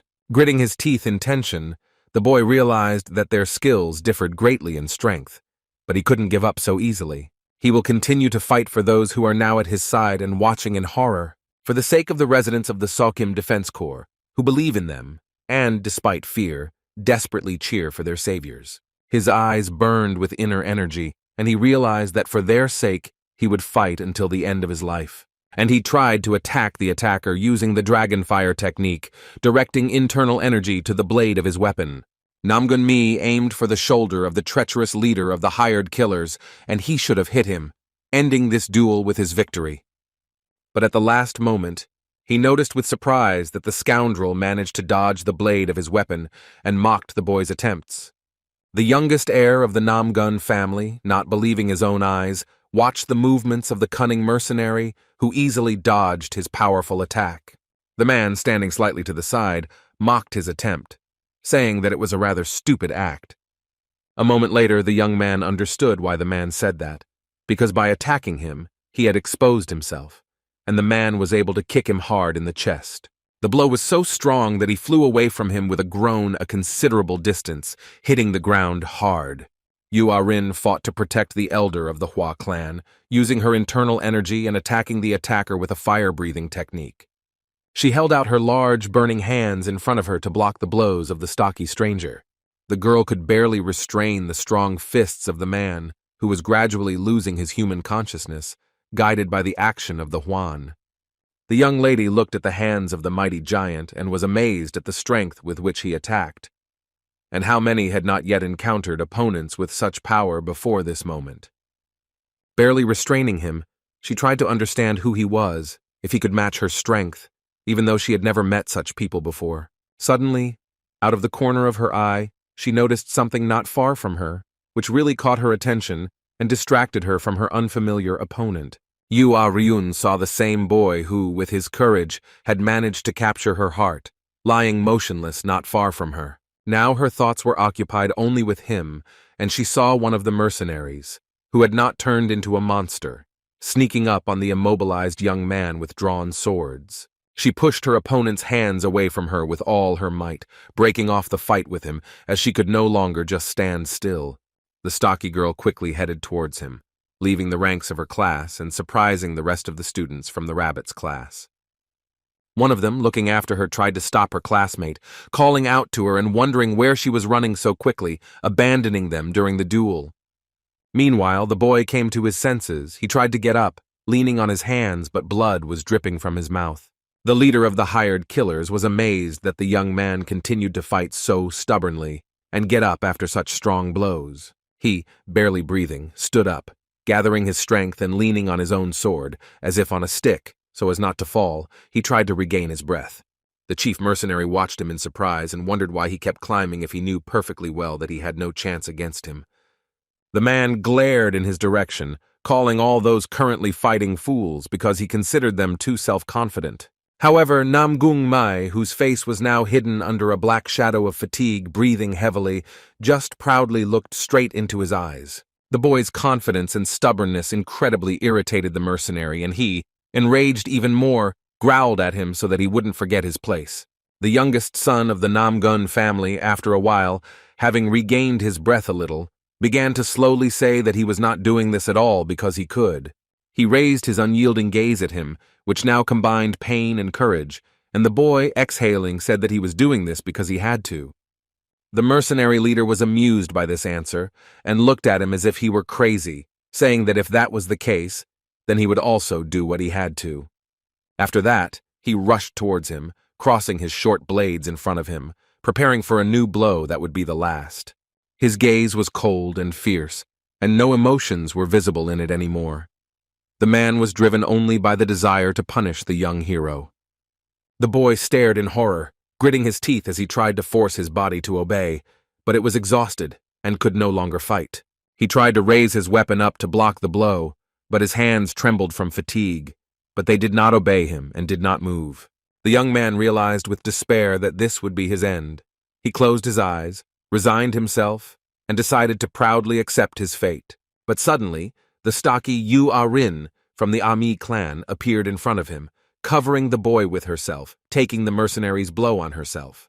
Namgung Mei looked in horror at the splashes of crimson blood that spread in different directions, and he couldn't believe that this had really happened. He stood there, petrified with shock, hoping to the last that it wasn't true, but the girl staggered, falling to the side. She finally managed to lean over his ear, and with a smile, quietly tell the young man that she had not made a mistake in her choice. After these words, she collapsed to the ground, motionless, falling past the frozen boy, who stood there in shock and did not move. The mercenary leader, mocking the girl's death, said that she died for the sake of someone who had obviously already lost.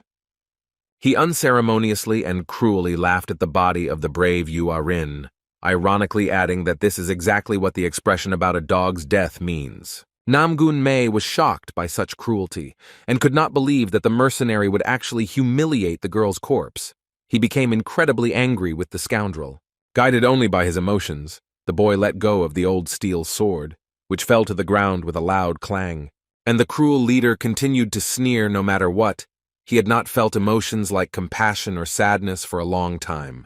Enraged, Namgung Mei rushed forward, punching the scoundrel in the face with all his might for allowing himself to behave so shamefully. From rage, the young man's strength increased, and the vile leader of the hired killers flew away from him a considerable distance, hitting a tree. He hit his back incredibly hard against a tree that stopped his fall. The man could only cry out loudly in pain. The enraged Namgun Mei was enveloped by an unknown energy, the strength of which he had not felt until that moment. It spread through his body, blazing with fire. His gaze was fierce, his eyes burning with the desire to punish the scoundrel. He screamed from the rage and irritation that overwhelmed him. Suddenly, one of the mercenaries appeared behind the young man, having swallowed the magic pill from that small box. The burly man was about to kill the young man, who was driven by his anger. He raised his huge hand above his head. But he suddenly turned around, hitting the scoundrels with all his might until they bled, although up to that point, none of the students had succeeded. The elder of the Kaban clan watched in amazement the movements of the youngest heir of the Namgun family, shocked by his mighty strength. The shocked students of the snake class, frozen, also watched him, not believing that the weakest of them possessed such internal energy. The assistant teacher, Yang Jun-hyuk, watched him in amazement, raising his eyebrows skeptically, and not believing that the young man really had such strength. He studied him closely and watched him, pondering how Mi's demonic power could have become so much stronger. The stocky giant lost consciousness from the blow of the young man, who was now incredibly powerful, and he collapsed to the ground, no longer moving. The young man felt an increasing influx of demonic energy that was in his tangen, and gradually, completely took possession of him. At this moment, from the other side, a completely different man was approaching him, guided by the action of a magical Huan. He swung at it with all his might, quickly pulling his hand back, which was gradually enveloped by the energy of the mysterious pill. The burly man struck him, but he moved incredibly fast and was able to dodge his fist. I watched him in amazement, not understanding how he managed to do this, but from that moment on, the man's eyes became even fiercer than they had been before. Dodging, the young man managed to twist and strike the arm that was attacking him, breaking it. He glared at him fiercely, assessing his opponent, and his gaze burned with a fiery fire. wanting to punish everyone who was guilty of this. Namgung Mei rushed forward, abruptly rising from his seat towards the villain. The youngest heir to the Namgun family, now not quite aware of what he was doing, he attacked, kneeing the man in the chin with all his might. And he, losing consciousness, collapsed to the ground, no longer guided by the magical effect of the pill, but gradually returning to normal. Both stocky assassins now lay on either side of him, smoothly returning to their former form. The young man was still very much on fire from his poisonous energy, which he had hidden in the dungeon for so long, not letting it out. He gradually lost his mind and screamed in frustration, allowing the poisonous energy to take over him completely. The boy looked away, at the dead body of the girl who had sacrificed herself to save him from the mercenary leader. Suddenly, all the killers who had swallowed the magic pill looked around at his scream. He incredibly attracted their attention. Despite the fact that they were already fighting someone, they could only look in his direction, without raising their frantic gaze. The frightened elder of the Kaban clan also noticed this strange thing. He closely watched the student of the Peck Military Academy and studied the situation. The man realized with fear that all the mercenaries who were under the influence of the mysterious pill were reacting to the child from the Namgun family. He tried to understand it, but so far he had not found any answer that would explain such strange behavior of the hired killers. Absolutely all the killers abandoned their rivals with whom they were fighting and headed towards him, surrounding the young man in a circle. Each of them moved as if attracted by a magnet, wanting to destroy that guy right there on the spot. Their gazes were even more terrifying, and now they radiated some new light, quickly moving towards him, as if they sensed something of their own in the young man. The hired killers, who had increased their strength through the Huans, were drawn to the young man, who was going crazy with emotions. However, he was furious and burning with anger. He was not going to surrender to them. He was ready to accept a duel with them. The young man did not let them catch him. He avoided their hands, not allowing himself to be taken hostage. Despite the fact that they were bigger than him, he fought them off, parrying every blow they threw. Namgun Mi moved so fast in the duel as if he wasn't alone, but there were several of them there, managing to fend off each mercenary. Horseo Gol, trying to understand what was happening, turned to the assistant teacher, wondering what was wrong with the young man, whether he had swallowed the same pill. However, he turned to him and replied that Namgun Mei arrived at the Beck Military Academy already having such a hidden state. These words surprised the elder a little, and he, watching the boy, wondered how he could have maintained such strength since his arrival. He thought about the pills they had taken, well aware that there was not enough information about them, but it was necessary to learn everything about them much earlier. But now, watching him, he saw that the desperate struggle of the youngest son of the Namgun family was more like a duel with a wild animal. The elder of the Kaban clan looked at the mercenaries, assessing their condition, and saw that the power hidden in their den was indeed great. Studying his opponents, he realized that the more their vital energy decreases, the greater their physical strength becomes. Suddenly he realized with fear one detail, that the energy that Namgun Mei uses works on the same principle. Looking at him closely, he noticed that there was also very little vital energy left inside the boy, and it was gradually declining. The students of the snake class, frozen in place with shock, quietly watched their duel, not daring to intervene. Moyanbo didn't take his eyes off his classmate, realizing that he was acting the same way now as he had during the academy exam.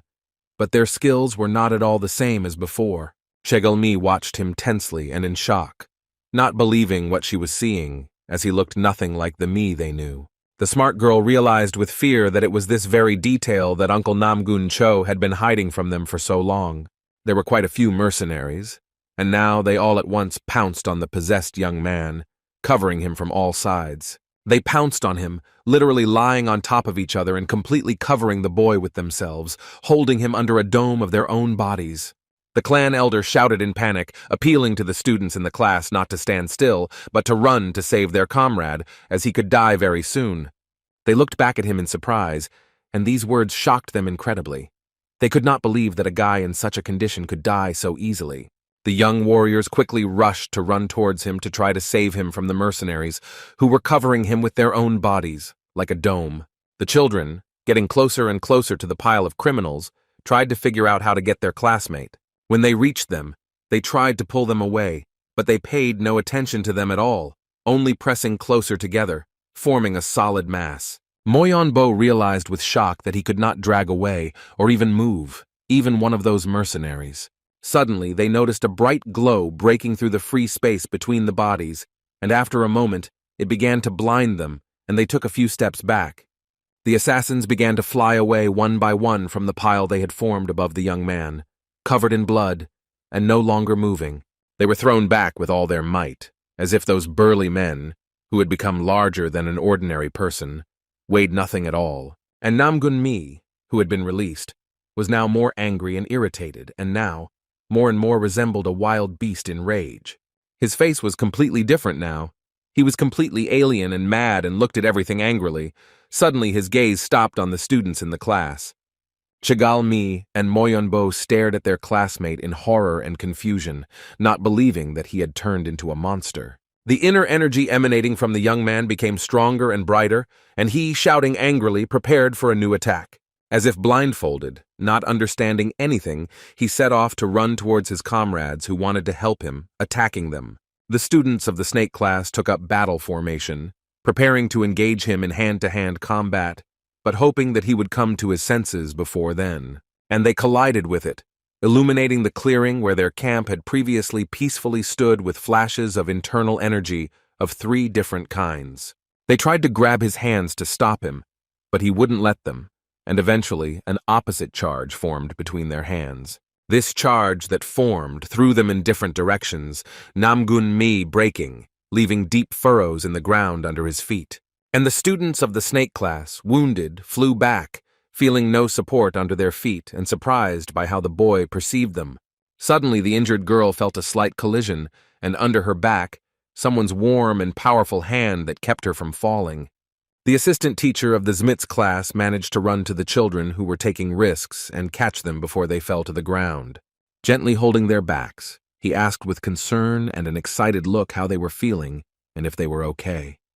Chigal Mi, wiping the blood from her own chin and wincing in pain, replied that they were fine, but that fool wouldn't recognize them. He stepped forward, looking at me, who had lost control of himself, walking among the agitated students and ordering them to step aside. His gaze was stern and firm, and he slowly took hold of the hilt of his sword and gradually began to shine with his own powerful energy, saying that he would do everything himself. He approached the possessed student, who was now unable to control his own consciousness, and prepared to fight him.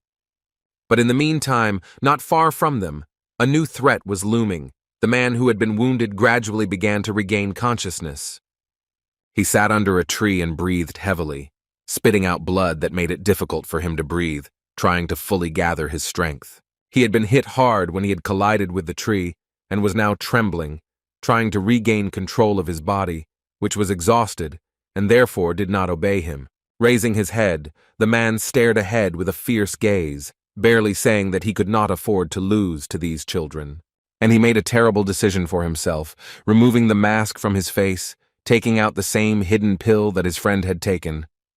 The leader of the hired killers, guided by his own emotions and desire to defeat the defiant children, swallowed the Quan, the secret of which he was perfectly aware of. Meanwhile, far away from them, high in the mountains, along which a fast river flowed down, crashing against the rocks, they were already being awaited. At the top of one of them he stood, looking expectantly ahead of him at the Sokim City Defense Corps, along with the students of the snake class. Teacher Kui Myung-dok stood watching the full moon and realizing that this situation was extremely strange, since they should have arrived here by now. The thin man lifted his hat, which partially covered his eyes, and looked ahead, hoping that they would soon appear on one of the paths. He stood calmly in place, his hands clasped behind his back, but he was worried that something might happen to his class during the trip. Teacher Chi pondered what could have happened, but he believed in his class, and therefore decided to stay put for now and wait another 15 minutes for them to arrive. Suddenly he lowered himself, crouching above the ground and peering intently at something beneath his feet, his gaze caught by one thing. He noticed small black ants moving quickly under his feet and eating fallen leaves from the trees. This picture prompted the pale-skinned instructor of the snake class to new thoughts, and he continued to stare intently at the ants moving near his feet. Namgun Mi was completely mad with the poisonous energy that had always been in his Tanjin, but now he was freed from his rage. The assistant teacher, Young Jun-hyuk, was going to stop the young man at all costs and return him to normal, saving him from death. He was ready to accept a duel with him, and the possessed student did not keep him waiting long, sharply pouncing on the teacher, whom he did not recognize. Looking ahead, Yang Jun-hyuk's gaze suddenly fell on a shocking detail that made him incredibly surprised. At first, he looked at the boy, who was uncontrollable and didn't understand what he was doing by attacking him, but then he saw something even stranger. Behind the young man, the leader of the mercenaries appeared, who had also swallowed the magic pill and attacked the boy, who did not notice him. The snake's assistant teacher realized that he needed to act as quickly as possible and reached out to the possessed young man's wrist. Grabbing his arm and pushing him back hard, he jumped over him, taking the place of the unruly student who was blinded by rage. He wanted to protect him, and therefore, he put his sword forward, attacking the scoundrel who was about to vilely attack me, but he grabbed the blade, stopping the warrior's blow. The mercenary leader was furious and obsessed with the idea of taking revenge on the boy. Preventing him from winning, he shouted that he should not dare to interfere in his duel. But the great warrior continued to defend himself and attack the villain, wanting to protect his students, who would definitely not be able to handle him. He couldn't believe that this mercenary was still conscious after that blow from me, but he understood that he needed to be stopped, since he had incredibly strong energy. The warrior with the small sword and the blazing gaze understood that he had no choice but to summon his inner beast. Suddenly, a huge blue lion formed behind him, which was a solid accumulation of the powerful internal energy of the small sword ghost. He aimed his sword at the leader of the assassins, but he suffered no significant damage, only his clothes were torn. However, the mercenary was not going to give up. He again took out his steel ropes with sharp tips, which entwined his hand as if they were alive. The man, gritting his teeth in rage, stared ahead with a cruel gaze, pointing his hand towards the teacher and saying that he was powerless to stop him. The steel whips tore from his hand, intertwined like snakes and in a strong spiral, headed forward towards the class assistant teacher. Young Jun-hyuk groaned and winced in pain as he realized that he had been touched by those steel and cold tips. The small sword warrior tried to free himself from the trap he had fallen into, and his internal energy gradually began to dissipate, losing the form of a beast. Noticing that the great warrior would lose a significant amount of his strength before he could free himself, some rushed to his aid.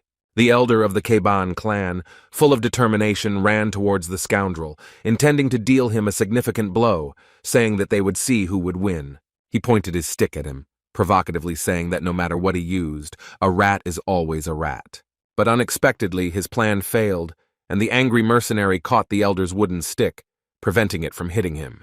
Horsogol looked ahead in surprise and tried to take his weapon back, but it was held firmly in his hands. The elder of the Kabanu clan watched his rival in amazement and thought about the fact that last time it seemed to him that the man was at the limit of his capabilities. The mercenary kicked the wooden stick with all his might, breaking it with a crash.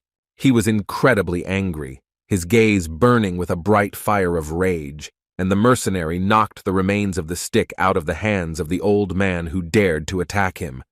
The leader of the hired killers looked at him bloodthirsty with a predatory smile, waiting to see what he would do without his staff. Elder Kabanu decided to quickly jump away from the threatening man who was burning him with his gaze. He looked at the scoundrel in amazement, not believing that he had been able to develop his spirit to this extent just by swallowing that pill. But at this moment, behind him, a new problem appeared. The possessed Namgun-mi began to get back on his feet after his fall. He looked back in a beastly way, at those standing there, not recognizing anyone, only wanting to destroy all the people who were now near him. Guided by this poisonous energy that had taken possession of him, the unconscious young man moved incredibly quickly, changing his position. Suddenly, without realizing his actions, he attacked Elder Horsogol, who was not looking in his direction, but was focused only on the mercenary. However, he sensed the danger behind him in time and dodged the young man, who, burning with anger, attacked him as if he were an enemy. But at the very moment he dodged it, a steel whip with a sharp tip on the end was aimed at the academy student's face.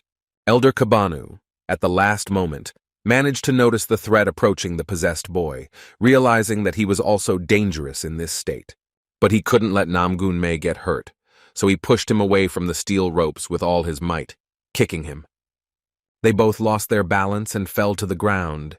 The elder looked at the insidious leader of the hired killers, who was burning them with his fierce gaze, and tried to think of something. As he fell, he realized that in their current state, he would not be able to fight simultaneously against two opponents possessed by an unknown force. Shagal Mi and Moyon Bo stood aside in fear, watching this duel in shock, seeing the elder trying to fight and save the crazed disciple. Suddenly, Horseo Gol shouted loudly, pointing at Namgung Mei, ordering them both to grab him. Obsessed with the poisonous energy emanating from his tangen, completely overshadowing his own, the boy landed, staring furiously ahead. The more time passed, the more his face changed, and he became completely unlike the young man they knew. Suddenly, two of his comrades appeared in front of him, looking at him. They tried to talk to him, hoping he would understand them. Bo promised to help the young man, and Mi wondered if he really still didn't recognize them. But in response, the brutalized young man only growled through tightly clenched teeth. He looked at them mercilessly, and stood as if building up an even greater amount of the power that now completely controlled him. Meanwhile, a fierce duel continued to take place next to them with the leader of the assassins, who had increased his strength at the expense of the Huan. They desperately continued to fight, and Horso Gol tried his best to restrain the angry man so that he would be away from the children. Yang Jun-hyuk joined their duel, striking his opponent from above, infusing his weapon with fiery energy and using the steel swing technique. But unexpectedly, despite the fact that the great warrior appeared suddenly, the sword came past the enemy, cutting only his clothes. The enraged mercenary leader had an unrivaled reaction, and dodging his attack, glared at the warrior who was hindering him. Elder Kabanu was the first to notice the danger, and excitedly shouted for Yang Jun-hyuk to be more careful and dodge. However, it was already too late. He did not have time to warn him, and the enemy caught the careless warrior by the head, tightly gripping it in his hand. The cruel mercenary hit the snake-class deputy with all his might, his face on the ground, so hard that it cracked and fragments flew from the impact site. He dragged it across the ground, leaving a deep furrow in that spot, and then threw it aside like some ordinary rag. The ghost of the small sword, spitting crimson blood from its mouth, realized with horror that it had become even stronger than it was before. Horseo Gol looked in shock after the class assistant teacher who had just been beaten so lightly and realized that they were losing their strength. However, unexpectedly, out of the corner of his eye, the elder noticed movement behind him, and this detail made him tense up, since there should have been no one else here. He noticed how those warriors who had been lying motionless on the ground for a long time began to move their fingers, and their bodies began to be enveloped in a mysterious glow again. The hired killers, who had just swallowed that unknown pill, gradually and slowly began to get to their feet, looking ahead of them. And suddenly, before the elder of the Kaban clan, appeared an entire army of warriors who had long been defeated but had now come to their senses. Horso Gol watched them closely and watched them rise to their feet, although now they least resembled the bodies of living people.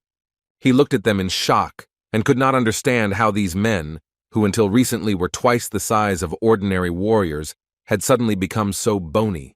Seeing the exhausted figures of the killers, the elder had an unpleasant feeling. Those men looked as if they were on their last breath. A terrible thought arose in his head. He did not believe that they would be ready to fight to the death, and Seo Gol screamed with horror in his eyes, informing everyone that they had risen. The elder ordered everyone to prepare for the duel, but the assistant teacher did not hear him. He lost consciousness and lay motionless on the ground. In Ryong, who had been nearby all this time but had hidden with the wounded Wang Pyo, who was still unconscious, looked at the battlefield in horror. The rabbit class also froze in place in amazement. They couldn't believe their eyes and that all their work up to that point had been in vain. Yang Jin-hyo tried to get up, trembling, realizing with fear that he wasn't sure they would be able to hold out much longer. He remembered the face of Teacher Chi, entrusting him with the safety of the students, and before disappearing, he finally expressed his faith in their snake class. The great warrior did not feel his strength and could not get up. In despair, he mentally turned to the mentor of their class, asking him what they should do. But suddenly, he noticed a familiar pair of shoes in front of him, which slowly descended in front of his haggard face. Teacher Ki found them and, descending in front of them, began to say in a calm voice that he had been thinking all the time about why they had been gone for so long. Raising his hat and watching the soldiers, calmly looking around, he summed up as he spoke that they had real chaos going on here. Chegal Mi and Moyon Bo, who were trying to keep the possessed Namgun Mi away from the rest, looked back in surprise at the one who had suddenly appeared. Injured and exhausted, Yang Jun-hyuk could not believe his own eyes that Teacher Kui suddenly appeared at the most needed moment. In Ryong, who was sitting bent over the unconscious body of Wang Pyo, looked at him with hope and held a throwing knife in her hands so that in case of need, she could defend herself. They stared intently at their mentor's face, and all together loudly shouted his name, and hope for salvation was evident in their voices. Kui Myung-dok looked around intently, seeing a class of rabbits that shouldn't have been there, but they were standing ready for a duel. And not far from them, he noticed with horror the corpse of a young girl who had been stabbed in the back. His gaze was cold and judicious. He assessed the situation and stared ahead at the enemies standing before him. Master Qi was amazed by the appearance of the hired assassins, who looked like skeletons, covered in skin over bones without any muscles. Observing the army of mercenaries, who radiated an incomprehensible glow of internal energy, he asked them why they had taken such a thing inside. But to his great surprise, the pale-skinned man heard only an animalistic growl in response. He could not believe that these people had lost themselves so much. One of the monsters, thoughtlessly and abruptly, rushed forward, attacking the unknown man who had just appeared before them. His face now resembled nothing human. He rushed forward, only growling loudly and menacingly, and his gaze was empty. However, the snake class teacher stood motionless in his place, calmly waiting for his opponent to get closer to him. With just one flick of his finger, without any effort, he was able to send the scoundrel back, throwing him high into the air. Having repelled the enemy's attack, the pale-skinned class instructor realized that they had become nothing more than mindless animals, guided only by the desire to kill. And since the mercenary whose attack he repelled didn't feel any pain at all, he became incredibly curious to check something about them.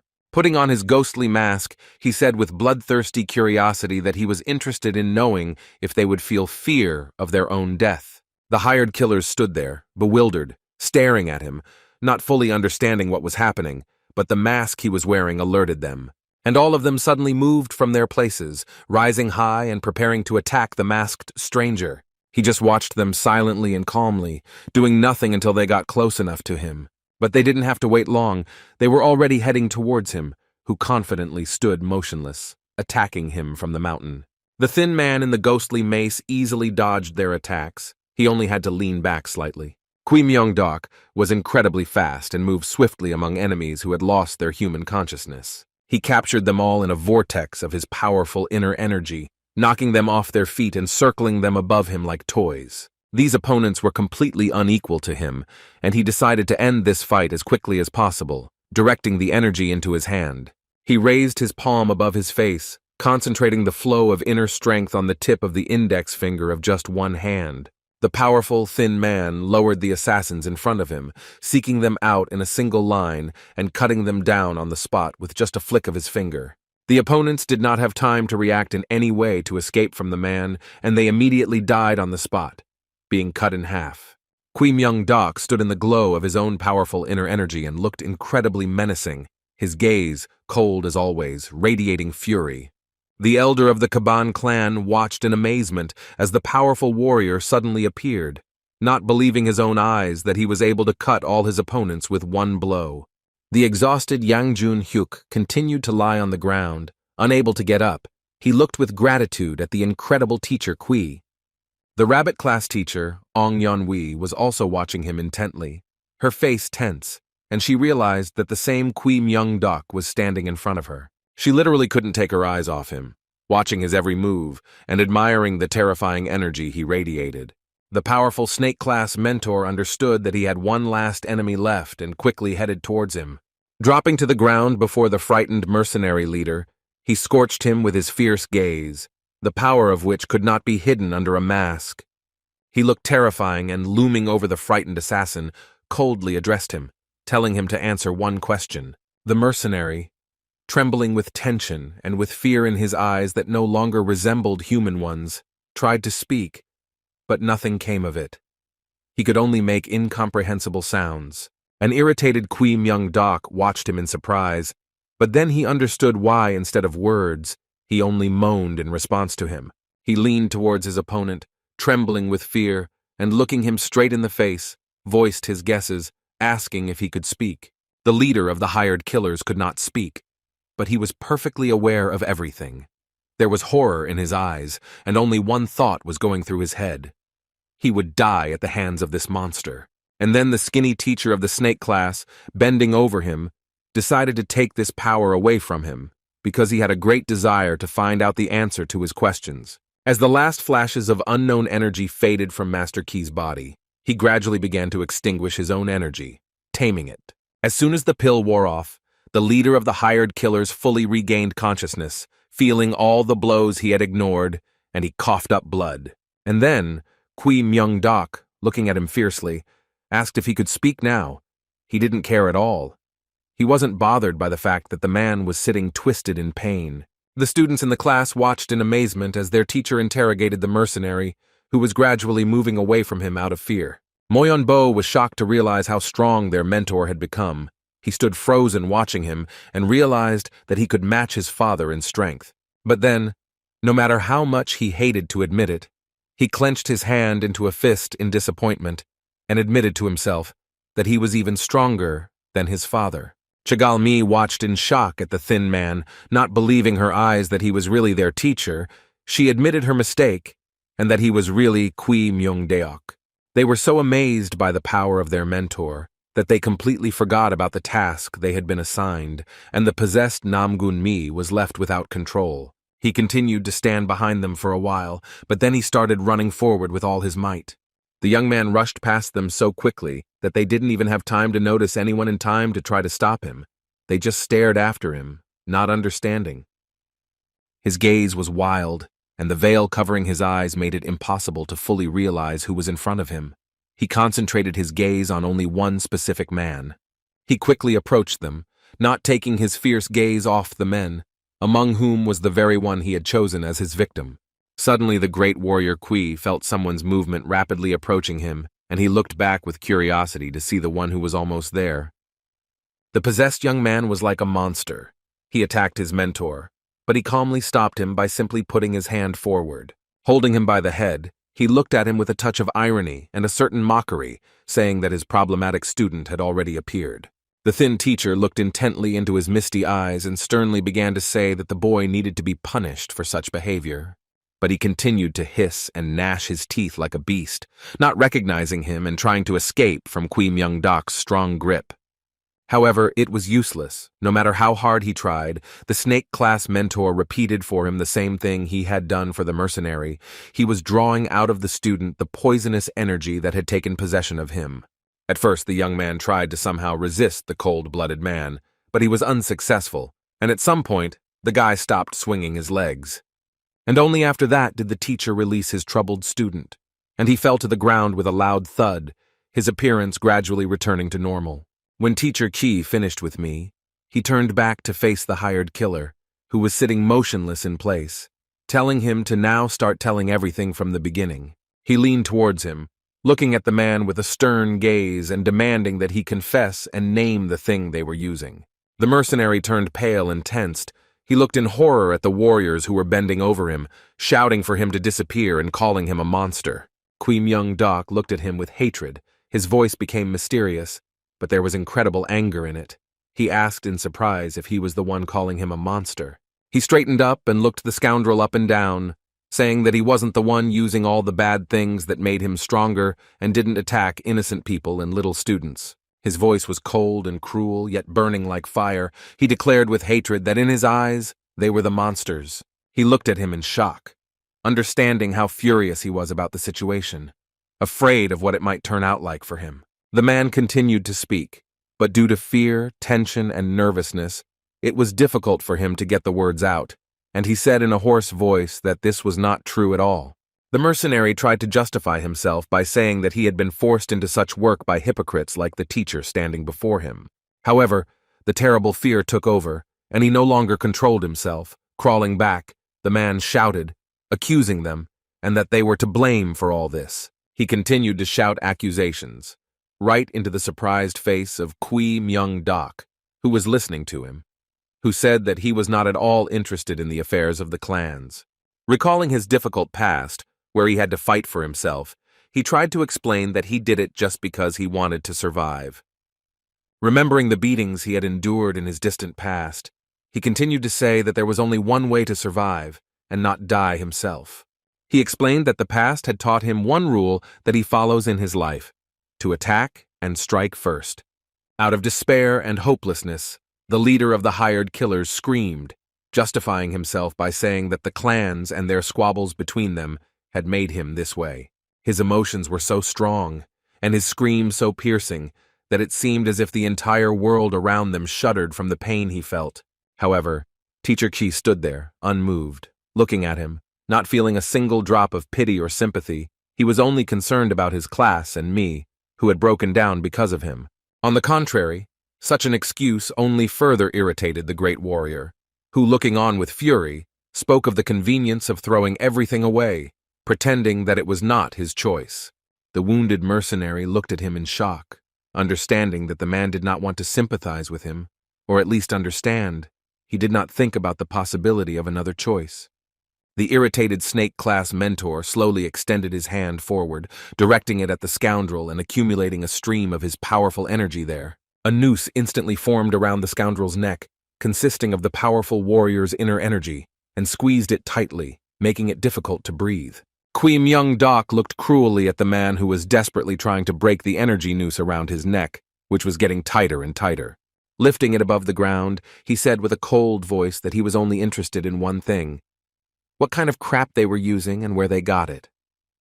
The man, wheezing and gasping for breath, knew perfectly well that the man could kill him. He tried with all his might to utter an answer to his question, barely uttering a word of praise. However, this said absolutely nothing to the cruel and angry mentor from the Peck Military Academy.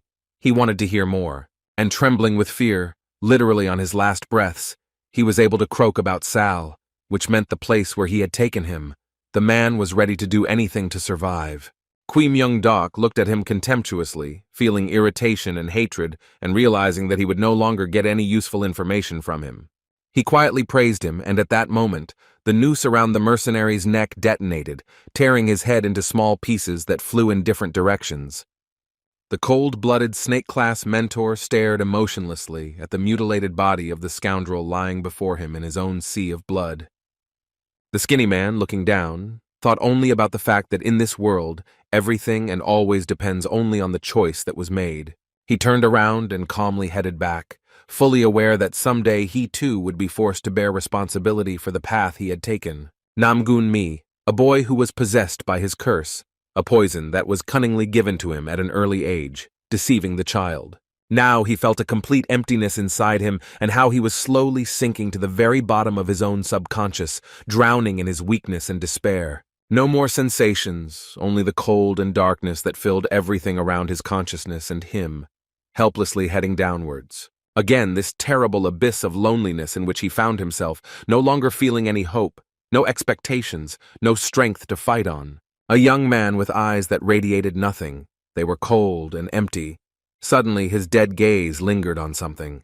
The fiery ball that he had already encountered, when more than anything in the world he wanted to stay at Peck Academy, appeared before the boy again. He was literally drawn like a magnet to this bright fire burning within his deepest and most empty subconscious.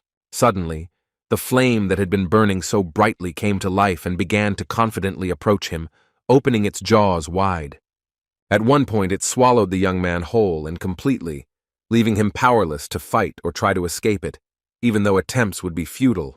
And at that moment, shock and surprise brought the youngest heir of the Namgun family back to the realization of his feelings, reflected in his eyes, which were changing rapidly. The inner fire that had consumed him began to destroy Namgung Mai from the inside, reminding him that he had failed to protect the person standing right in front of him. The sea of cows, the pain and suffering that appeared before his eyes, and again the memory of the girl falling to the ground, and that eerie voice that wondered who else he wanted to protect. All of this, both the new pictures that appeared before his eyes and the feelings that filled him, destroyed the kind-hearted guy from the inside. He felt his emotions taking over again, and his hands becoming not his own, They were being controlled by the alien energy that was seething in his tangen. Before him, enveloped in fiery flashes, appeared an image that well demonstrated what he looked like when he succumbed to the absorption of poison within himself. A creepy voice echoing around him suggested that the boy surrender and finally accept this image, becoming a monster unable to even protect himself. The flames that had engulfed him began to change, and the bright flashes of fire above him gradually spread to the sides and the shadows thickened. He found himself surrounded by thick shadows formed by his own monsters, which devoured the young man from the inside, simply by looking at him. The black clots began to morph, taking on the forms of people he knew, who loomed over him and never took their eyes off him. They oppressed him with their presence, and mockingly asked what he could do without a single talent and without any hope for him from those around him. He was horrified to realize how unpleasant these words were, and desperately tried to find an excuse for himself, to say at least something in response. These words, these voices echoed in his head. He couldn't get away from them. The young man tried to cover his ears so as not to hear them, but it didn't help. Suddenly, these shadows began to disappear one by one, and their voices, just as suddenly as they had appeared, disappeared, and a new silhouette appeared before him. He raised his eyes in fear to look at the one who now appeared before him, and was surprised to recognize his mother in the mysterious silhouette. Her delicate features began to gradually emerge. He felt her presence next to him again, her warmth, but he could not remember what kind of eyes his mother had. But this image also abruptly disappeared. A new shadow appeared before him, taking its form, the features of which seemed familiar to him, but he could not yet recognize anyone. Suddenly the features of his face became clear, and he saw before him his mentor speaking to him, asking how long he would continue to soar in the clouds. The image of Kui Myung-dok that emerged in his mind slowly raised his hand to his confused face, holding it in front of his forehead and about to give a slap.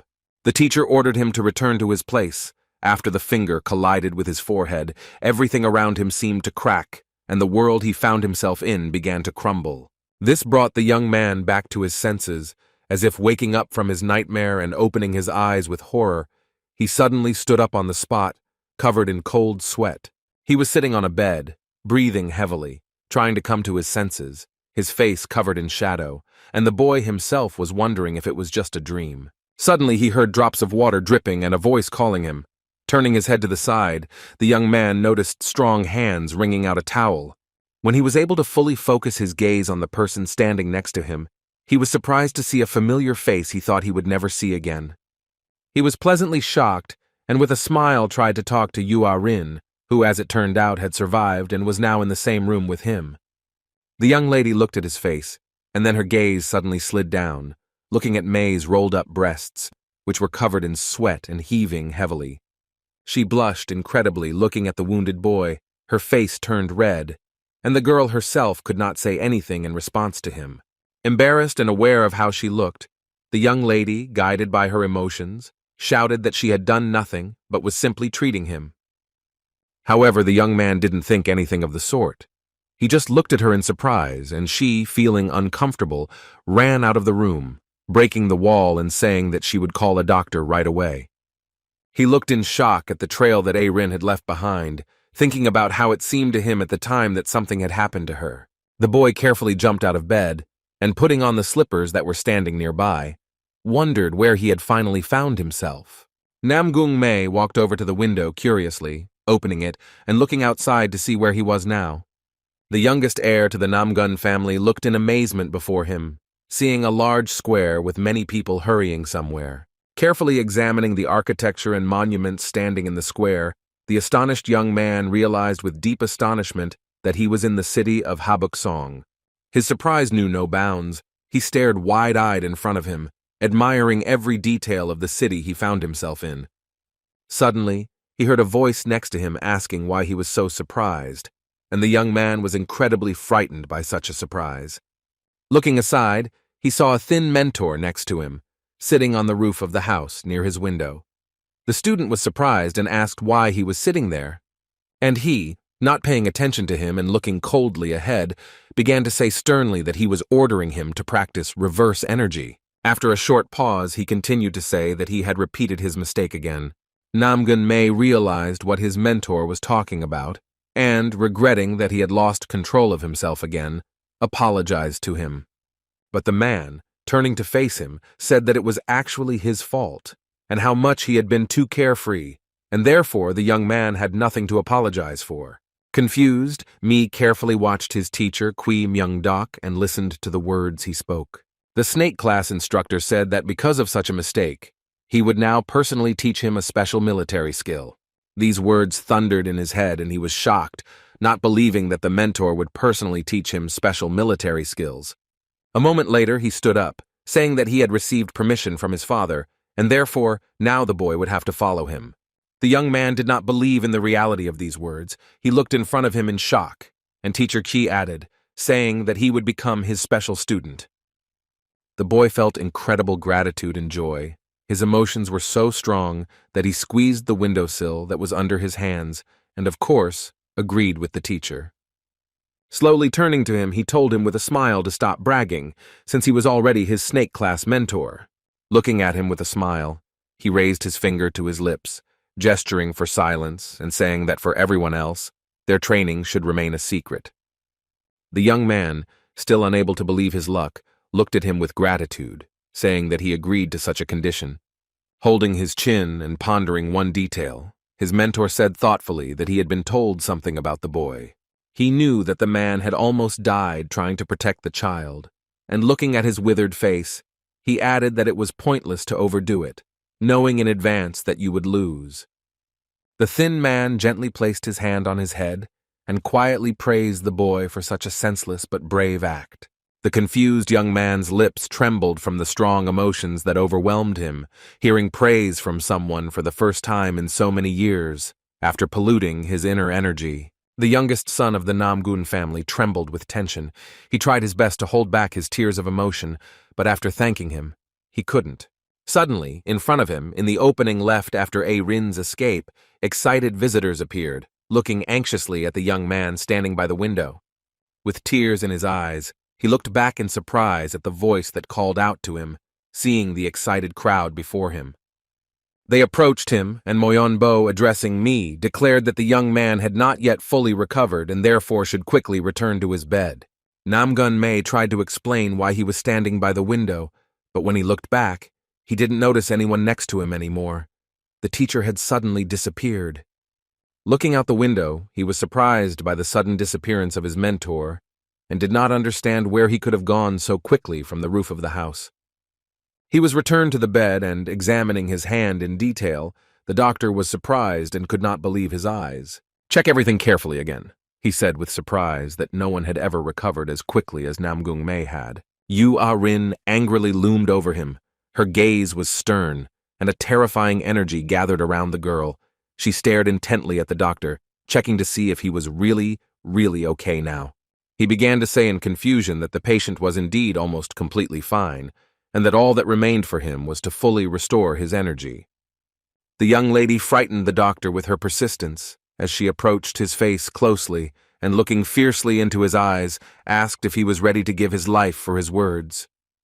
And while the man was confusedly trying to calm the girl down, Chagal Mi, realizing that now was not the best moment, decided to ask what secret the young man was hiding about his body.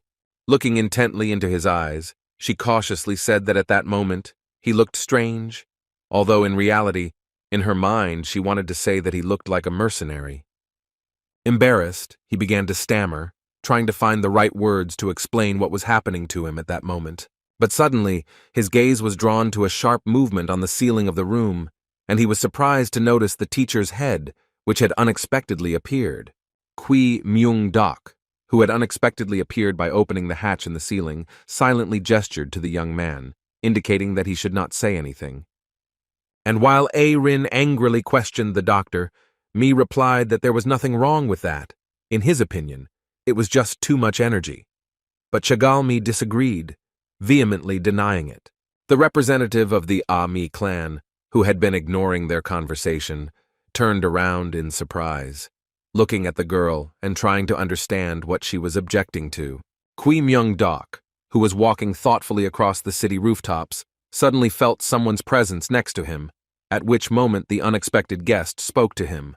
He turned to the owner of the voice in surprise and the owner greeted him and asked what he had been doing all this time before they saw each other.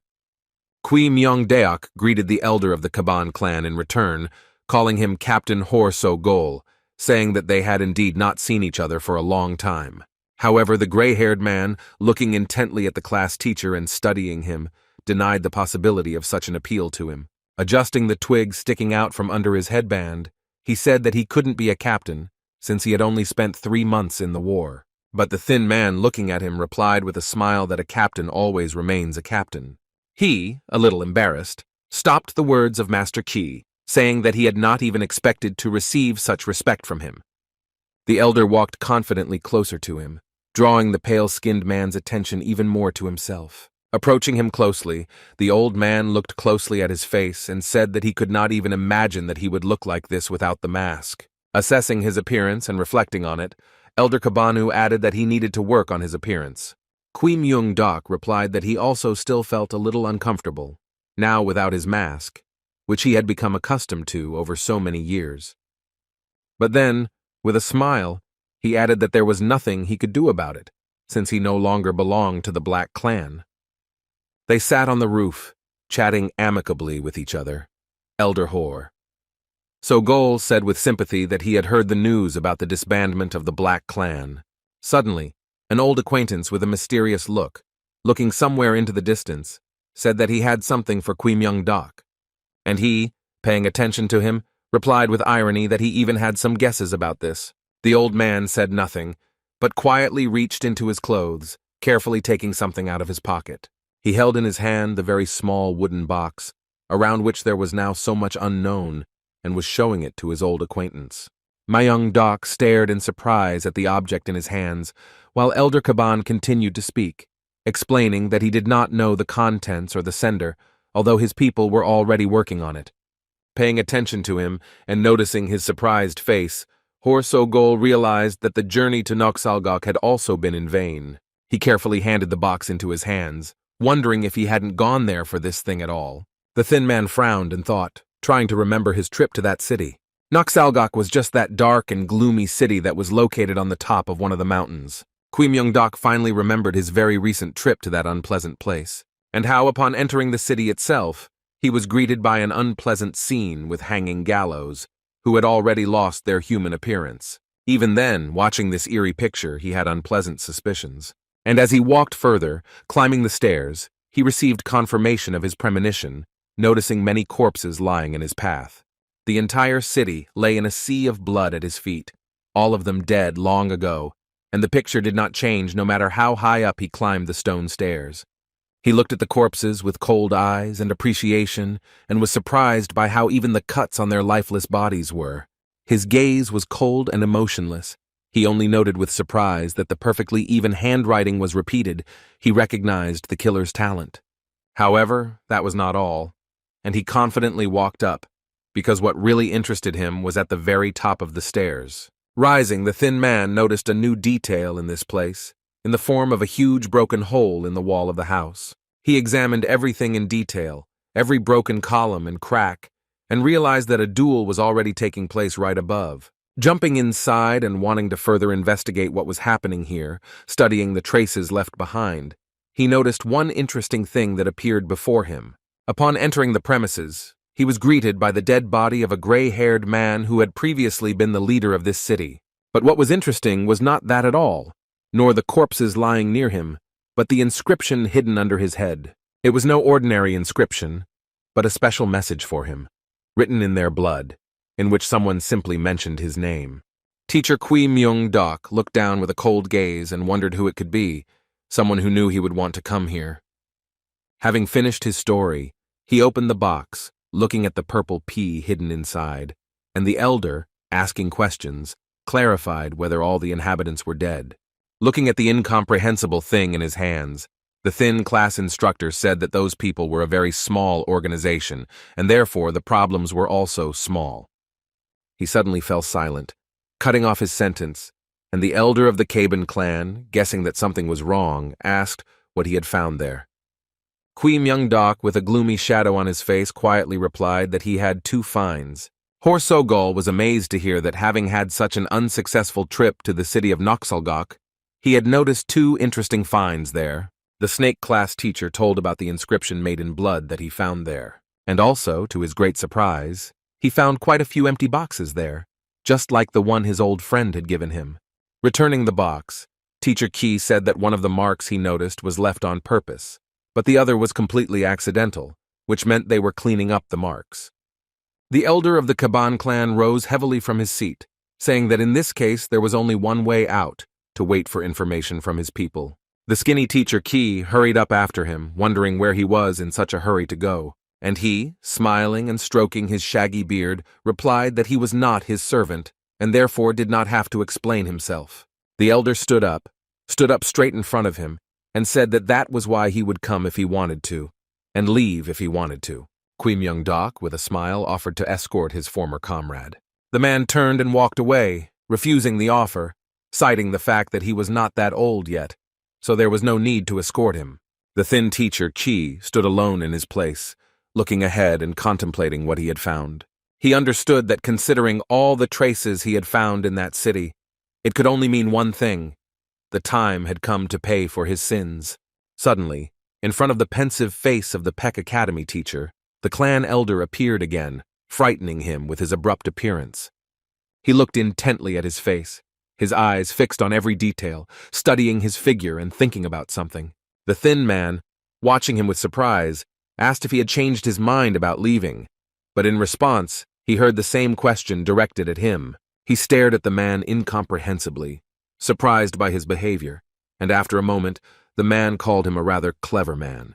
The elder of the Kaban clan, looking at him, said that he now understood why he had been appointed teacher, but the warrior himself did not quite understand this, so he asked his opinion. Horsogol looked down, pointing at the children who had gone out for a walk in the city and saying that he had been chosen to keep an eye on them. Qui Myung-dok looked in surprise where his old friend was pointing. He simply watched the students who were carefreely walking somewhere. As he watched them, the elder continued to speak, reminding them that although they had caught the time of war, the children had not been caught up in that fate. He looked with warmth at the smiling and carefree faces of the students, feeling how at ease they felt. Horsogol said the main thing was that they were shedding blood and fighting until their last breath, just for the sake of their joyful future. He asked once again to look after them, and he watched them intently, realizing the importance of his old acquaintance's words, becoming more and more absorbed in his own thoughts. Suddenly, the elder of the Kaban clan, out of nowhere, took out a bottle of booze and held it out towards him. He distracted him from his thoughts and offered him a drink, and he agreed to the offer. That same day, far from the city of Habuxion, hidden things were happening at the Namgun family estate. In Nam Min-cho's room, as always, the candle was slowly burning down, and on the table lay the scrolls he was studying and the brushes with ink for writing texts. Suddenly, someone entered the room, walking quietly but confidently, the stranger's steps full of strength and determination. The mysterious silhouette headed to the end of the room, where one special sword lay before him on a golden stand. He gripped the red weapon case tightly, confidently removing the blade from its stand. It was the eldest son of the Namgun family. Burning with a terrible desire, he gradually began to renew the sharp blade of the sword, saying that the 3-month period had already come to an end. The young man's gaze was terrifying. He stared fiercely in front of him, and around him, his own inner energy flared up even more, and he spoke with confidence that his time had come. As it turns out, the masked men who attacked the snake class were assassins hired by the leader of the Jongcheon group to destroy the Sokim Defense Corps' trade caravan. And it turned out that those strange purple pills that the hired killers took were a blood explosion elixir, which was also his handiwork. As a countermeasure, the Murim Union immediately assembled a team of warriors to investigate and headed to the main building of the Jongshan City Defense. But upon arriving at the scene, they were incredibly shocked by the horrific scene they found in the building of the City Defense Corps. Upon arrival, they were met with a sea of blood, and absolutely all the participants involved in this dark affair were found dead. The soldiers who came to investigate the case carefully examined everything, examining the property and the bodies of the dead people, but they found no clues. The Red Flower Group, which is under the direct control of the Murim Union, was sent there to continue the investigation. Meanwhile, in the Murim headquarters building, which was far away in the mountains, it was also quite restless. In the middle of the headquarters, at a large negotiating table, all the teachers of the Peck Military Academy were gathered, sitting and waiting for the chief to appear. There was an awkward silence in the room. There was tension between them, but as long as no one got into any kind of fight, they calmly drank the water that stood in front of them. Someone sat with a smile, maintaining their neutrality and peacefully observing the others. And someone, with complete disregard and indifference to the rest, arrived there and sat there, bored, waiting. Suddenly, one of the class teachers decided to break this tense silence and loudly placed a glass of water on the table in front of him. And the teacher of the rat class, Chu He, laughingly said that the training outside had benefited his class. He curiously asked if the others had done well too. But this conversation could not start off good-naturedly, as one of the teachers began to mock the result of the rat class. The tiger's class teacher, Ho Seok Jong, mocking her colleague, wondered what his class could do besides gather in a pack. And this incredibly outraged the teacher of the rat class, who jumped up from his seat, shouting and slapping his hands on the table. But another person joined their conversation, laughingly remarking that there was no point in even guessing which of them would be the criminals, pointing to the teacher of the tiger's class. The rabbit's class teacher, On Yeon Wee, said boredly that she hadn't completely recovered from her hangover yet, and suggested that her colleagues resolve their differences elsewhere, as there were many witnesses here.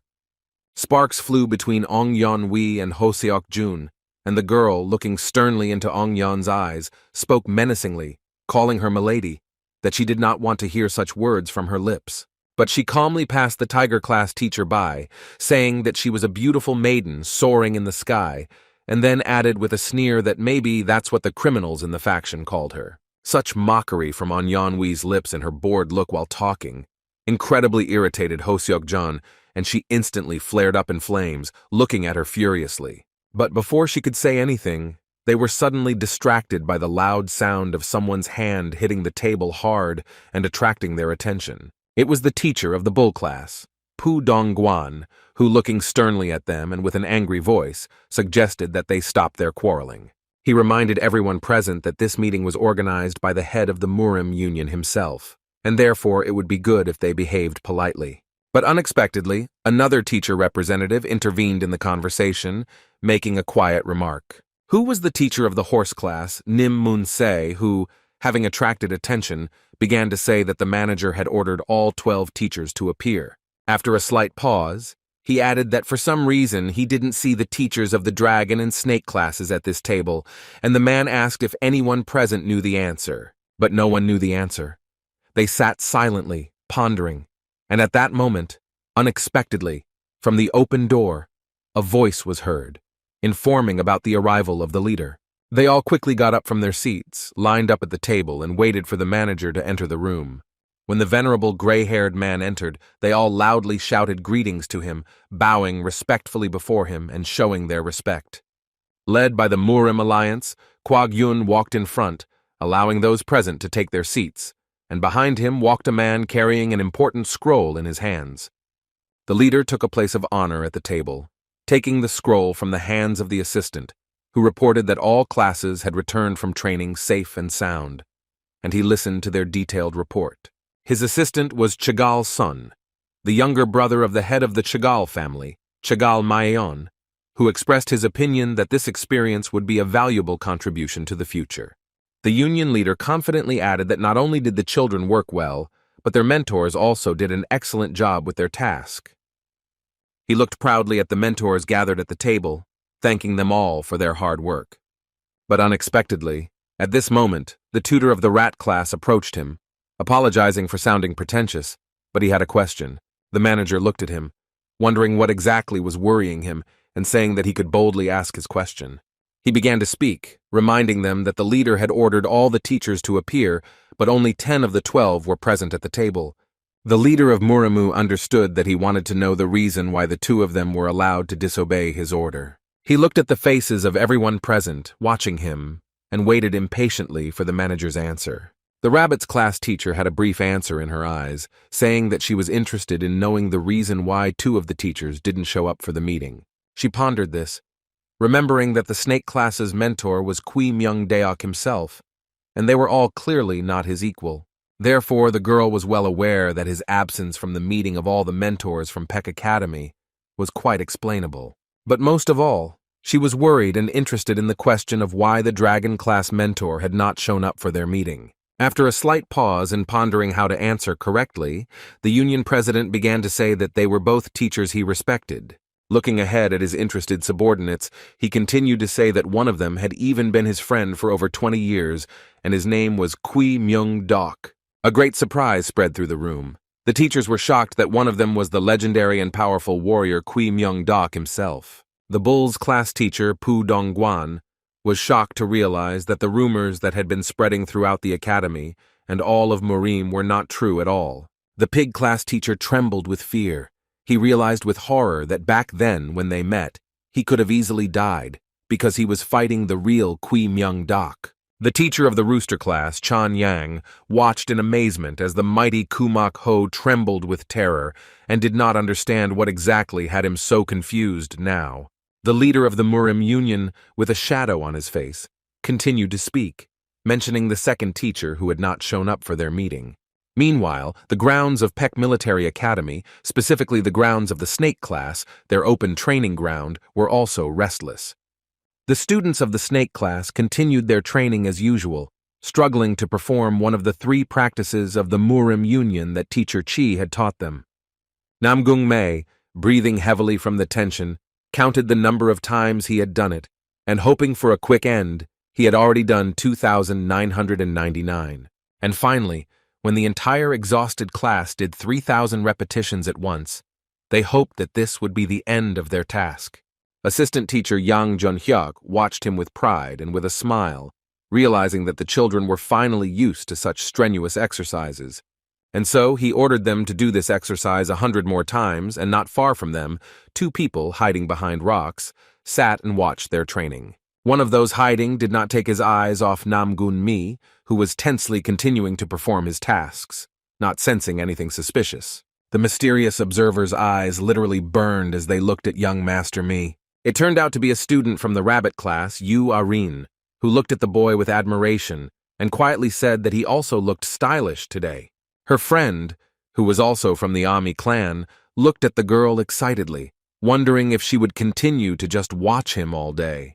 But the enthusiastic girl replied that she knew nothing and thrust a book she was studying into her face, which discussed seduction techniques. She stated with a smile and confidence that this book is one of those books about seduction techniques that are widely discussed on the streets. Yu Arin opened the book in front of them, saying that all this time she had been acting aggressively, and now this was like the next step in which she was temporarily hiding from view. She said with confidence that soon the young man would start wondering why she was nowhere to be seen and would start looking for her himself. The girls admired her and praised Arin, saying that she was, as always, the best. And the 3 of them continued, quietly hiding near the Snake classroom to watch Namgung Mei. The youngest heir of the Namgun family was really wondering why he hadn't seen Arin anywhere for several days, even though since his return, she had been constantly by his side. At this point, the assistant teacher allowed his students to stop training, telling them to clean up and then they could go back. The students unanimously accepted the order. Wang Pyo collapsed to the ground, breathing heavily. He was incredibly tired from performing the exercise. After cursing, the young man said that he was starting to get used to it. Namgung Mei asked with a smile if he had already finished his silence training, but the boy replied that he had failed anyway, and therefore he would definitely be punished when he returned to the temple. He confidently declared that at least he would be able to tell them everything he hadn't allowed himself to before, and Mi smiled awkwardly, realizing that he would still have to start all over again. Moyan Bo approached them, who, observing Namgung, said that it seemed like his body had returned to normal if he was coping with the training. And looking him in the eye, he added in a stern voice that the young man had clearly become stronger than he had been before. The others joined their conversation, where Chagal Mi confirmed Bo's guesses, saying that he had changed since that same incident with the hired killers. She returned to the conversation she had started in the hospital where the wounded young man lay, saying that at that time he had been radiating energy similar to the attackers. The timid In Ryong, looking over the girl's shoulder, cautiously added that his numerous and deep wounds had healed very quickly, although this was incredibly strange. The boy, feeling that his classmate had cornered him with his suspicious looks and questions, tried to come up with some kind of answer, but stammering, he couldn't say anything. And at that moment he suddenly heard someone's voice behind him, which said appreciatively that the young man had a solid base. He turned sharply and looked back in fear, looking back at the person who had just spoken to him. He noticed in front of him someone's face that continued to assess the young man, and the man looking at him asked what class he belonged to. The leader of the Murim Alliance, with a shadow on his face, mentioned the second teacher who didn't show up for their meeting, only quietly saying that he was the dragon class instructor. As it turned out, he was the man currently watching Namna Mi at his class's training ground, and his name was Chu Deok Hua, nicknamed Storm Sword. All the class teachers present were incredibly surprised. They didn't believe that he was also a teacher and wondered how this was possible, considering that the difference between them was too great. The dog class teacher, Xiao Go, wondered if the Chu Deok Hua, nicknamed Storm Sword they were talking about right now, was one of the 3 celestial masters. She, observing the leader, asked why such a powerful warrior would want to become an ordinary teacher at the Peck Military Academy. Kwa Yung looked in her direction and asked in response if she knew the Storm Sword well, and she froze, looking straight ahead and answering that she didn't know him personally. But the woman added that she knew that the teachers at the Peck Military Academy were chosen from hundreds of masters, and if he was a Storm Sword, then his level should be similar to that of the leader of Murim. Such words and questions made Kwag Yung smile softly, only with his eyes. He began to explain that even for many leaders of the great clans, it was impossible to reach the summit due to the destruction of the mountain. But meanwhile, each of those who belong to the 3 heavenly masters has almost achieved this, and they stand closest to the border. The gray-haired man said that it would be perfectly normal if the dragon-class mentor became the next leader of the Murim Alliance. But if a woman knew him personally and knew his character, she wouldn't ask this question. The class teacher added that he had heard that the mighty warrior Chu Deok Hua rarely stayed in one place for long. Then the leader of the union explained that he runs away if they try to catch him and disappears if they try to force him to stay, which is how he got his last name. But those present were still troubled by the same question. They did not understand why he decided to become a teacher at the Baik Academy, and Pu Dongguan dared to ask it again. The gray-haired man, gently combing his beard, replied that he became a teacher because one day he personally came and asked him to do so. And the rest of the mentors imagined a picture of a powerful warrior coming to the leader and begging to become a teacher at the academy. No one could believe that this man was one of the 3 heavenly masters. The head of the union, Murim, recalled that special day when he sat in his office and looked at the drawings of the mask, finding the differences between them. That evening, as he was transferring the drawing, a leaf accidentally fell from a tree onto his desk, and then suddenly another one appeared and he and the stove drew attention to it, watching it smoothly descend downwards. And at that moment, a powerful warrior climbed into his room through the balcony and greeted him, saying that they had not seen each other for a long time. The warrior who unexpectedly appeared was him, the warrior nicknamed Storm Sword, Chu Deok Hua. The gray-haired man wondered why he had decided to appear so suddenly. He asked what he needed. He approached the warrior sitting on the railing of his balcony and asked if he had traveled the world in search of someone who would learn his skills. And he replied with a smile that this task turned out to be quite difficult for him. It was difficult to find someone who was like him. The leader of the Murim Union completely agreed with him, saying that it was really hard to find a gifted person, and that was why he created the Peck Military Academy. Chu Deok Hua said with a smile that he actually managed to find one young man who could interest him, but he was rejected. He added, spreading his arms to the sides, that he was just about to enter here, at the Peck Military Academy. The Murimu leader replied that the man who refused the Storm Sword himself was probably as stubborn as the warrior himself. And he laughed right in his face, saying that you could probably say that, call that person stubborn, but he added that he had one request for the man. With a smile and enthusiasm, he asked the leader to put him in the same group with him. And the gray-haired man, looking him in the eye, spoke his guesses, which apparently meant that the student belonged to a different clan. The powerful warrior, with audacity and a dangerous light in his eyes, said that the young man obviously did not know who he was, and therefore needed to show his strength. The leader of the union, thoughtfully remarking that appetite comes during meals, looked suspiciously into his eyes, wondering if that was all, or if he was possibly hiding something from him. The warrior laughed and noted his astuteness, adding that he would like to find a few more followers for himself. The gray-haired man asked in surprise if he understood correctly that he was going to take other students out of the groups. Stormsword began to say that he was looking for followers who could adopt the dragon's mastery of military creativity, and of course they had to be special. The union leader allowed him to do as he wished, and the man couldn't believe his ears that he was really allowing it, saying that he wouldn't be able to take back his words. But the experienced man said that there would be only one condition, that the children's own decision should come first. He could offer them everything, but the choice would be theirs. He mentally reflected on the fact that this was exactly how it all happened, and because of this, mentors should be very vigilant towards their students. The man looked at the teachers sitting in front of him in the classroom and understood that they needed to try hard to ensure that the students of Qui Myung-dak and the Storm Sword did not go too far. Meanwhile, at the Snake Arena training, a surprised Namgun-mi didn't answer the questions from the strange man, but first wanted to know who he was. The stranger, without saying anything, quickly jumped down from his seat, heading closer to the student standing at the bottom of the rock on which he was sitting. Suddenly finding himself in front of a surprised Namgung-mei, he said that it would be better to start by asking what class they were from. However, the young man froze in place in surprise, feeling embarrassed and not answering the question that he asked him.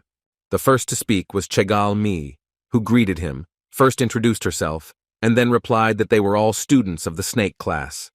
She looked at him intently and suspiciously, realizing that after the incident with their mentor, she couldn't rely on people's appearances. She studied his figure as he skeptically assessed her, understanding that she needed to be careful, as he could be as powerful as Master Qi. The girl decided to ask who he was, addressing him according to the rules of etiquette, but the man looked at her skeptically, asking about her style of speech, because she spoke like an old woman. She looked at him in surprise, not understanding his answer, since it was customary to address older strangers formally. He looked at her intently, wondering how interesting this girl might be to him. Then the great warrior glanced at all the students in the class, who were watching him with surprise and caution. His gaze fell on the confused Namgung-mei, who was examining his face with alertness and surprise. The unknown man abruptly raised his hand forward, pointing his finger at one of them and addressing him. He pointed to Moyeon-bo, who was staring at his hand in shock, and asked what his name was. The greeting boy bowed before him, giving his name and saying that he belonged to the Moyeon family. The warrior, nicknamed Stormsword, leaned closer to the young man and looked at him appreciatively, thinking, continuing to repeat his name. After studying his face closely, the stranger leaned down, assessing the shoulders of the boy who belonged to the Moyeon family. Suddenly, Chu Deokwa hugged him, tightly squeezing his back and feeling the muscles of the shocked boy, who did not understand what was happening. Then he moved forward, palpating his strong chest muscles, and the young man, embarrassed and blushing, exclaimed sharply, wondering what he was doing. The man looked at him thoughtfully, realizing that, as the heir to a large family, he had been trained since childhood and therefore had good physical shape. He continued to ponder the boy's candidacy, saying that in this he was much better than his follower. The stranger's gaze terrified the young man, but his eyes suddenly began to shine with inner energy, and he suggested he try something. The man summoned an aura of murder, and the phrase flashed through the mind of the confused and tense Moyeon-bo, who fearfully did not know what to expect. Suddenly, the face of a fiery dragon appeared before him, scorching him with its terrible gaze and terrifying him with its appearance. Young Moyeon-bo stood frozen in place, unable to move due to the fear he felt from the powerful energy emanating from the dragon. The young man stood with a blank stare, frozen and trembling with fear. He clenched his teeth so hard that a trickle of crimson blood emerged from the corner of his mouth. Suddenly, Namgun-mi intervened, who, worried about his comrade, shouted to the stranger, demanding that he stop. But he looked at him irritably and skeptically, asking the boy not to disturb them. The sudden man exclaimed, looking at him closely, and the youngest heir of the Namgun family looked at him with surprise and incomprehension. The unknown man stared intently at his Tanjong, wondering what strange inner energy was hidden within it. He stood in front of him for a moment, looking at him with excitement and interest, smiling and saying that there were many interesting children here. A warrior nicknamed Stormsword reached out to him, wondering what class he belonged to. But suddenly his hand met the hand of another man who shook it tightly, Kui Myung-dok, who suddenly appeared before him as if he had jumped out of the ground, shook his hand, saying that they were all the snake class and that they were his students. He looked at him with a smile, saying that in that case he knew who was standing in front of him now. The man looked at the pale-skinned teacher and greeted him by name, Kui Myung-dok. He squeezed his hand tighter, and his palm began to ooze internal energy, the power of a dragon-class teacher. And the snake-class teacher reciprocated, using his inner energy during the handshake. Their powers were so powerful that the energy that spread through the ground shattered the stone beneath their feet, creating deep cracks in it. The more time passed, the stronger their internal energy grew, destroying everything around them. Namgung. May opened his mouth in surprise and stared ahead with wide eyes, not knowing what kind of stranger had visited them. Moyan Bo was also struck by the power emanating from the man who was looking at him so intently. The shy and timid In Ryong was delighted by the powerful power emanating from both of them. None of the students could take their eyes off them, and Wang Pyo suddenly said that he had already seen this man who had once caused a scandal in Shaolin by coming there for a drink. Chagal Mi pondered the Buddhist disciple's words, believing the man to be crazy if he had come to look for alcohol in such a holy place. Wang Pyo recalled in more detail the day he first saw this mighty warrior who now appeared before him again. Remembering, the young man said that then the monk addressed him, calling the man by his nickname Storm Sword, and all the disciples were amazed to hear this name. Chagal Mi looked ahead, at the two incredibly majestic warriors who continued to compete in strength, and could not believe that she had encountered the same Storm Sword. The energy emanating from their hands was so powerful that it destroyed pieces of their opponent's clothing. Kui Myung-dok calmly looked at his arm, which was already bare up to the elbow, and the fabric had scattered in small pieces in different directions. With an indifferent expression and a cold gaze, he turned to the Storm Sword, asking if it intended to continue in the same spirit. He silently looked down, contemplating his opponent's hand, which was tense, and looked at the veins that clearly stood out. He was fascinated by such a powerful energy emanating from Teacher Chi's body. He frankly said that he did not expect him to be so strong. The pale-skinned man's eyes flashed with force, and he realized that he was simply enjoying this, so he decided to make him tense up. He used even stronger internal energy, wanting to show his superiority over him. The radiance emanating from him became stronger. But at this moment, the force went out of his control and he coughed up blood. The warrior realized that he had overdone it. He was very unpleasant that this moment had happened just now. Chu Deok-hwa was incredibly surprised when he noticed that the snake-class mentor had coughed up blood. He began to gradually draw his internal energy back, returning it to his body, back to the Tanjan. Both teachers stopped competing and pulled the radiation of internal energy back. Having stopped competing to see who was stronger, the men stopped shaking hands, releasing each other's palms. Stormsword looked at his colleague with indifference, saying that he must have lost control of himself and, out of politeness, asked if he was okay. The pale-skinned snake-class mentor, whose corners of his lips were stained with his own blood, coldly replied that it was a trifle. He addressed him, saying that he was surprised to learn that he had become a mentor at Peck Military Academy. And the great warrior replied with a smile that he was also surprised when he learned the same thing about him. He went on to say that he was surprised by the fact that one of the best killers became a teacher. But then he skeptically added that the face of a man with such a great reputation was even more surprising without his mask. But he didn't react at all, only replied that there was nothing he could do about it. At this moment, a person appeared in the training arena, surprising everyone with his abrupt appearance.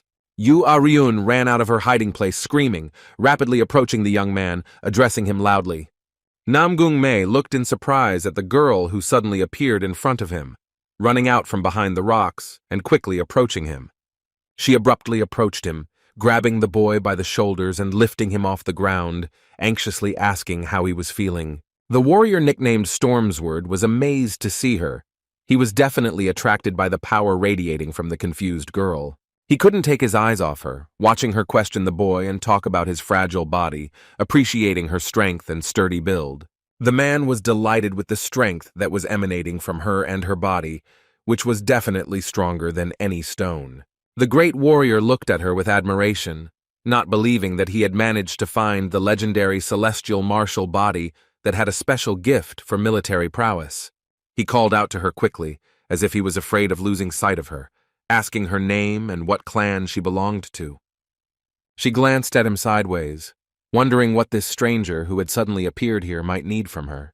The girl turned to face him and with a stern look, as if ready to bend metal with one hand, replied that she was not interested in men his age. The great warrior abruptly hastened to justify himself, waving his arms in denial, clarifying that he had spoken and asked in the wrong sense.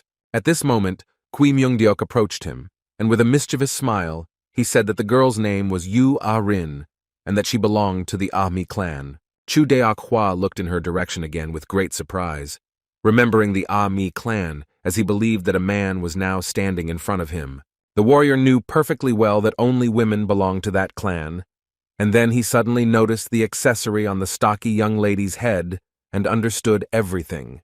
But looking in front of him, at her face and strong body, he couldn't believe for a long time that she was really a girl from that clan. The man was outraged by this turn of events and clenched his hand into a fist in frustration, saying that he was very sorry. He continued to speak with a sad smile on his face, saying that in such a situation, he had only one option left: to surrender. Then the snake class tutor approached him, asking why he wasn't at today's Peck Academy teacher meeting, but he asked again in surprise about the meeting. He pondered this, wondering if these meetings were mandatory, saying he was just wandering back and forth on the grounds of Peck Military Academy. And then, with surprise and a certain hope, he turned to him, wondering if he himself had been at that meeting.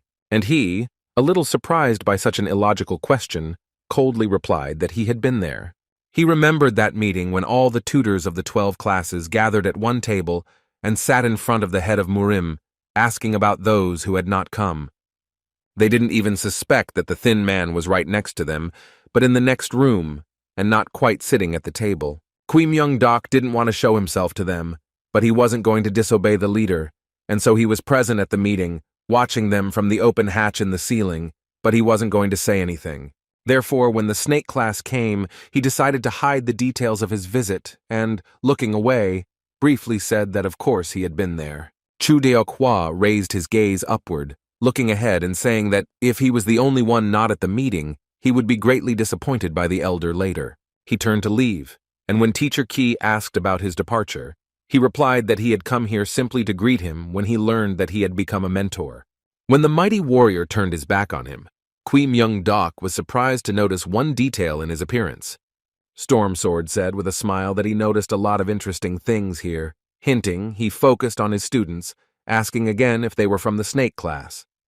He said that his students had great potential and opportunities, but they also looked at him in shock, noticing the same detail as their mentor.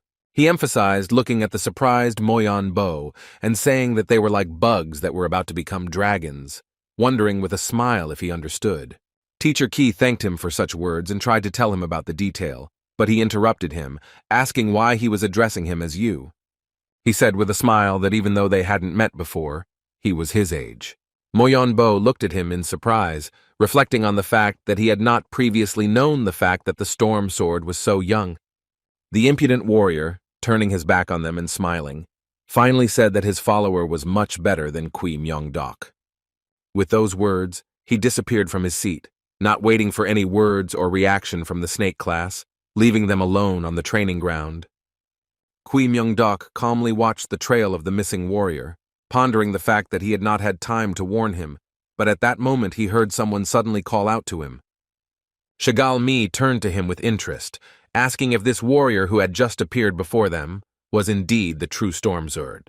The snake's class teacher, sensing something was wrong, looked down at his feet and coldly replied that it was indeed him. He pondered over that warrior, knowing that thanks to the dragon's military prowess, he was able to advance to the top 3 celestial masters at such a young age.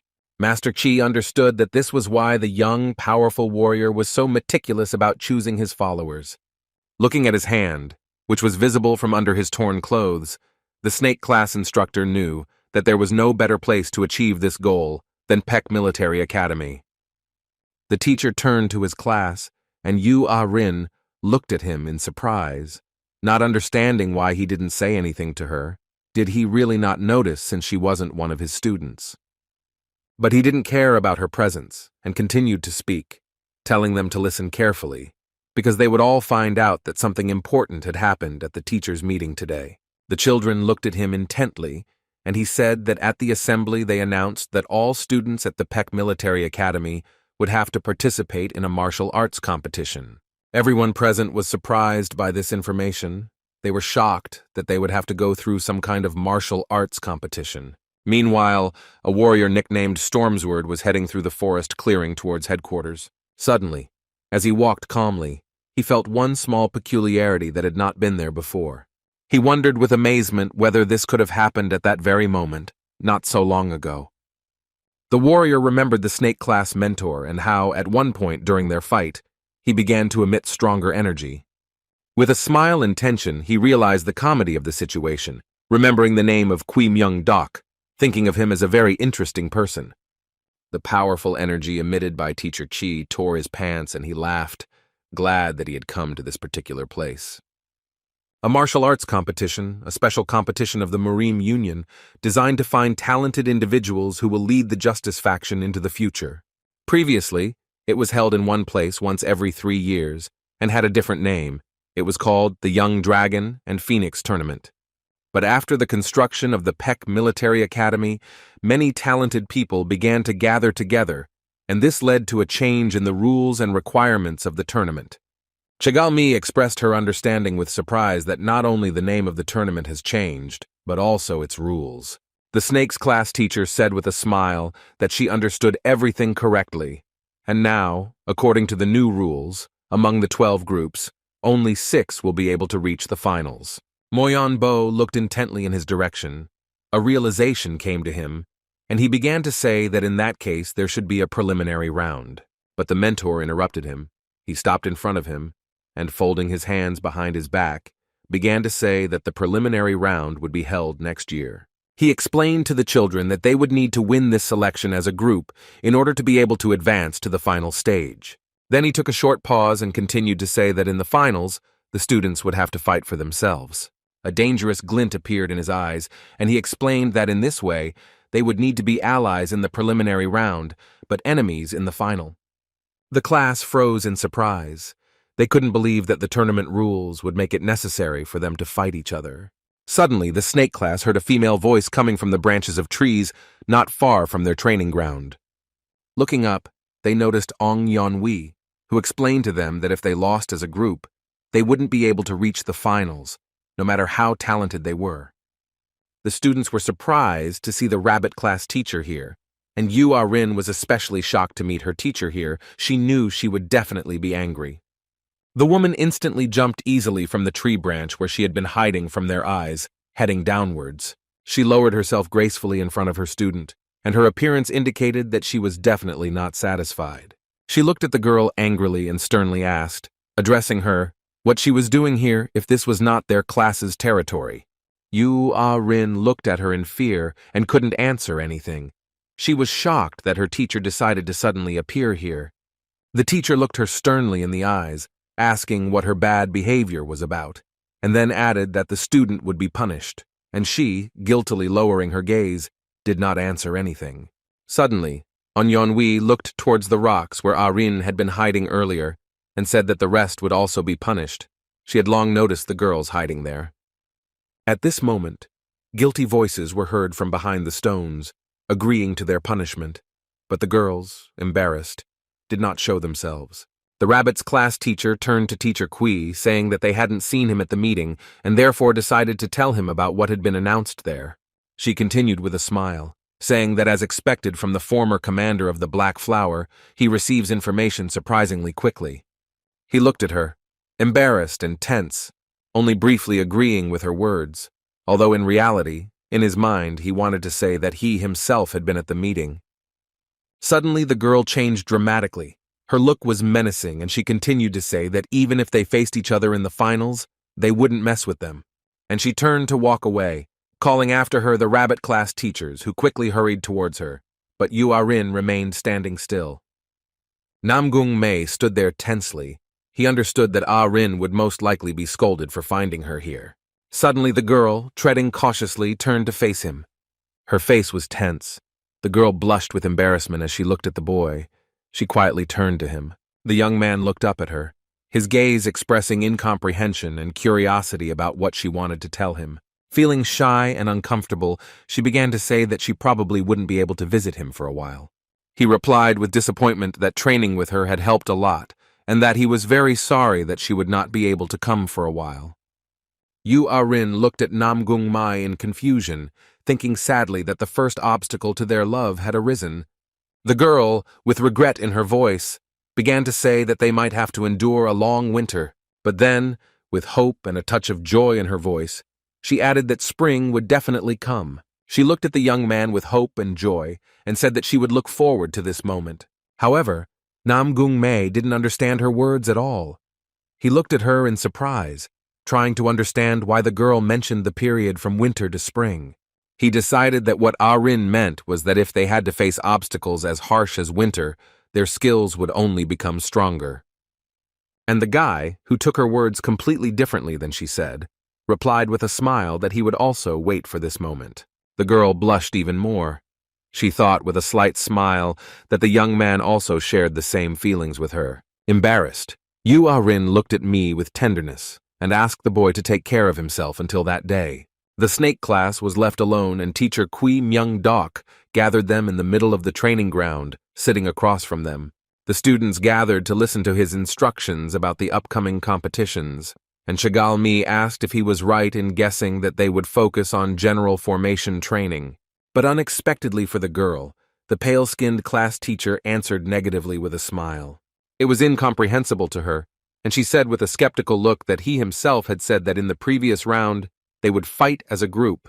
She recalled that even when training outside, they did it without thinking, as they had never trained to work together. Teacher Ki agreed with her assumption with a smile, and continued to say that indeed the general formation is a formidable force, but it has one weakness. He made the girl think about what would happen if one of them got hurt. Kui Myung-dok gave them a chance to think, asking what would happen if the opponent decided to take advantage of this gap in the defense. The class teacher continued to provoke them into thinking, talking about what if one of them were to be ambushed and separated from the others. With a stern and cold look, he continued to say that such a system is quite a strong thing, but the students are missing one thing. Teacher Chi, looking at them intently, continued to say that weakness lies in the fact that any little thing can destroy it. Chagal-mai wanted to object to the teacher's words, but she couldn't, because she really didn't think about it from the perspective from which he was explaining it to them. Suddenly, the thin mentor started talking about how he had previously been a hired killer. Looking intently into their eyes, he asked the children what exactly they thought he was going to teach them. But without waiting for an answer, he said with mystery in his voice that he was going to teach them the secret training of the Black Flower members. Chegal-mi was shocked to hear such an answer from a mentor whose strength she had doubted until recently, but now knew his true power. Each of the students was shocked to hear what he was going to teach them. They couldn't believe their own ears that the teacher would teach them mysterious techniques. Namgun Mei looked at his mentor with amazement and delight. He couldn't believe that he was going to train them like great warriors from the Black Flower group. But he, with a mysterious look and a mysterious light in his eyes, spoke of the fact that he was now going to pass on this secret knowledge to them. Thus, late at dusk, they set off for their indoor training ground, located in the middle of the forest. The teacher of the snake class gathered his students near a stone monument in the shape of their class symbol and gave them a new task to complete. They were completely focused on his performance, and Moyon Bo was mentally thinking that he should behave even more quietly. He needed to blend in with his surroundings. Chegal-mi also tried hard to achieve the result, but she indignantly pondered why she had to do it. Namgung Mei stared ahead, skeptically considering what he was doing. He couldn't believe that this was how training for members of the Black Flower took place.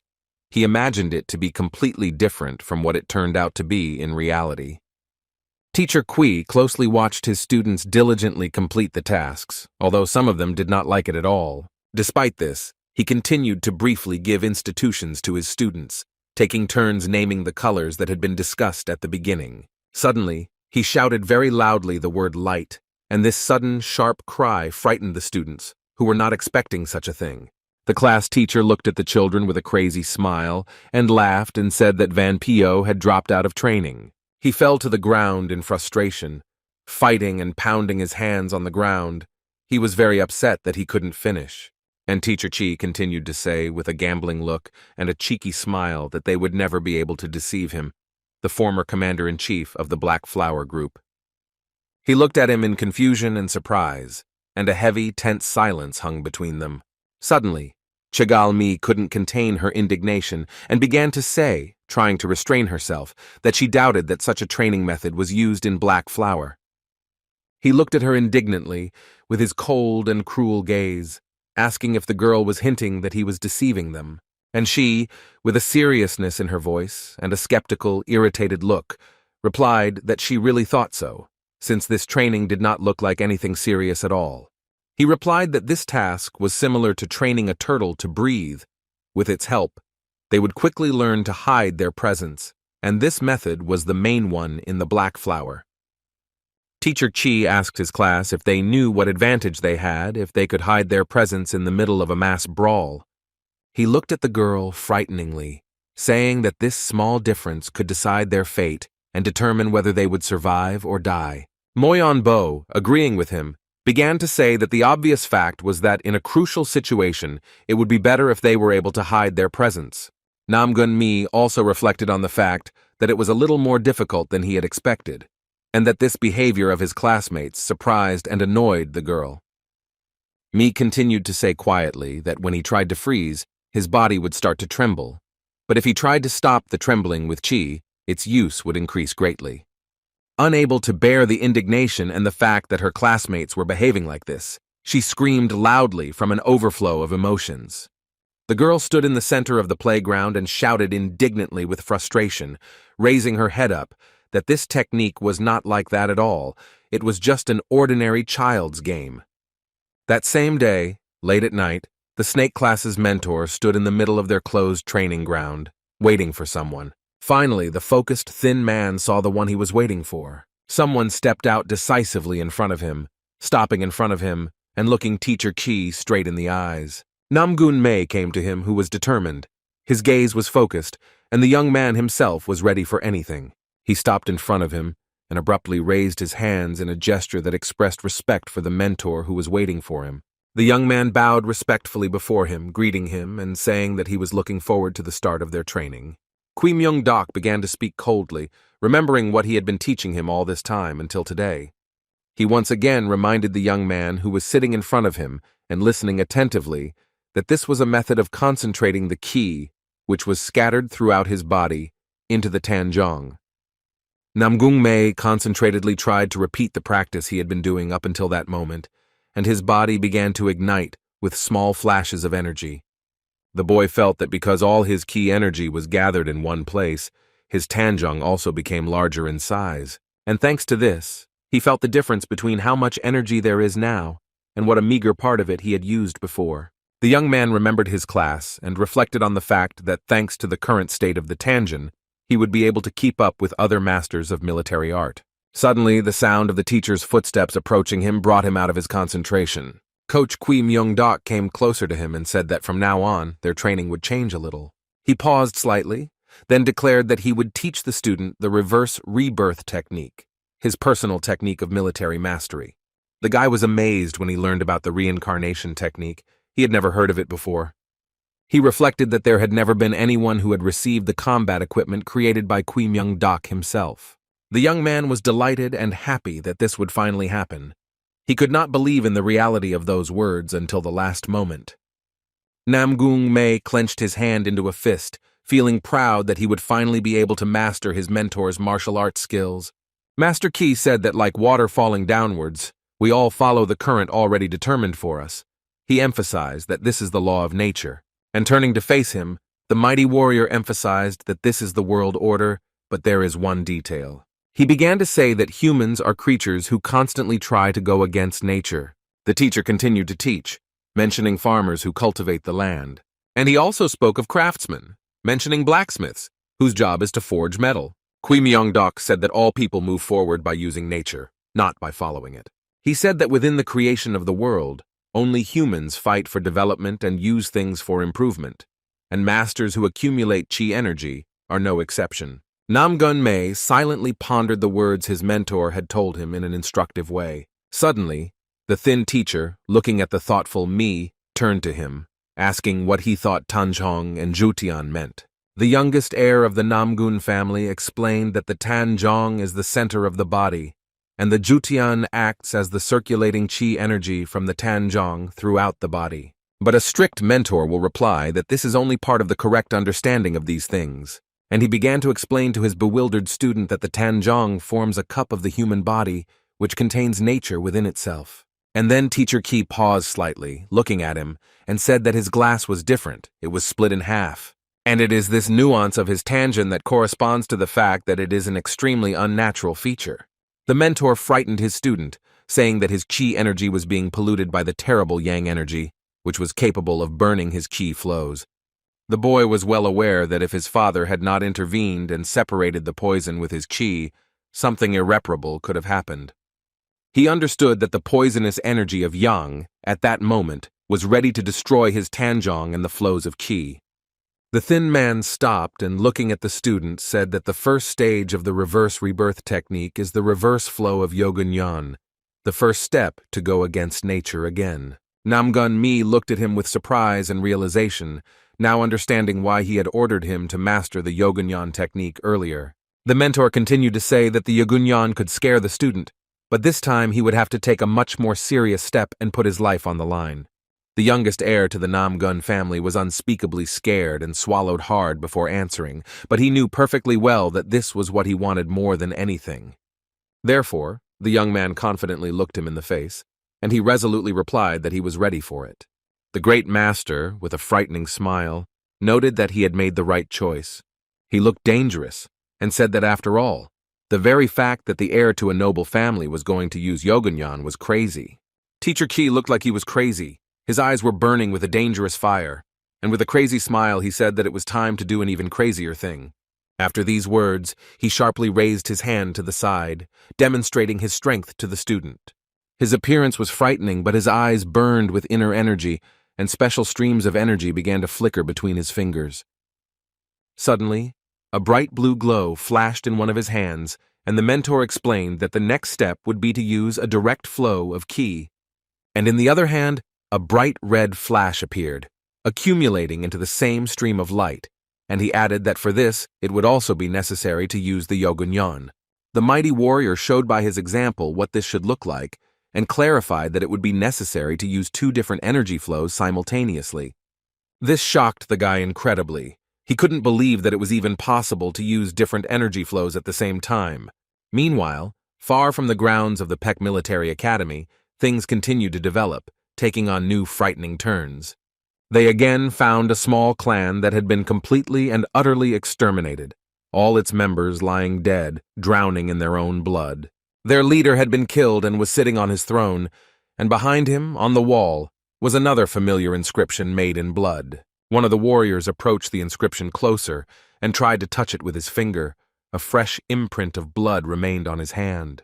The leader of the Red Flower Squad that arrived at this place looked at his finger, which was in fresh foreign blood, and was perfectly aware of what it meant. Fresh blood meant that the scoundrel had left the place very recently, and the man turned sharply to his subordinates, informing them of this. He loudly ordered them to use the connection between heaven and earth to find the criminal who was repeating his attacks on small clans. The squad quickly set off to look for the scoundrel who had been here before them, wanting to catch him and find at least some clue. The warriors moved incredibly quickly through the forest clearing in search of the killer. But they had no idea that someone was actually watching them, hiding in the shadows between the tree trunks.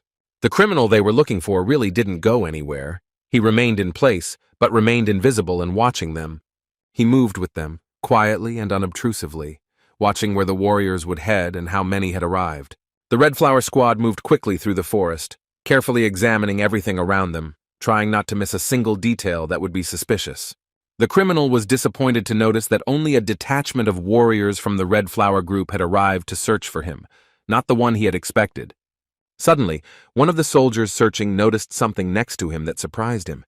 He stopped abruptly and turned around, looking back at the place where he had noticed this unexpected detail. These warriors found Yang Jun-hyuk, who stopped and pondered the fact that he felt an energy in this place similar to the class teacher. The warrior decided to deal with this, heading to run to that place and search everything there, his inner energy waning at his feet. The soldier started running back with all his might, using the acceleration of his internal energy, which was burning like fire around him. He quickly reached a high cliff, but that didn't stop him. He began to climb up with ease. And the higher he climbed, the stronger the energy he felt then. He incredibly expected to meet the owner of such power. Imagine his surprise when he noticed a thin warrior standing before him on top of a cliff, hiding his face behind a mask.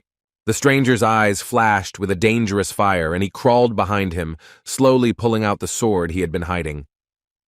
His weapon snaked through the air and headed for the face of the young warrior who had found him and been pursuing him all this time. Yang Jun-hyuk noticed with fear the danger approaching from the stranger. He guessed that this man was the culprit of the deaths in that clan. He understood that he needed to defend himself, and so he reached for his sword, holding it tightly by the hilt and using the technique of reflecting the attack. The young warrior barely stood his ground against the attacker, holding his blade out in front of him and blocking his incredibly powerful attack. The masked stranger stared intently at the warrior who had found him and was surprised that the man was able to withstand his attack. The Red Flower soldier gritted his teeth and grinned, mentally acknowledging that his opponent was incredibly strong. Yang Jun-hyuk hoped that I could take advantage of him by using one of my best skills. The great warrior used the ancient blue lion sword technique, heading straight for his fearless opponent. The villain, hiding his face under a mask, calmly stared into the open jaws of the lion that appeared before him and was built from the solid inner energy of the soldier. The killer took out his metal whip, which spiraled forward towards the attacker, twisting like a snake in the air. The steel whip twisted in circles and headed for the neck of the large lion, which was growling menacingly at the stranger. It was no effort for the powerful opponent to destroy the creature that emerged from the warrior's inner energy. With one movement of his hand, he cut off the head of the blue lion. The stranger mockingly addressed the warrior from the Red Flower group, wondering if it was his best fighting technique. He looked menacingly at the brave soldier, asking if he would now like to learn about his fighting skills. Yang Jun-hyuk was barely breathing from the previous attack. He had lost a lot of effort and was wounded, but he stood bravely, holding his weapon aloft. The great warrior was in incredible pain and struggled to regain his breath, despite the deep wounds on his body. Suddenly, the powerful stranger reached out to retrieve a second whip that was hidden behind his back. Now the stranger, whose face was hidden by a ghostly mask, skillfully aimed his weapons, which circled around him and cut the air with a whistle. His eyes burned fiercely, and he himself was covered in the fire of internal energy, which was reflected in dangerous sparks in different directions. The warrior from the Red Flower investigation squad tensed incredibly. He realized with fear that his opponent would attack him now, and he didn't make him wait long. The fiery energy emanating from his body went down his arms to the steel weapon, which was incredibly sharp. He used the multiple needle technique in cold metal, enveloped in fiery energy, headed across the ground, destroying everything beneath it, causing the stone to fly in different directions. Yang Jun-hyuk was shocked by the force that was heading towards him. He gritted his teeth and tried hard to stand, looking ahead in fear. The destructive force of the stranger's attack was so powerful that the mountain on which it was happening trembled, and the stones rolled down with a roar. Yang Jun-hyuk tried his best to resist, but to no avail. He lost strength and fell down, falling face down on the ground. The unknown attacker approached the warrior lying motionless on the ground to check if he was still alive or if he needed to be removed. The powerful stranger, hiding his face, looked contemptuously at the lying soldier from top to bottom. The wounded brave warrior was unable to get up, but he looked into his opponent's eyes and did not take his eyes off him. He assessed his image in detail, noticing incredible powers, dark energy, and a ghostly mask covering his face. The exhausted warrior, gathering his last strength, tried to speak to him. Yang Jun-hyuk, with his last strength, wondered if his powerful attacker had once been in the Black Flower group. But he, gripping his weapon tighter in his hands, rudely and briefly answered the warrior's question that his name was Kui Myung-dok. However, the brave assistant teacher croaked out with difficulty that he was definitely not who he was now pretending to be. A brave soldier from the Red Flower squad, denying his reality, told him that the real Kui Myung-dok was currently a teacher at Beck Academy. The powerful stranger finally learned the information he wanted to find, but didn't expect to hear it here from this warrior, and he slowly hid his weapon behind his back. Looming over him, the man whose face was hidden under a mask, replied in a rough voice that he was also wrong. The exhausted warrior, lying on the ground, looking into his face, wondered what he thought he was wrong about. The powerful stranger replied with confidence in his voice that the person who was in the academy, acting as a teacher, was actually the fake Qui Myung Dok. These words were another blow to the devoted Yang Jun Hyuk, who could not believe that the teacher was fake. He strained, tried to get up, but left only stripes in the sand. The masked stranger turned to walk away, casting one last contemptuous glance at the opponent he had so easily lost to.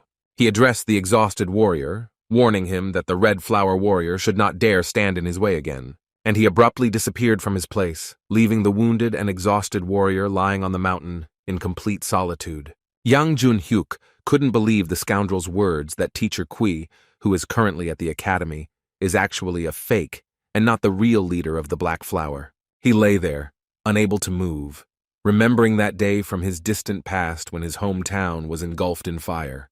The brave warrior, who now serves in the Red Flower group, was then still just a boy who looked out into the street in fear. He saw many deaths around him and warriors belonging to the Magyo group who had come here to cause chaos. It was then that he first met the real Qui Myung Dok, who fought on the side of the Murim alliance and destroyed every villain who invaded their town. Although he was a child at the time, Yang Jun Hyuk clearly remembered the image of the mighty warrior who had come to save them. The snake class's assistant teacher was trying hard to get up, knowing full well that the teacher he was working with right now definitely couldn't be fake. The next day, it was quiet and peaceful at Peck Military Academy as usual, the students living their peaceful lives, continuing their training. Wang Pyo and Nam Gung Mei decided to go for a walk around the military academy grounds and finally take a look around it completely. The youngest heir to the Nam Gun family said that they were training all the time, that they couldn't even look around properly here. He noted with surprise that it was quite spacious here. The Buddhist student was irritably saying that the fucking teacher had forced them to train day and night in the snake class, so they didn't have a second to watch everything. There was a large crowd of other students around them, looking at them in surprise, and wondering how the snake class had managed not to die. The rough and sharp Wang Pyo heard the whispers coming from around them and looked skeptically and in surprise at the other students from the academy. The children's gazes were fixed on the Buddhist disciple. They continued to echo each other, wondering if the rude young man was from Shaolin, but someone objected that not all bald people are from there. They heard quiet mockery from the girls in the crowd, discussing his untidy appearance and how he had completely let himself go. Nam Gun Mai listened intently to all this with surprise and did not understand why children from noble families were suddenly behaving so impolitely. Wang Pyo couldn't stand the irritation and shouted angrily, asking what they were looking at. Had they never seen bald guys before? And the girls, frightened by his behavior, quickly closed their mouths, looking at the rude young man in surprise. The Buddhist disciple lost control of himself and stood in the middle of the Peck Academy Plaza, striking a pose and preparing for a fight.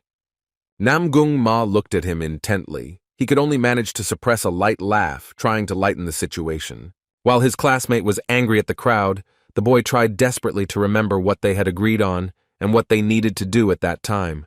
Suddenly, he noticed a hand peeking out from the crowd of other students and waving at him in greeting.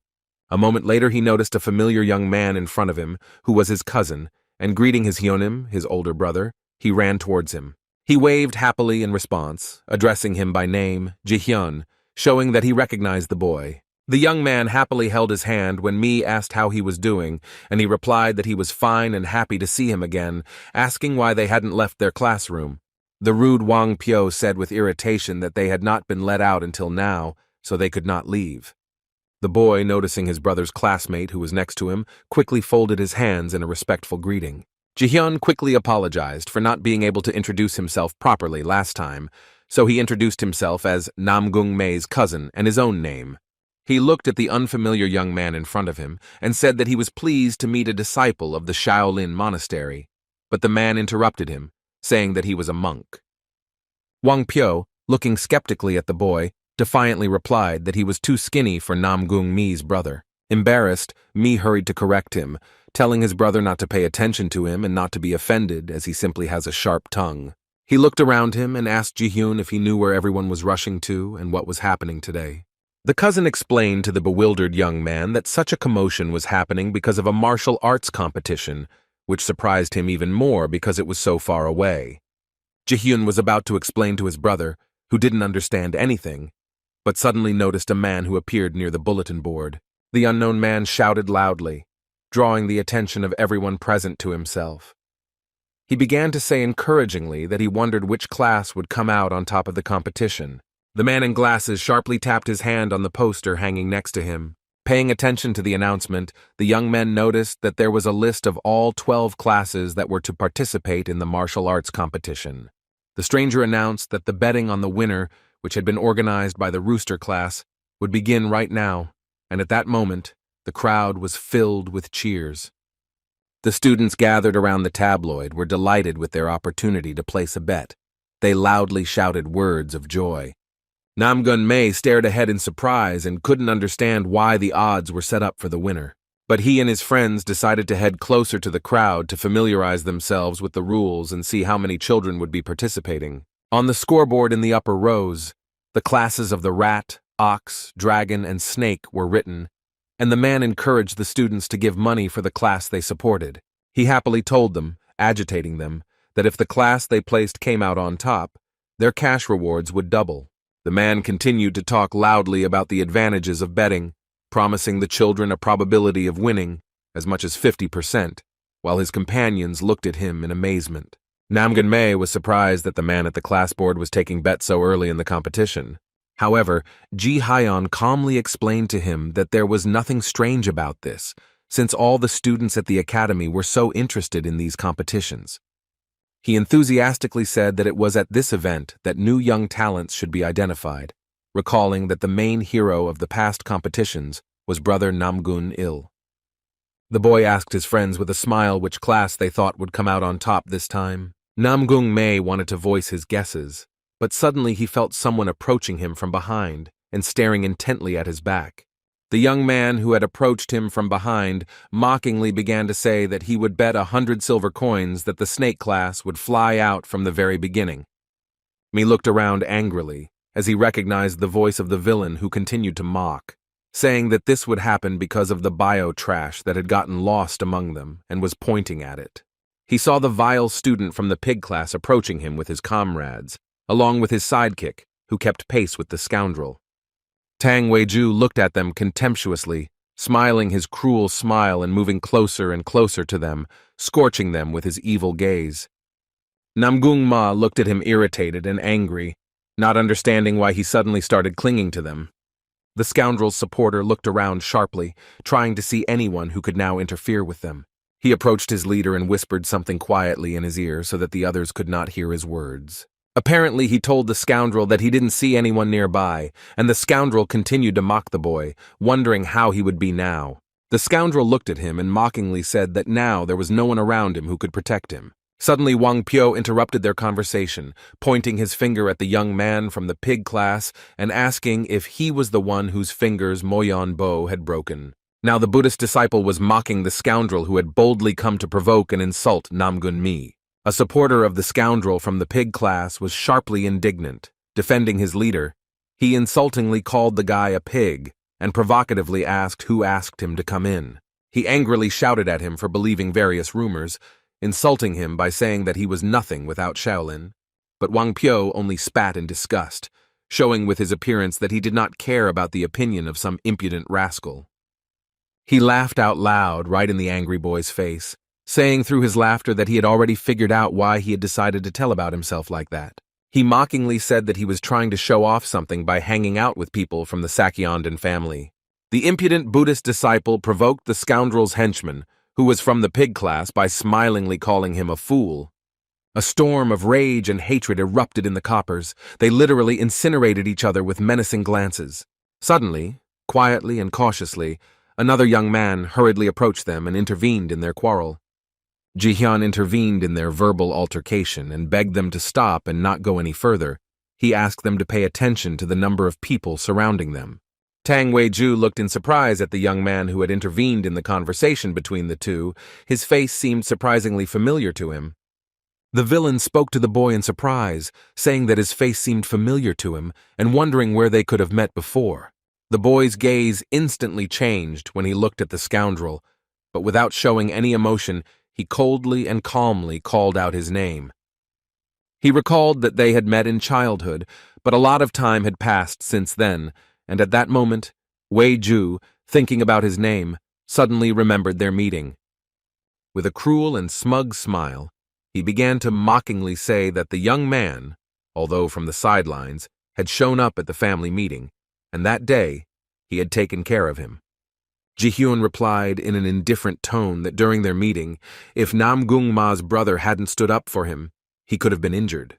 And at that moment, notes of hatred slipped into his voice. He said just as coldly that he was definitely doing it for his own pleasure. The boy remembered the day when, at a family gathering, the villain's henchmen caught him and held him tightly by the arms, preventing him from escaping. He was very small, and therefore, from pain and fear, he burst into tears, trying to call at least someone for help, but they were far from the rest of his relatives. While some scoundrels held his hands, stretching them in different directions so that he could not close his eyes, this scoundrel stood in front of him with a wooden stick. He took advantage of the fact that he was stronger and that there were more of them, swung his stick hard, taunting cruelly with the desire to beat the defenseless child.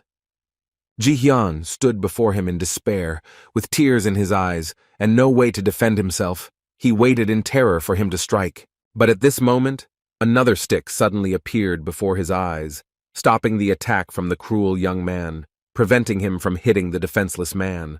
It was then that Nam-gun-mi intervened, arriving in time after hearing the boy's plea for help and preventing his cousin from being offended. Nam-gun-mi stood with a confident look, warning his attacker. Those were the days when he could physically fight back against the cruel scoundrel, even though he was bigger than him. Tang Wei-ju, disappointed at not being able to beat the weaker one and afraid of the one who stood up for him, left them alone that day. Ji-hyun looked at his cousin like a hero, thanking him for showing up on time and for standing up for him. But now, the once offended young man stepped forward, preparing for a duel and with confidence in his eyes, saying that his time had come to stand up for his beloved brother. Nam-gun-mi also remembered the day it happened. That was the time, before his tangent was damaged, and so he could fight back.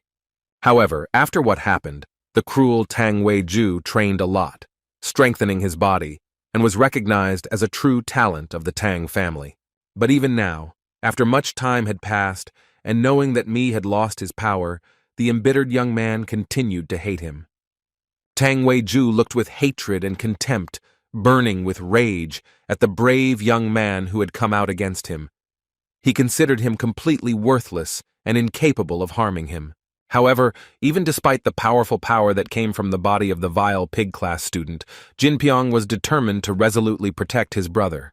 But despite his determination and courage, the young man's hands still trembled with fear before someone who was clearly stronger than him. Nam-gung-mi suddenly intervened, stopping him and pushing him behind his back, telling him not to tense up, since he was not his opponent. He looked at his brother in surprise at first, but then in a voice full of determination, he said that he knew it. But he was no longer the same whiny boy he had been before. But suddenly, Brother Mi replied with a firm look and a mysterious smile that he wasn't like that anymore either. Unexpectedly, while they were talking, stopping each other, one of the scoundrels abruptly jumped down from his seat. The pig-class scoundrel's henchmen angrily lunged forward, attacking one of them. Their silent squabbles with Wang Pyo had worn him out, so he lunged at the young man, trying to hit him, but the young man was quite agile and easily dodged. The Buddhist disciple was also not going to forgive the pagan's insult and glared angrily at his attacker, dodging his blow. Their gazes were full of hatred for each other, very cool snakes clenching their teeth in rage, looking hatefully at the Buddhists from the Shaolin monastery. However, despite his sudden attack, the snake-class disciple was able to dodge and strike first, knocking his brazen opponent back. He hit him so hard that crimson blood suddenly spurted from the young man's mouth in different directions, and he growled everywhere, calling the boy a pig once again.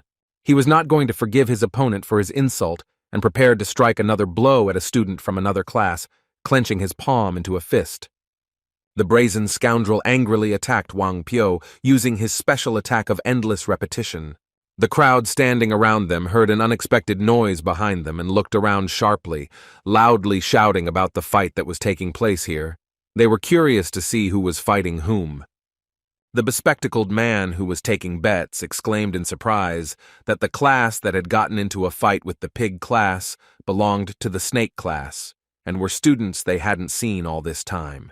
The man shouted loudly, so that everyone would pay attention in the direction that they had collided in the duel, even before the start of the previous competitions. Wang Piao easily dodged his attacks and continued to taunt the angry young man, wondering if he was angry because of his own stupidity. The student from the pig class who had attacked him first was now beside himself with anger, glaring at his opponent with fury and hatred. Suddenly, the angry young man, now guided only by rage, reached behind his back, pulling out the sword that had been hidden there all this time. The guy, guided only by emotions, swung his weapon violently, scorching the other with his gaze and angrily threatening to kill him. He was about to attack his opponent. But suddenly, a metal knife fell in front of them, piercing deep into the stone slab beneath their feet and distracting them. Both rivals looked in amazement at the knife sticking out next to them and could not understand where it had suddenly appeared and who had intervened in their argument. Suddenly, the owner of the weapon shouted loudly for them to stop and not continue their fight. Nam Gun-mi looked back sharply with a frown in the direction from which the weapon had come to see, who had so successfully thrown it down and stopped the students. On the roof of the building opposite them, he saw a student in military uniform, his face covered by a mask, standing with his arms crossed over his chest. The unfamiliar young man shouted downstairs, sternly reminding them that all fights, except for official competitions, were prohibited inside the Peck Military Academy. He spoke in a rough voice, admonishing them that unofficial duels could be called unfair. Their alliance of the 5 strongest did not allow that. The guys listened to him in amazement and did not understand what alliance of the 5 strongest men he was telling them about. Suddenly, little Jinpyong spoke to the snake class, who had never left their territory before, that this young man was from the rat class. Nam Gung-mei looked up in surprise, not understanding why the rat class would interfere in someone's argument like this. He decided to ask his cousin if this class, which was studying at Peck Academy, was responsible for discipline on its grounds. But he replied that no, they were just having fun. Nam Gung-mei was shocked by these words. He couldn't understand how such conditional rules had been created at Peck Academy. He was curious about how students in a class might just find it fun to keep order and have it be perceived as a rule. The guys watched the student from another class with surprise. The representatives of the snake class were surprised, since they had never been here before, and therefore did not know about such rules. Suddenly, another stern voice was heard behind them, addressing them, saying that if they wished to find out who was stronger among them, they should do so with honor. Nam Gung-mei turned back sharply, trying to understand who another stranger had appeared before them, joining that young man. The young man, whose face was also hidden under a mask, said that they could decide who was the best by engaging in a duel during the Peck Academy fighting competition. The stranger continued, angrily and with a mysterious tone in his voice, to state a condition if they wished to continue their duel, but he did not finish them off. Suddenly, next to him on the roof, another boy appeared, wearing a similar outfit to the rest, and he agreed on his behalf that if they still wanted to continue, they would have to engage in a duel with him and his brothers. Nam Gung-mei watched all of this with surprise, watching the boys who had suddenly appeared, and he wondered which brothers he was talking about. At this moment, he sees in front of him only 2 young men standing on the roof and speaking to the crowd below. But suddenly, a moment later, he saw new students from the rat class who just as suddenly appeared, jumping onto the roof with masks on their faces. Now the surprised boys saw before them the entire rat class, who had taken on the role of defending order at Peck Military Academy. The pig class rascal's cronies nervously turned to the leader, asking what he was going to do now that the rat class boys had already arrived. But he replied that he didn't see a problem with this, since he had long been planning to teach them a lesson for pretending to be heroes, having lost their way in a bunch. And he, laughing in their faces, addressed the boys in a provocative voice, suggesting that they attack him. The henchman, with fear, also took a fighting stance. Apparently the leader of the class that was the guardians of order with fire in his eyes turned to the brazen man, asking if he wanted blood. After these words, the security guards jumped down from their seats, heading towards the insolent students from the pig class. They moved all together, forming their battle formation, keeping to the shape of a circle and surrounding the daredevils who challenged them.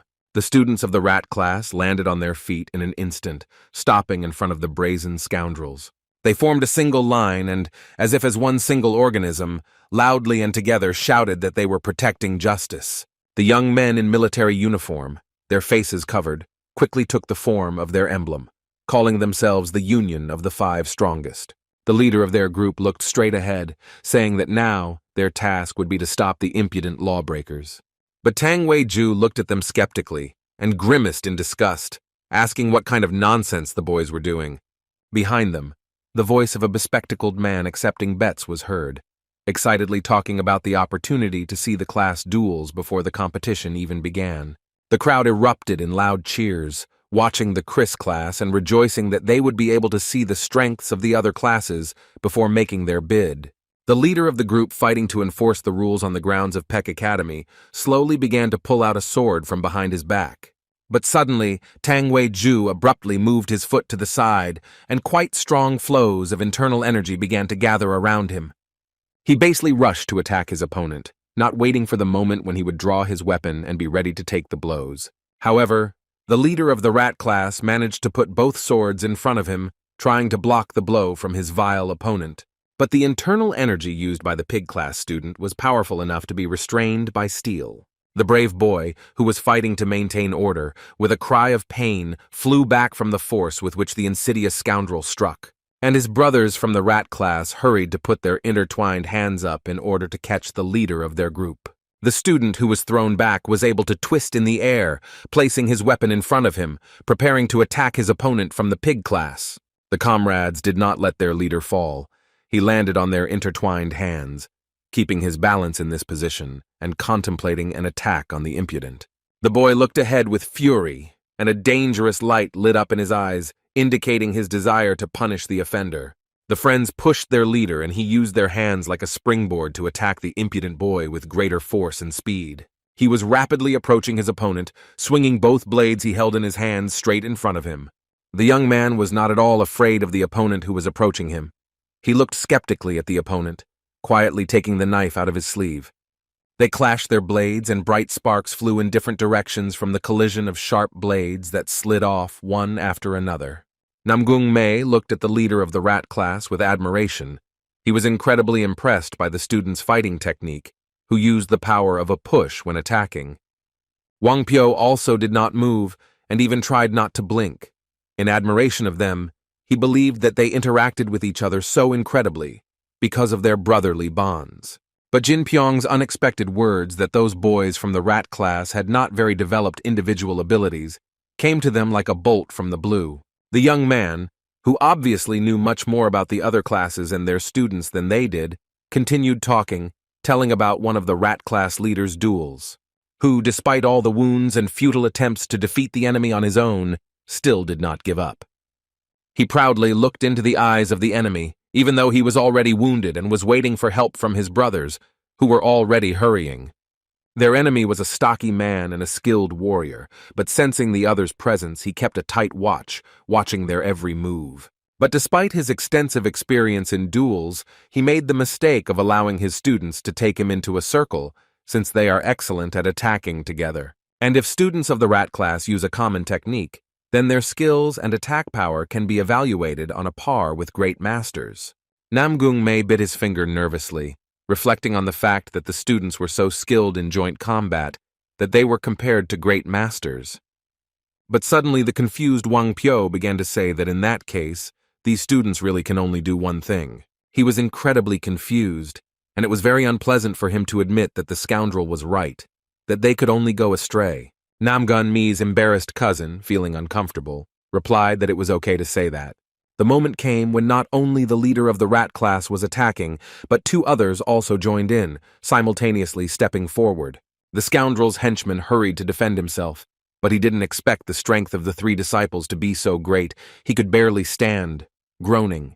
He could barely hold back their onslaught, and the boys fighting for order didn't give up a single step, putting all their pressure on him with 3 weapons. The cunning snake class student took out even more throwing knives that he had hidden under his clothes, and holding them in his hand, he glared angrily at the security guards. He viciously threw them forward, at his opponents who were busy with his pursuit, creating his attack that looked like a rain of blades. One of the students from the rival class tightly gripped the sword he was already holding at the ready in his hand. The two young men who had been covering the rear stepped forward, skillfully and quickly turning the weapons in their hands, thereby creating a situation for themselves and their comrades. And all the throwing knives fell to the ground with a loud thud, striking the stone tiles that paved the square. The villain was amazed that they were able to stop the attack. The scoundrel looked at them and hated their joint attack technique. Watching the movements of his opponents, he understood perfectly well that it was not for nothing that they fell into the rat class. Suddenly, one student from the rival class was able to push away the henchman of the villain from the pig class, hitting him hard in the face. The student from the pig class, who was protecting his leader from an unexpected blow, dropped the weapon from the hand he had been holding so tightly. He lost his balance and, leaning back, began to fall, crashing loudly to the ground and hitting his back hard. The guy who lost this fight was lying there, not moving. He lost consciousness from a strong blow from one of the students in the rat class.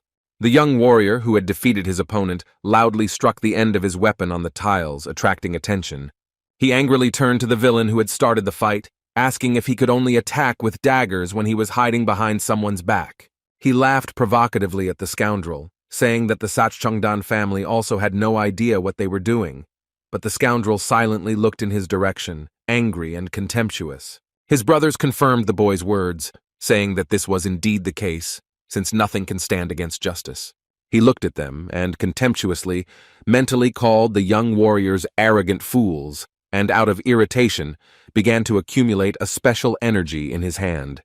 He glared at them, and his anger only increased his strength, and he mentally threatened to show them the true horror of the Tang family.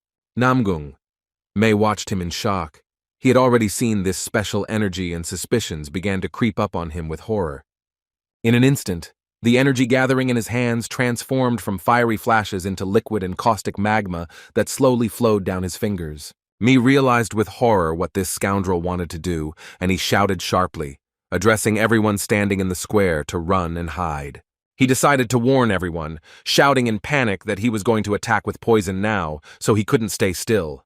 The crowd was terrified when they heard the young man's words. They couldn't believe that the guy was really going to attack with poison. They quickly ran away, screaming in terror and panic, trying to figure out where to hide as quickly as possible from that frightening boy. The crowd was incredibly scared. They ran forward, not noticing anything in front of them and pushing each other.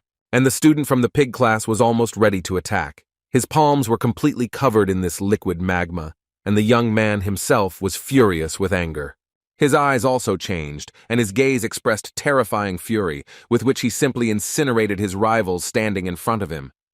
The vile boy spun around, preparing to attack, and used the family technique of the poisonous lotus dagger to attack his opponents. The leader of the rat class loudly ordered his warriors to repel the attack, but only in such a way that the people standing in the crowd were not harmed.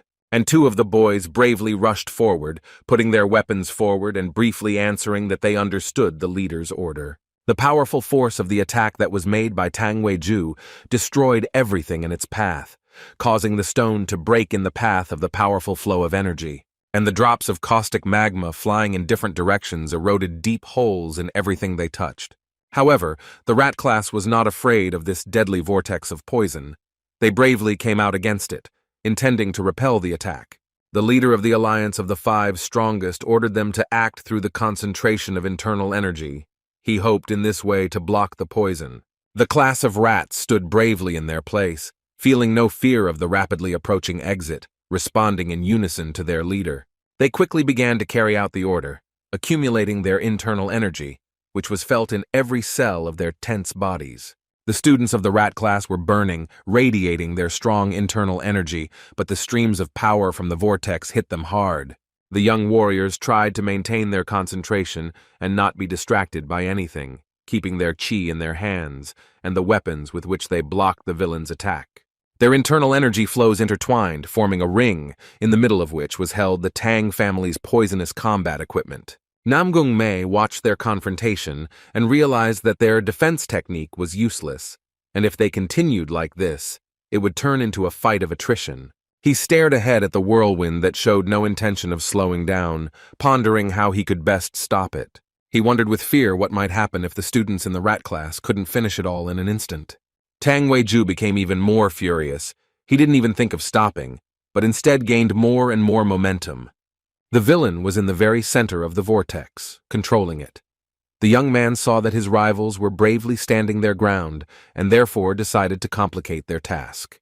The scoundrel began to send jets of poison, aiming directly at the young warriors, wanting to destroy their concentration. But they managed to set up their weapons in defense, maintaining their formation. But suddenly one of the students in the rat's class hesitated, and the rat almost managed to hit him with a poisonous liquid consisting of powerful energy, right in the face. The young master managed to set up his weapon, covering himself, but for a moment he lost concentration, and the caustic substance was able to destroy his sword. The blow was a little weaker due to the obstacle it encountered, but it still hit the brave fighter for justice squarely in the chest. Nam Gung Mei noticed this with fear, realizing how dangerous and out of control the situation was. The brave boy quickly headed towards the wounded soldier, hurrying to him. He managed to appear in time and catch the wounded soldier who had been thrown away by the force of the collision, preventing him from hitting the ground. The young man closely examined the student, who was also caught by the burnt mark left by the poisonous energy on his clothes. But suddenly, Nam Gung Mei jerked back sharply, looking in surprise at the person he had just caught. He couldn't believe his eyes, but the young warrior from the rat class who fought to uphold the rules at Peck Academy turned out to be a girl. The rivals continued to confront each other, each of them radiating their own special internal energy, which collided with each other in two bright streams. One of the students in the rat class exclaimed that their balance was broken because their brother, Seoncho, had dropped out, so they needed to retreat. The brave fighter for justice loudly said that he would sacrifice himself to stop the villain. He wanted to order what to do for his brothers, but they interrupted him. Another comrade angrily asked why he was willing to sacrifice himself if they had agreed to be one, even in the face of death. Nam Gung Mei saw that it became harder for them to move because of the poison, as it could target them at any moment, so the joint attack could not manifest to its full extent. Besides, he looked at his hands. At the one he caught, one of the members of their alliance had flown away, so their strength had weakened. He looked sharply behind him at his classmate and shouted his name loudly to attract the boy's attention. He looked at him in surprise, pointing his finger at himself, as if silently asking if the man really wanted to address him. But the young man said nothing more, except for a brief warning to catch and throw the girl, who was injured, towards the surprised boy. He quickly jumped up, realizing what his comrade wanted from him, and tensely prepared to catch the wounded warrior who was flying towards him. The youngest heir of the Namgun family suddenly flared up with his inner energy, using the new technique he had learned while applying his power control. The pig-class villain's hand was completely covered in poisonous liquid, which he used to throw at his opponents. He was about to attack the leader of the rat class, looming over him and terrifying him with his powerful energy. But unexpectedly, the young man became even angrier, but not because of the students from the class he was confronting. Wiz glared at Nam Gung Mei, who suddenly appeared in front of him and grabbed his hands, insisting that he not harm anyone else from the rat class. The young man looked at him irritably, his eyes burning with righteous anger, and he ordered the scoundrel to stop. However, he became even angrier because the boy he hated had gotten into his showdown with the rat class and was now standing in his way. The fighters for justice watched in amazement as the unknown boy intervened to protect them and with what force he radiated his inner energy. Wang Pyo, blushing with shyness, looked at the young lady in his arms and paid no attention to the fight taking place nearby, while Jin Pyong was worried about his brother. Nam Gung Mei stares at his opponent with determination, his gaze burning, radiating incredible strength. He is about to retaliate against the brazen one. The enraged Tang Wei-ju looks with hatred at the one who hinders him and wants to punish him so that he will remember and avoid him every time he meets him, recognizing his strength. This duel was watched not only by an interested crowd of students, but also by a woman who was extremely unhappy with the noise they were making on the academy grounds. Her patience snapped and she jumped down towards the young men who had gathered in confrontation, saying that they would only come to their senses after being bitten by a dog. The woman was angry and determined to resolutely teach a lesson to the disturbers of her peace. She flared up with the righteous fire of her inner energy. As soon as her feet touched the stone slab in the square, as all this was happening, the students who had clashed in the duel were thrown in opposite directions. Namgung Mei did not expect such a surprise at all, and he could not make out, due to the bright glow that blinded him, who possessed such powerful energy. Moyon Bo managed to notice the image of the one who intervened. He recognized her, and immediately realized that after this, big troubles would await him. The woman, beside herself with irritation, addressed everyone involved in this fight that had occurred in the middle of the academy in a rough and cold voice. The dog class instructor, So-Go, whose fierce gaze was colder than winter, ordered them all to go with her to the instructor hall. All participants in the fight immediately realized that they were in for significant trouble and that it would definitely end in some kind of punishment from her. They obediently followed the teacher to the building that housed the tutor's hall, not making a sound along the way. Young Mi's companion stood at the door of the room and tried to at least eavesdrop on something, worried about her friend who was inside. Meanwhile, behind the door, the dog's teacher, irritated by this incident, pondered the students' actions. She turned to them, who were lined up just in front of her, and had their heads bowed guiltily, wondering what they were thinking when they started such a fight in the very center of Peck Academy. The students from the rat's class were the first to speak up, saying that they were acting for justice, but the rat interrupted them, loudly exclaiming that this was complete nonsense. She was especially angry with them, because it was not the first time they had stood so guilty before her, and therefore, thundering, she recommended that the recidivists keep quiet. The woman abruptly turned her head towards those she didn't see often for some reason, and looked at them piercingly. She pointed her finger at the confused Namgung Mei, as she had previously overlooked him for breaking the rules, and turned to the young man. Pointing her finger at him, she ordered him to tell her how everything happened, who was to blame, and why this situation had arisen.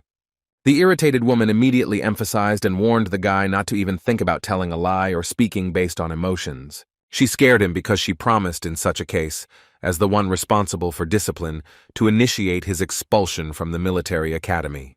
Tang Weiju was in despair. He did not understand why she asked me. The young man was incredibly afraid of being expelled, because after that, he would be ashamed to appear in front of his family members. Namgung Mei was incredibly tense.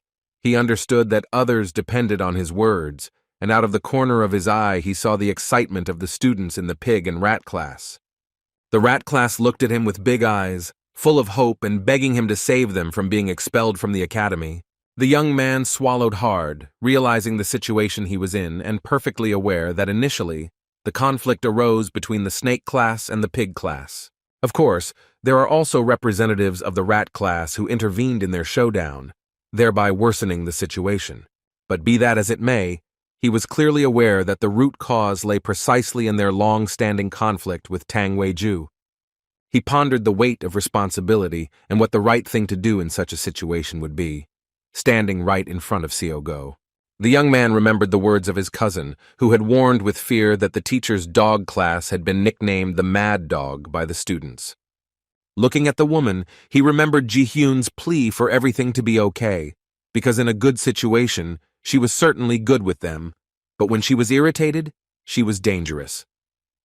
The shadow of tension on his face was growing. The boy was well aware that if he said something wrong, he would be expelled, and as a result, the class of rats and his brother would suffer. The young man made the only right decision to tell everything as it is, without exaggerating or minimizing, so he briefly said that the students from the rat class were innocent of anything. And then, with determination, he added that everything happened because of him and Tang Weiju, which incredibly embarrassed the scoundrel, who was standing excitedly nearby. The scoundrel from the pig class looked at him fiercely, scorching his own with his gaze. The teacher of the dog class tapped her fingers on the table, looking at the lists of students in these classes. She was surprised by his answer and asked, watching him closely, if he really meant to say that they were both to blame for that fight. The boy stepped forward, bravely saying that he was ready to suffer the punishment for this, but he had a request. These words incredibly shocked all the students present. Teacher So-Go looked at him carefully. With her cold gaze, without looking away, she asked what he wanted to ask. At that moment, the young man from the snake class bowed before the stern and surprised woman, folding his hands in a respectful and pleading gesture. He wanted to put an end to this dispute with Tang Wei-ju, and therefore decided that the only option would be to request an official duel between them. Hung Ju was shocked that the youngest heir of the Namgun family, whom he knew as a weakling, dared to ask permission to duel with him now. The dog class instructor was also surprised by such a request, since no one had ever dared to ask her for an official duel with anyone before that day. Meanwhile, far from the grounds of the Peck Military Academy, in a forest clearing in the middle of the hops, things were also restless. The land of the clearing was abundantly sprinkled with the crimson blood of rivals who had appeared on territory not their own, and the rocks that surrounded the clearing, like walls, preserved the imprints of the duel in the form of destroyed stone boulders. Ahead stood a strong young man, behind whom were a large number of dead people lying drowning in a sea of their own blood. The representative of the Namgun family sharply swung his sword to the side, shaking off the remnants of crimson blood from the sharp blade. The gray-haired man exhaled heavily, watching the young, strong man who was acting incredibly cruelly. He addressed him in his hoarse old voice, saying that it was obviously not easy for the first gentleman. The strong young man coldly and silently handed his weapon into the hands of this old man, who stood hunched over him. The man said that he could have entrusted this matter to him, and then the gentleman would have simply needed to pay some money, but there was no need to engage in a duel. The cruel young man's gaze was cold and his voice harsh. He looked at him sharply, wondering if he really believed that the matter could be solved with money. The gray-haired man, looking at the bodies, cautiously approached him and tried to explain why they had such an established order. But the rebellious boy interrupted him. Namgun. Il instantly flared up with irritation and quickly replied to the man that his Namgun family did not negotiate with the robbers. At that very moment, the old man realized that he had been careless. He was surprised by how easily the young man flared up with irritation. So the gray-haired man quickly bowed to him, apologizing for his words and saying that he had said something without hearing it properly. The firstborn of the head of the Namgun family looked confidently ahead of him and said coldly that nothing should tarnish his family's name. He pointed to the buildings ahead of him and firmly ordered the old man to walk forward quickly, following him. And in the middle of the academy, in the mentor hall, there were still students who had committed the crime of violating the rules of Peck Academy. The dog's class teacher, sitting at her desk, watched them intently and slowly said that the young man was not blaming anyone and was saying everything as if it were true. She waved the fan majestically in front of her face and, looking at Namgung Mei, said that she liked it.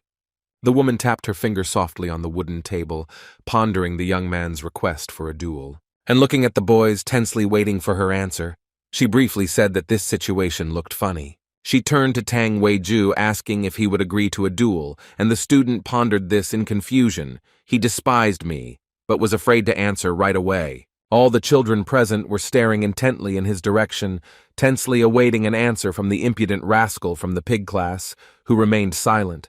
And a moment later, the young man from the Saxenden family spoke, addressing the stern woman, who also had one request. A mean young man with a cruel face turned to her, asking for permission to use poisonous techniques during the duel.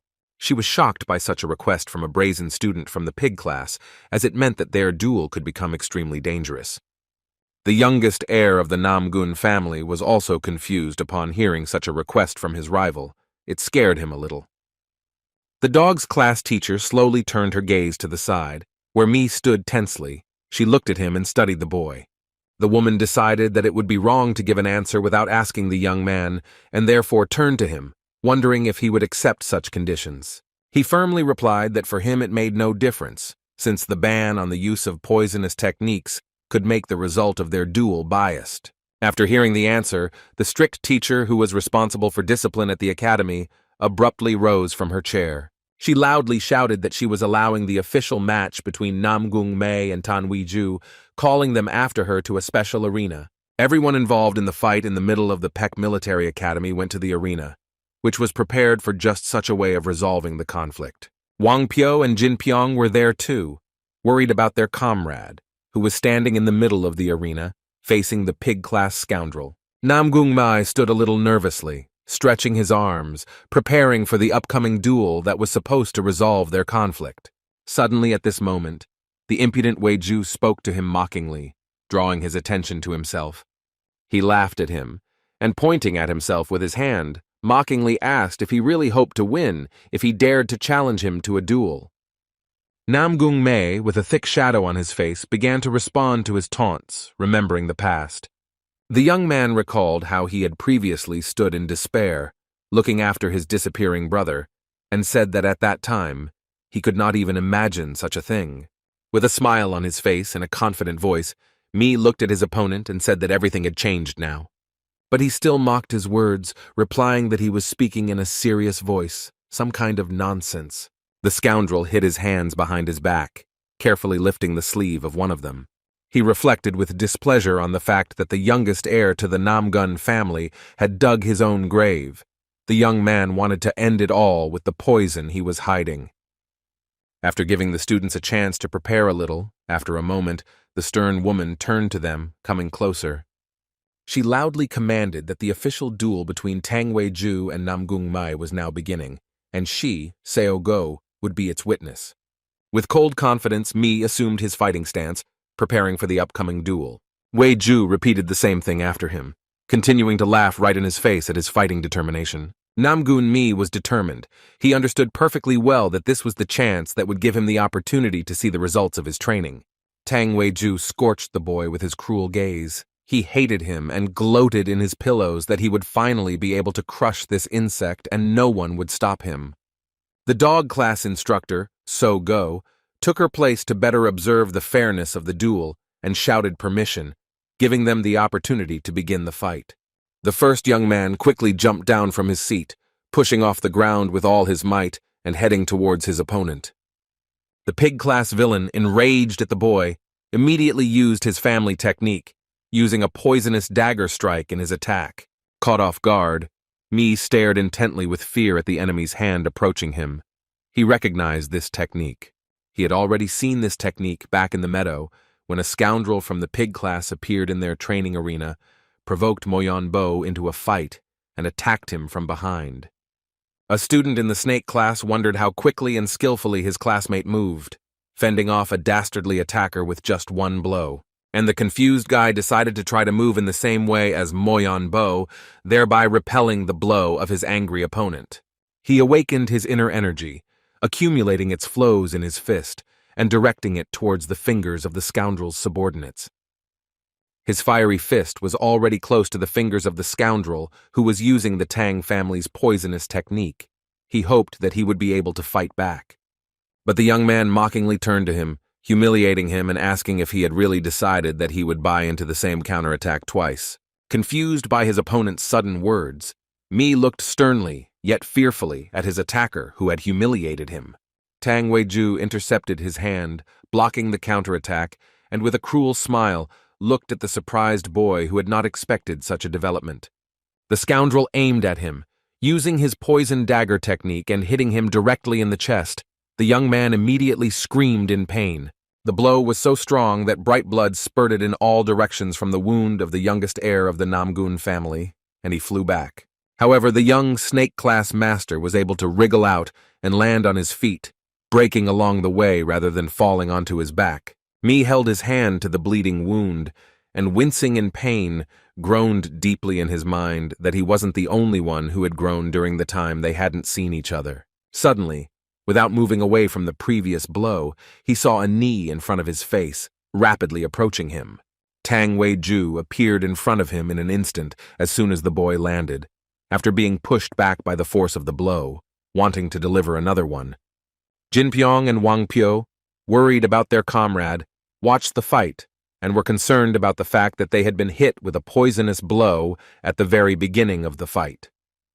The Buddhist disciple nervously said that the longer he continued the duel, the worse it would be for him, and Brother Mi was worried about him, that he could not lose like that.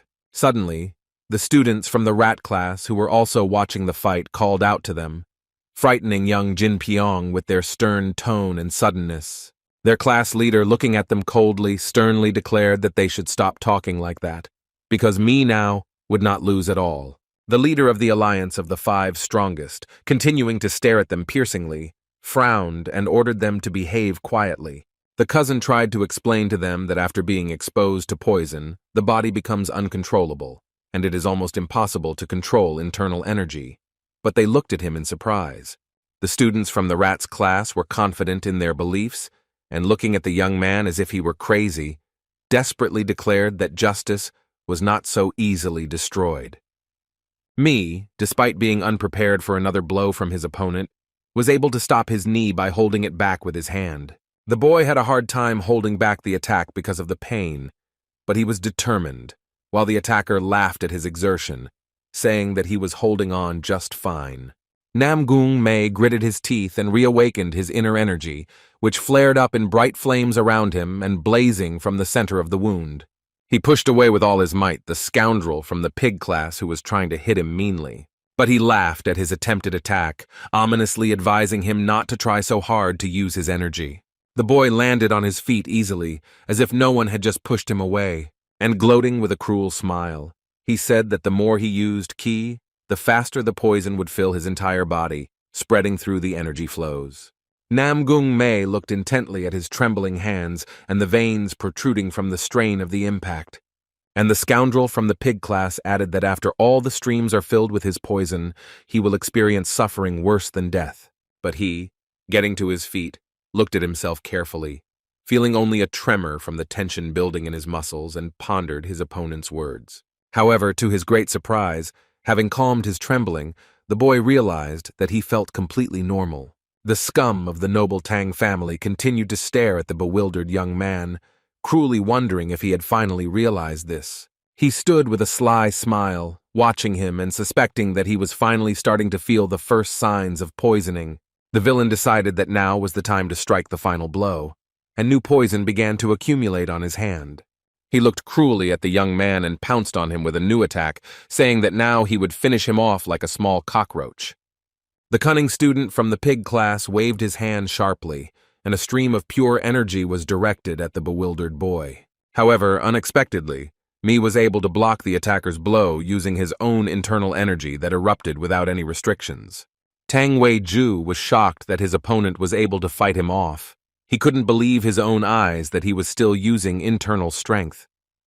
The key energy that gathered in the hands of the concentrated and tense Namgun Mi was like a fireball that struck the attacker's hand.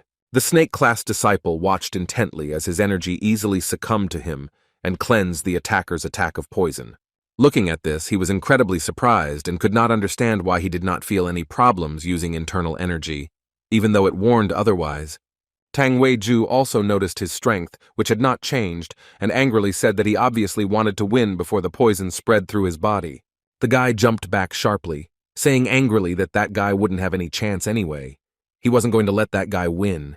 The scoundrel jumped high, hovering over the young man and incinerating him. With his fierce gaze, in which all his hatred was visible, he sharply swung his arms above his head. And at that moment, the same throwing knives that he had used before, in a duel with the rat class, appeared between his fingers. He threw them down with all his might, using the same technique of heavenly rain of daggers and aiming at the shocked boy who was staring intently up. The student understood that there would be no other way to avoid this attack than to deviate slightly away from the place where they would stick. But there were too many daggers and they rained down on him in a hail, so he had to repeat his hands each time, dodging them as if between raindrops. Namgun Mi decided to catch one of the throwing knives that fell to him and take a closer look at it. It seemed a bit strange to him. As it turned out, these were not guesses at all, but reality. The young man was closely examining the weapon in his hands, from the blade of which a drop of green poison was dripping. Looking at the tip of the weapon, he sincerely admired the son of the Tang family's ability to perfectly accurately use poison and his family's various poison techniques. For a moment, he wondered with astonishment why he had not felt the effects of the poison on himself, even though he had been wounded by it, and suspected that it was because of his poison from the Tanjin. Surprised by his own guesses, he suspected that the unknown poison that had been inside him since childhood could neutralize the one with which he had been wounded. Namgun Mi was shocked by this realization, not believing that this could actually be true, and that the poison that was destroying his chi flows could act as an antidote to other poisons. At that moment, all the daggers aimed at him remained behind the young man, sticking out of the ground like sharp pins, and he still could not understand the truth. Wang Pio also watched his friend with incomprehension and wondered if he had definitely been poisoned. But for some reason, there were no signs of poisoning at all. Wary of his own guesses, Ji-hyun began to speak with fear about his cousin, who, without any signs, continued to fight. He suspected that his Hyung possessed the same legendary resistance to all poisons, and cautiously mentioned this to his new companion, who looked at him in surprise. The Buddhist disciple shook his head sharply in denial. He did not believe in such a possibility, since to him it did not seem like a state of resistance to all poisons. But as he continued to watch the desperate duel between Nam-gung Mai and Tan Wi-ju, he sincerely hoped that this assumption was true. The dog class teacher also kept her stern gaze on the students, making sure the duel was fair. She was genuinely surprised at the momentum this fight was gaining, and she was amazed that the wounded young man was still standing firmly on his feet and continuing to fight. Seo-go suspected the possibility of being injured by poison and just in case prepared an antidote, which she kept in her hands in case the boy needed help. But watching the boy feel great, she suspected that the snake class's mentor, Kui Myung-dok, had already done something for this, but when and how she couldn't figure out. The scoundrel from the pig class continued to attack the young man with excitement and laugh at how he resisted him. He said with a cruel smile that he was a good fighter. However, in reality, the pig class opponent wasn't at all worried about how Mi fought back, as he had never harmed him before. He continued to mock and humiliate the boy, calling him a small insect, but suddenly the boy jumped up abruptly from his seat. He got close enough to him and, avoiding the attack, swung his fist hard, putting a special concentration of force into it and negating its insults. The guy hit his opponent hard in the face, but at that moment, he missed the blow, and it also hit him in the chin. However, Namgun Mi was driven by irritation and hit much harder than he received, and his opponent lost his balance, slowly falling backwards. The boy himself was able to stand, only shifting slightly from his place, leaving traces of braking behind him, pushing harder with his feet. Hot and crimson blood dripped sharply onto the ground at the feet of the Tang family's son. Wiping his bloodied face, he was even more irritated as he looked at his enemy and realized that his strength had not diminished at all, even though he was poisoned. He looked at his opponent, who was firmly on his feet with bright energy burning around him, and he could not understand what was wrong, why he did not succumb to the poison. Namgun Mei was separated and looked angrily at his opponent, who had managed to make him bleed again by breaking his lip with his blow. The boy abruptly jumped up from his seat, heading towards the scoundrel, who was standing in his place, confused. He attacked him, starting to deliver numerous blows with all his might, but he didn't have time to block them and was still trying to understand why Mi remained just as strong and fast. Namgun Mi's comrades were shocked watching him and couldn't believe their own eyes that he would be capable of such a thing, despite the wound on his chest. The students from the rats class also watched him with surprise and tension. They reflected on the fact that they wouldn't want to be in the scoundrel's place right now. Tang Wei-ju, succumbing to the significant blows that came one after another, with a shadow on his face, finally realized that the poison really had no effect on him. He was taking blow after blow from the angry guy and trying to understand how this was even possible. Another blow, right in the face of the impudent scoundrel, and he quickly flew away from the angry young man, losing his balance. Namgung Mei was exhausted from using so much energy, but his gaze was burning with rage and the boy was not going to calm his anger. He was determined to prove his strength to his opponent at all costs, so that he would no longer have the desire to hurt him or continue to humiliate him. The beaten student from the pig class could barely get to his feet, and drops of hot blood were flowing down his face in streams, indicating numerous injuries. He glared at his enemy and suspected that he had agreed to use the poison because he had something to counteract his poison. The bus driver remembered the days when he could easily bully little Namgung Mi, who was completely unable to defend himself, and how, as he grew older, he could continue to bully the boy, who remained just as weak no matter how much time passed. He was angry that he had somehow been able to trick him and knew that he couldn't afford to lose to such a pathetic guy like Namgung Mei.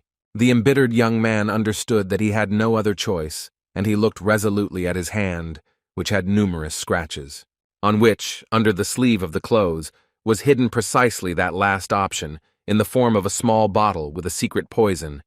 Now, with a furious face, he looked at his opponent, mentally thinking about what would finish him off, with one of the 8 most terrible poisons of his family, the poison of instant death. The poison of instant death that he possessed was obtained by members of his family from a two-headed centipede, and as soon as this substance touches the skin, it immediately spreads throughout all the opponent's energy flows. With such an instant effect, if the antidote is not drunk within a few hours, the person quickly dies, suffering terribly. It was one of the Tang family's 8 most terrible poisons, which only the future head of the family was allowed to use. Such a small mechanism, hidden under his clothes, yet so dangerous, he touched it gently. The pig-class villain was literally enveloped in black mystery and deceit, and he glared at his opponent. Nam Gung Mei watched him with fear. He felt some special danger and could not understand what exactly had changed. In the hands of the impudent scoundrel, an incomprehensible thing appeared, which he tightly clasped in his palm, slyly looking at the enemy standing before him. He threw it with all his might against the ground, shattering it into small pieces, and a mysterious green mist appeared around him, spreading rapidly. Seogo noticed from the tension that the student had used a poisonous mist. She felt that he wanted to use some trick, but she did not know what it was. The dog class instructor quickly ordered the rest of the people standing below watching to cover their noses and mouths and get as far away from the arena as possible. They quickly obeyed her order. Watching with amazement what would happen next, the boys began to be especially worried about their friend who was there. Nam Gun Mei found himself in the middle of a thick fog that covered everything around him and made it impossible to see anything in front of him. He tried to stare intently ahead, looking around, but he realized that the fog had blocked his entire view. Suddenly, he felt the sound of whistling steel approaching in his direction, and he quickly realized that it was more daggers approaching. He tried to quickly dodge them, even though he couldn't see them at all, relying solely on his inner feelings that told him of danger. Suddenly, a cunning villain appeared from behind him, holding the last dagger in his hands.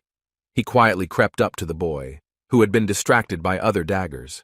He held in his hands a dagger, the sharp tip of which was well lubricated with one of the 8 poisons of the Tang family, a particularly deadly poison.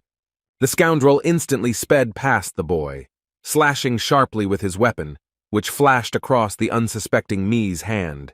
The student from the pig class left a deep cut on Nam Gung Mei's arm, and crimson blood quickly spurted from there. At that moment, the thick green mist developed a loud scream from a wounded boy who was experiencing incredible pain from a special poison.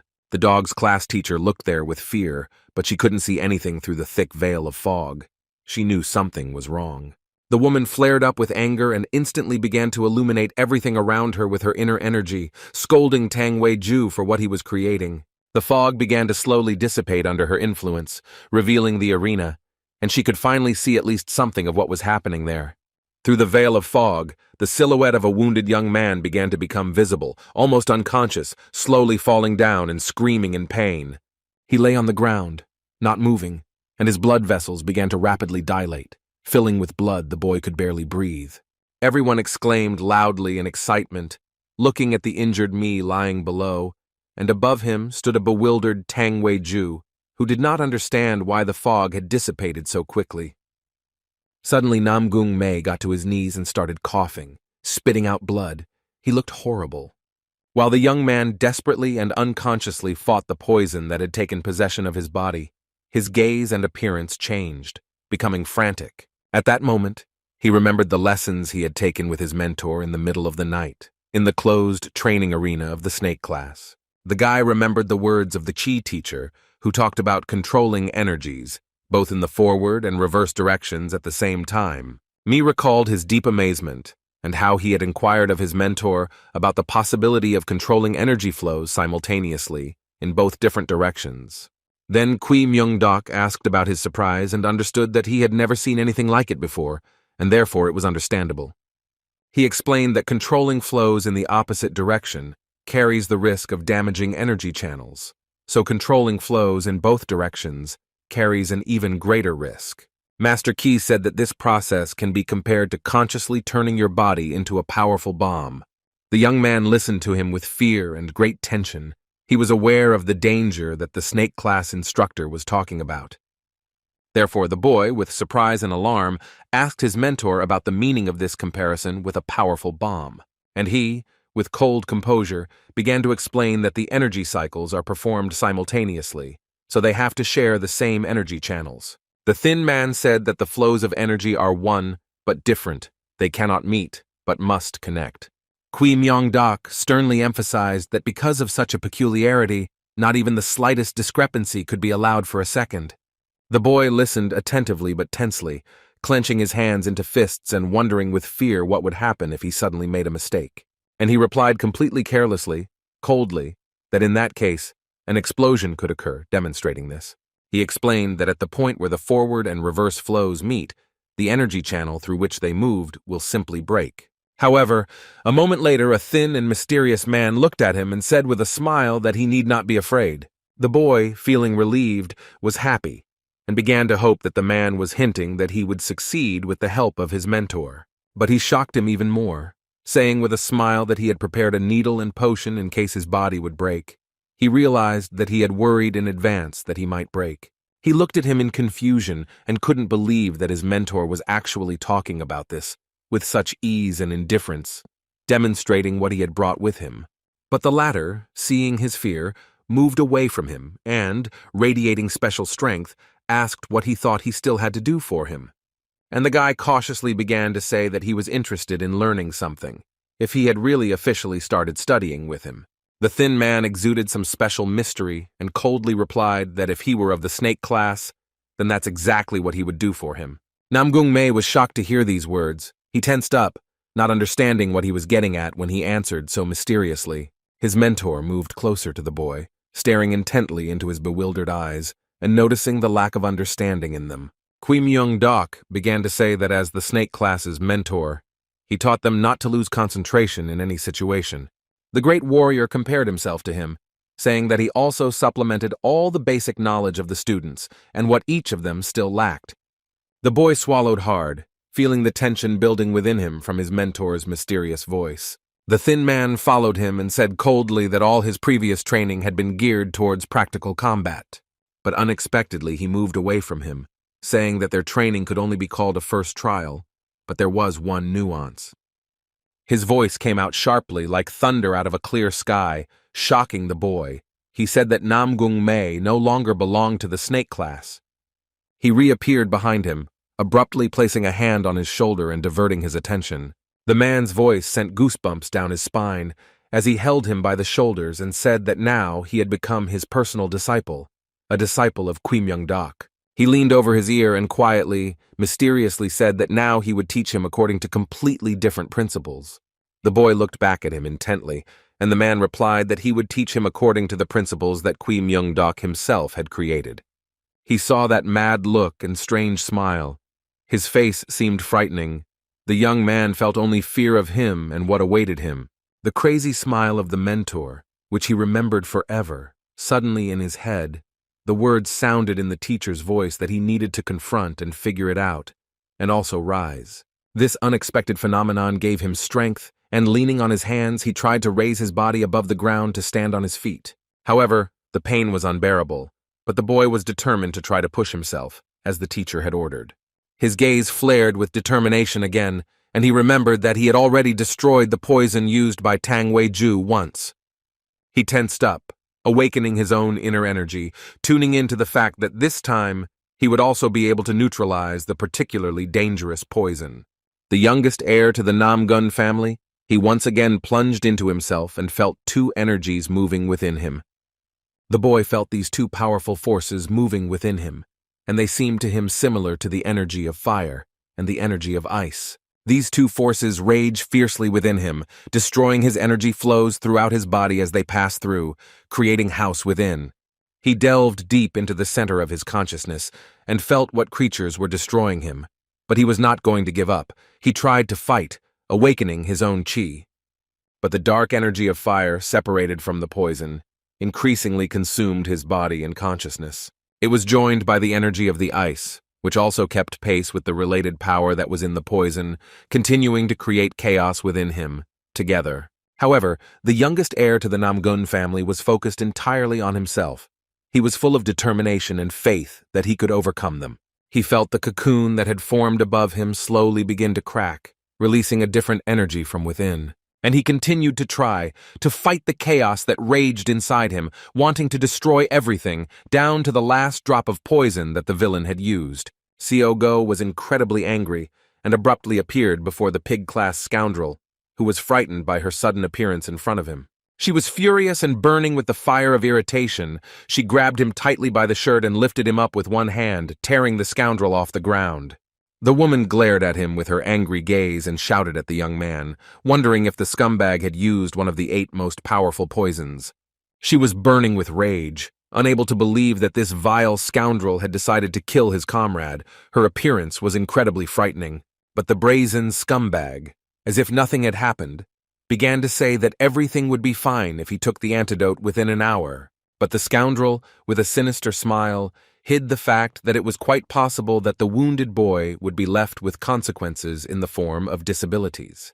The teacher of the dog class, scorching the student with her fierce gaze, ordered him to give her the antidote immediately, saying that their duel with me was stopped. But the impudent scoundrel remained silent, not answering anything, just looking in the direction of the angry teacher of the dog class. He was not satisfied with such words. The woman did not understand such audacity, and, furious, she continued to hold him, wondering if he really wanted to be expelled from Peck Military Academy. But unexpectedly, she was distracted by another voice that suddenly sounded in the middle of the special arena, addressing her and talking about the duel. 2 unknown men entered the arena, and one of them turned to the angry teacher, asking for the fight to continue. All the students turned back sharply, looking in the direction of the gate through which the strangers had entered. They were curious to know who exactly had appeared here so suddenly. They recognized the firstborn of the Namgun family who appeared before them, accompanied by a gray-haired man walking behind him. They slowly descended towards them, getting closer and closer to the arena where the duel was taking place. And now there stood Sogo's mentor. Jin Pyong was surprised to recognize the young man, not believing that his brother, Namgung-il, had so unexpectedly appeared on the grounds of an academy where he was not supposed to be. Namgung-il, passing by him, looked down on the boy, wondering if he had also entered the Peck Military Academy. He felt this condescending gaze on him, and nervous, lowered his eyes, awkwardly answering his older cousin what had happened. The boy no longer paid attention to him, acting arrogantly and telling him not to bring shame on the Namgun family name and to behave quietly. He walked past him, saying coldly and cruelly that no one would treat a descendant of the sideline with special attention anyway. Namgung-il headed forward, getting closer and closer to the dog class teacher, who was surprised by his appearance and addressing her. The guy looked straight at her and bowed respectfully before the angry woman, introducing himself and saying his name. She called his name and wondered if he would be the older brother to Namgung-mei, who had suffered at the hands of Tang Wei-ju, and he confirmed her guess. The woman looked at the young man, who stood before her pleadingly, not understanding, and said that the wounded boy's life was at stake. Xiaogo looked at him angrily, wondering why he wanted the fight to continue if he knew his brother was in such a state. The Namgun clan, to which they belonged and whose representatives are called the best swordsmen among all 5 families. In the distant past, during the Great Zhangma War, they stood on the front lines, along with other masters, and proved their worth there. It was during those times, during a great war, that the head of the Namgun clan, Namgun Cho, had an epiphany. From that moment on, everyone began to call him the Great Fire Master, and the levels of this technique are divided into Gi, Gyol, and Gik. And during the war, the head of the family, Namgun Cho, reached the 2nd step in this technique, mastering the Gyol level, thereby earning himself the title of the strongest of the clan leaders. And this awakened power of his allowed the Namgun clan to be compared to an alliance of 9 families. Their gazes met, and they began to display their inner strength, forcing each other to surrender, showing their power. However, the dog class teacher was surprised to realize that the boy who was the first heir of the Namgun family was no match for her strength. The young man continued to look resolutely in her direction, realizing that he had enough strength to confront one of the Peck Academy's mentors. Looking at the boy, the students of the rat class realized that the young man who had won the previous competition had appeared. They were amazed that he was not at all inferior in strength to the dog class teacher. Admiring his power, they considered the young man cool. Their class leader was amazed that the power of the boy who had suddenly appeared was like all-consuming tongues of flame. The students of Beck Academy were excited about the appearance of the first heir of the Namgun family, Namgun-il. The woman looked aside, at the wounded boy, who could not wait any longer for help, which was already late. She saw the young man lying on the ground, trying to struggle, but his body was becoming increasingly enveloped by some other energy, quite strange. The dog class teacher, with a single wave of her hand, dispelled all the fire raging around them, drawing her internal energy back. They stopped their confrontation, in front of the shocked children and the teacher, So-go, who firmly stated that now was not the time for this at all. She looked at the unfortunate me and said that now it was necessary to give him an antidote as soon as possible and transfer him to the care of a doctor. However, the firstborn of the Namgun family declared that their family, one of the 5 great families of Murim, possessed the blue sky technique, which causes the heavens to split open. And the cold-blooded boy said with indifference that Namgun Mei's dignified death during the duel would be the pride of their family. These words incredibly shocked everyone present watching the fight.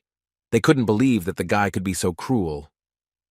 The rat class, which had previously looked up to him as a hero, was now shocked by his words, which he said with such ease. Even the teacher of the dog class couldn't immediately answer anything. She just let out a heavy breath, looking at the cruel young man. Her face broke out in cold sweat at those words, and she realized with difficulty that this guy was also not normal. She was contemplating the representatives of the 5 great families when a sound from the poisoned me suddenly caught her attention. Turning to him, the woman could not believe her eyes that the wounded boy had now regained consciousness. So-go looked at him in surprise and saw him trying to get up, while a powerful, fiery energy flared up around him. His qi began to gradually fill the boy's tanjong, displacing the poison with which he had recently been injured. The young man was burning with rage and determination, glaring angrily at the vile enemy, ready to do anything to win. The boy held on to the deep wound on his chest, standing more firmly on his feet, while 2 different energies burned around him, seemingly converging inside him. He was able to defeat the poison that was destroying his energy flows, destroying the fire and ice energy of the poison, one of the 8 most terrible poisons. They watched him in shock, not believing that he was really rising, despite the degree of poisoning in his body. Namgun Mei looked furiously at his opponent and declared with equal irritation that their duel was not over yet. The guy said that they needed to determine the winner, and slowly raising his hand, he looked resolutely in front of him. The youngest heir of the Namgun family pointed a finger firmly at Tang Wei-ju, challenging the bewildered young man to a duel once again. The irritated scoundrel looked at his opponent with contempt, mocking him and calling him a crazy idiot. So-go watched him in amazement and couldn't look away. She saw that his internal energy had stabilized, which meant that he had somehow overcome that terrible poison. She allowed the duel to begin again, understanding that she needed to observe the injured young man, who was extremely surprising the dog class instructor, Namgun. Il was pleased that the duel would continue like this. He proudly folded his arms across his chest, watching the students. His gaze was cold and emotionless. He was prepared for the fact that his brother might die, and it didn't bother him at all. The rest of the academy students, who were mentally rooting for me and worried about his health, couldn't believe that his brother was so cruel. The scoundrel from the pig class took his place, preparing to attack and pondering the fact that the boy he hated was behaving like an insect and continuing to twitch. But he looked at him with a vile smile, understanding that the longer he dragged out time, the faster the poison of instant death would spread through his body and kill the young man. Namgun Mi finally realized the subtle detail that helped him master the ability to control the forward and reverse flows of internal energy. Suddenly his gaze fell on the crowd, and he was surprised to notice a person there whom he had not expected to meet today, and also during a duel with someone. He was struck by the fact that the oldest brother was present in the crowd. He wondered how long he had been here and watching him. He remembered the words Namgun-il had said during their last meeting, that all his attempts and lack of skill would only bring shame to the family, and how he finally told him to come back in 3 months, only after he learned everything himself. The youngest heir of the Namgun family realized that 3 months had already passed since that moment, the deadline given to him by his older brother, which is why he was here. The guy gathered his thoughts and calmly exhaled, concentrating only on his own feelings and inner strength, preparing for the fight. Gathering his strength, he took up his fighting stance, standing opposite Tang Wei-ju and mentally promising to show his brother what he had learned. He abruptly jumped down from his seat, aiming an arrow at the enemy who stood so brazenly opposite him and mocked him. The young man swung for a new blow and promised himself that he would prove to his brother that he was no longer the weakling he had been when they last met. However, the cunning Tang Wei-ju was not going to wait for the boy's attack. He mockingly decided to avoid him by sharply running to the side. And as soon as the young man approached the place where the villain stood, the villain quickly fled to one side, leaving only a slight trace behind him. Tang Wei-ju taunted him, suggesting to catch up with him, but instead used the poison walk technique, leaving a small residue of poison behind. The rascal from the pig class continued to taunt him and mentally provoke him, watching the young man try to hit him, but unexpectedly, he appeared right next to him, his eyes burning with anger, and he did not take his gaze off his opponent. Realizing that he had finally caught up with his opponent, the boy swung hard again, wanting to prove against all odds that he was no longer the loser who brought shame to his family. He hit the bastard with all his might, who tried to avoid his attack again and lost his balance, falling backwards. The blow was strong enough that he fell, bounced off the ground and flew away again, groaning in pain. Tang Wei-ju, trembling with tension, tried to get to his feet, but his opponent suddenly appeared in front of him again, his gaze burning with rage. He instantly appeared before him and began to deliver furious blows one after another, wanting to show everyone present his true nature. The dog class instructor looked at him in amazement. She couldn't believe that a young man who had received so many injuries and was so strong could deliver such fierce blows. The students from the rats class were also surprised that the boy was capable of such attacks, although before that, he looked much weaker. But despite this, they were rooting for him. The older brother, Namgung-il, watched his younger brother with cold severity, wondering if he had really managed to outgrow himself even a little. Wang Pyo watched him closely. He couldn't understand where the guy got such energy from. It seemed very similar to the one he had already seen in him. But something was wrong here. He remembered his comrade, who then, during the test, fighting the robbers, turned into a real monster who could not control himself. At this moment, Kui Myung-dok was quite far from the place of the duel, calmly sipping tea. But suddenly he felt something that interested him. He sat calmly in his seat, but slowly turned his head to the window. Looking into nowhere in surprise, he felt that the boy had managed to wake up. The thin man calmly put his cup down on the table, saying that he always distrusted conversations within the clan about each other. Teacher Kui looked out the window and calmly pondered how Namgun's family members could call such a boy a simpleton. Namgun Mei continued to attack his opponent, seriously inflamed with rage and a desire to prove his true strength to everyone.